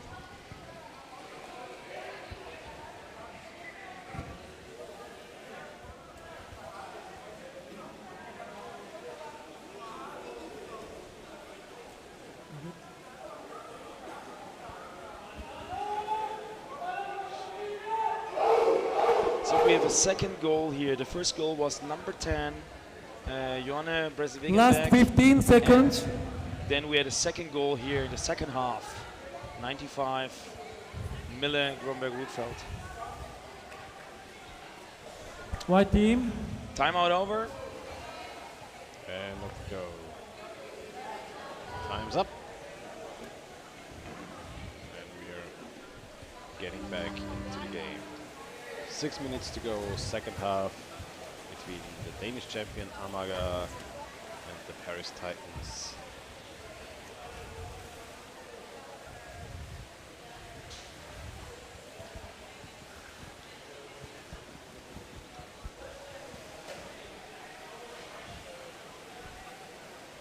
Five minutes, 40 seconds left.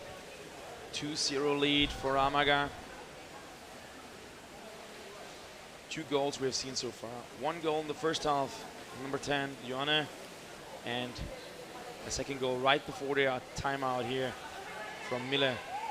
The basket is now without a goalkeeper, without a fans. It's a great spot here to steal it, like number 19 is doing it. So Nadia Zgugelund is here stealing the basket. However, has to be careful. It seems to be the entire other part of the squad is here fighting for it, and you know, number 11 here, making it through Carolina Jimenez Gutierrez, but no chance for her. She dropped the ball. We're now moving in again. Number 29 Rudfeld again, but pushed up by the goalkeeper. Oh, well done by the goalie. Crazy. Pushing up Rudfeld and then getting a hold onto the ball and moving out. Great defense number by Erika. 16, Erika Fredu Monsalve. But it was also a tough decision from Zara Gabron, number 29, who just tried to get the ball and missed it, and then immediately left the goalkeeper alone. And again, the basket stolen by number 2, and number 19 is it. Blue team goal. With the execution, the final punch. Number 19. Great goal, 3-0 we are. Basket stolen by Pernille Lennart Jensen, and then finally executed and scored Nadja Skiglund here with this 3-0. Comfortable lead here, 4 minutes left, second half.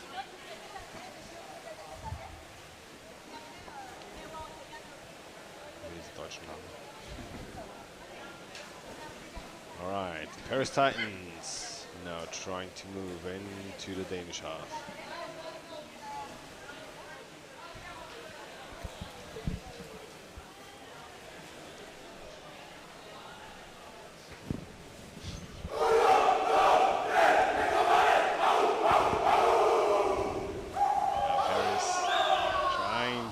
Maintain possession of the ball in the Danish half, but we've seen so often so far,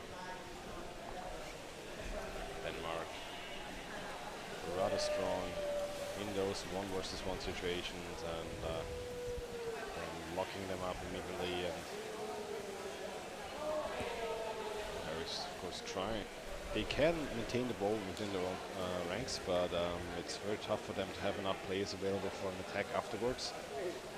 So quite often something that the, I'd say, lower bracket teams struggle quite a bit with is to have enough underwater availability. Good intercepted here. Well intercepted. But having enough underwater availability of players, This will be good. bringing enough. But they got the ball, but now they have the ball possession, so it's just intercepted the ball, got fouled, and now they have at least the ball possession. So in their case, to have enough women power on the water would be powerful. 2.5 minutes to There's go. again now, I guess, less distance. Referee not satisfied with the space Amager left for the sneaky one, trying to move into the circle, attack them as soon as possible. And that's it. Well, especially there's no real punishment for trying, and if you get away with it, That's you get away with it. You get a warning, maybe another warning. And then The sneaky ones, not even a team warning if just one player is doing it, so you can try it these ones. Which we do not encourage because we like to play by the rules. Now here number 3 trying to steal the basket. It was Daniela Lince, but Amager is too experienced for that. We see Amager just trying to lock up the ball carrier and snatch it away. Oh, a bit of a interesting punch. 3 players available, but she was just punching it to her opponent. And then 79 years, Zini Kopitomala here with the breakthrough.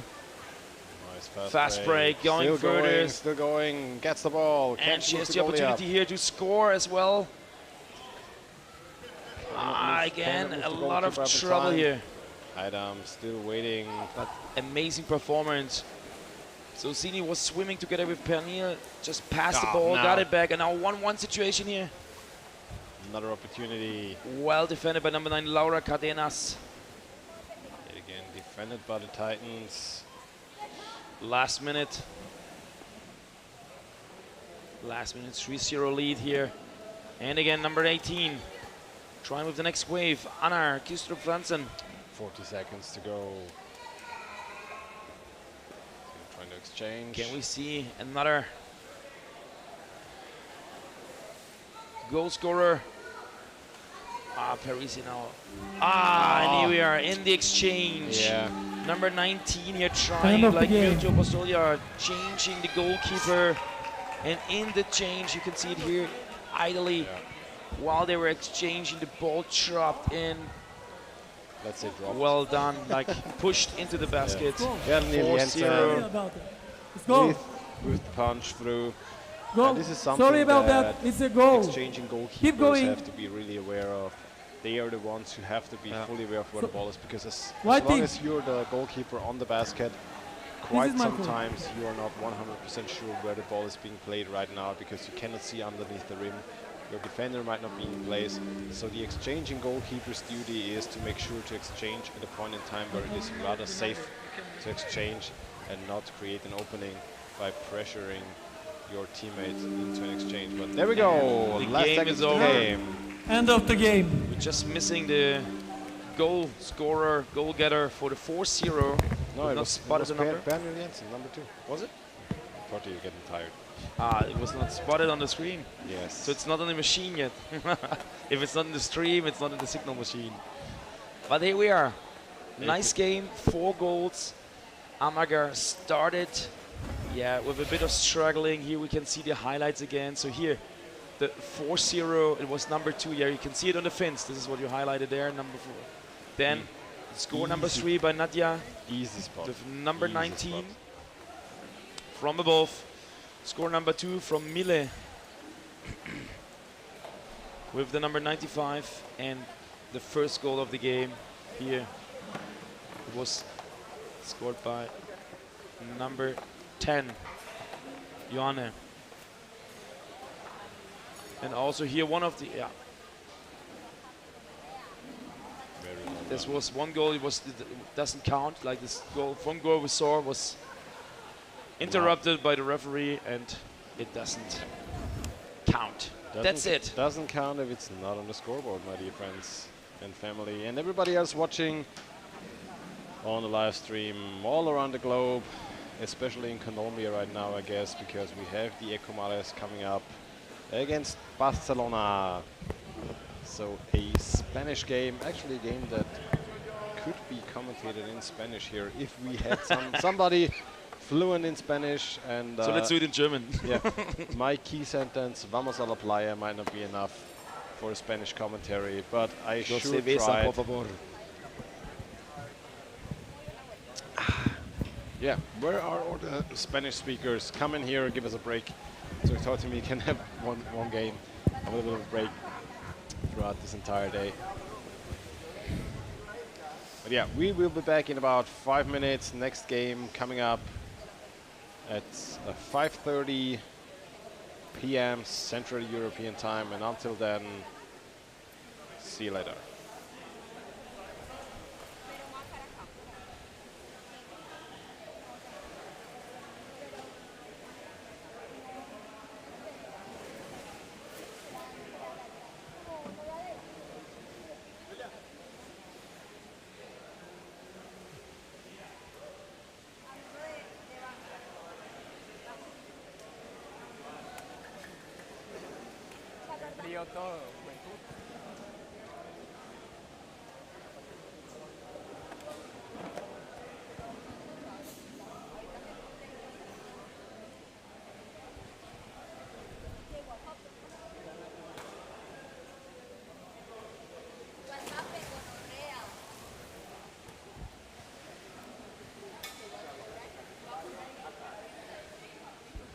Okay, the table is ready. Are you ready?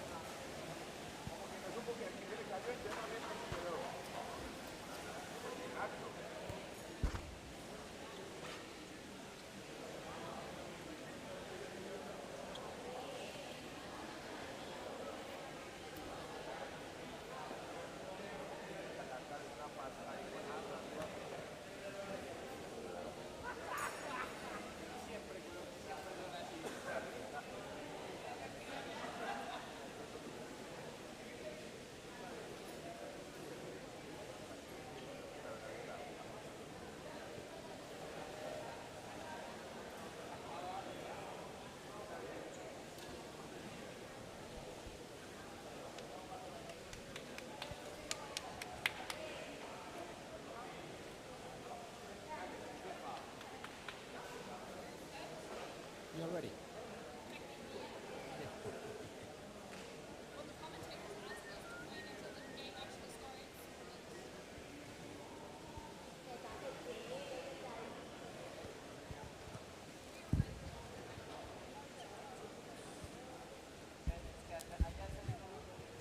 One minute.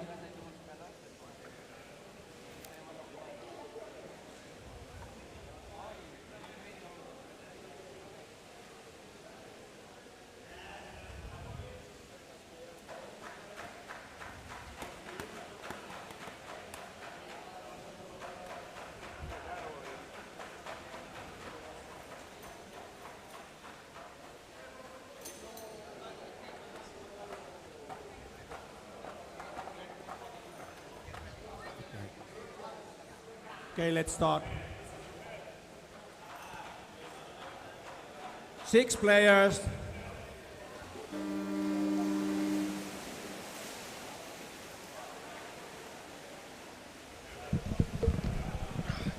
All right, ladies and gentlemen, welcome back to the next game of the day. It's Ecomares versus Barcelona.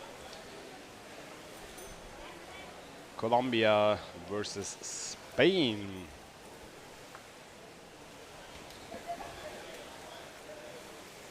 Ecomares, after a quick possession by Barcelona, now getting a hold of the ball, trying to move forward. The basket being shoved away from the wall. But the defender taking matters into his own hand, just casually pushing it back. Cleaned. Best defense you can have is a wall behind you. So here we are now. Game 19. Ecomares versus Barcelona. Both teams played today already, right? Yeah. Do you remember what Barcelona scored? Barcelona lost against Budweis, lost their first game against. I'd have to pick up the schedule now. They lost both games today, as far as I know. Or no, or they win against Slovakia. I think they won against Slovakia in the first game, and Ecomares won both of the games against Slovakia and Budweis. And yeah, there we are. Good old scheduled underwater rugby. So, there is There's a call by the referee pushing. There was the hand was too early and too Free active throw. at the White team. goalkeeper's hand. So we can have a brief look about. Holding. So you see Ecomares won already today. Barcelona won a man Against Bratislava, yep, just as I said. Yep. My knowledge is very finite, but for today I remember some stuff from early in the morning. It has been quite a long day so far. It is still a long day. We're still going ahead. 4.5 hours goes go.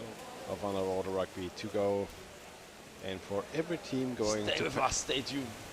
Every team going into penalties owes us a beer on Sunday. You can also see the respect from the Spanish team versus Ecomares. So they're very defense orientated. So even they've not really attacked, we see 2 up to 3 players on the Spanish basket.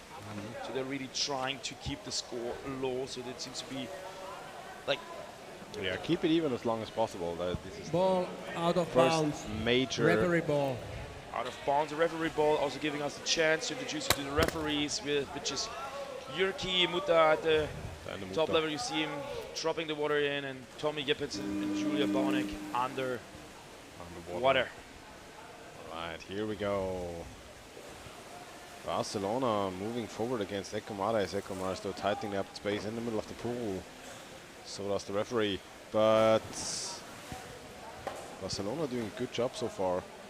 Keeping up with Ecomares, going head to head with them, trying to move forward, trying to break into the open corner. But a missed pass there, trying to reach his teammate. Now Ecomares breaking the passes up, going up front. There we go. Fast break. Oh, ramming into the goal. We can see the goal being shoved away. Defenders now back in place. That was well defended here by the Spanish team. So we see the power, we see the energy that comes here. We see in the water physically players pushing each other so that even the basket gets here. And Ecomares though being challenged for the first time really during this tournament. But good opportunity for them. Fast break, attacking the goalkeeper immediately, has to move up though. And now picked off again by Barcelona, trying to move into the middle of the pool. I mean, the game stand of Barcelona also might be an advantage for them. So they're also having these players. They are super agile, taking a lot of space in the dimensions. so they can get up, left, right, up, wherever the pass is going there.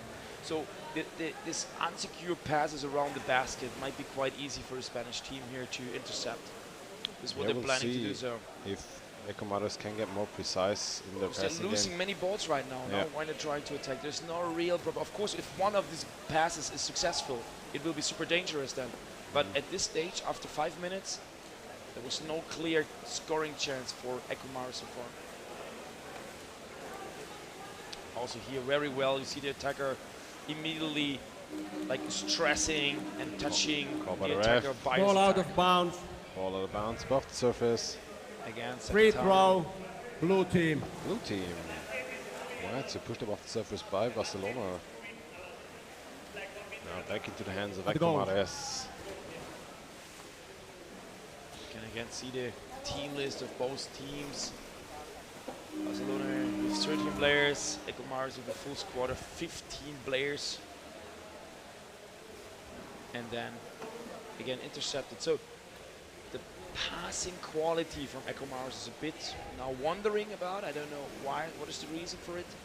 But like here also so far, a good good opportunity, but very well seen and forecasted and predicted by the Spanish defense here. Even the attacker, you saw it, the defender on the bottom and the attacker supported each other with this quite dangerous pass. Then again, Even well read by the defense. It's kind of a blind pass. He tried to pass to number 93, Joan David, but the ball didn't get there. And now we see, holding on.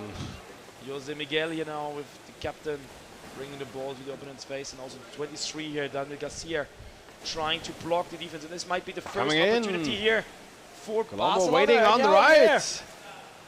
Get the camera closer.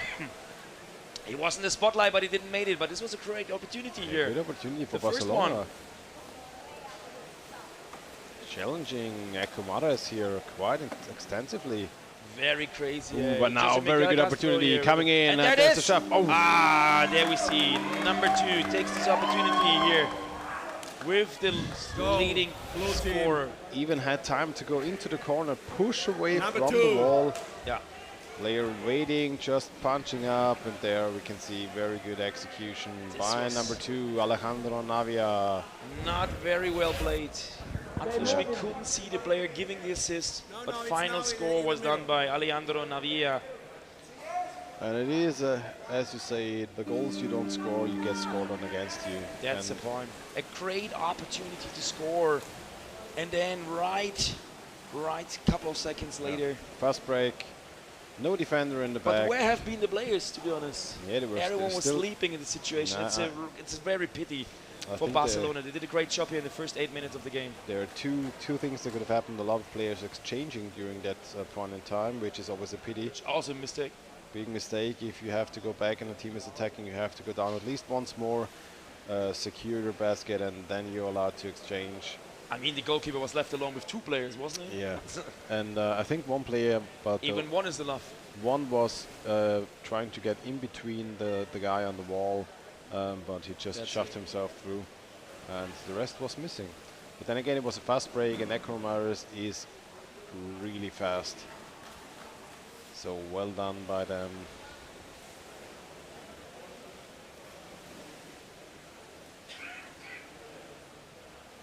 So now we see Ecomares, of course, with a lead of 1-0. They can play now their game. So you see now they're playing a bit more around the passing last. So at the start of the game, they passed a lot around the basket, trying, of course, to get the scoring opportunity. Now it looks a bit different. So it's the first time. It's the first time now in the match where they're really having the ball rolling around the opponent's baskets, which was not happening in the first 8 minutes of the game. Oh, you can see them coming in heavily from above. Well done by the defender, though, pushing him upwards. 45 seconds left in the first half. And Barcelona surely doesn't want to get scored on again. But giving them quite a bit of an opening there. But now Barcelona in possession, moving forward. 30 seconds left. Ball in the pool back into the hands of Ecomares. This is good, intercepted by number 15. Almost! Almost! Number 15, Carlos Attieri, with the chance to equalize. So close, so close. I think he couldn't believe it. He held back for just a split second. Oh my God, and Carlos! If he tossed the ball a What's little going bit on? earlier. Almost an empty net goal here. The chance to equalize. Yeah, it's such a pity. And that free throw ticking down And the the time clock is down. into halftime. Carlos and Vera with the chance here to make the equalizer. Very close. But that's it, 1-0 lead. We saw a goal 3 minutes before the halftime, scored by number 2, Alejandro Navia. And now we have the halftime break. Let's have a quick look on the table again, who's in, who's playing there, and still also highlighting our referees. Jyrki Mutter, Tommy Jeppesen, Julia Braunek here for us in the game, taking care that everything is fair happening in the water. But yeah, what a tough game, what a close game here. We saw already, like in the first half, a chance from Barcelona where number 19, Jose Miguel Castro, was alone under the basket and had a chance to score. And then right straight away on the up and end, 2 players were alone, like literally alone with the goalkeeper from Barcelona, and number 2, Alejandro, scored here. And then at the end, literally 10 seconds before the end, Carlos intercepted from Barcelona and was almost happening. Almost equalized there. If this goal, like if this game is finishing 1-0, do you believe he's not sleeping tonight? That is a tough one. He's getting nightmares, isn't it? That is a tough one. Yeah, absolutely. But Barcelona doing doing such a great job during the first half. Here competing with Ecomares. It's incredible. It's really, really cool. So such a good effort by them during the first half, creating some opportunities for themselves, and we will be surely excited to see what they can bring in the second half of this game against Ecomares. Also highlight the table for the upcoming matches of the day. Right after the game, after the second half, we see the team from Czech Republic against Bratislava. So kind of an Eastern Europe derby, we want to say it like that. And then followed by that Flipper versus Zurich, Wien versus Malmö Trottoir, New Jersey Hammerhands versus Firenze, Orcas versus Hammerheads. And at the end, last game of the day will be also Tauchlub Stuttgart versus the team from Vienna. And I certainly know the Viennese girls looking so much forward to the late night game. But I would also prefer, to be honest, I would prefer a late night game rather than an early morning game. The thing is, and this is quite a tough sport for the sport itself. A lot of teams have practice in the evening, especially in Europe. Really? European teams usually practice in the evening, around 8 o'clock, 7 o'clock in the evening until 9 or 10 o'clock in the evening. It's activity time. So you're very much used to playing around this time of the day. Captains. Whereas having a game at 8 o'clock in the morning, if you do not have weekend practice, some teams have weekend practices on Sunday or Saturday, early in the morning, and they are used to playing those early games, but usually they suck for us. We did this literally Terrible. in Berlin, because like when I took over the Berlin team, I also like recognized that everyone was like super like sleepy and hangover in the early morning. So I implemented like training camps just to get used to it, to have even heavy practice, like active underwater rugby training, 10 o'clock in the morning, just to bring a team to a level where they not only be on the best mood, like in the evening, but on the best mood also in the early mornings. Yeah, absolutely. Okay, blue team is warned about not hitting with the fist. So there's a warning. Referee feedback, no hitting. On the face. White goal is warned about having the shoulder in the basket. Wedging. For what? Wedging, shoulder in the basket. For Barcelona or who was it? I think against Barcelona. Just for the audience. So there are 2 warnings. One team got a one for like attacking the face or equipment, and Barcelona got a warning for wedging, so shoulder in the basket. It might happening. We're going to see the first penalty of the tournament, is it? 6 players. If this is a warning, it's actually very crucial to the game, because the next infringement has to be a 2-minute penalty, because a warning was issued prior, and every further following infringement has to be increasingly also a warning up to even tougher penalties if they keep going. So yeah, we'll see. But Ekumara is bringing everybody to the side of Barcelona, and they forced this goal with everything they had. We cannot even see who scored, but we know it from the number. Yeah, Alejandro Navia. So he's a very massive physical player, right? And it seems like from what I saw from the first half that he's like positioning himself next to the basket, and it might be part of the strategy to give him the ball and then he's scoring. Or what do you see? Get the ball to the big guys, let them score. It's an old school tactic. It's an old school tactic, but it works, obviously. Leverage underwater is a bitch. Shout out to all the small goalkeepers who hold their worth up against big guys in the water. It's like physics, isn't it? Like power is like the, what is the factor? It's like speed, like multiplied by mass. Yep, and especially underwater, the biggest issue is that you are creating your own leverage because your weight directly goes up against your opponent if you're floating in space, so to say. And especially if you're scoring from underneath the basket, which you usually do, you have additional leverage from the floor, which you are quite technically not allowed to use. But who's watching this closely? Who's watching? If there's no call, there is no. No, it has been quite common lately during the last years that because scoring on an equal level has become so increasingly tough, and games are getting so close that not allowing the least bit of leverage would make scoring nearly impossible. Mateo Rodriguez tried here to introduce the attack, and then we see number 10 here. Joan Manuel Escobar, who tried to bring it from the side. Coming in again. Does get the grip over the defender. Still going, holding out the ball, and now Carlos. Intercepted by Jose Miguel. But this was very close because Mario Valencia was already like on the way to scoring 1-1 versus the goalkeeper. Well done, Barcelona. Well defended by Barcelona. 2.5 minutes played in the second half, but Ekumara is coming in again from the right. I was quite interested that they choose to attack on the open side of the basket, but maybe they have a lot of right-hand players who just like to have their ball hand more secure, which is usually on the right-hand side of the basket.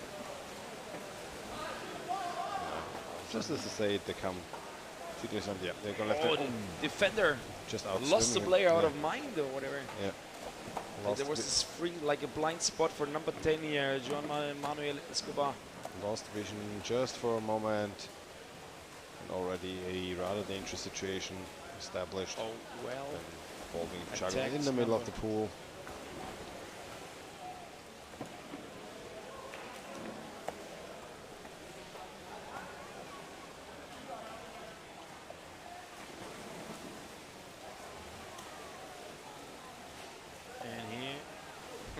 Some of the game style from number 23 here, Daniel Garcia.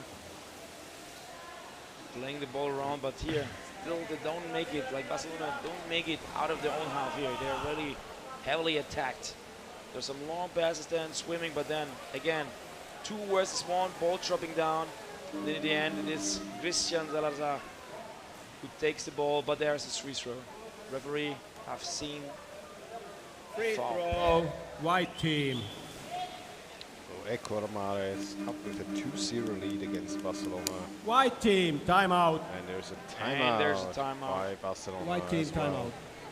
And so they most likely will bring their top 6 guys into the water and trying to create another opportunity for themselves against Ekumara, as we've seen in the first half before. Yeah, free throw for holding. It's free throw for holding. Yep. Here still we can see again the team list of both teams, also highlighting the referee names on the bottom. And if you want to join us further for today, you can also see the current schedule for today. Right after the game, we're going to see an Eastern Europe Derby, first time. Bratislava is a new team joiner here, as also the first appearance as well, right? Bratislava hasn't been at the Champions Cup before. I think they have been here before, but it has been quite some time ago. Yeah. Yeah. Because the team does exist for 1-1, just as long as I play underwater rugby. Because they are so near Vienna, they come to practice from time to time. Free throw over. Is it something similar Sorry, than timeout over. Free throw, white team. Like Budapest, there's also a very traditional team in Budapest, even two. Yeah. Two teams based there, but not appeared here. For many years. So from time to time they make an appearance on the international stage. They came to the World Championship in Graz, played there, now have a couple of young players, and so they start to come here to the Champions Cup as well. Again here, number 2, the so far top scorer from the game, with 2 appearances. Yet again. Another one. Is it in? It is in. Such a great. Even lost his fin during the attack Go. there. But this was also great. A fake pass first, got stripped off. then the pass down, and Blue then getting the ball timeout. back. Yeah. And then Very well done by the team. Lost putting his it fin during the attempt. a hat trick from number 2, Blue team Alejandro Navia. Three goals in his. The 3-0. And now there's a blue timeout by the Ecomares. Let's see. Take a bit of breathing room, or they might do some exchanging. We'll see what they're opting to go for. Have 3 players in reserve available to them at all times. Can exchange players during any break during the game.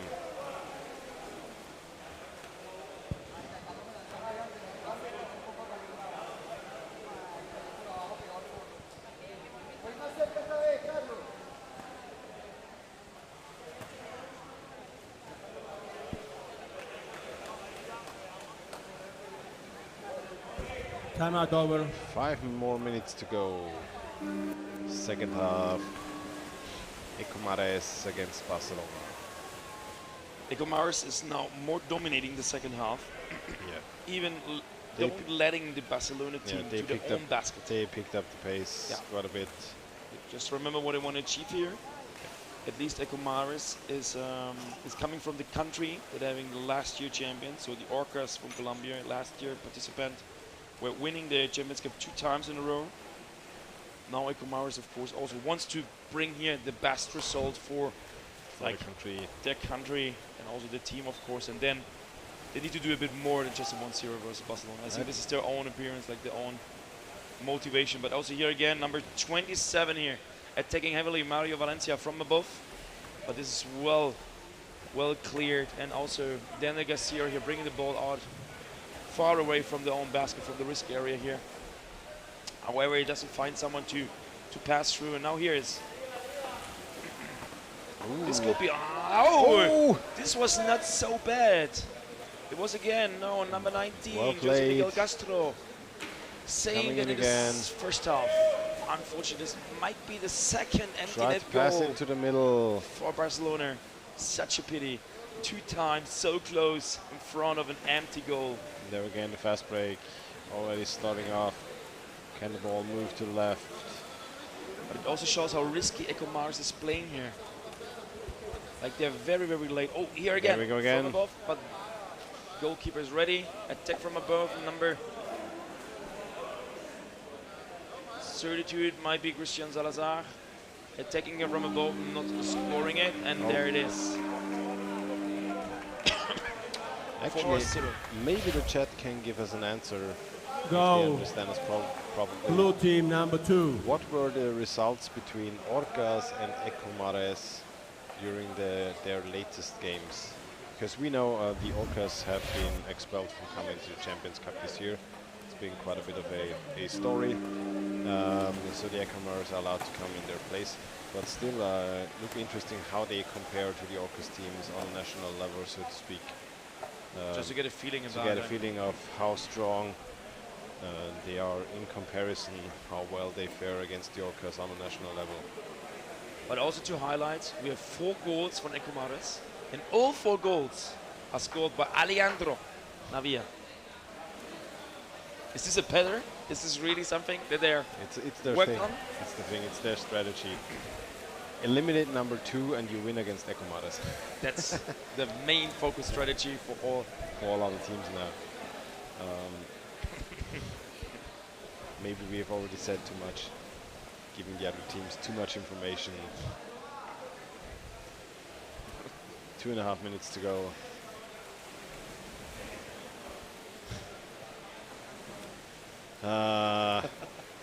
Cover. Here we go. I meant cover him at all times. Cover, of course.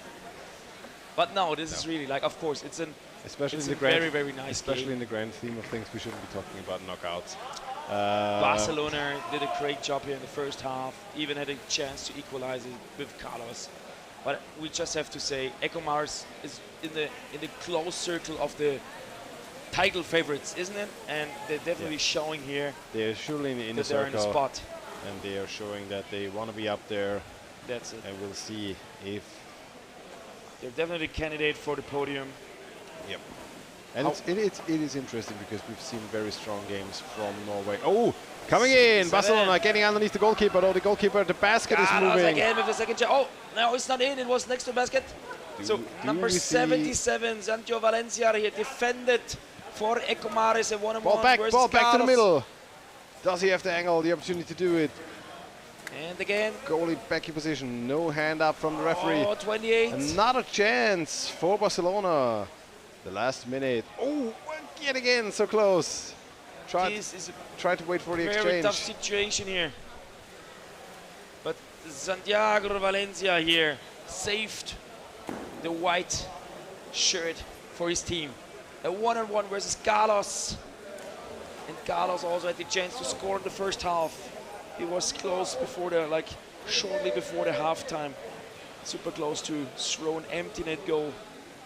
However, here Ecomares still with a 0. No. Coming in from above. Ecomares, 21 seconds to go. Ball passed back to the goalkeeper. It's tough in the situation, leaving your goalkeeper alone with the fight. Don't pass the ball back to your goalkeeper. He did the same. The goalkeeper did the same. You saw the goalie. Nah, I'm giving it back to my opponent rather than having it as a goalkeeper in this situation. Oh, there it is. It's again the number 2 Norway, isn't it? Come on. No, this is It's got to be somebody else this time. No, really. Number 27. Yep. It's Go, number 2. A big guy double, as we say. And it's the big Game guy, over. number 2 again. Alejandro. He might be a candidate for the top scorer. 1 second left. Really, how crazy is this? 5 goals, He's 5 times. It is Alejandro Navia. Congratulations. Really, congratulations, Alejandro. This was a very impressive performance here. But really well played also by Barcelona against this Ecomares squad. So it's going to be interesting to see the other teams going up against each other in the finals. We've seen Ecomares being vulnerable to a team like Barcelona to get scored on, and Barcelona is certainly not usually a title contender for number 1, so it's going to be interesting how the other teams are going to play against this Ecomares squad, who's certainly playing rather fast. And can they eliminate number 2 from the game? Right, we're going to have a bit of a break, and then we'll be right back with the next game in 3 minutes.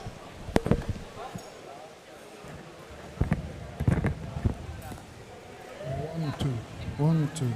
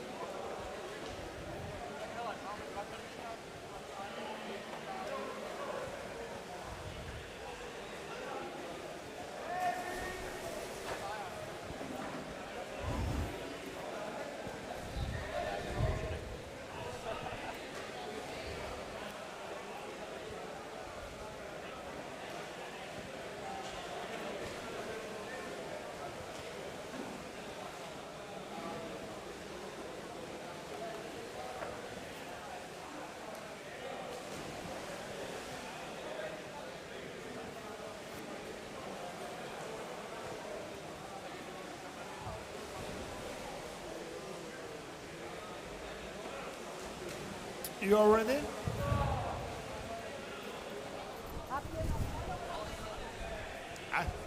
Yeah, but I'm asked, are you ready? I don't say I'm going to start again.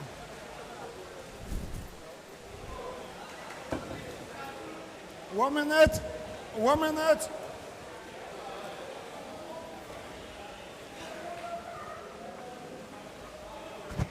Okay, wait. En minut kvar. 1 minute. Ja, nästan en minut. Yes.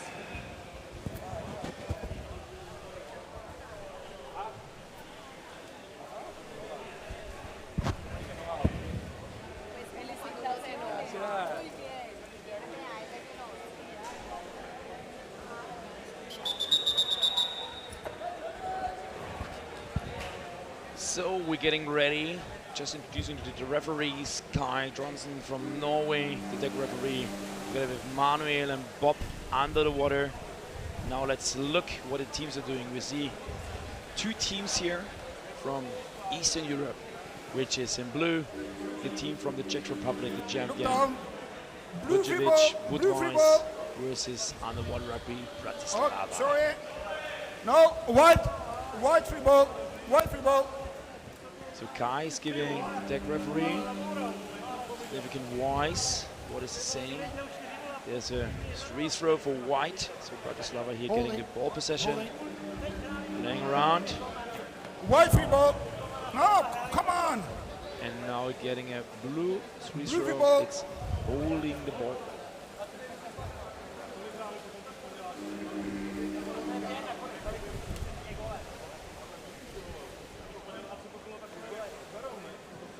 And here we can see the first real proper attack wave from the Czech Republic team. However, it is well stopped by Bratislava in blue white. And we see a penalty. Okay, we have a Referee penalty. giving the signal. Penalty, shoulder in the basket. There is a shoulder in the basket, which will bring us to a penalty. A penalty is a 1-1 situation. Thank you. Penalty shooting. So an attacker, 45 minutes. We see here Bob Robinson bringing the ball to the surface. It will be one attacker versus one defender. One white, come on! The blue defender is already ready here, staying, and we're waiting now for our attacker from the blue team.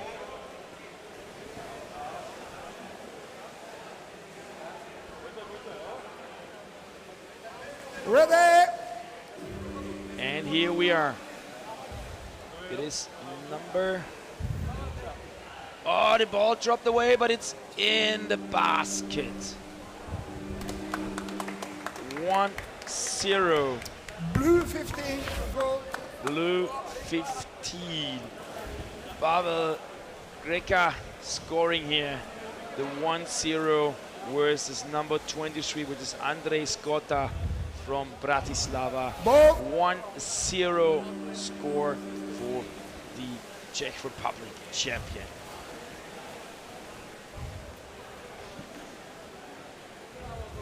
This was also the first penalty of the entire tournament, wasn't it? Thomas? No, we've had one more. Two, yeah. We've had one more, which has been even repeated. Oh. I missed this. Maybe I was in my car. Yeah. Driving here while you were here commentating all day early, long. in the early hours of the day. Where I was still chilling in a bed. Pretending to work. No, it isn't. So yeah, here we are. So the Budweis team here now in the defense positioning here. 2 players at the basket, and now we see in wide Bratislava here trying the best to equalize, passing around here. Number 5 is now fighting Matej Muka, losing the ball, and it's the Czech team here getting 4.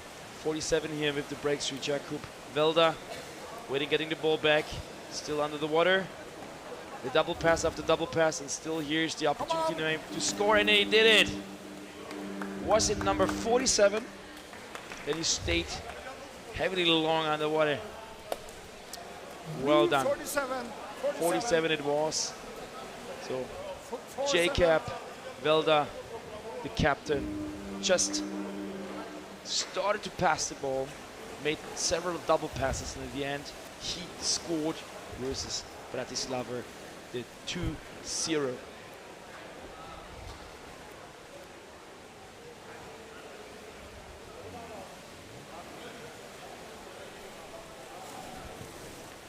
And here we are again.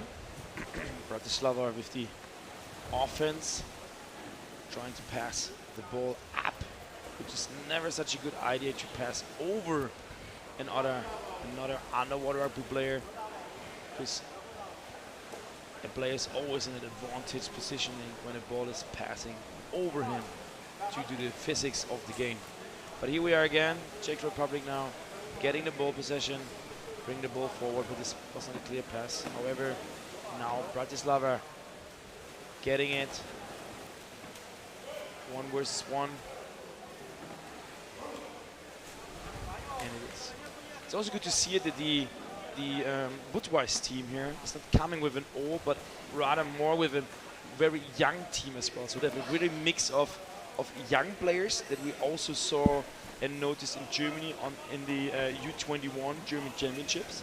So the last year, or like 2 years ago, U21 Championship was open. It's also open for foreign players, and the players from Budweis brought their juniors to Germany, and they did a really good job, really. So on the first day, I remember when the championship was in Persnik, they won all the games, and just they had another game on the early morning on Sunday. I don't know what they did. I've not seen them drink alcohol or whatever, but this was the only game they lost in the entire tournament in the German Championship, and this is why they're not winning it. However, it was this. And here we see again the captain who scored the 2-0 here now with the missed opportunity to score another goal. I was not the captain, but there was another one with a wristband. Yeah. So they have a kind of a... Budweis have had a youth team for, I'd say, about 7 to 8 years now. And their youth work has been paying off lately, and they've picked up the players now, getting them into their main team. And yeah, we've played against them a couple of times when we were playing in the Czech Open League in Vienna, and always fun to have a lot of young players playing in those leagues, showing off what they can. And then Budweis again moving forward. Trade. Oh, this is another very close one. Number 44 here, Thomas, versus number 22. Dusan earning, but still at the end there was a goal. So was it 44 assisting or scoring? No, it was. Good grip. Arm to the neck of the goalkeeper. 15. About Blue 15. 1-5. Number 15 again, Pavel here with the 4-0, and we also need, of course, mention goal scorer for the 3-0, who was number player 58, Mikolas Miroslav. So 4-0 lead in the first half here now for the Czech team, the Czech champion, and yeah, starting quite well for them in this game. 2.5 minutes to go, and to be fair, it's quite expected. Quite expected to. We're getting some stuff delivered here. Commentary box. Just need to laugh a bit. So yeah. Dangerous substances. To be honest, but on the other hand, like Bratislava is playing, like they're having the ball, they're in the opponent side, they're still, I would say that the quality of the defense is not on the level that they need to be here on the same, right? So their weakness might to be defense, because they can bring the ball to the opponent basket, they can play around a bit with it, even had a slightly chance to score, however, but the score result of 4-0 doesn't appear in the ball positioning overall, what you would expect. Quite fun thing in the chat. Bratislava is the capital of Slovakia. Slovakia, so, yeah. It is the only town, so Bratislava is the only town in Bratislava. It's a city capital, and here we see it again. The defense, like the goalkeeper, 1 minute. is not traditionally like fixed on the basket, but swimming around a bit and giving there some loops and holes for anyone to put the ball in. And on such a level, it is too hard. You cannot give such spots, and on such a level, it will be easily used by all your opponents. But we have another score. Number 11, Jaroslav Greka here with the 5-0. Jaroslav scored.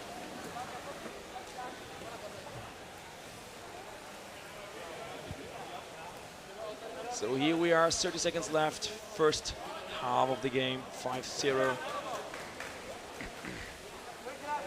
Yeah, so Bratislava is the only club in their country, so respectively they are usually playing, they know the team from Budweis as well, they're playing in the Czech League as well with the, yeah, they have been joining lately with their youngsters.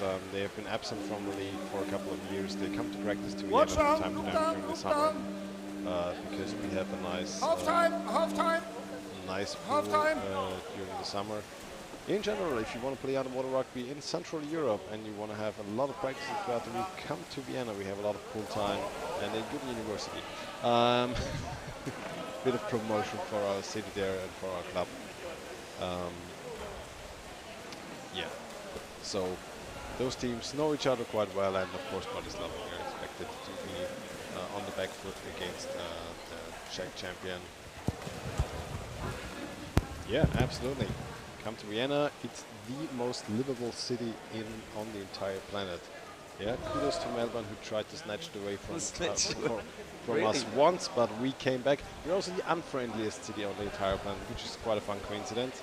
So come to Vienna. But first of all, most importantly, stay with us in the chat. Yeah, but stay with us here during the Champions Cup live stream.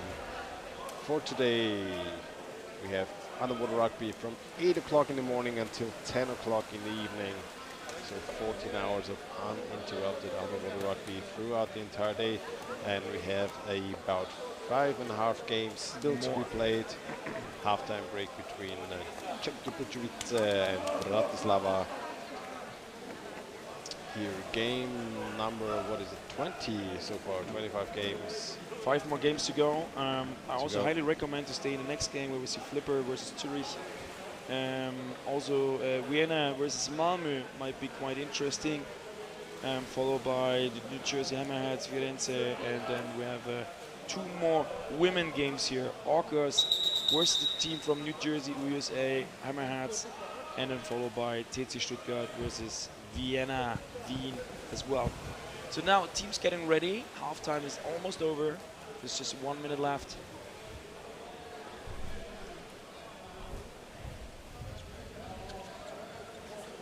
And you may have also noticed is that we put a lot of effort this year in the live stream. So we see several cameras above and under the water with high quality. What does it mean? We have like a mobile camera. In the early morning, the quality of our underwater mobile camera wasn't that good. There was an issue with the cable that we had to put in, but as you see it in the quality of the stream right now, it has significantly improved there. Also on the surface, we have 2 fixed cameras and 1 mobile camera to give you all the atmosphere, everything what's happened in and around the pool to be as close as possible from abroad and from home. So you're not gonna miss anything with us. Stay in, stay tuned, and yeah, stay on the water. Okay. And we go in the second half. Ready. Get ready. Right.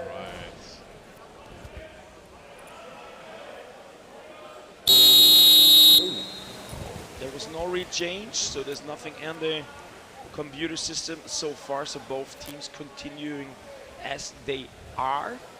And we still see a 5-0 lead from Budweis. 5 goals we saw in the first half. 1-0 by Pavel, 2-0 by Jakob, 3-0 by Miroslav, 4-0 Pavel again, and 5-0 by Jaroslav. And here we are, second half. Let's see what Bratislava can do. Bratislava? Bratislava. What is the Slovakia? It's a Bratislava. The lava. Lava. Bratislava. All right, getting into the second half of the game. 1 minute played, and Budweis pushing forward. Oh, this was a back pass. Not a bad idea, to be honest, by Slovakian player 28, Jacob Vijisny. But yeah, intercepted. At least I like when some young players, or at least trying something out new, and at least trying to spot some blind passes or fake passes or behind the neck passes are always cool when they arrive, like they receive. However, when they're being intercepted, yeah, it doesn't look that good. But here we can see that the team from Slovakia highly tries to bring themselves also in a scoring position. At this stage, we have not seen a clear scoring chance from Bratislava so far, but the game is not over yet, and it might be also that they put something on the plate. There's nothing to lose for them as well. I mean, 5-0 is a comfortable lead for the Czech Republic champion. They're not going to give this game out of hand. 5 goals in 10 minutes is nothing they need to be scared about. So it might be maybe more defense orientated from them, and maybe this might be a chance then for the team from Slovakia here to maybe score or even get close to a score. But at the stage now, at the moment, we then see here a fast break from Budweis, but number 8 here, Lumer Schuster, made his job and defended the attacker by swimming further. Right, Budweis moving in again. And yeah, we've been talking about it throughout the entire day quite a bit. If you're a team, if you're on the back foot, and if the opposing team is outscoring you rather significantly, you might think about what is your tactics or your takeaway from the game. And most teams usually, they will of course defend against upcoming attacks as best as they can, but they also might opt to bring more players forward and not play as defensively in general as they can, and try to create opportunities for themselves to play a bit further forward, so that they can gain those experiences playing offensively against a strong team, get to know the feeling how it is to be able to potentially create opportunities for themselves. There again we see someone coming in. One against two. Yet again. It was a good spot, to be honest. Like he almost made it through. Was at least a great opportunity, but like the wall was big. Like two massive players from Slovakia were just between the attacker and the empty basket. And there's a look down. Pushing. For pushing. Wide free ball. Wide free. Yeah, there we go. Pushing. Wide free ball. Can hear the referee Kai on the surface. He's also highlighting there are several referees here. Kai Johnson, international referee from Norway. Manuel, you can see him here on the left-hand side. He's with the back to the camera. And Bob Robinson. 3 very well-experienced referees in the water, at least in the entire tournament. We have just international high-level competition referees here around, which brings us the highest quality of rugby, and of course, hopefully also the lowest number of injuries to this tournament. So there's timeout, but here we can also see some of the junior players that are highlighted during the introduction of the Czech Republic team. So they brought some juniors here, which is quite cool, to be honest. That they're also doing some youth work in the Czech Republic, looking into the next generation, bringing it up, which is really quite cool. Highly appreciated also from Germany, and also from me as a junior national coach. So I love it to see that countries outside of Germany also working on the next generation, on the junior program. Yeah. And they have really some good talents there in the team, just to highlight it. So, of course, I'm also really jealous on a personal point of view that they have the opportunity in such a young age to play on this level of competition. For example, in Germany, just the German champion is participating on this level. So there's not a lot of other opportunities around the world to get this intensivity of a game experience, of a game style experience. You get there. And especially in nations where the title for national champion is highly competitive within their own country, it is especially, you can be especially proud to be taking such a tournament like this as a young player, as an upcoming player. And quite often you will, if your team is not competing for the title or is having some games throughout the schedule where the result is rather clear, playing against those 4, 5, 6 top level teams that are competing for the title. Even if you're let's call on other quotes, only get experience during those games where you're just playing defense and it's super tough and super heavy, it is an incredible opportunity to gain experience as a young player on this level of underwater rugby in an international tournament with so many internationally renowned players, mostly national team players also on those teams. So as a young player, you can especially appreciate playing in such a tournament. 100%. Oh, what's going on here? We have now Winne, the tournament director, coming in with a camera. A bit confused. Yeah, he might want to. There might be a documentary on Netflix soon. Just Netflix documentary. Just where we want to highlight it. And back to the game. 4 minutes left here. Just wanted to show how casually and relaxed I'm chilling here in the commentary booth. All right, 4 minutes left. We still see a 5-0, comfortable 5-0 lead. Look down, look down. Look at the champion referee from the Czech in the Republic. water.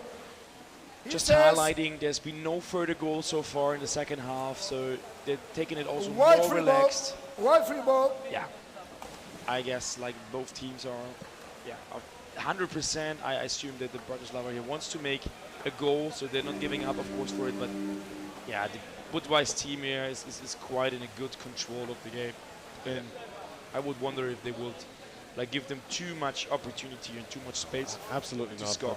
But then again, you have tough games throughout the entire weekend. That's it. And at the end, it's no points. You cannot take the scoring board with you, whatever. Yeah. It's just winning or losing. Yeah. So at the end of the day, if you already are winning by such a high margin, you might want to take a step back, play a little bit more relaxed, especially if you're playing against an opponent that you're very certain to be winning. Not to slow down mentally, which is the most important factor if you're trying to reserve a bit of energy. But it's a tough long tournament. You have 3 days on Warrerrugby with an empty basket. And here we are, 6-0. Fast break opportunity for Czech Republic. And yeah, so preserving some of that energy for those important games, those tough games where you have an opponent where you're going head-to-head against each other, is actually quite a smart idea at some point out through the tournament, if you're given the opportunity to do so. Miroslav Mikolas. Second goal of the game. Number 58. 48 or 58, I want to check. It's 58. 6-0, 2 minutes left. First goal in the second half. Yeah. So Budweis is taking a bit Look more down, slowly. look down. He says what? So referees coming to the surface. There's a discussion going on. I like the Norwegian referee. Which so number? So decisive. Which number? He's so decisive in Which his number? calls. But he gives clear instruction. Yeah, I really absolutely. love it. I really love it. Especially it's very loud in communicating. So you need to understand the audience, like the atmosphere. There's this cheering, there's shouting, there's this water, etc. There's in water in your ears. Okay.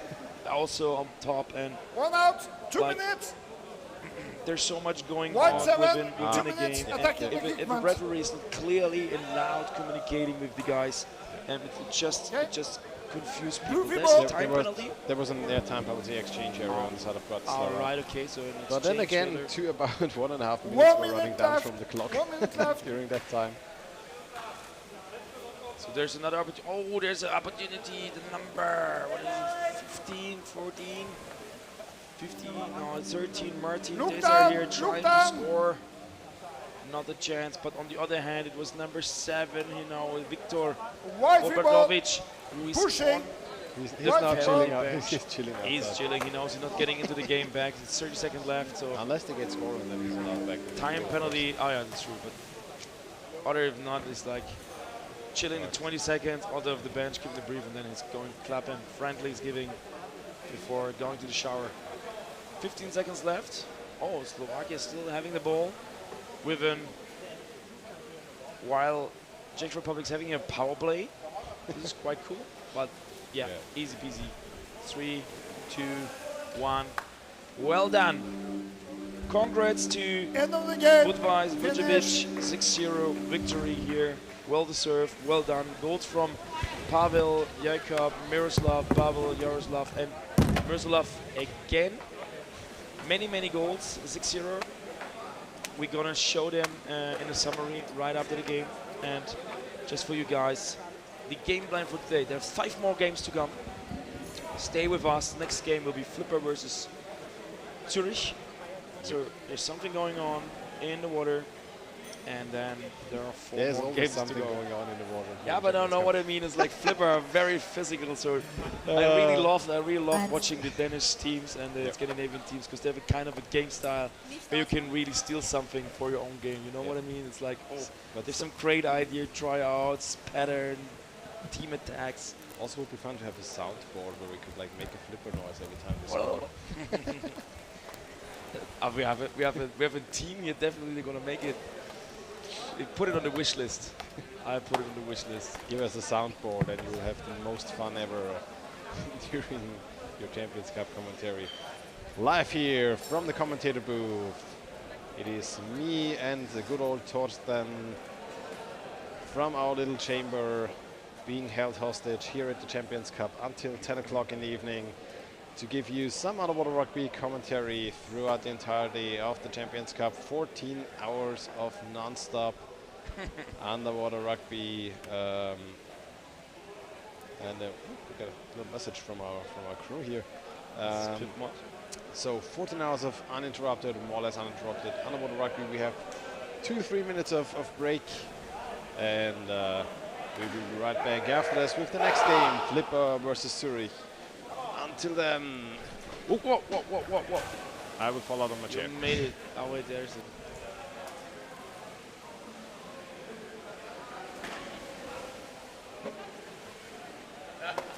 All right. Fair question. Do we really want to show ourselves? Yeah, of course. Like Twitch streamers, because to be fair, I have to show. But maybe put names into it. Yeah. Maybe I have to show the audience because I have been basically chilling like this throughout the entirety of the last game because it's really comfortable. And it doesn't actually look that bad. It looks like I'm sitting rather normally because the camera is in a good angle. What's the flipper noise button? Yeah, give me the flipper noise button. Give me the soundboard. Winne, do it for us. Let us have some fun. Lovely. Let us have some more fun here in the commentators booth. And we will give you exciting commentary from here on out. First, we're going to have a break. 2.5 minutes, and we're going to break, and we will maybe show our faces again.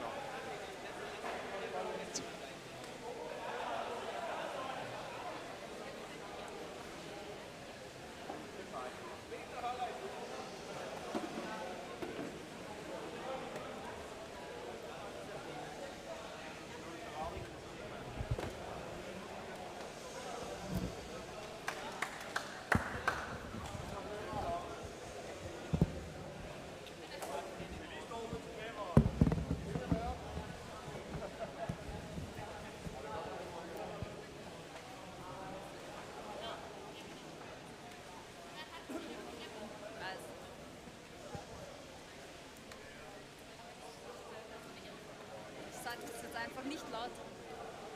Ich bin gewohnt, dass ich einen Soundmenschen habe, der sich um sowas kümmert. Scherz. Nicht Scherz, aber ja. Voll. Hi. Sagt ihr mir, wenn noch eine Minute ist?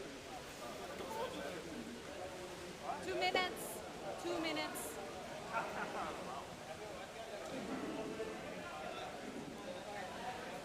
Sollen wir früher anfangen? You ready? Are you ready? Okay. White ready? Blue ready?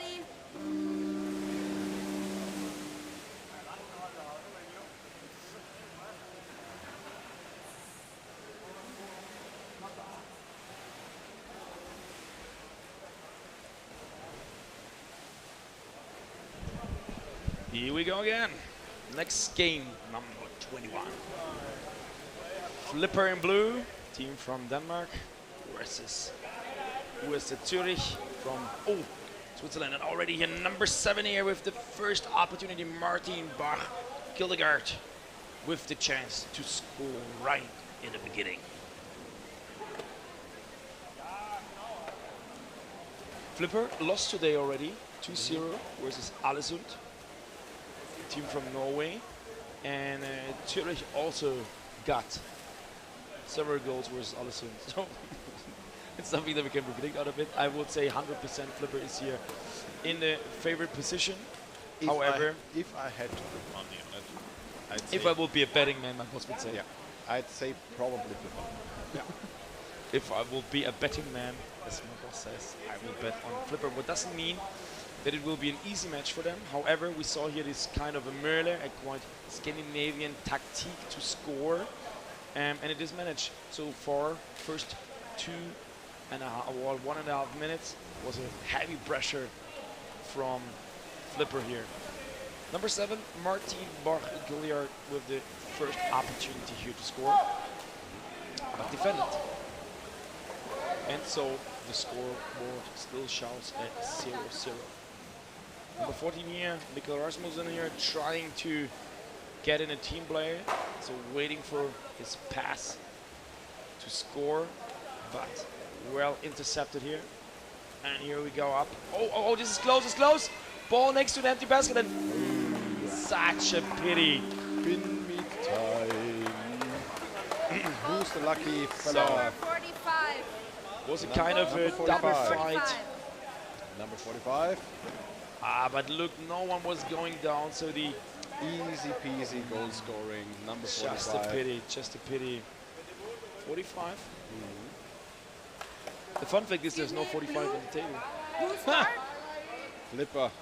This is why we highlighting insert flipper noise here. Humiliating flipper noise for putting on the wrong numbers onto our number sheet. We just need to put it on as a highlight. That's immediately expelled from the game.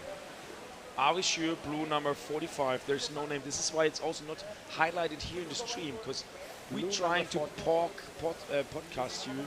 There's at least literally no number with a 5 at the end. Blue number 45, not the boy. It's not existing, so we need to annihilate this point. CSI commentators are gonna solve this riddle by the end of the tournament.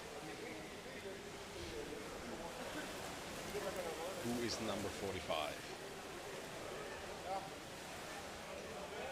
Maybe Chet knows. We can make it a group project. Sometimes it's quite cool to highlight it in the stream, so when they look it, maybe they're gonna see it and also read it. Flipper, please update your team list. We really want to use it and give the people at home and even here in the stadium the chance to understand who scores. But at least finally it still was a good opportunity here and a good thing. Okay. Again, Rasmussen here with the impact. He really was involved in the 1-0 and now he just literally made a good acting for getting there. Switz, nope. Oh, this is really good, really good. I love it. I really love it. Nice score. Who scored? Again, number 31. 31 here. At least this is on the list. Mixty Nielsen. Congrats. 2-0. With unfortunately couldn't see who giving the assist. 31. Goal for blue, number 31. But that's the point. And you always have to be careful. The chat is saying number 45 is Jens Holk. Jens? And I have been reading Jens Holk a couple of times to be sure to not say something very dirty. Okay. But Jens Holk is on the team list still with 11. So it might be changed to 45, but thanks for everyone listening and giving us the feedback here. So I'm going to change 45 to Jens Holk, and then we'll say he might be the maybe Jens Holk is something really dirty in Danish and we've been just trolled by chat. But to be honest, like the Danish language is quite similar to the German, or there are some but there are many they have their intricacies. similarities. Yeah. It's the same that I remember there's a Finnish word for like getting drunk in a underwear. What? Alone at home in your underwear. And we very much appreciate it. Oh, there's another opportunity. Nice Number 20 here, assisting the teammate, but not in the opportunity here to score. Still here. 6 minutes, 5.5 minutes with Blade, and there is his free throw. Give me the ball. Referee ball. Roughing on both parts. Ball. Roughing on both sides. Nice.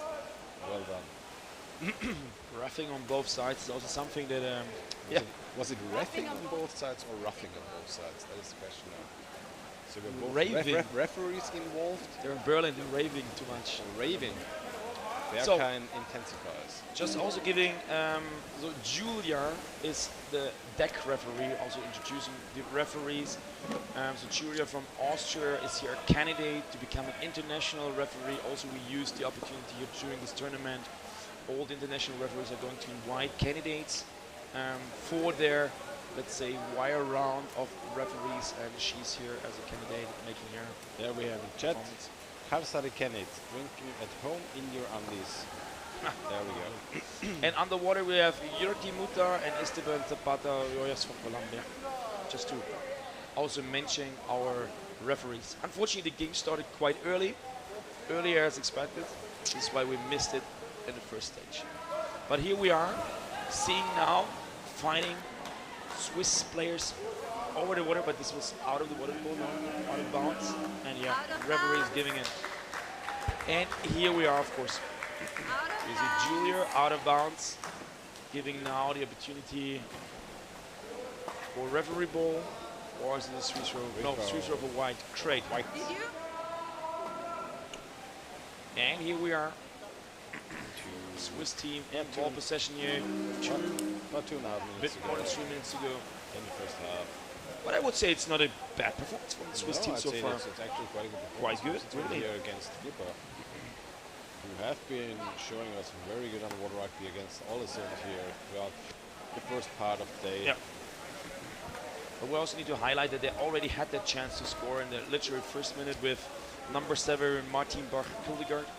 So it could be already like 3-0. However, here's number 8. Oh, there we go. Awesome attack. Number 8, unfortunately, also not on the list. Number 8.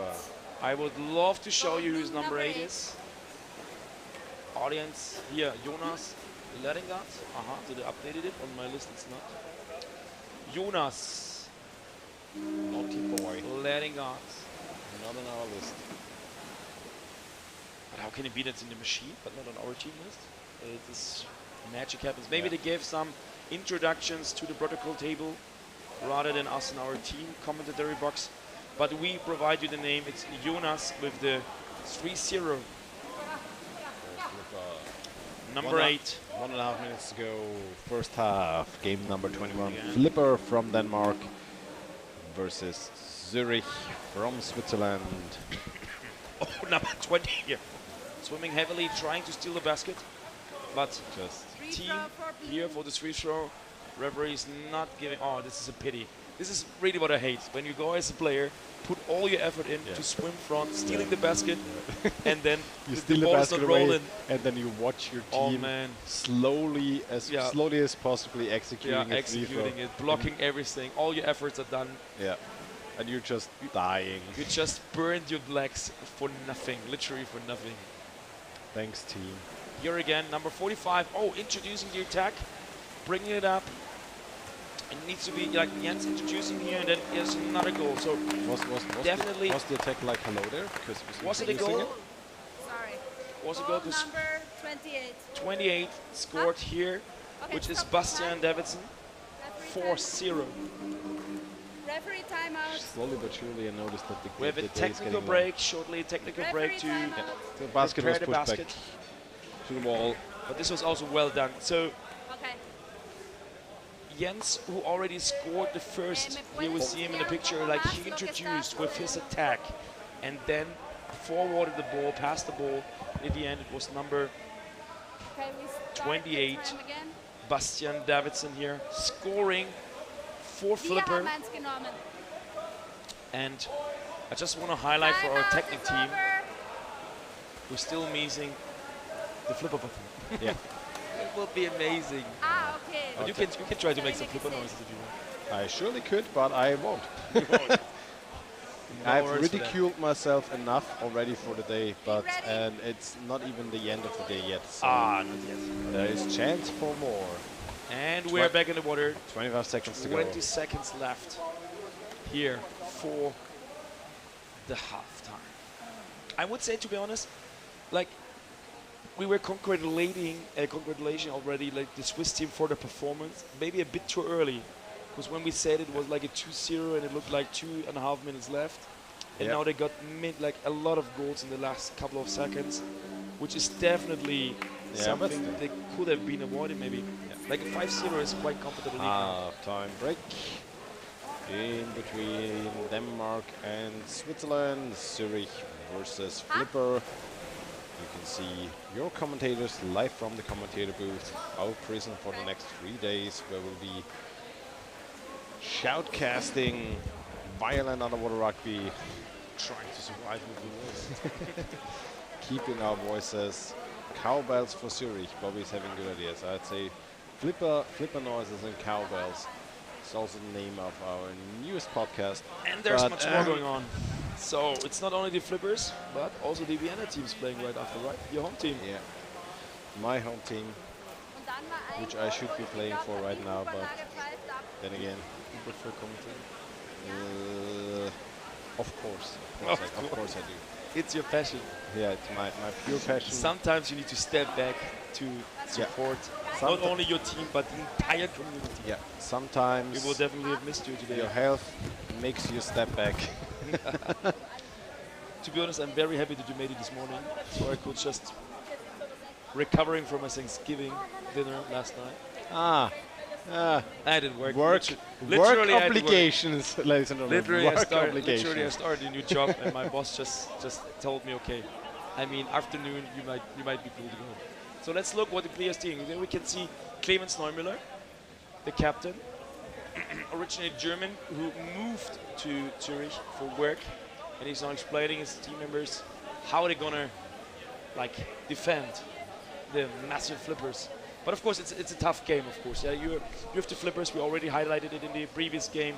The Zurich team is with a handicap, so one player couldn't show up from the total squad, and I guess they're just with 10 or 11 players left. Which what?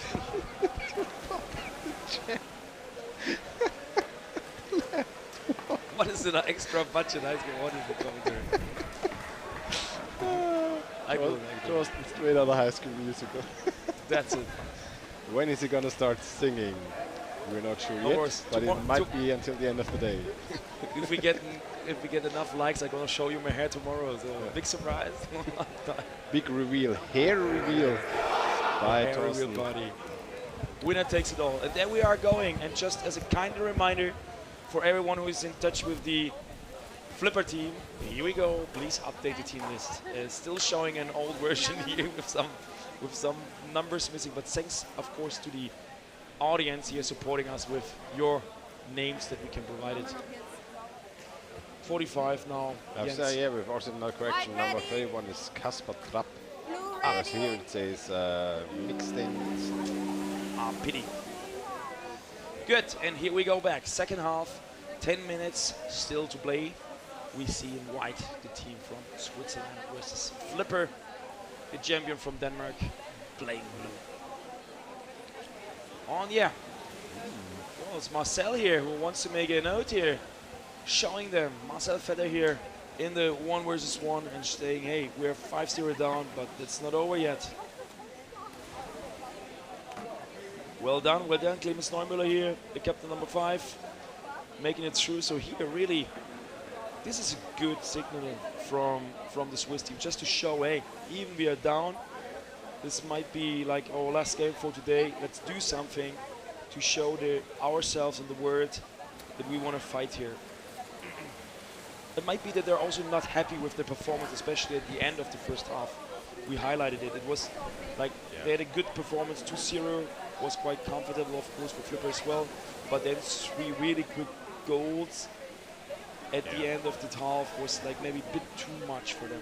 But then again, we've now reached the point where teams yet again decide what is my goal, what is my takeaway from this game, playing against such a strong team just as Flipper is. Surely one of the title contenders.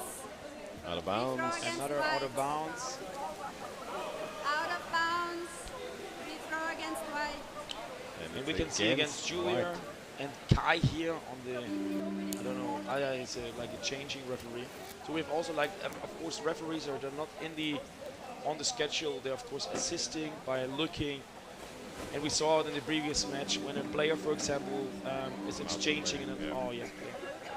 Madsen waiting and right from the other side. 5-0. Roughing. Oh no, is it a goal now? Roughing? Oh, but number 13 is pushing a bit here, isn't he? Might be a bit controversial if he really, because the referee, yeah, free throw, you see it there. Yep, so it was there no goal. No goal, and the game continues, but Flipper already back in possession. Nope, back into the hands of Zurich.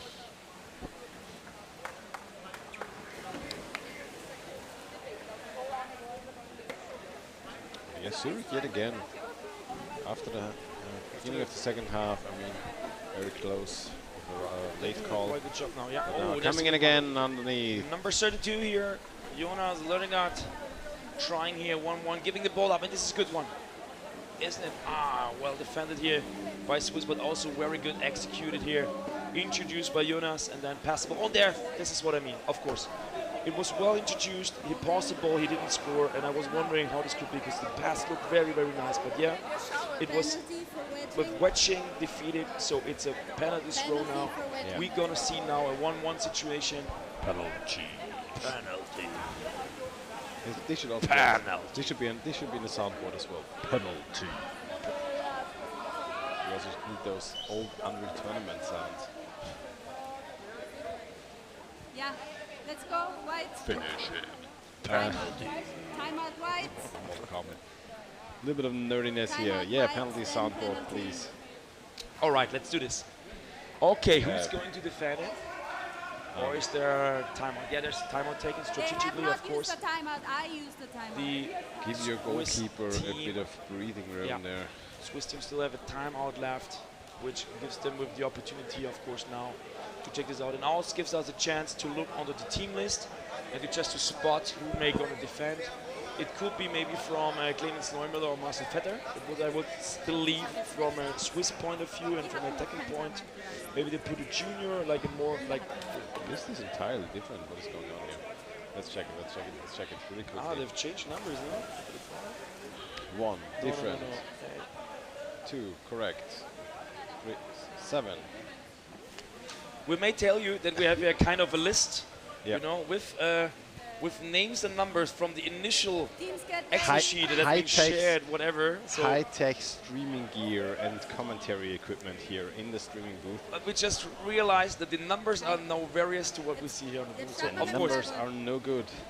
But still, numbers are missing, so we don't find a 45 here. And then let's look what's going on here. So who is it? Who is taking it for Flippers? Is it Mikko or is it somebody else? For the table to get ready. Defender number 31. It's Kaspar Trapp. The Trap. Okay. And then 31 is from white defender. Attacking blue. 31. Let's see if it's correct or if they lied to us. So Clemens Neumüller, number 5, is defending, and 31 is attacking here. It's a good matchup here. Very nice. Oh. There we go. Clemens Neumüller, he tried to twist around and to catch it, but I guess he was far too high above the basket. Number 31. Usually, as soon as an attacker is underneath the goalkeeper, it's very rough and very tough for the goalkeeper to keep on defending. So good effort by the goalie, but well done by the forward. Chris Trapp. And now we're back into the game. 5.5 minutes to go.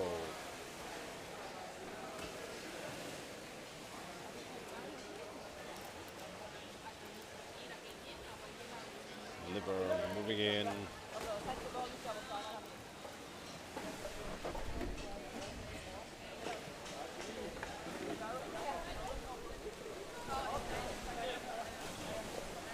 Zurich trying to move out.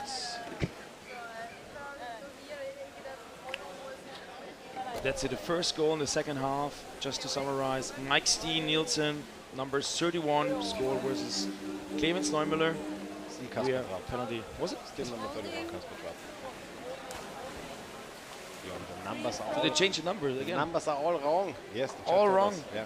So I can cancel my list here. So I just throw it You away. can also not just say random names because who else is gonna know? Is it also here on the list? No, there's not even a 31 on the list at all. Not even on the list there. It's ridiculous. How many jerseys they brought? They have no all idea. jerseys on. Yeah. I just have a jersey with a 21 or whatever. Like if I would, I have no chance at all to change my number. Confuse your opponent as best as you And can. the commentaries and the fans and everyone. But yeah, the audience at home is a war. We repeat the right free throw. Repeat free throw for Zurich. Calm down the clock. Calm down the clock. Zurich. And there we are. Trying to get something going in Flipper's half, bring the ball to the left, but good pass to the right there. Ball being held. Trying to keep the ball in the Flipper corner, but now coming from behind. Heavy attack. Well done, number 7. Whoever you might be, we cannot say for sure.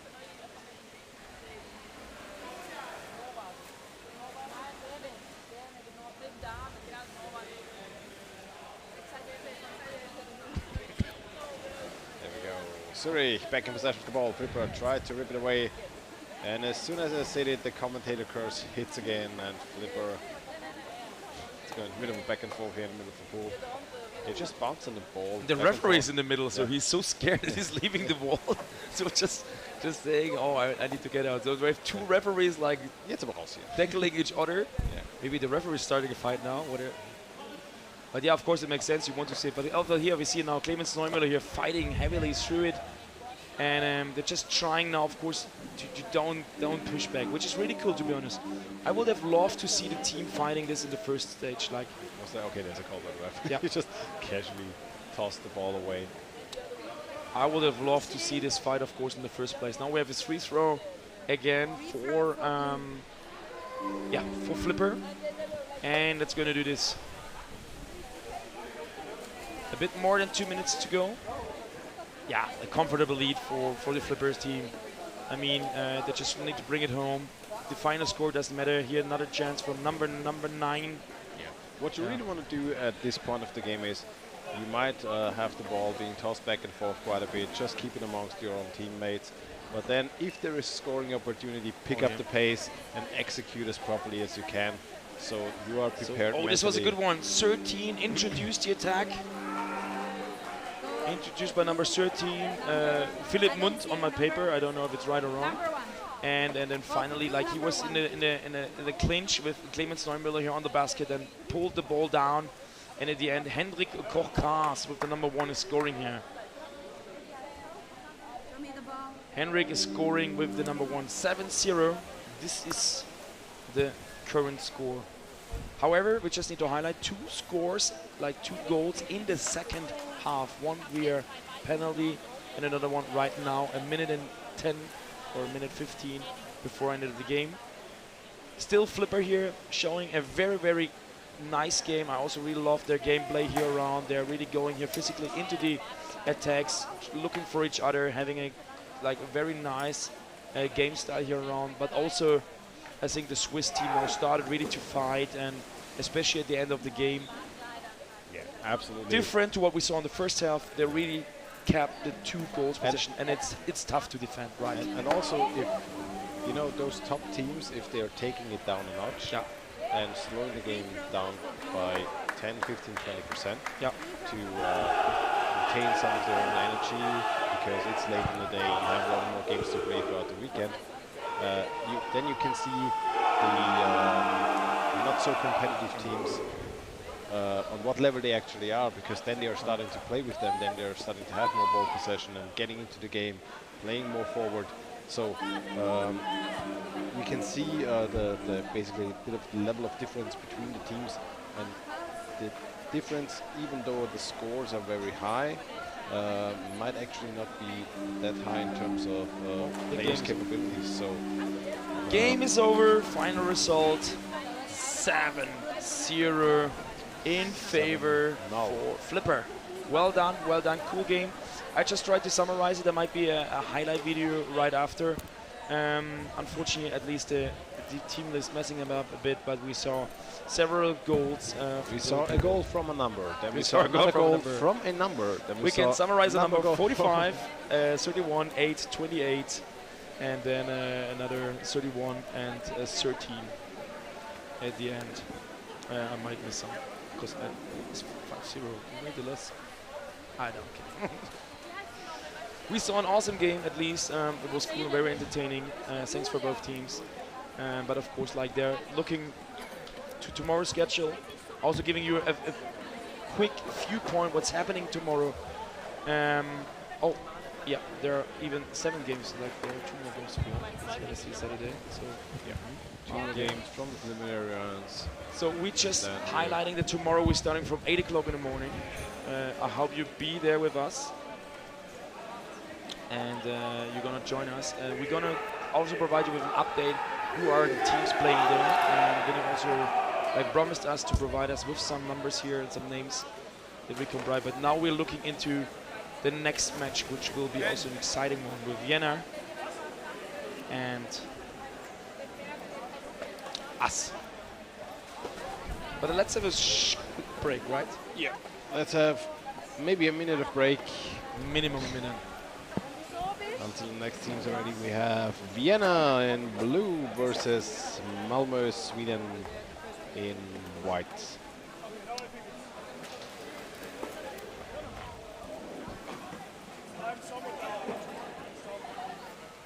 Achtung, bitte keine Sachen hier drauflegen.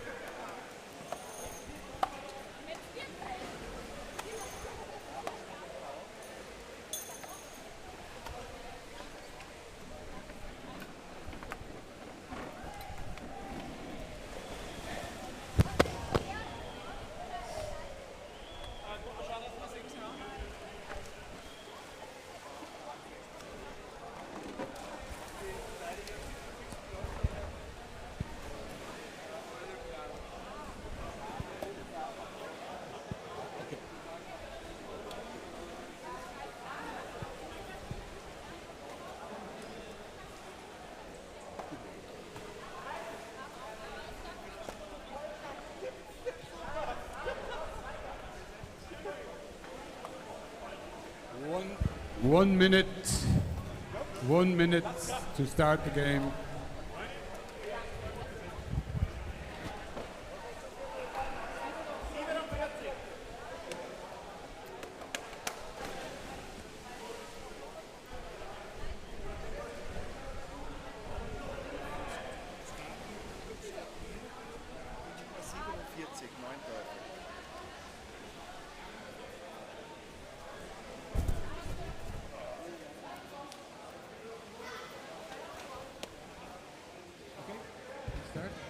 Okay. Team blue ready. Team white ready.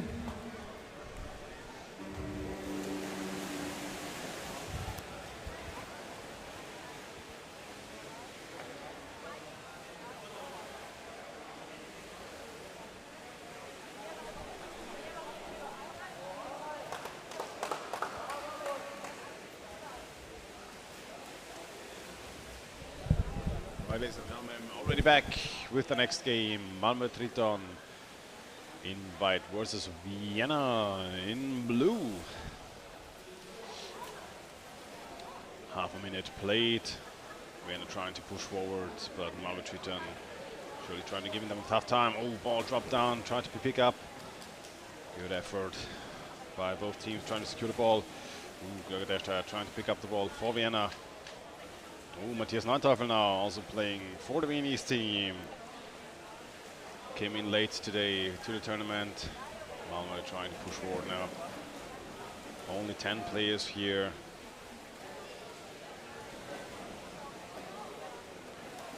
But Vienna so far had a surprisingly good game against Krefeld earlier today, so as a Viennese player myself, surely hopeful that they will have a good showing against Malmö Triton as well. But oh, good opportunity for Malmö from the left. Good positioning, goalkeeper coming in from behind. Now for the exchange. Ball dropping down. Risky pickup by Matthias Neunteufel, who now needs some help on the other side. Goalie back in position. Good exchange. Wiesner trying to move the ball forward, immediately attacked by 3-4 Malmö players, but now opportunity for Vienna to move forward. Dash being attacked by Malmö, passing upwards. Vienna trying to set up some play in the middle of the pool. Good forechecking there by Malmö, trying to bring the ball within their own ranks and can do so. Well done by Malmö Triton. Now fast break initiated. Trying to move for the goal immediately, but picked up by Kindermann. Held back.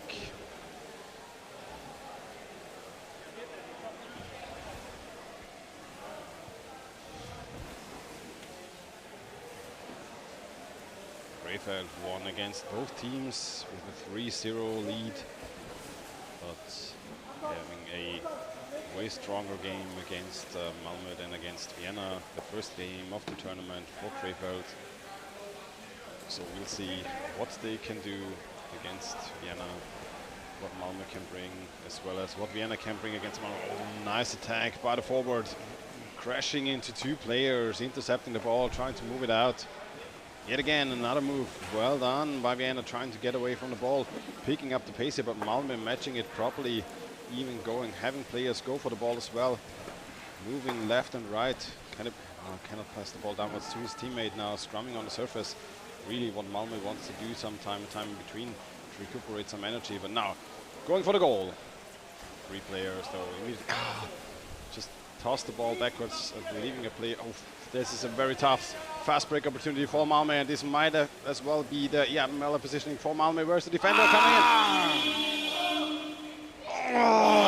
Zero. Well done. Hurts my Number 10, heart. Edwin Mertensen introducing finally the Merler, Andreas Bergenholz. We discussed it already right before the match. I asked Thomas, what do you think? And he said, oh, we have some issues with the Merler.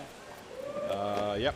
But this was not only the Merler, it Which was number? no defender. This wasn't the issue was a pass backwards to a teammate who was diving upwards, getting some air, and the ball being just snatched away.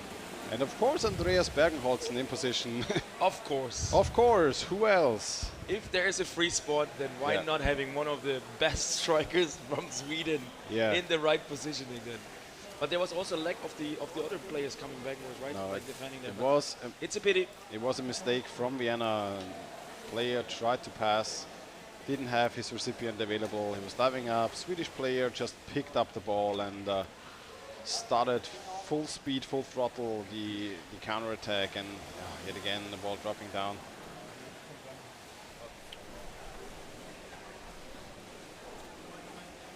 Yeah, it's a pity. Of course, me being the elite goalkeeper that I am, or that at least that I was a couple of years ago. But it was a very massive and very impressive attack from them. Of course, like in the ball possession, but then getting the ball. This is what to be honest, it was a really good effort by the goalkeeper. Really. He held against. Do you remember what was it? Torsten? Yeah, it was Torsten. Yep. He held against two players for a solid amount of time, but the defender couldn't move in properly, and then the Möller So Torsten Lüdger tried here to defend, of course, but yeah, two very well experienced and also strong players here together with number 10 Edwin Mertensen, like having the first wave of attack, and then of course Andreas Bergenholz. And with so much time to introduce the Merle and then pushing it up. I mean, the technique of a Merle overall is very hard to defend. Because you take the bottom. Yeah. But it is a slow technique to execute in general. Yeah. So, ooh, ball dropping down. Can he move in onto the Swedish goal? No. Sweden has yet again number 10 on the ball and yet again moving forward. And I've already been talking to the Krefeld player about this as well. Krefeld and Malmö was a very interesting game because basket away, semi-stolen away. How does this come? Well, the basket was kind of semi-stolen away. But I'd like to see a replay of the goal. Of the possession. White team. Would I be willing to take shots live on stream? 16. If Vienna gets 13. Gets a goal. Yeah, if Vienna gets a goal, I'd gladly take shots live on stream. Bring it on. Just to highlight it. But yeah, what's going on there? 2-0, we missed who scored it, or there was no name written on the stream now. Seen it. But there's a second goal, heavily attacked. There's no name or number 13. So it must be Stefan Podrurak. Stefan Podrurak, Bobby. So Stefan scored the 2-0. Yeah. Comfortable lead right now for the Swedish team. And we need to highlight Sweden here, it's just with 10 players, right? Yeah. The thing is, and I've been talking about this with the Krefeld players as well. Krefeld's style of gameplay suited Werner quite a lot more than Sweden's style of gameplay. Sweden prefers to have a very fast type of game, whereas Krefeld's game is a bit more paced, but they secure the ball a lot and they play very safely and then have a heavy attack onto the basket, which for a team that is usually rather good at defending, as long as they have a stable defense, is a nice thing to have because you're very prepared, whereas a team like Sweden, who are just trying to punch through with a lot of speed, coming in with fast breaks, as we've seen twice now, especially if you're trying to be an offensive team as well, and play forward is just a whole different type of situation. So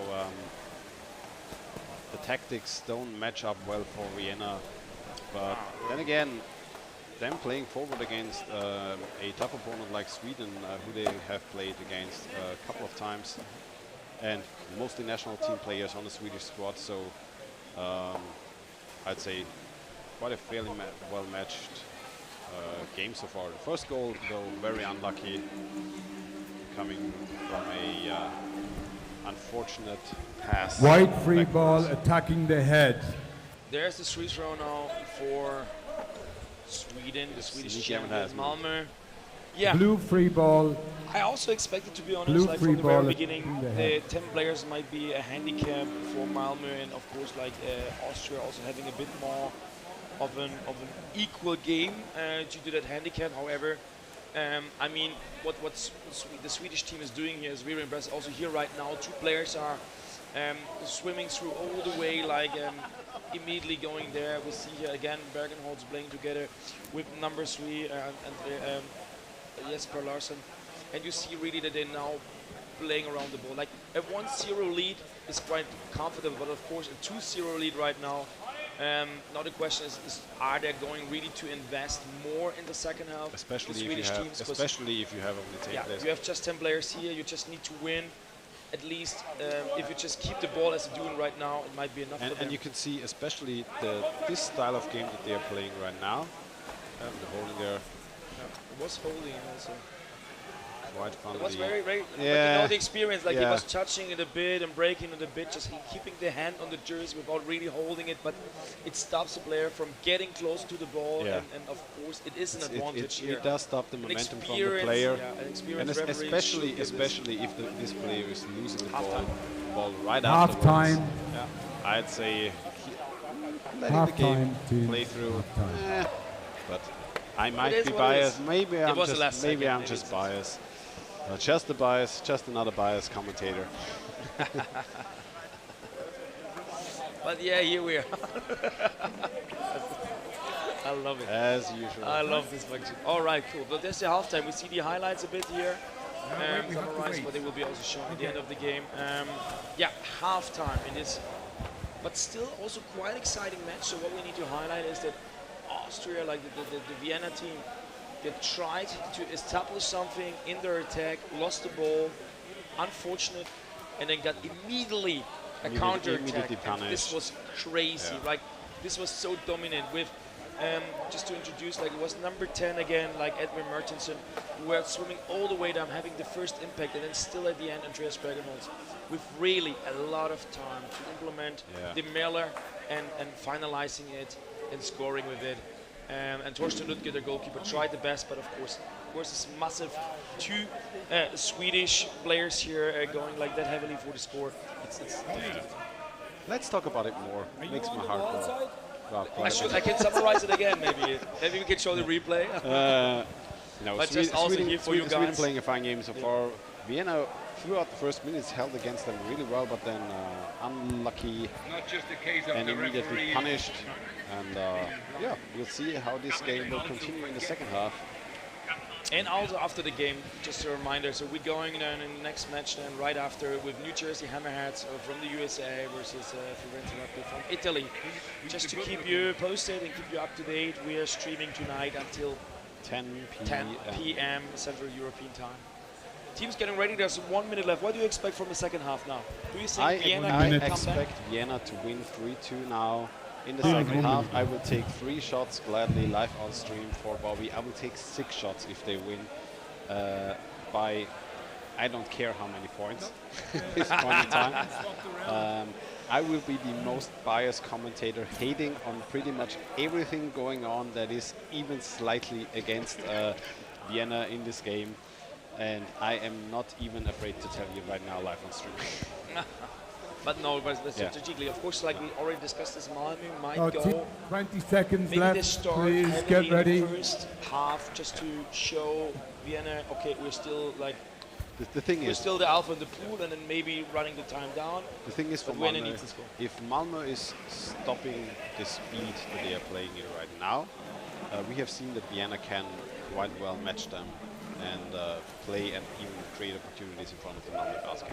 So slowing the game down entirely to just save energy on the Malmö side might, in my personal, maybe biased view, not be possible. Yeah. But and here we go. Second half. What both teams can bring. Ooh, ball in possession for Vienna. And referee's giving. There we go, holding, of course, holding against Vienna. Holding. Evil Swedish players. Blue free ball. No. Blue free ball. Bit of holding. For holding. Free throw for Vienna in the middle of the pool. There we go. Players immediately attacked. Ball picked up again. Kinderman.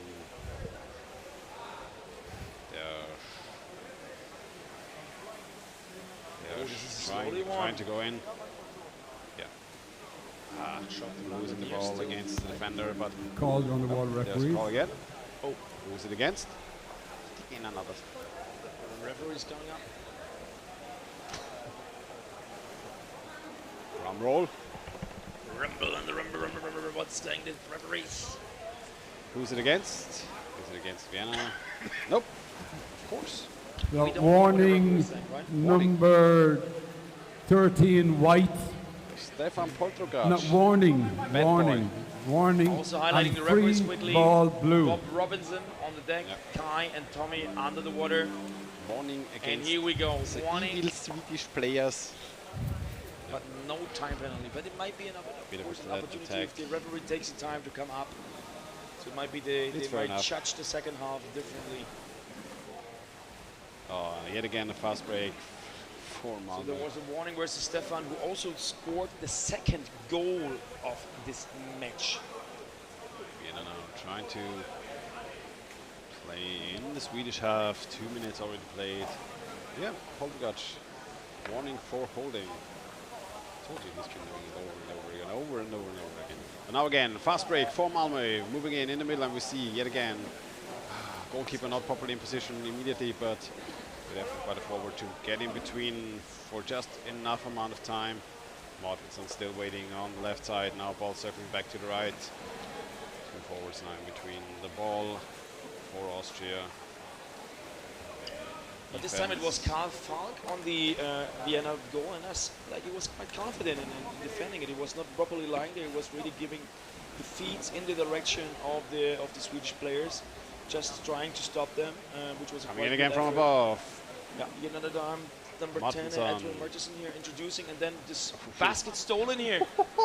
Number Oh, 13, what is this? Stefan Bodrogat, he got like warned for the holding and also like scored the second goal, but he's like here. Coming in again from actively above. Stealing the basket. Might have been also. Oh, the Möller Möller again. Defender not properly positioned initially. Oh, my heart beat skipped a beat. Möller tried to be introduced by Jens Westerling. Unsuccessful, Another but still wave. here the power. Bergenholtz. Oh, Pass downwards. and he attacked and down, and Lost this the was goalkeeper. very well defended. But got the ball into his own hands now, has to bring it forward. And he Needs dropped to it down. Pass downwards to his to Thorsten. No, Andreas Tanzmann has to move This forward is now. Andy Bell here in the 1-1 here, losing the ball, but he was quite surprised by the Swedish player was right next to him. But yeah, now it's quite equal, isn't it? 4 minutes played already, 3.5. Yeah, I think it is what I told you. If Sweden is yet again a basket nearly stolen away. Again, they're actively touching the goalkeeper, so I'm not sure why the referees are not giving this calls here. Yet again, Möller position because the defender was too far away from the goal, but is their issue. can they bring the ball? Oh yeah, they can bring the ball in close to the basket. Has to rip it out. Will pass. Try to pass into the corner, but forward doing Philip a good Eriksson job. tried here with the Möller, and now the referee is Underwater referee call. Yeah. Pushing. Holding. It could have been done. Like, Blue like free watching ball. the scenes Hold for holding. Two biased, but it's really like the Möller. I'm a friend of the Möller, but you also Time saw out, the person like blue. really pushing there, like a bit with Time the arm and out, not having the ball. blue and also team. The Swedish player now trying to steal the basket very actively, pumping into the goalkeeper, not getting the spot, but it's a disadvantage for the goalkeeper. And he already needs to put energy in to just protect himself. Even if there's no one with the ball, it goes to him. And just in general, you're not allowed to move another player That's the point. actively without the ball. And But I wonder why Kai and Tommy. If you're doing it over and over and over again, at some point maybe the referee doesn't see it, and it does create quite a significant advantage. But this is why we see Kai and Tommy are both Scandinavian referees. This is where we see a bit of a difference. So we both coming more from a German, Central European point of view. We will consider differently than some 20 A-level seconds international left, referees from blue Scandinavia. team, white We're team. not used to this technique so much, and we will like consider differently and judge it differently than, for example, Scandinavian goalkeepers would do it. I 100% Teams believe in the water, please. different, like let's say Colombian, German referees, whatever in the water, it would have been a different outcome. 100%, because some of the scenes are quite critical, but it is the international game style. It is what it is. Maybe we also need to get more used to that, but there are at least some opportunities here. How are we gonna consider and read and use the game? Is there a goal? No, we'll see. Was it a replay? What happened there? No, this is the replay from the first game. replay from the first goal. No, the kind of official international controversy about the Möller is usually that the player positioning himself underneath the rim does use either the rim or the goalkeeper. Oh, nice effort! Moving in for Vienna, but such a pity. Gregor Dash picked up, cannot put. Can move in again. Ninth effort, trying to go onto the Swedish basket, picking up the goalkeeper. Goalkeeper now exchanged. Be Is careful another when you're player available. changing. You're too early. Picked up But it was by a great Sweden, one, now wasn't going it? for the fast break. Oh, Yet no, again, don't make the same mistake than in the first half. same here. thing over and over again. Sweden trying to move in Now as fast as they intercepted can, here. but well intercepted by Austria. Ooh, no, the ball dropping down to right. No defender in Again, place, and they're moving where it are again. the defenders? Where are the defenders? Number Swede's totally alone here, trying to attack Jesper Larsson with a great opportunity, being alone under the basket. However, well defended here, still 2-0, just 2-0. No goals we have seen here in the second half. And this was a close opportunity here from Winne, getting close to an empty basket. No goalkeeper was there sitting. So, might be kind of a chance that we can spot here. And again, Maracek picking up the ball for Austria, attacked by Jobs and by Potrogac. Our little naughty boy here in this game. They're coming in onto an goalkeeper not properly in position, hovering a bit above the basket, but forwards for Austria. Moving away, Landl looks backward, look forward, defender. This is really risky. But there's a pass, clear pass, Yeah. And now Wiesner having a little bit of space, can pass to the right, can he move forward?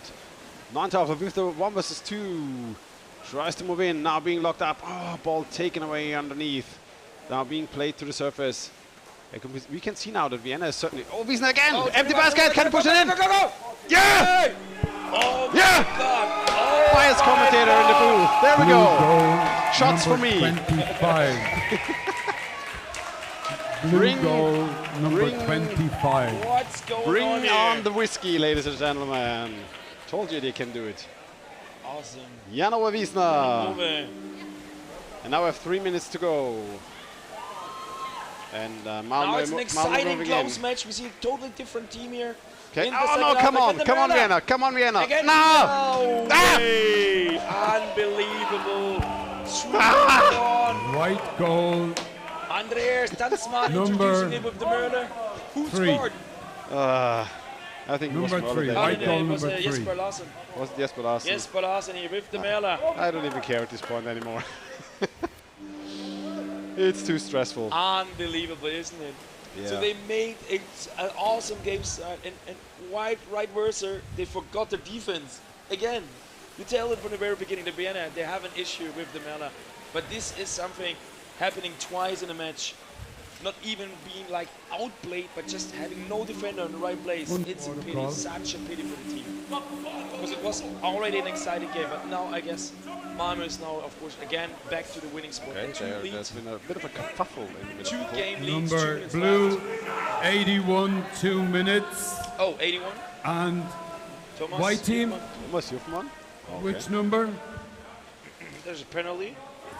Time penalty. Number 1, 2 minutes. So, bit of a back and forth. Karl Falk and Falk and Thomas Juffmann. both Time. going Both on into the sin bench. bin. Didn't have that many Time penalties. out white. And Yeah, there's a timeout. bring What bring an me the exciting shots game. and I will drink them because I do not have anything else but this Robert. non-branded energy drink right beside me to keep me pumped for the game. Blue And of free course, throw. there are a lot of other energy brands that Game- are game will very nice to be continue. consumed Blue throughout to free keep throw. your energy level up. What an exciting game. Really, this is really what we hoped for. Unfortunately, Is it what we of hoped for, course- though? Yeah, but to be honest, like after the first half when we saw like a super feeling, like from a feeling perspective, easy peasy 2-0, and then just playing a bit wrong with the ball. And now in the second half, Jan Over just made it 2-1, and even before that, we remember the scene where we had already like a player close to the empty like Swedish basket. And also Neutroff will Teams, try get to ready, get please. massively into the basket 15 fight. seconds left. It honestly, But then, The game begins, carries on with a blue free throw. Timeout white and blue free throw. So And now we see a 5 versus 5 for another, like, for the end of the game, let's say. I don't know why the penalty time is running down. It should be to set a Referees, please. Because it might be the last 2 minutes we have 5 versus 5 in the water. Who might be an advantage or a disadvantage from Austria? What do you say? I'm not going to commentate on that. It surely depends on who is in the water, and I will not call names. Okay. But yeah, I think we'll see what they can bring here in this 5 versus 5. Sweden surely will try to seize the opportunity as well. I would usually I'd say it is a disadvantage for the underdog to have the lower numbers and to have an even more suboptimal setup in the water, because correcting your mistakes is harder if you don't have 6 players available who can chime in for each other. But it seems more than Malmö is now playing around the time, knowing that they don't need anything more here to do, just keeping the ball in their hands, pretending to attack might be enough to keep the Vienna people close to their own basket, rather than just going for the ball. I mean, with a 3-0 advantage, if they could have held the game to a 2-1, this would have been an open game, and surely Vienna would have brought more energy to equalize here. But being a 5v5 game at this point, and you can see Malmö just playing the ball back and forth and keeping it in the tight corner, just casually competing for the ball, having one player at the basket, force the defender back. It's as easy as it gets. Vienna has to move out. Jobs even 18 seconds left. A little bit of a chance. There, good opportunity from Austria again. Drift the ball out. Good effort. He's not trying to get it again, but 8 seconds to go on the clock. To be honest, the third goal for me looked like players were exchanging, and the exchange players were not even in the pool yet properly when the game started. If everyone goes out of the water after you score, it's a basic mistake that you do. So game over. Low level. So not everyone can exchange. It's something you can, they may discuss also, of course, and analyze on their end, because 100% there was a mistake in the water. Something happened. Sad Viennese noises from the commentators booth. But here we are. Yeah, this was an exciting match then, and it was. And there's plenty of more matches to come. So we are still here now over with the 3-1, exciting 3-1. I'm out. Versus Vienna. And we're going to see the New Jersey Hammerheads versus Firenze from Italy right now, right in 5 minutes up. But until then, a little bit of a break for the two of us. I need to get my heartbeat down a little bit, and then we will be right back with more commentary, and if we get some juice, we might even see me take a shot live on screen, which I've never done before ever in my life. First offs over and over again. See you later.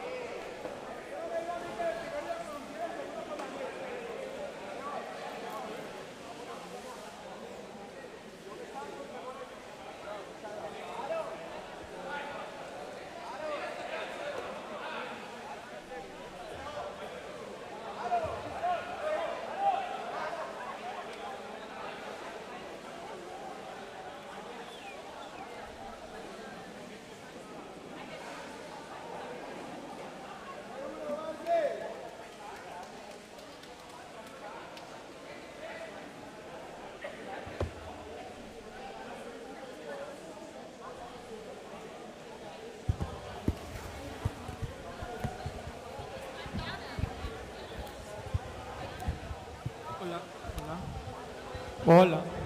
Hola. Hola, hola, hola. Hola.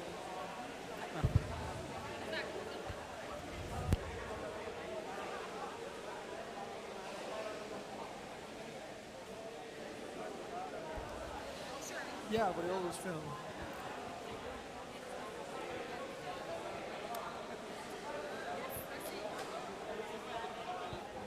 Better? Hola, hola, hola. Yep.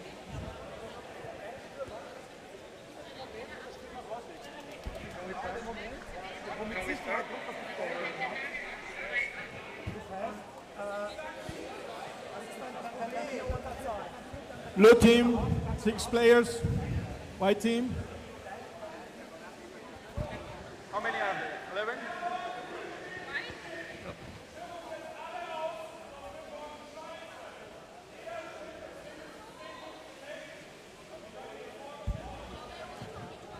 11? White team, captain, please. 1 second.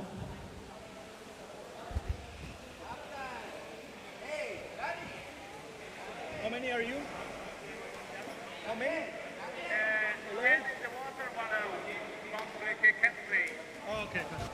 Got it. 11.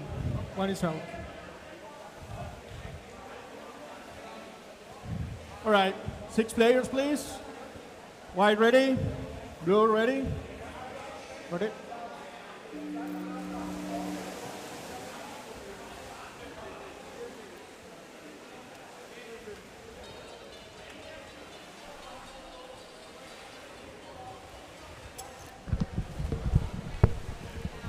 I have to be honest, chat, I did not receive any shots yet, but I will be gladly taking them as soon as they are being delivered to me. But for now, we are seeing Firenze versus the New Jersey Hammerheads. Hammerheads in blue, Firenze in white. Hammerheads have taken the basket away from Firenze. Defender still being in place, working heavily against the forwards from New Jersey, but from what I have seen so far today from Firenze, I have to be honest, I think I give it to New Jersey at this point in time. Yeah, I agree. And it's not that I'm underestimating or like I want to say that Firenze is a bad team, but the game style, at least the intensity that we saw from New Jersey, also physically, there might be an advantage for it. So, and also if you consider the curve of improvement over the last years, New Jersey, the USA specifically, has been improving quite significantly, especially the men's team over the last 3 to 4 years. So there we see a nice play back and forth, left and right. Very good. Their only risk is that they outplay themselves. And here, good one. Matteo, it might be here with number 23 who attacked. Oh, no, it was Nicolo Moschi. No, Matteo, genau, Gilano, who attacked here from the New Jersey team. So here in blue, the team New Jersey, and here again, Matteo, number 23 here with the opportunity to score, but it takes him far too much time. So he was pushing the goalkeeper, but still here an opportunity in the second wave. And the question will be, how long can Firenze resist versus this massive attacks? And this is what I mean, physically fast and always at the bottom. So they have a lot of brief, they have a lot of like fancy passing, playing around there, physically attacking. When they're losing the ball, you see it here, they're close to the basket with one arm, they have the ball inside, and the other, they're already pushing the goalkeeper. And this is like stealing breath all the time, all the time. And even we are just playing 2.5 minutes right now. It is hard to defend such things. Yeah, and it does especially take a toll on you throughout an entire day, throughout an entire tournament, and even during one match, if you're being attacked over and over and over again. But yet again, coming in from underneath, good effort from the backside of the goalkeeper, and there we go. Goal, this is goal number 1, blue. 1. And it was number player number 1 who got a pass. That is. Please show me the ball. I guess it was the pass giver was Matteo Galeano, and number 1 was Sebastian Giraldo. Sebastian Giraldo here with the first goal of the match.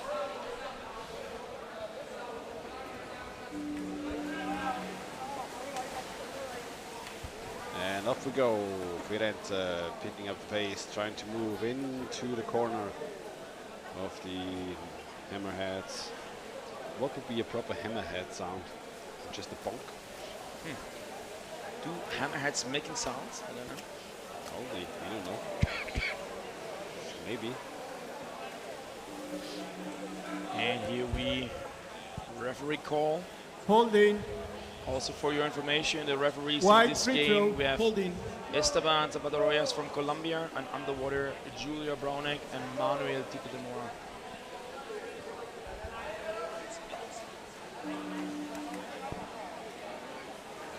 So free throw for Firenze. Moving in. You can see forward. Jersey lurking in the back. Waiting for his lower paced pass.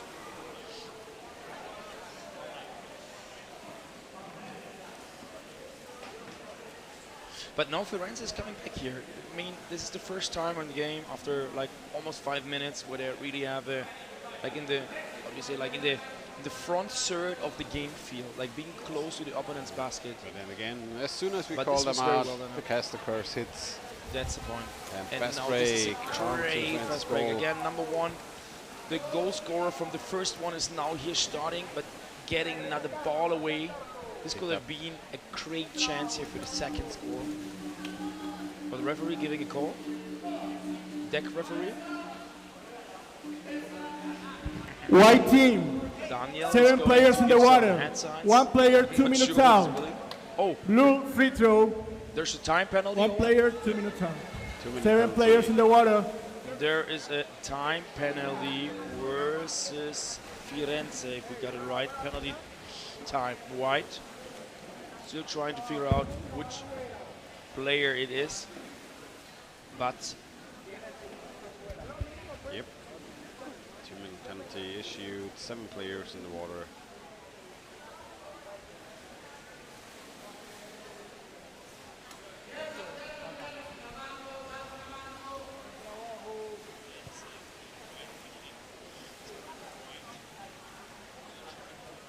And here we go, then there's a pass. Oh, there's a double pass, double. Oh, and number 88 again. He could have done it in the first place as well, and then he's scoring 2-0 in power play. Goal getter number 88. Player number 80. 88. 88. Unfortunately, number 88 is not on our list. So there might be also kind of a change with the team list. Team lists over and over again. Jason Acosta. Show me the ball, please. It's a pity when the teams are not like what we did in the front stage is we like integrated all the data that we received from the teams in our internal system. But it might be that it's not possible for us to change it during the day because of course it's data that we need to extract and upload and download, etc. And even it could destroy the entire techniques from an IT point of view, so it's very risky. If it's running, it runs. But it's a kind of a pity when we have such massive changes. So we had like several changes at the flipper team, now with the New Jersey Hammerheads as well. And I'm really confused how many jerseys and player numbers the people are having. Or they're saying like, today Maybe I play 88, tomorrow I play 2, or different players. Just different players. But then, like from New Jersey, they changed the plane ticket last minute. Between us, New Jersey arrived even on Wednesday, Thursday. Oh yeah, but they just different topic. Different topic. They just gave us the wrong list in the first place. Maybe. But then again, technically. But here we are, ball dropping down, 2-0 lead. First from Sebastian, and the second one from Acosta, and it was in like power play. 2 minutes to go, and another scoring opportunity here. Great effort, but now ball got stolen. Picked up by Firenze. Trying to keep the ball amongst their own players, but you can see the defense still in position now being pressed out. Pushing it out, yeah. But I'm sure this was kindly pushed by out of bounds. New Jersey. Out of bounds. Blue free throw. Out of bounds. But literally we had a very great point of view. Like I saw like Matteo here pushing the ball a bit and like throwing the ball out, of course. So it is like a situation that the blue team getting this free throw here. But out of bounds it is. Show me the ball, please. Favor again for the blue team. Let's do what they can do. There's a player above the Italian basket trying then to steal or block the change. Whatever, player with the number 8, Gangalo Castro. Passing the ball down, Matteo here again, trying to score, trying to push. Galliano, the captain. And it's in. This goal was number a massive goal. There we go. First drop next to the basket. basket. 23, 2-3. Recovered and yep. 23, Matteo 23. Galliano attacking and scoring here. Captain for the Hammerheads and also the captain of the national team. Was he not playing with the Boston team in the past, like last year or seasons ago? I'm not actually sure. Has it changed team? Matteo, if anyone in the, of course, from the spectator seat can give us an update about why Matteo is playing now for New Jersey Hammerheads and not for Boston anymore. Conspiracies. Tell us about it, because I remember when I've been in Boston many years ago, I just trained in the Boston team together with Matteo, and I know that he's living around the area, but maybe he moved, whatever job or career perspective. But here again, next round of attack. And this is great. Here again, a lot of activity around. And then again, we saw number 1, who was also the goal scorer from the first goal here in the game from the left side. And then we see here 96 Juan Blandon waiting, but the goal came. Ah, it wasn't good. Just sort of score I missed. All right, there we are. 2 goals in the first half. Yep. Sebastian with the number 1. Here we may see it again.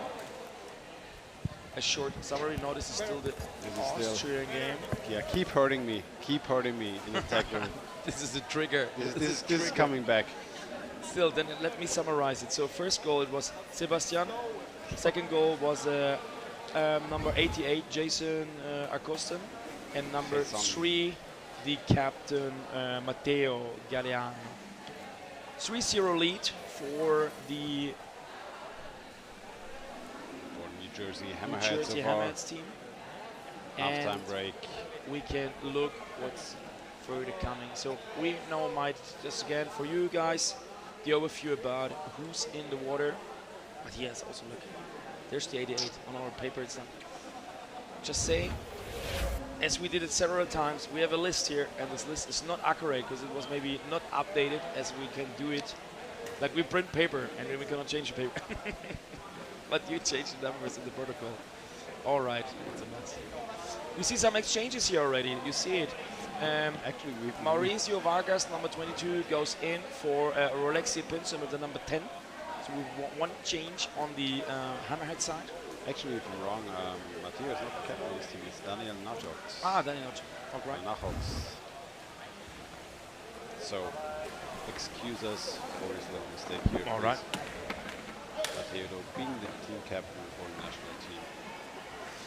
And they're getting ready. So 1 minute left for the second time. But this is also what we predict. Of course, for the Firenze team, the Italian champion, it's a tough one. Of course, again, like the team is physical. They have brave. They're like they know how to play. Of course, they do their best to defend the goal.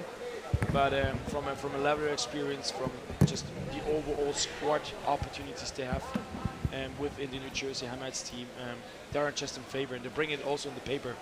Like the scoreboard reflecting also the game. We have not really seen a proper chance from Firenze yet. Hola. Yeah. Firenze so far certainly being the underdog in this game. We've kind of called it before the game as well. So New Jersey, especially the United States, have been on an upward streak in terms of underwater rugby. 6 players in the water. Again, Esteban Zapata-Royas from Colombia as a deck referee, Julia Brownek underwater, and Manuel from Sweden also underwater. Just also giving a spotlight to our referees here.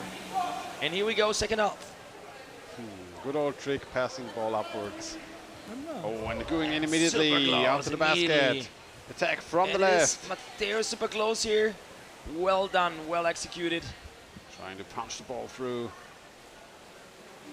Great pass, great game style, but then referee, and here we are. Penalty. Penalty. We need a penalty noise as well, or? Penalty. Wedging into the basket, penalty.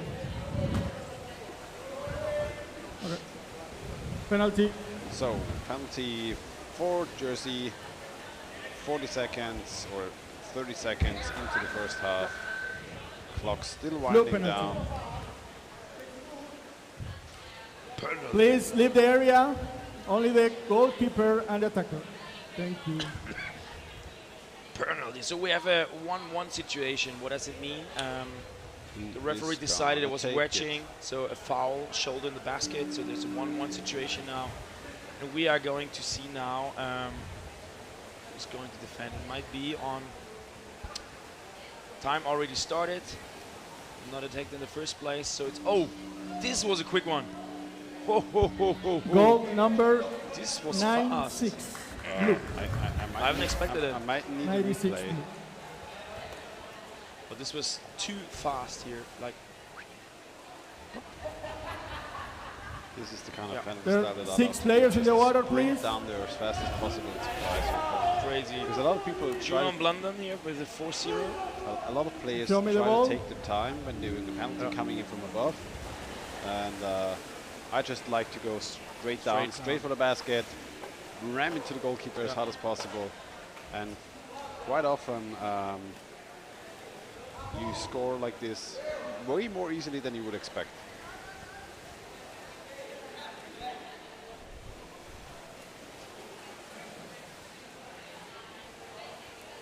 Not sure about the number of the defending player. It might be 27 Samuele Moschi or 21 Leonardo Janura. I have not fully discovered the number. If you have more, like if you had a better view in the at home, just let us know, or if you know the players who defended. But scoring was number 96 Juan Bladon. So we are now 4-0 scoreboard in favor for New Jersey here. 7 minutes left on the clock. Hold in, wide free throw. Come on the ball. Free throw here. It is for the Italian champion. They're making their way from through the right the basket. Can they now use this opportunity here, the momentum now? Unfortunately lost the ball. And here again, a fast break. Number 88. 3 players coming in. And number 1 waiting on the other side. Actually, rather nice pass to the left. So chasing keep Acosta. possession of the ball. Galliano winning in the middle. So Matteo back also to left, here back to the right. Wow. Nice double passing here. Playing around. Back and forth. Quick, long, nice passes around the basket. If they're well executed, they're super hard to defend, of course, and it makes also defenders and the goalkeepers tired to follow with the full body, following the ball. That you can, of course, literally pass faster than you can follow it. Advantage for the really slow goalkeepers. You couldn't follow in the first place, so they're still in the right position when the ball's coming back. If they make a double pass, then it's like sometimes it's better just to wait for the ball coming back. Here we are, nice up pass and double pass again, and here sometimes they're doing too much passes for on my taste. Like it will be like sometimes it will be makes more sense to have a nice pass and then attack. They are their own worst enemy if they won't play around too much. Like every pass is also bringing another variable of issues and failures into the game. But yeah, you can do also passing a lot. But this is also great. Nice pass underneath the goalie, but oh yeah, 5-0. Yeah, again, this was number 1. Goal number 1. This was also seen a second before it was done. Like very well done. Like from the first initial player, we couldn't see the number, but he really did all the work. Of course, Sebastian Geraldo at the end scored, but his teammate was just swimming, like forced the defender to focus heavily on him, and then just passing the ball through on the other hand. In the swimming way of his teammate Sebastian, it's just the best opportunity here to make execute a team play. This was well done by the New Jersey Hammerheads. So the New Jersey Hammerheads now 5-0 in front with 4.5 minutes on the clock. And second half. This seems to be a clear victory for his team. Now referee comes back to the surface. Again. Player number 9-5, 2 minutes out. 9-5 blue, 2 minutes out. So we see now Davis, Aaron Davis. Wide free throw. Aaron Davis from the Hammerheads getting a 2 minutes time penalty for roughness. So this might be now a good chance. We'll see if Firenze can capitalize on this power play. If they can bring enough players to punch through this New Jersey defense, but you can see them already locking the white team up, not giving them much of an opportunity to move out.